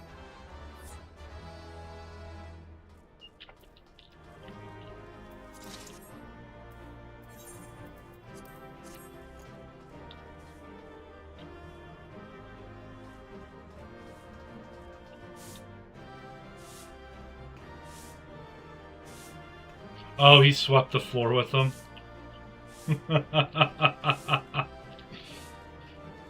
That's funny.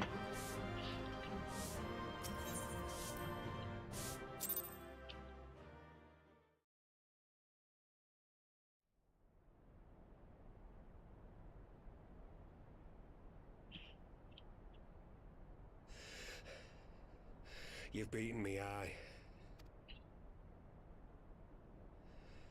But you cannot stop what I've begun. Behold, a glimpse of things to come.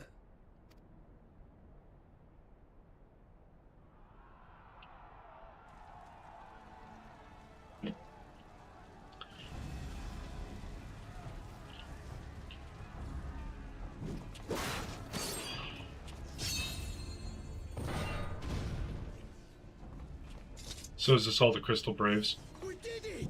We showed the bastards! Aye! Victory is ours! And who knows, lads? Mayhap the Eorzeans will finally see sense when the enemy turns up on their bloody doorstep.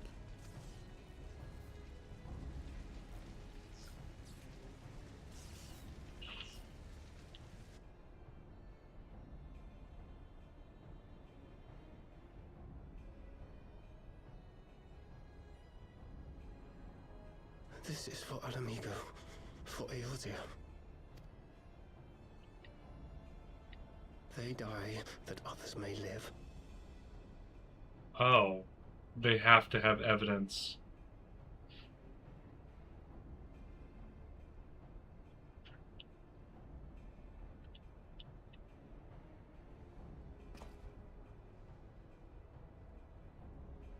Vanguards!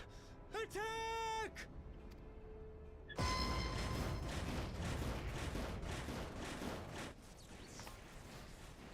Seven hells. Do you hear that?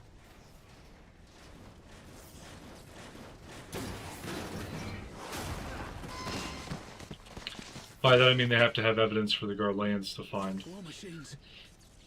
How did they get here so quickly? Stand your ground! For the resistance!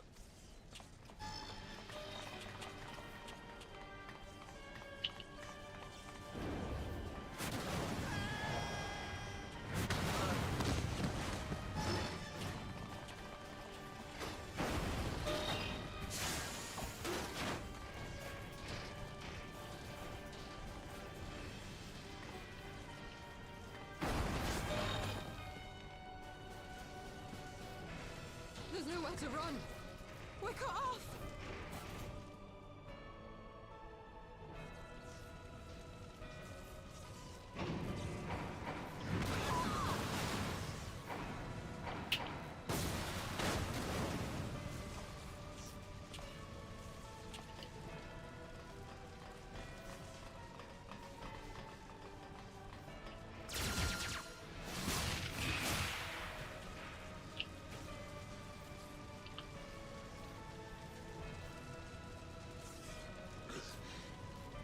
Gods help us! What were we thinking? The Empire's too big. Too powerful.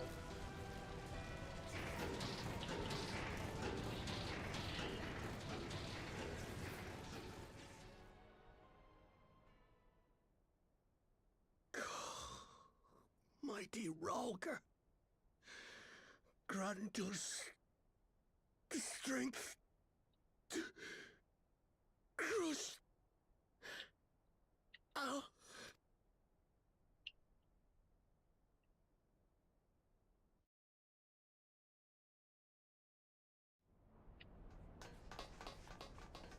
There you are. As you can see, our infiltrators did not elude me for long. Lady Ugiri is sending for an airship even as we speak. We're gonna need one. What do we do? This is a massacre!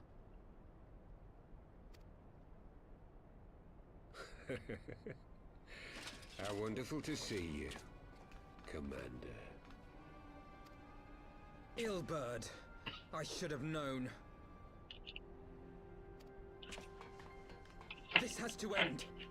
It has to end now. Do you not see your countrymen dying? Have your ideals rendered you blind even to that?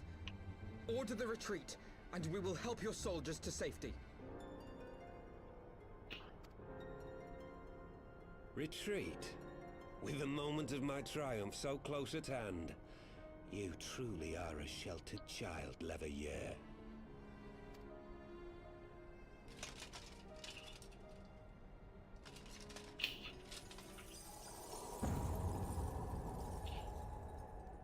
Nidhogg's eyes. No abyss is too deep for you, I see. But trust me when I say that such power was not meant for mortal hands. How long have I struggled to reach this point? My countrymen, so inured to the taste of defeat, they no longer balk at its bitterness, shouting my throat raw with rallying cries, only to be greeted with dull eyes and blank faces. My brothers and sisters in Ulda have surrendered to their apathy and their appetites.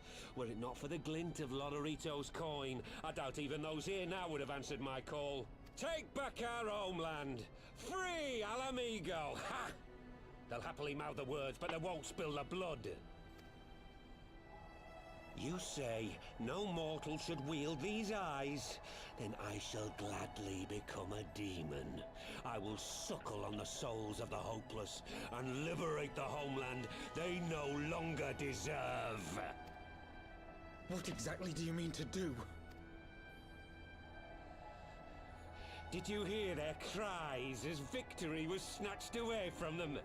Even with their dying breaths, they cursed the Empire. Never has their desire for vengeance been so raw, so true, A god has no need of faith when summoned by so pure a purpose. Summoned? You cannot mean to fight the Empire with a primal! You know full well the danger, the futility of relying on such power! Oh yes, I know their limitations. Which is why I will call upon a deity more terrible than the very black worm of the calamity itself.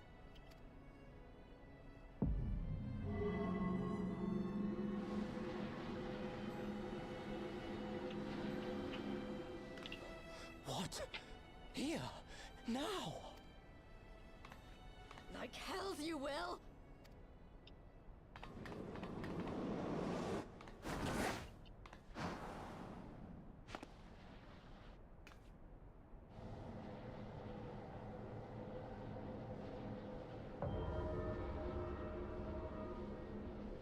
An ending to mark a new beginning. My pain, my longing, you shall have it all!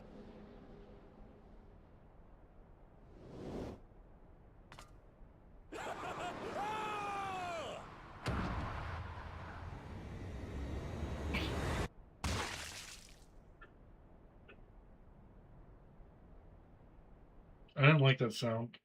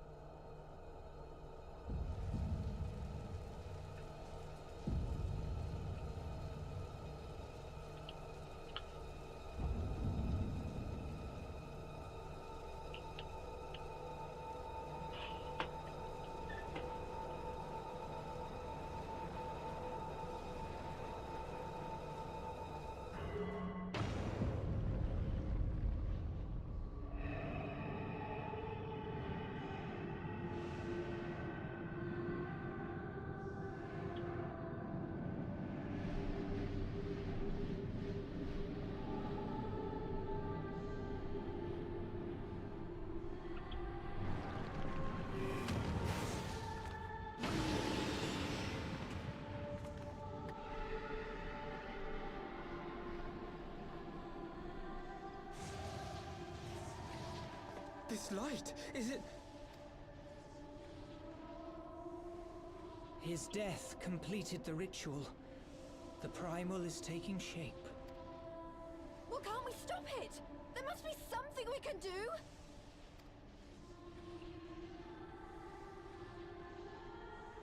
There is one thing. What? Hey! Where do you think you're going? Master Louisoix briefly contained Bahamut by means of a potent spell of sealing. I will now attempt to do the same. But that's impossible! We would need hours to collect the necessary ether, if not days! We have the staff. Ah, Alphino, though I concede it may not always be apparent, I was ever your grandsire's finest pupil. Tiptimati, of course! The staff still holds enormous power, broken or not. Don't you dare, Papalymo! I know how that spell works!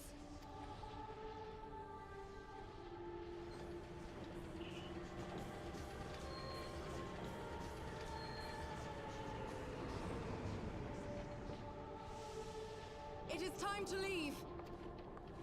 Quite right! Quickly now, off you go! The further away, the better! No! If you're staying, then so am I! No, Ida! There is a path only you can walk, and it must not end here, not like this!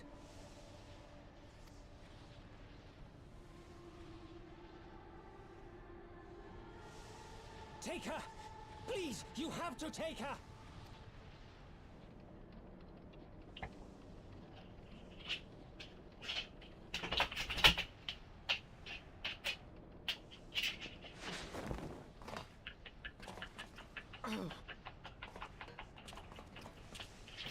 What? No!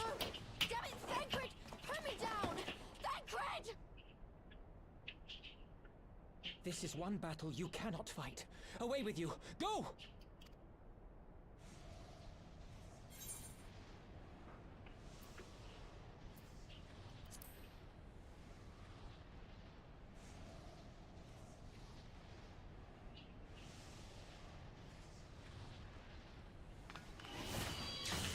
Oh!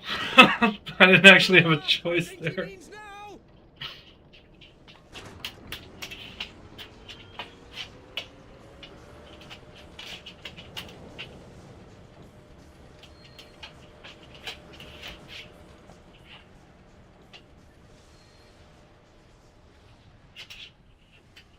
I bid thee farewell again, my dear Ida. Now, let us see how good a student I truly was.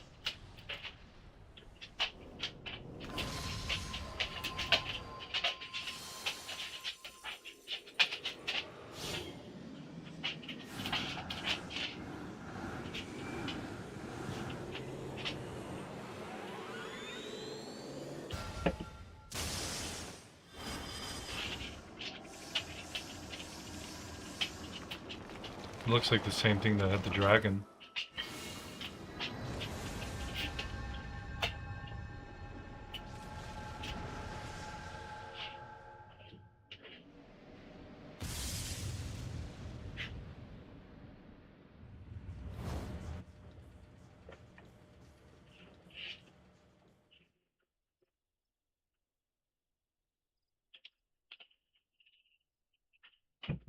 So that's the same spell that killed Louis Swa, is it not? So Papalimo just gave his life?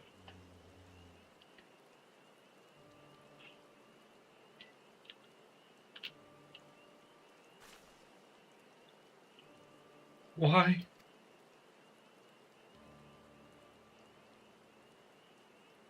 Why didn't they let me stay? Papalimo's my friend. I should have been there with him.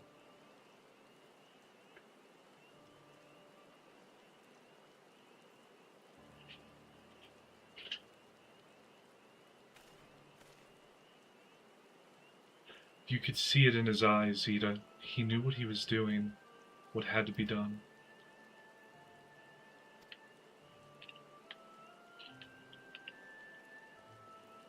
Master Louis Swa wore the same look right before the end. Do you think I don't know that? I know, all right, I know. There was nothing more you could have done. Ilbert caught us off guard. Even Mars was powerless to stop him. If you must blame someone, then blame me. Just promise that you will never forget what Papalimo strove to protect, or the lessons he tried to teach you.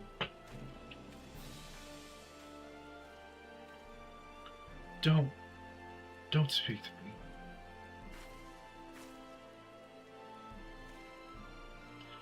Leave Ida with me. Go on. Go back to the Rising Stones. The others need to know what happened here.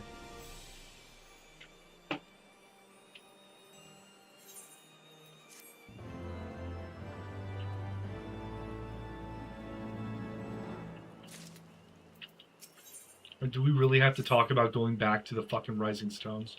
Once again, I find myself at a loss for words, but Thancred is right. We must return to the Rising Stones and apprise our companions of all this. Pray make your way there at once. I will send word to Y'shtola and the others of our imminent return. I'm about to start speed reading this, dude. Could have just been a teleport to go back to the Rising Stones.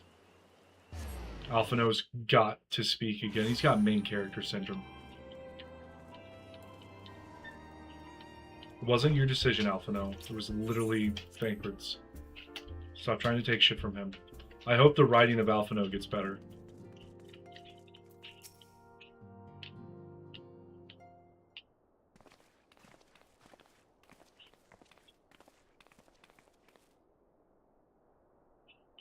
"'Twould seem you bring ill tidings, brother."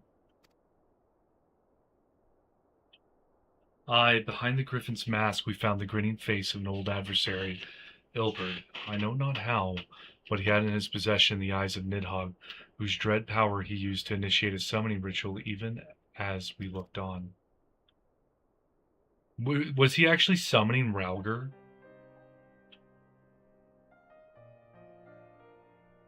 By the 12.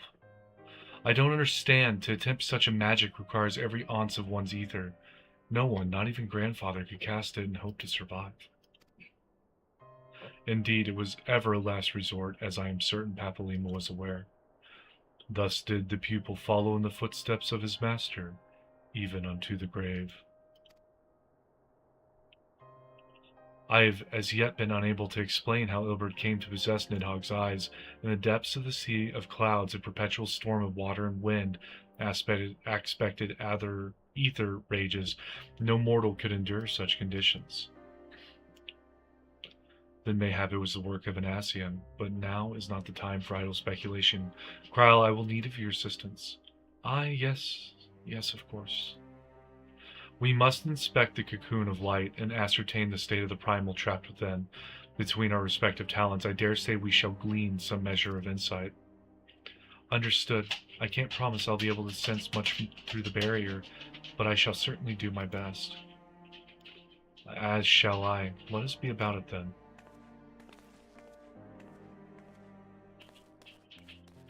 What, without so much as a by your leave? Pray forgive Archon Y'shtola her brevity. She seeketh employment, lest her grief deprive her of the will to act. A desire to comfort Ida doubtless compoundeth her unseemly haste. I too must contend with this grievous loss in my own way. By thy leave, Lady Alize, I shall honor our fallen colleague through gainful study. There exist writings which may yet further our understanding of this cocoon of light.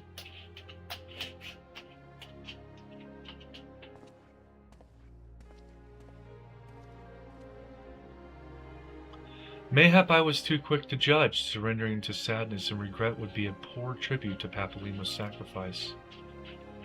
Quite, we must begin preparations to face Ilbert's accursed creation without delay.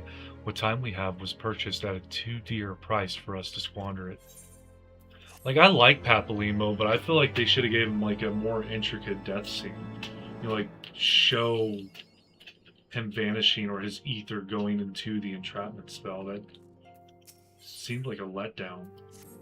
I mean, I'm upset to see him go, but I feel like they could have done better by him. On Mars, I wish I had more to tell you, but the situation in the East Shroud remains largely unchanged, meaning we will still have no idea how long it will be before a communication from the Alliance. One moment.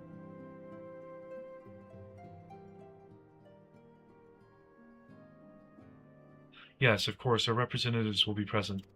My thanks. Word from Gridania, the Council will shortly be reconvened. The Alliance leaders have already begun to assemble.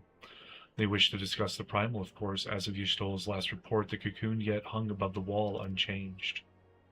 Yes, but the Elder Seer doubtless shares our concerns about how long it will remain so.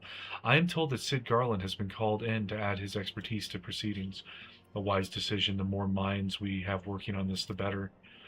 Well then, I suggest we leave the Rising Stones in Tataro's capable hands and make haste for the Lotus Stand.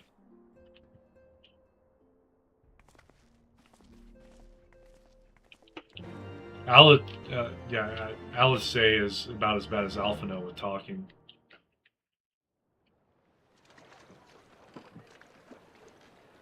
Oh, I don't have to pay for this teleport? Is this guy a samurai? He's got the straw hat thing on him.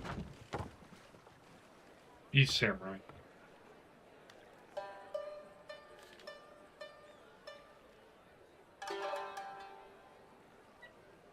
I don't think I've seen this guy before. A word, if you would, good sir. This place, it is within the realm of Eorzea. You're an odd-looking fellow, aren't you? Still, takes all sorts, I suppose. This here's Vesper Bay. Thanalan's door to the ocean, as some folk like to call it.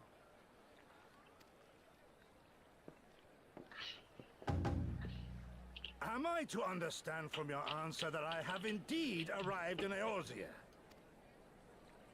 Eh? Yes?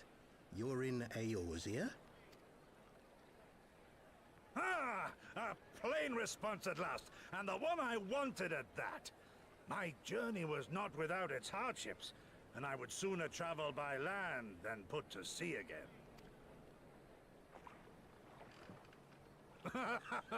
You do not believe that so small a bark could bear me across the ocean? Such timid little sailors. I had but to set my course and set my jaw till I made port. You're telling me this guy sailed across an ocean in a rowboat? Okay.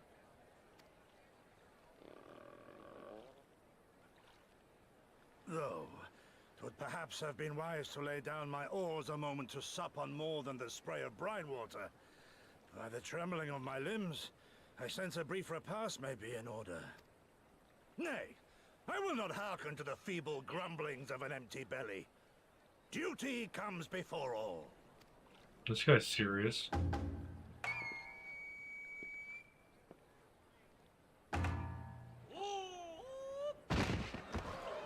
Good man, are you alright?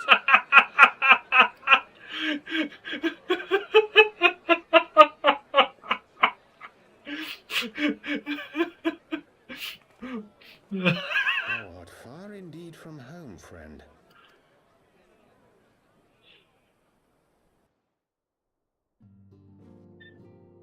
Not gonna lie, I thought he was gonna take a step, not fall over. That was funny. Nidhogg's rage, I'm good on not taking that. Go to Donfika's altar. The Oblivious Solution. The Oblivious Solution is how close? 4 more quests, guys. 4 more quests. Okay, I forgot his collapse. That was funny. That was like, I didn't realize they were gonna throw a joke down there. I was so wrapped up on like what was happening. You know, like, this dude just traveled across an ocean living on brine water. I assume that's just basic water. And then I'm gonna go all the way where I need to go by land now with no food. Haven't eaten in probably weeks. In a rowboat.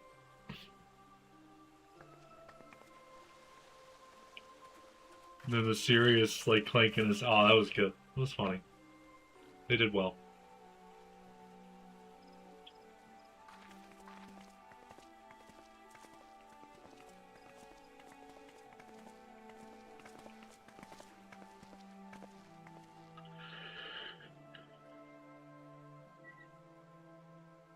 Dear friends, pray accept my heartfelt thanks for your efforts in defense of Gridania's borders. I would fain dwell longer on my gratitude for the support of the Alliance, but the situation at Belsar's Wall demands that we forego such pleasantries.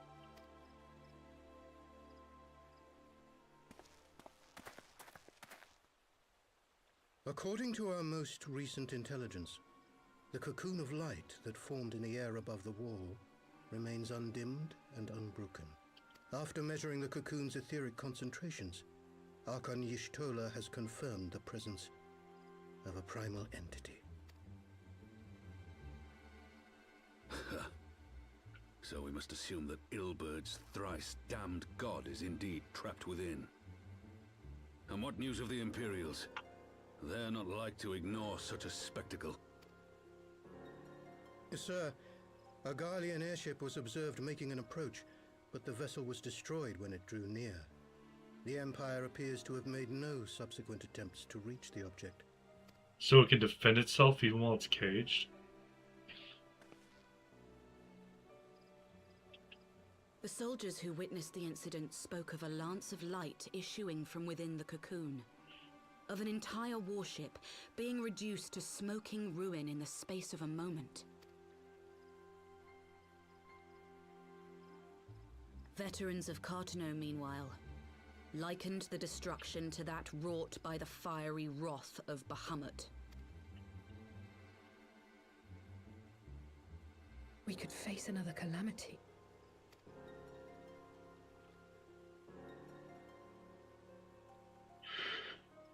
So the Primal is awake then? Contained, yes, but for how long? We must destroy it now, lest it break free. How do you... It's in a ball of armor. Agreed. There is, however, the small matter of how to get close enough to a being that swats warships from the sky as you would a bothersome gnat.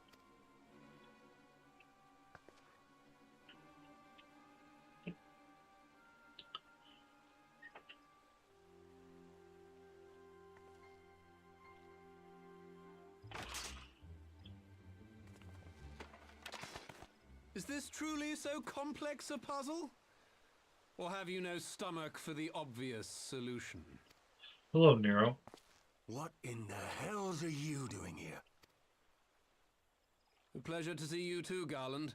Now, if you'd be so kind as to explain to these good people why you should be begging me for my assistance, that would be most appreciated.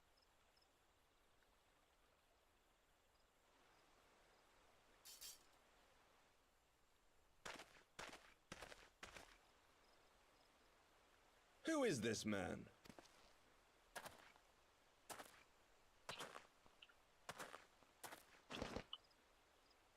Oh, how terrifically rude of me. Nero Tolskeva, former tribunus of the 14th Legion of the Garlean Empire. These days, however, one might say that I'm something of a free agent. What do you want, Nero? I was getting to that. Although you already know what I'm about to propose, old friend. Use the Crystal Towers energy? As you have rather belatedly realized, within that frail binding lurks an entity alike in strength to the great Bahamut, and the only force in existence which might conceivably contend with such a foe is the very creation which captured the Elder Primal in the first place. I speak, of course, of Omega. Omega? That hulk has been gathering dust beneath the plains of Cartanau since the Allagans breathed their last. And none alive knows how to wake it. I'm sorry? Do you understand who it is with whom you have the privilege of speaking? I'm Nero Tolskeva, Master Engineer, the mechanical genius who restored the Ultima weapon to full operational capacity. And as luck would have it, I am graciously offering you the use of my considerable expertise. And what, you just expect us to accept? You're a fool if you think your deeds at the Crystal Tower are enough to win my trust, Nero. Trust? You wound me, Garland.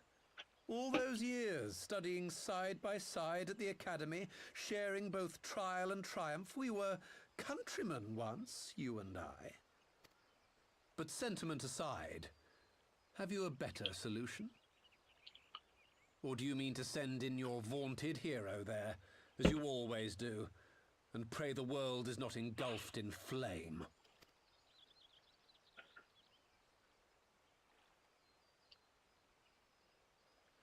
Let us approach the problem in a rational manner. Does not the fact that Omega slumbers in stasis point to the existence of some overriding technology? A means of control?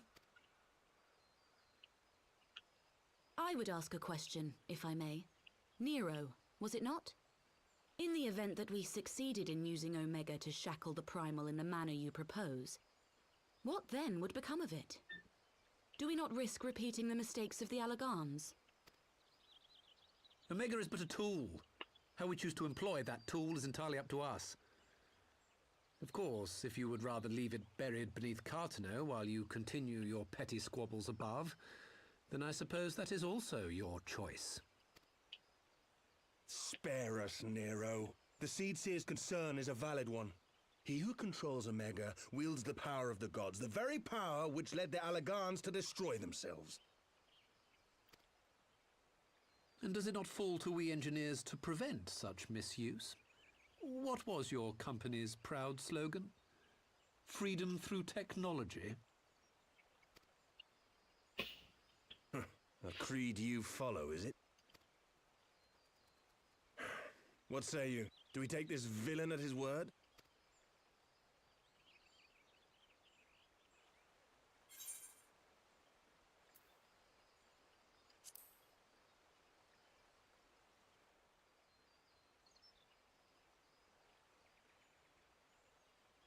She just pats her chest. I'll keep an eye on him. As will I. I don't like it, but then it doesn't look like we have much choice.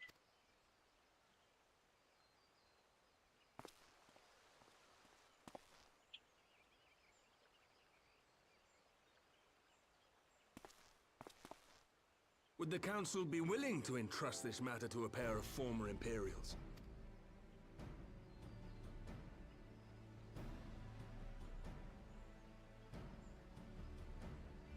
Yes.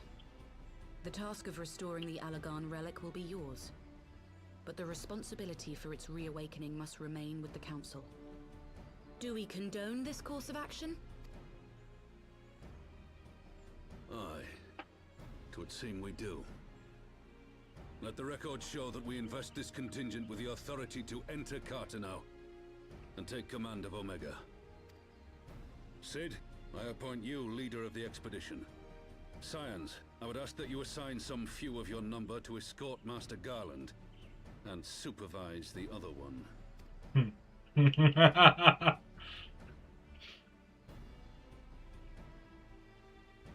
The look on his face got me. We should be happy to oblige. The politics of Carteneau being what they are, I dare say our neutrality will prove useful in avoiding any unnecessary entanglements. If I am not mistaken, Doma occupies a similarly neutral position. Might we not persuade you to join the expedition, Lady Yugiri? If you suspected any foul play from Nero, you would be welcome to kill him. Oh. My blade is yours. Not a moment's hesitation, eh? You'll forgive me if I do not shake your hand.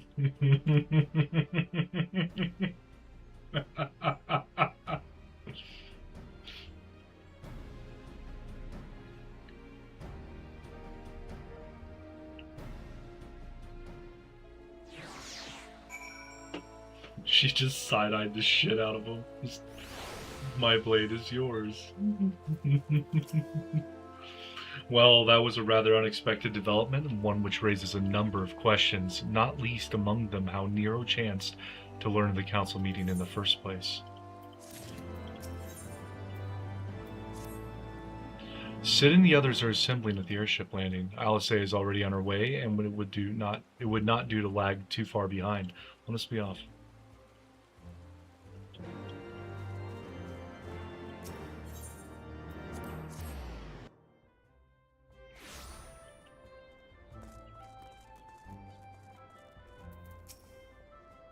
Mars, Alphino ready to go. The others have stepped out onto the landing for a moment, lest you wonder. Nero insisted that he be allowed to inspect the Excelsior before boarding, and you let him, despite his very timely offer of assistance.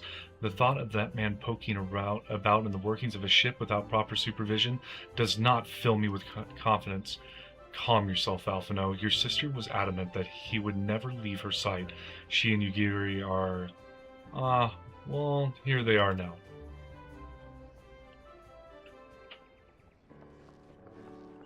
We're not joking with how long these quests are.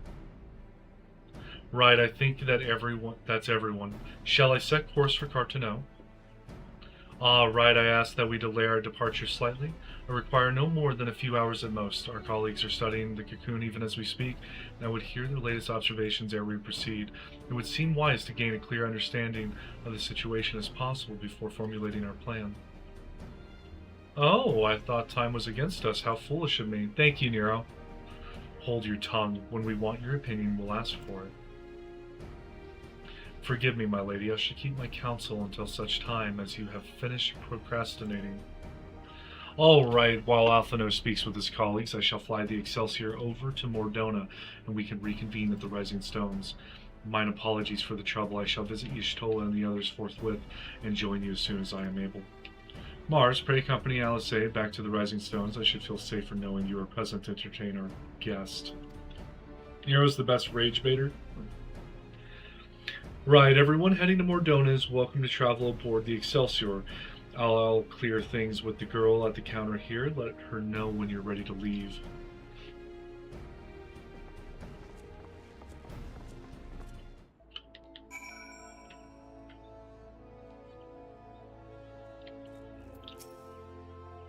You were traveling with Master Garland, miss. The Enterprise Excelsior is right this way.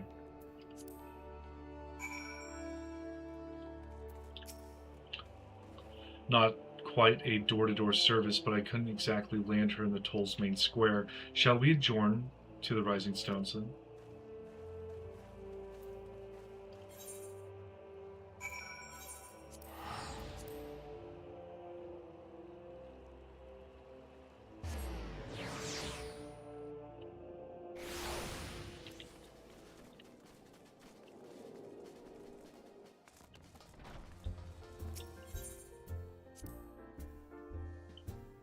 Sometimes I wonder how it is I ever get to the correct place at the right time with how much these guys talk.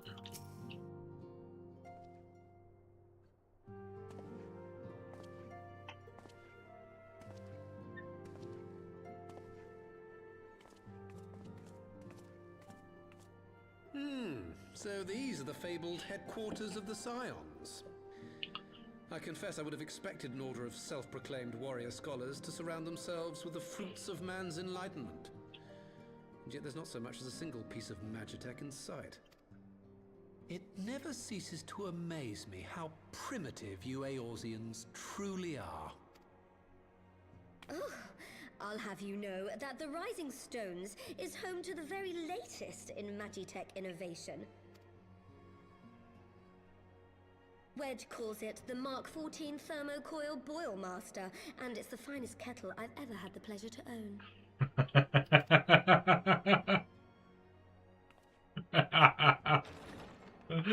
Oh man, alright.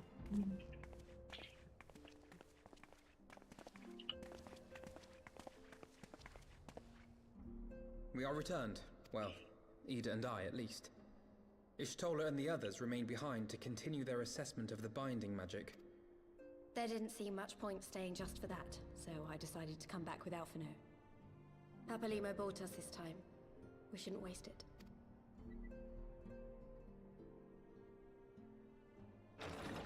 By your leave! Good God, that voice could fell a gigas. This is the Rising Stones, domicile of the Scions of the Seventh Dawn. I enter at the invitation of one Lord Eorzea. I spy you there, Shadow Walker. You always were a hard one to find. What? Yugiri, do you know this man?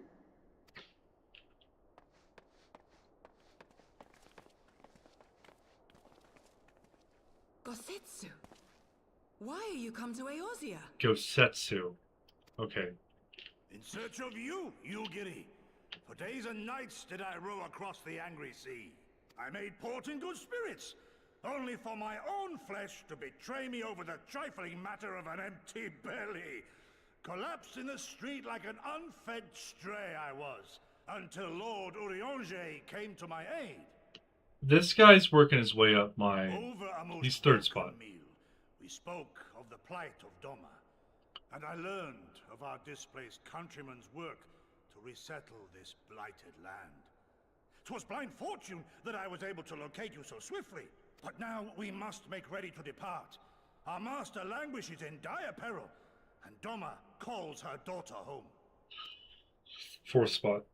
Don't take Yugiri away from me. It is not so simple, Gosetsu.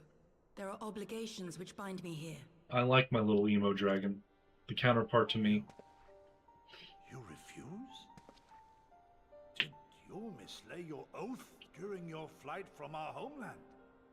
The laws of hospitality must be honored, but surely the vow to defend your master demands the greater obeisance. It was our master who bid me guide our people to safe haven by any means necessary. And it was the Scions you see before you who provided us succor and sanctuary when all others refused. Dire peril or no, were I to return without first repaying such hospitality, our master would cut me down at the threshold. Mayhap that is so. There is more. A crisis threatens all within this realm, Eorzean and Doman alike, and I go to play my part in its resolution. I will not bring shame upon our liege by abandoning my people or my duty. How very noble of you. Now, in the name of honor, kinship, and, yes, practicality, might I suggest we get this expedition underway? Or would you rather debate the finer points of duty and leave Omega to the Empire? Yeah. The Empire? You, Giddy? You draw steel against the curse of Garlemald? Then why did you not say so?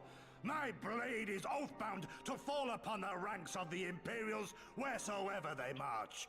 Lead on, Shadow Walker, and may the enemy tremble at our coming. Alright, third spot again. He's just too funny. Third spot has like 20 characters in it. Mars, wait, could I speak to you for a moment? No, we have to go do Omega. Do you remember when I had you meet me at the Diamond Forge and we ambushed you? Well, once we had your measurements, I set to work making you a traveling outfit in my spare time. I've only just this moment finished the stitching, but I wanted you to have it before you left here. You can try it on right now if you like.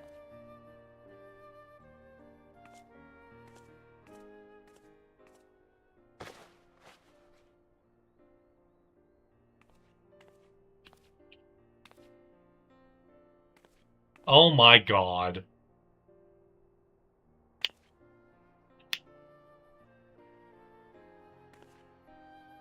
I like it. Assuming we measured correctly, the fit should be just right. Snug, but not too snug, if you know what I mean. So, how does it feel? I'm gonna say that's a yes. You're not just saying that, are you? Oh, I can't tell you how much this means to me to have crafted something worthy of the Warrior of Light.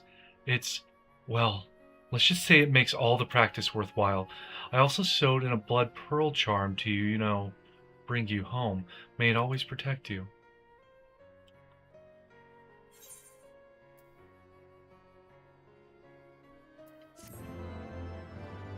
That'll be going in my glam closet.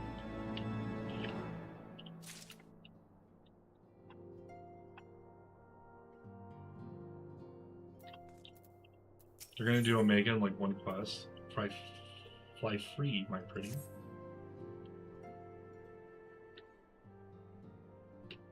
So, we have to wake Omega up, right? When do we start? Ida, are you sure that's... I'm sure, yes. I won't lie and say I'm completely fine, but I'll feel a lot better if I'm doing something useful. Very well, I will remain here and continue coordinating our efforts with the Alliance. Alphino, mayhap you could return to Gridania and assist the stolen crown? A fine suggestion. The rest of us will form the Cartano Expedition Party. Nero and I will focus on rousing Omega, while Mars, Ida, and our Doman friends take care of security. The look on his face. The Excelsior is by the lake just outside town. We'll leave as soon as everyone is ready. Sounds like in just like 20 seconds I'll be doing that. Never mind, they all left together versus one at a time.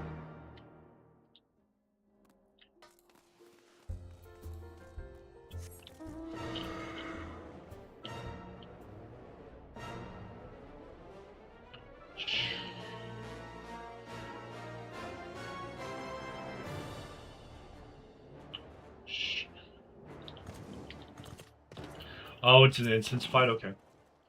We haven't far to go. With any luck, we'll be in Cartano before Gosetsu graces the deck with his dinner. Once there, however, we had best be on our guard.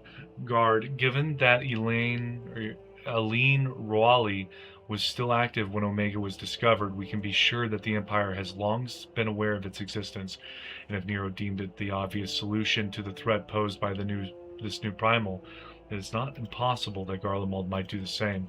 Have your weapons ready and your wits about you. Something tells me we're flying into a fight. Oh, yes. I think this is the last quest, too. If my count's right.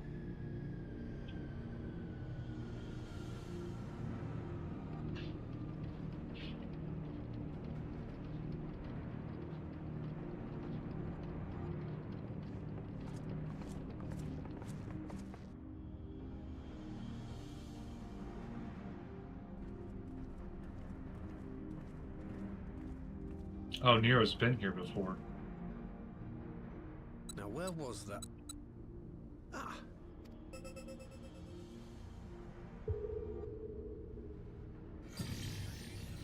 I've enabled the teleporter. One brief jump and we shall arrive in Omega's control room. How convenient. You've been here before. Of course. It was no easy task threading a path through all the skirmishes. But how could I ignore the existence of such a fascinating toy? You may trust that my preliminary examination was suitably thorough. Trust? Aye. I trust your appetite for technology.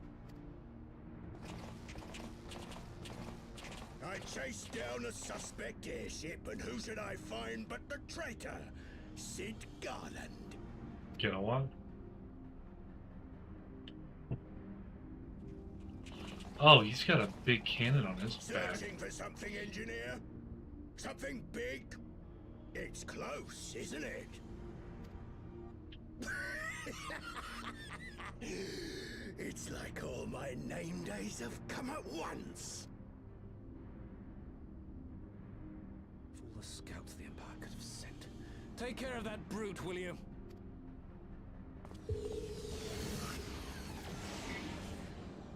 God damn it. Can't let Nero tinker around in there by himself. I'm sorry to leave you to it, but I dare say you'll manage without me. This clod has no idea who he's dealing with.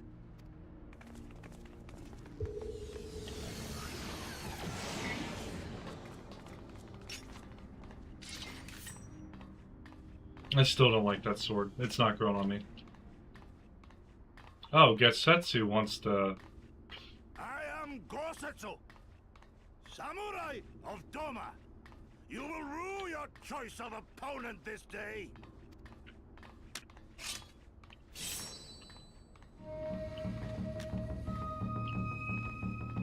Okay.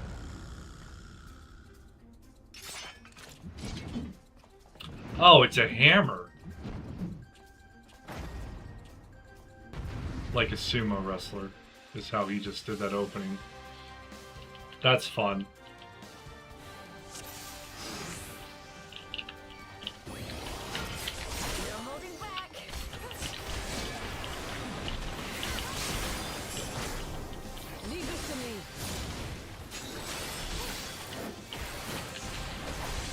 Look upon a samurai of Doma. You watching heavily, right?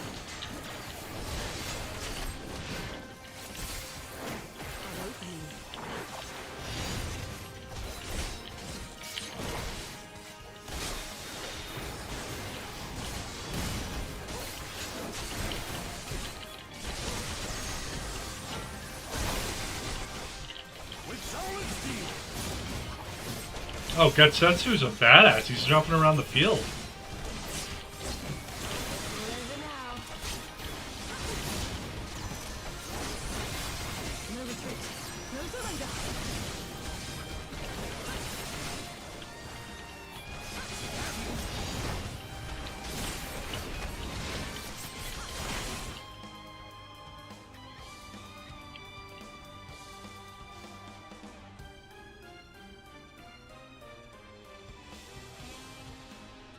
Surrender. We have you outnumbered.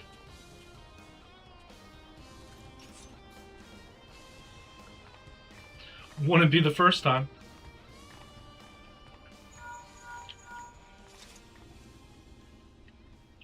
Are you still playing with those soldiers?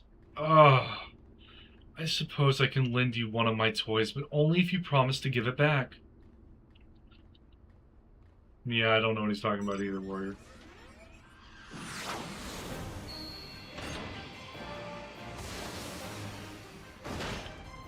Nero's Magitech suit.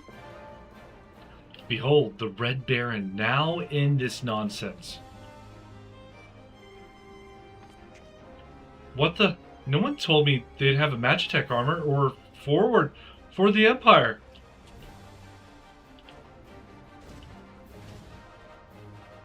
The honorless cur thinks to abandon his men. I shall see that he shares their fate. Pray attend to the rest of his minions.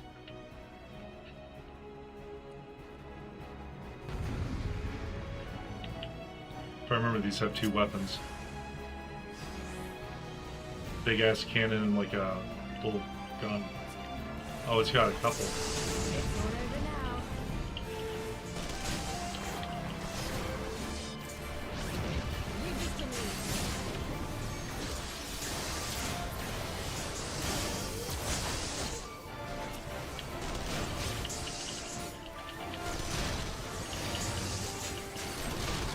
Raise hells.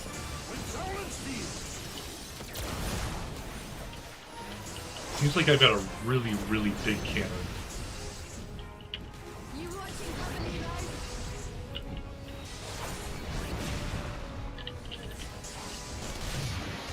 No retreat.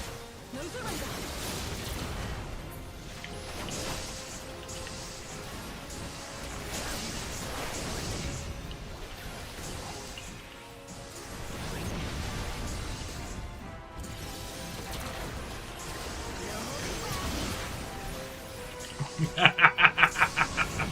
I only get big laser too.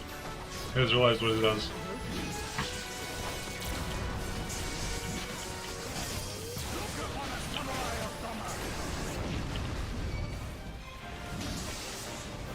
This one'll sting.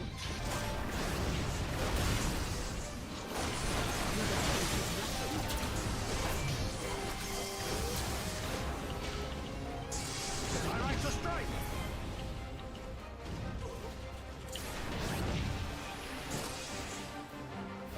Hey, you can't just run off. What happened? No, you stay there. Deserting a battle is punishable by death. I order you stand your ground. Come back here now, please. You don't get to move. Grr, damn it to all 7th hell. I'll kill you bastards if it's the last thing I do.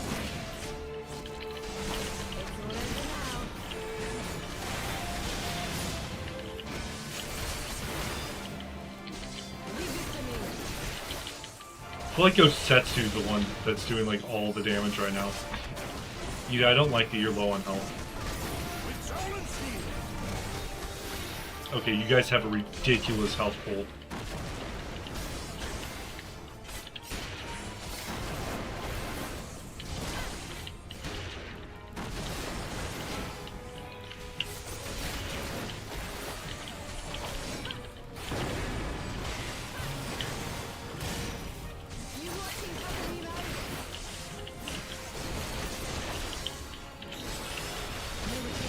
No surrender.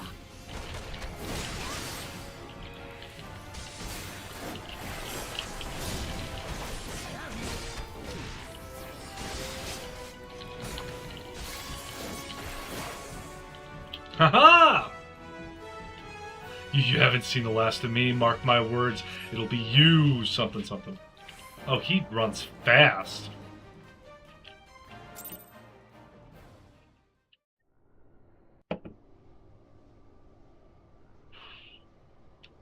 So now it's time to see what Omega is.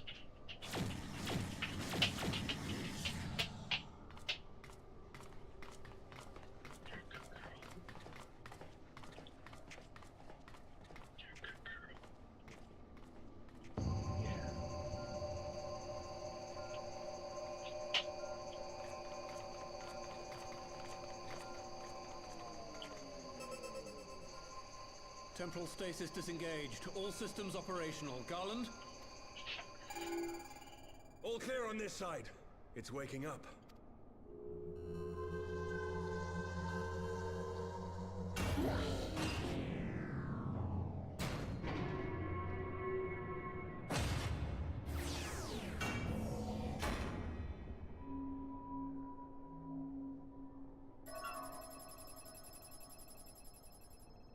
The hell is it, a spider? Omega sensors immediately detected the presence of the cocoon, even at this distance. They must have been set to scan for sources of energy exceeding certain magnitudes. I still don't see any means to control the machine directly. It seems to have been designed to act wholly autonomously. Once we release Omega, we can be fairly certain it will attempt to capture the Primal at Belsar's Wall. Assuming its mission is successful, our only option at that point will be to re-engage its stasis system and put it back to sleep.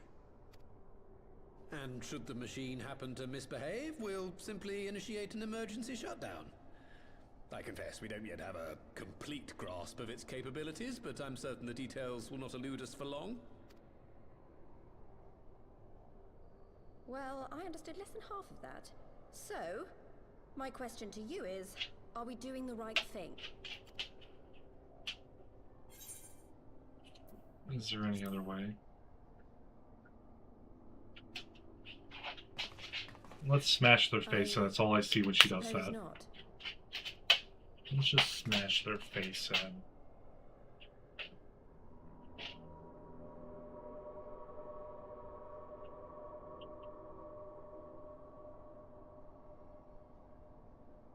All right. Step aside, Sid. Is this the thing I need to press? Yes, that's the one. Why does she get to press it? I want to press it. It's a weird shaped button. You gave too much for us to waste this chance, Papalimo. So this is for you. And me. I understand why she's pressing the button.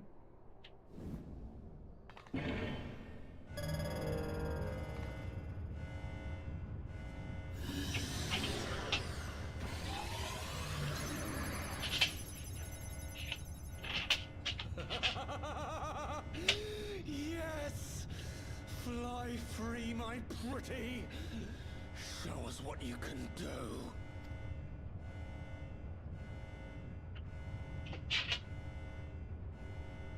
The launch sequence has begun.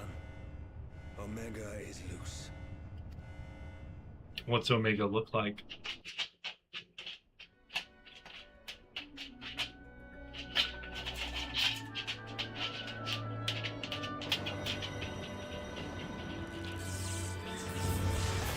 Oh, we're gonna have like a Godzilla King Kong match.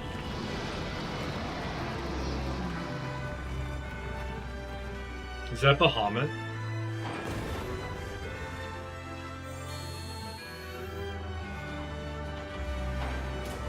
Oh, it's like a...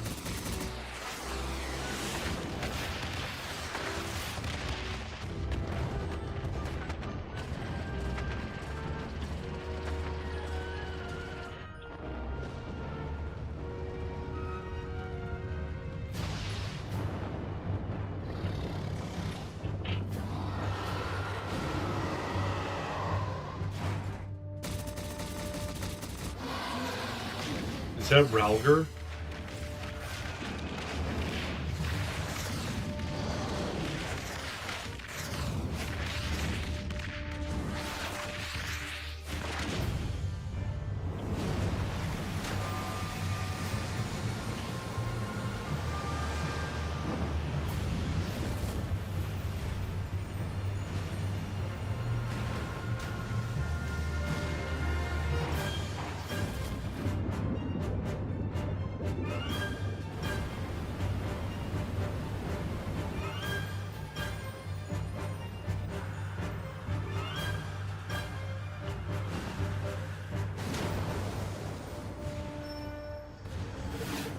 It can fly?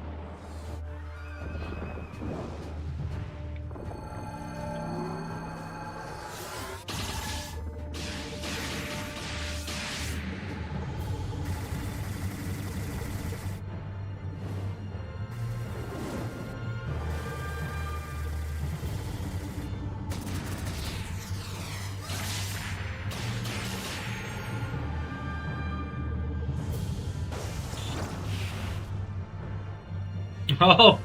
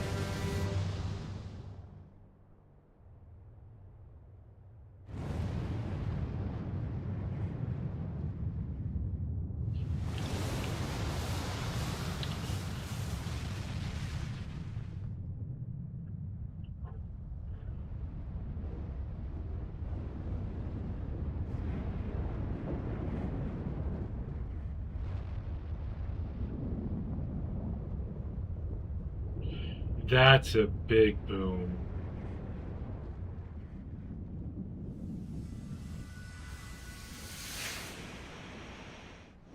And they're still fighting.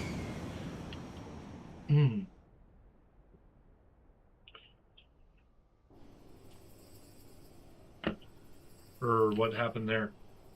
They fly off into space? Huh? Omega has stopped transmitting. But that shouldn't be. I didn't engage the stasis system. They killed each other. And what does this signify? I have little understanding of these contrivances.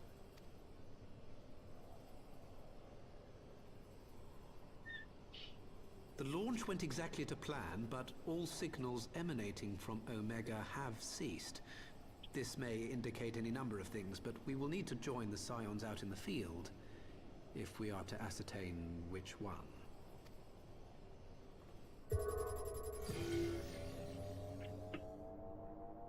Right. I've ordered the malfunctioning beast to go to sleep. That should prevent any unfortunate mishaps. I suggest we make our way back to Gridania.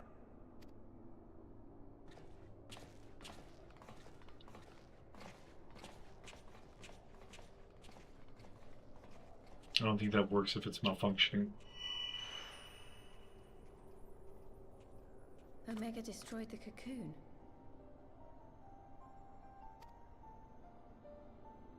Papalimo's spell is fading. It was bound to his ether, you see. And if the connection is broken...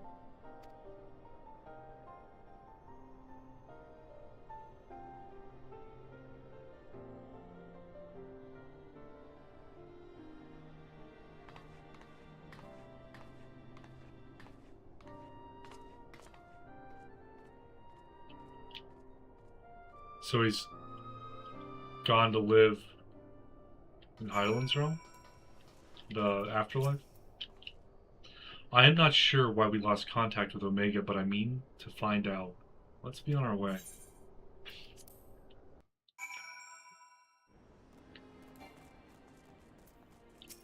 What about the dragon thing? One moment everything was functioning perfectly, and the next it wasn't. It makes no sense. We need to see what happened for ourselves, and soon. Is the Far Edge of Fate the last one? Did I miscount? Yes. Okay, I miscounted.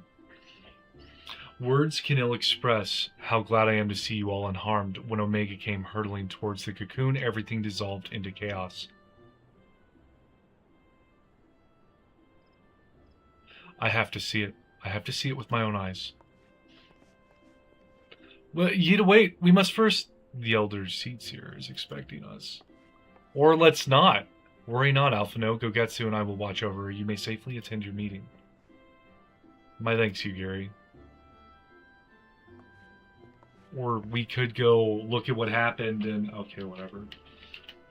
I'm so tempted to skip the meeting. The council reconvened a short while ago. Let us make haste for the Lotus Stand. All there is eager to hear your testimony.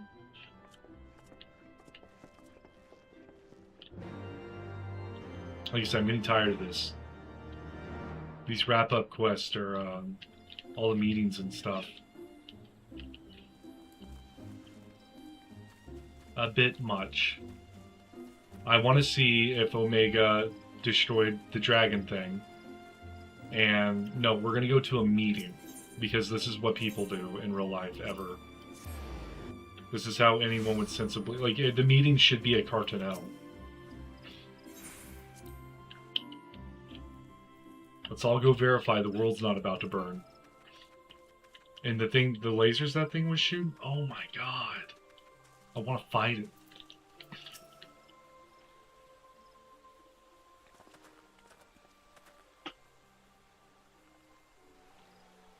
My friends full eagerly have we awaited your return. Few indeed could have discharged the duty entrusted to you, and most humbly do we thank you for seeing it done. You are too kind, Elder Seedseer. As I recall, we as good as demanded the right to try, but tell me, how did the battle unfold? We succeeded in waking Omega I, but we lost contact with the weapon shortly after it launched. From our position in the control room, we were blind to all that followed. What words could do justice to such a scene? None of my choosing, that much is certain. But I can give you the facts. The cocoon hatched even as Omega arrived, and from its midst rose a great dragon. The pair duly set about each other in the skies over Gurabania. The primals might defied belief. It seemed the very heavens would be rent asunder by the force of its blows, and it wielded such magics as I have never seen and hope never to see again. The battle raged on with no end in sight until both combatants were engulfed in a blinding flash of light. When the radiance faded, I saw the pair fall motionless from the sky, coming to rest somewhere on Alamegan soil. I will not speak for the rest, but to my eye it seemed that each had landed a fatal blow upon the other. While most among us could think only of Bahamut when looking upon the primal's form, the Domans were heard to whisper the name Shinri. It would appear that the being resembles a creature of Far Eastern legend, and we have found it convenient to refer to it as such. The Shinryu's fate, and indeed that of Omega, is yet unknown. We have alas no eyes on the Jurabanian side of the border. Aye, which is why we have sent our main force under the command of Marshal Terrapin to capture the wall. With the Imperials in disarray, we have the perfect opportunity to secure Gridania's border and assess the aftermath of the impact. I myself will join the Marshal and his men when the council is adjourned. Well, that explains a few things. I'll wager that flash of light coincided with our loss of contact. Lest you wonder, we quickly re-engaged Omega's stasis systems, so even if it has fallen into the Empire's lap, it will be of no use to them, save perhaps a statue. Correct. Without me to guide their efforts, it would take them decades to decipher Omega's core functions, if they managed it at all. Such reassurances do too much to calm our fears, yet the relic's fate is but one of several concerns. Indeed, I humbly submit that the time has come for us to make contact with the Resistance representatives in Gurabania. Though Ilberd has forced our hand, it would seem only logical to seek an alliance, given the inevitability of Imperial retaliation, and by working in concert, it is not impossible that Alamigo might finally be wrestled from Garlemald's grasp.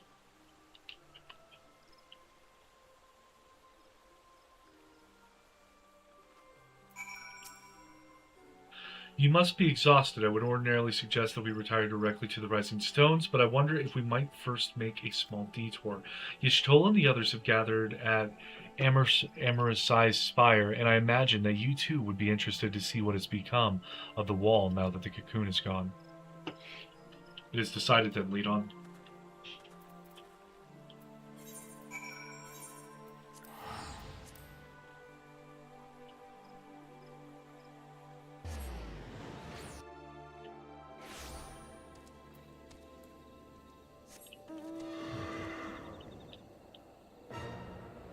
Well, at least it's nighttime, and watch it be daytime in the cutscene.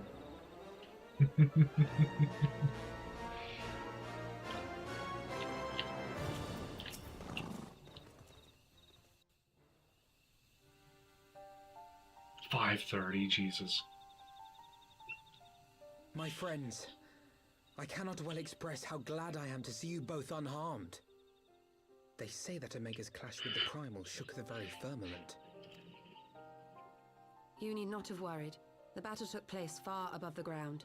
We were able to observe in relative safety, though I'm given to understand that there were casualties on the far side of the wall. It was like watching a nightmare unfold before our very eyes. Ilberd's primal manifested in the form of a colossal dragon, a being of pure violence. It burst forth from the cocoon with such terrible force. That such a horror should spring from the eyes of Nidhogg comes as no surprise. Nor do I wonder at its form. Ilberd all but announced it in the moments prior to his death. Plainly, it was his dying wish to visit a second calamity upon the Empire. And I am quite certain the abomination would have obliged had it not found itself outmatched by Omega. Gods! I am no stranger to the works of Alag, but even I was unprepared for the machine's furiosity. It beggared belief.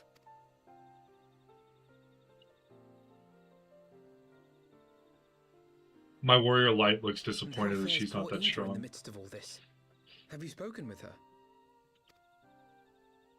She's up on the platform, lost in thought. We deemed it best not to disturb her, but mayhap she would welcome some company after all. Shall we?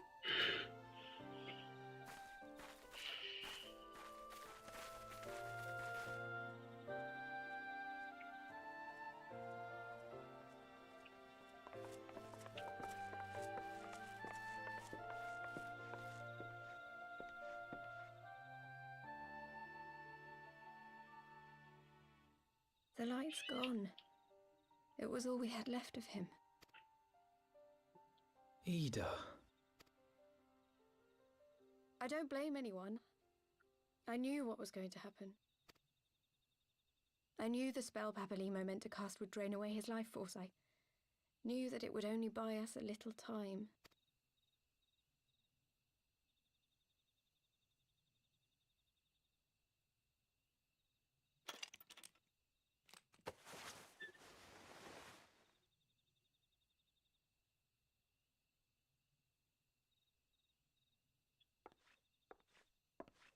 Ida, there is no need to explain.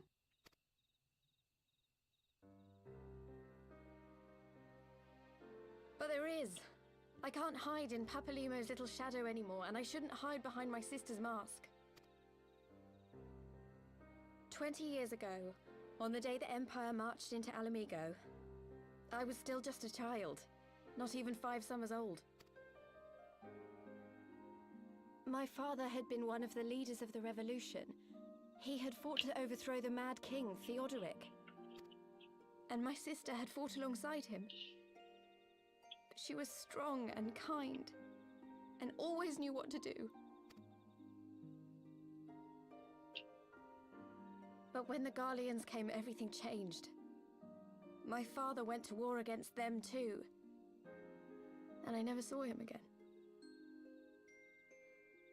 After that, I remember a lot of running. My sister dragged me for malms and malms until we came to the city of Charlian. That was where she met Master Louis Soir. He introduced her to the Circle of Knowing, and she eventually became an Archon. She was your inspiration.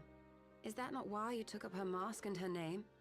Or did you simply mean to continue what she had started? You've known all along, haven't you? That I wasn't Ida. What? Of course. We all recognized you at once.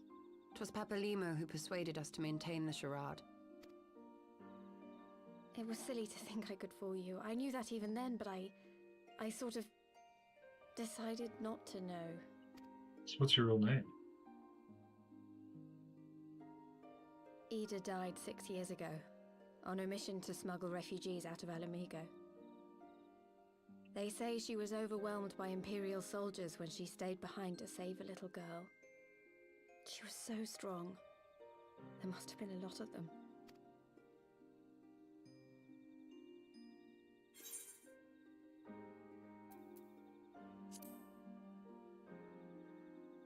Why did you never tell me? I'm sorry for lying to you. My real name is Lise. When Papalimo brought me Ida's mask, it was meant as a keepsake, but I decided I wanted to be his new partner, to keep alive all the good that she had done. I didn't want to become Ida, exactly. At the time, though, I still didn't know who I was myself, and it almost seemed easier to play the role. Papalimo agreed to help, of course, but it was never what he wanted for me. He wanted me to walk my own path, and those were his final words to me.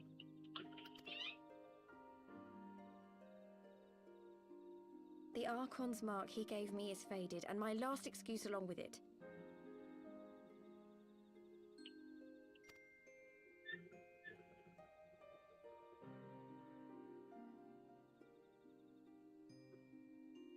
So this is it.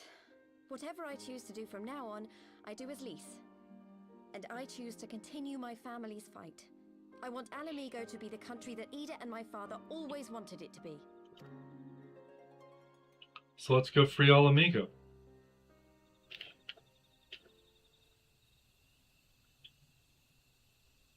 Let's go crush Garlemald.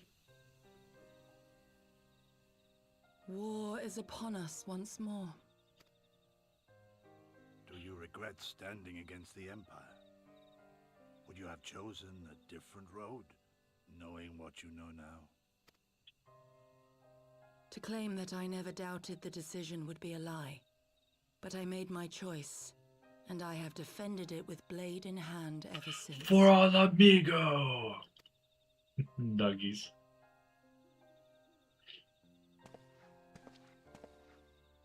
The battle continues, and our steel is needed. Come, Shadow Walker, we leave for the east, for Doma.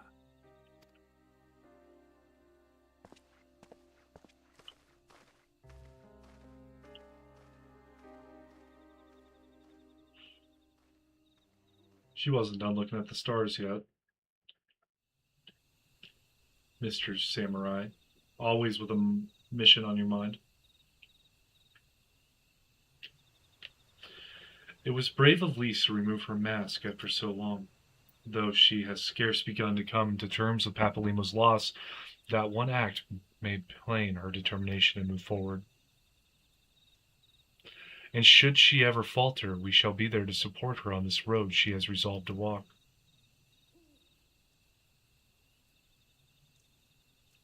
Let us return to the Rising Stones. We have quite a story to tell Tataru and my sister. Don't make me teleport, just arrive me there.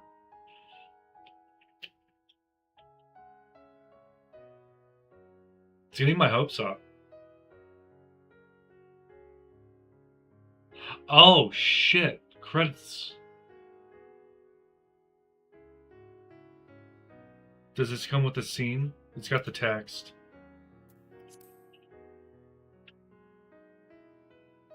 Normally when it comes out with the text first, it has no scene. It just has the, like, a song that I don't know if is copyrighted. I'm gonna have to skip. Sorry, guys.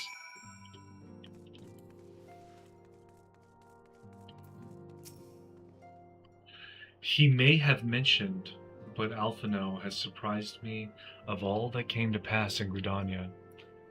Your only task now is to rest. This is the calm before the storm. Lise has chosen her path, and as her friends, we must do what we can to support that choice. We are fated to join the conflict in any case. Once the Alliance has taken the wall and opened the way to Jerubania, we will have little choice but to fight. Which is not to say the cause is unworthy. After all, ignoring the plight of those whom one might conceivably save is not wisdom but indolence. Incorrect? I, for one, look forward to joining hands with the Alamegans and striking a blow against the tyranny of the Empire, as I rather suspect do you. Thank you, thank you. Nicely done. Thanks for staying as long as you have. Oh, here we go. Here's the cutscene.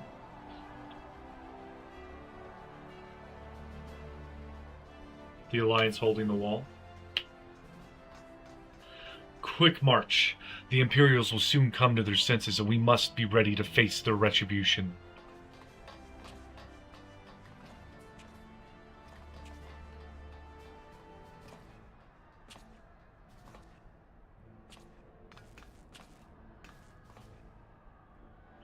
It is almost time, Father. Aye, almost. Stand firm, Pippin. I learned to brace myself against the charge of the Bull of Alamigo. No foe will dislodge me.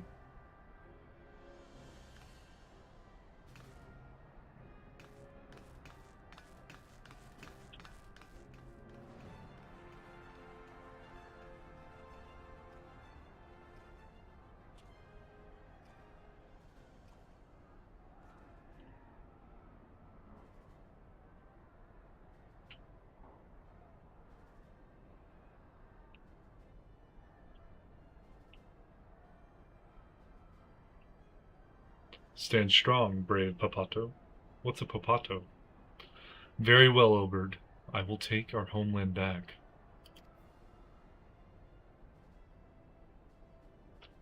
for the both of us.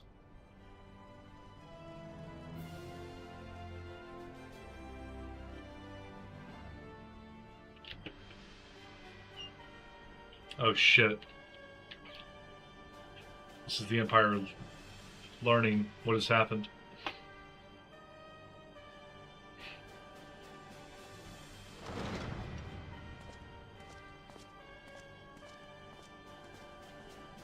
It's a potato in Eorzean terms. Okay.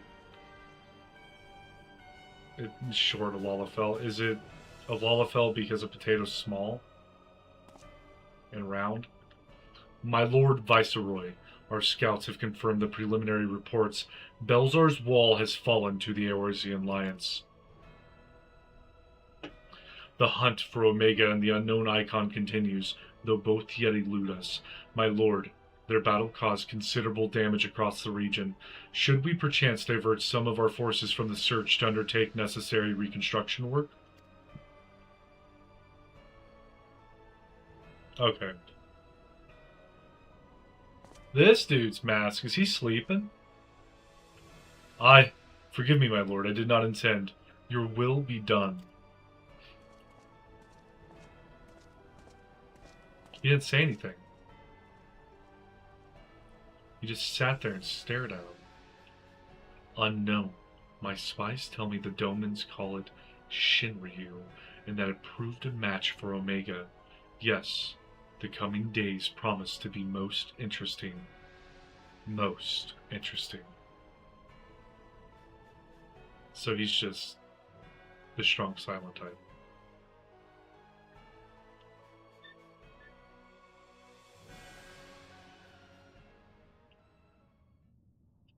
At the far edge of fate, the road begins anew. The heroes look to eastern skies and behold their crimson hue. A dawn of liberation, a gathering storm of blood.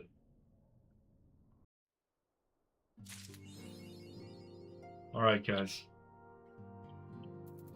I'm going to accept the quest. No, because he's going to talk a bunch. I'm going to call it here for tonight, guys. I will stream tomorrow, but I've got to work this weekend, so it'll be after tomorrow. It'll be Monday that I'm able to stream next if we don't have anything planned. If I do have something planned, I'll put a post up or something. But y'all have a wonderful night. Thank you for staying, and if you've enjoyed yourself, please subscribe, so that way you don't have to worry about me telling you next what my days off are, basically. Y'all have a wonderful morning. Goodbye. Welcome, Stormblood. Thank you, Nuggies. Bye-bye.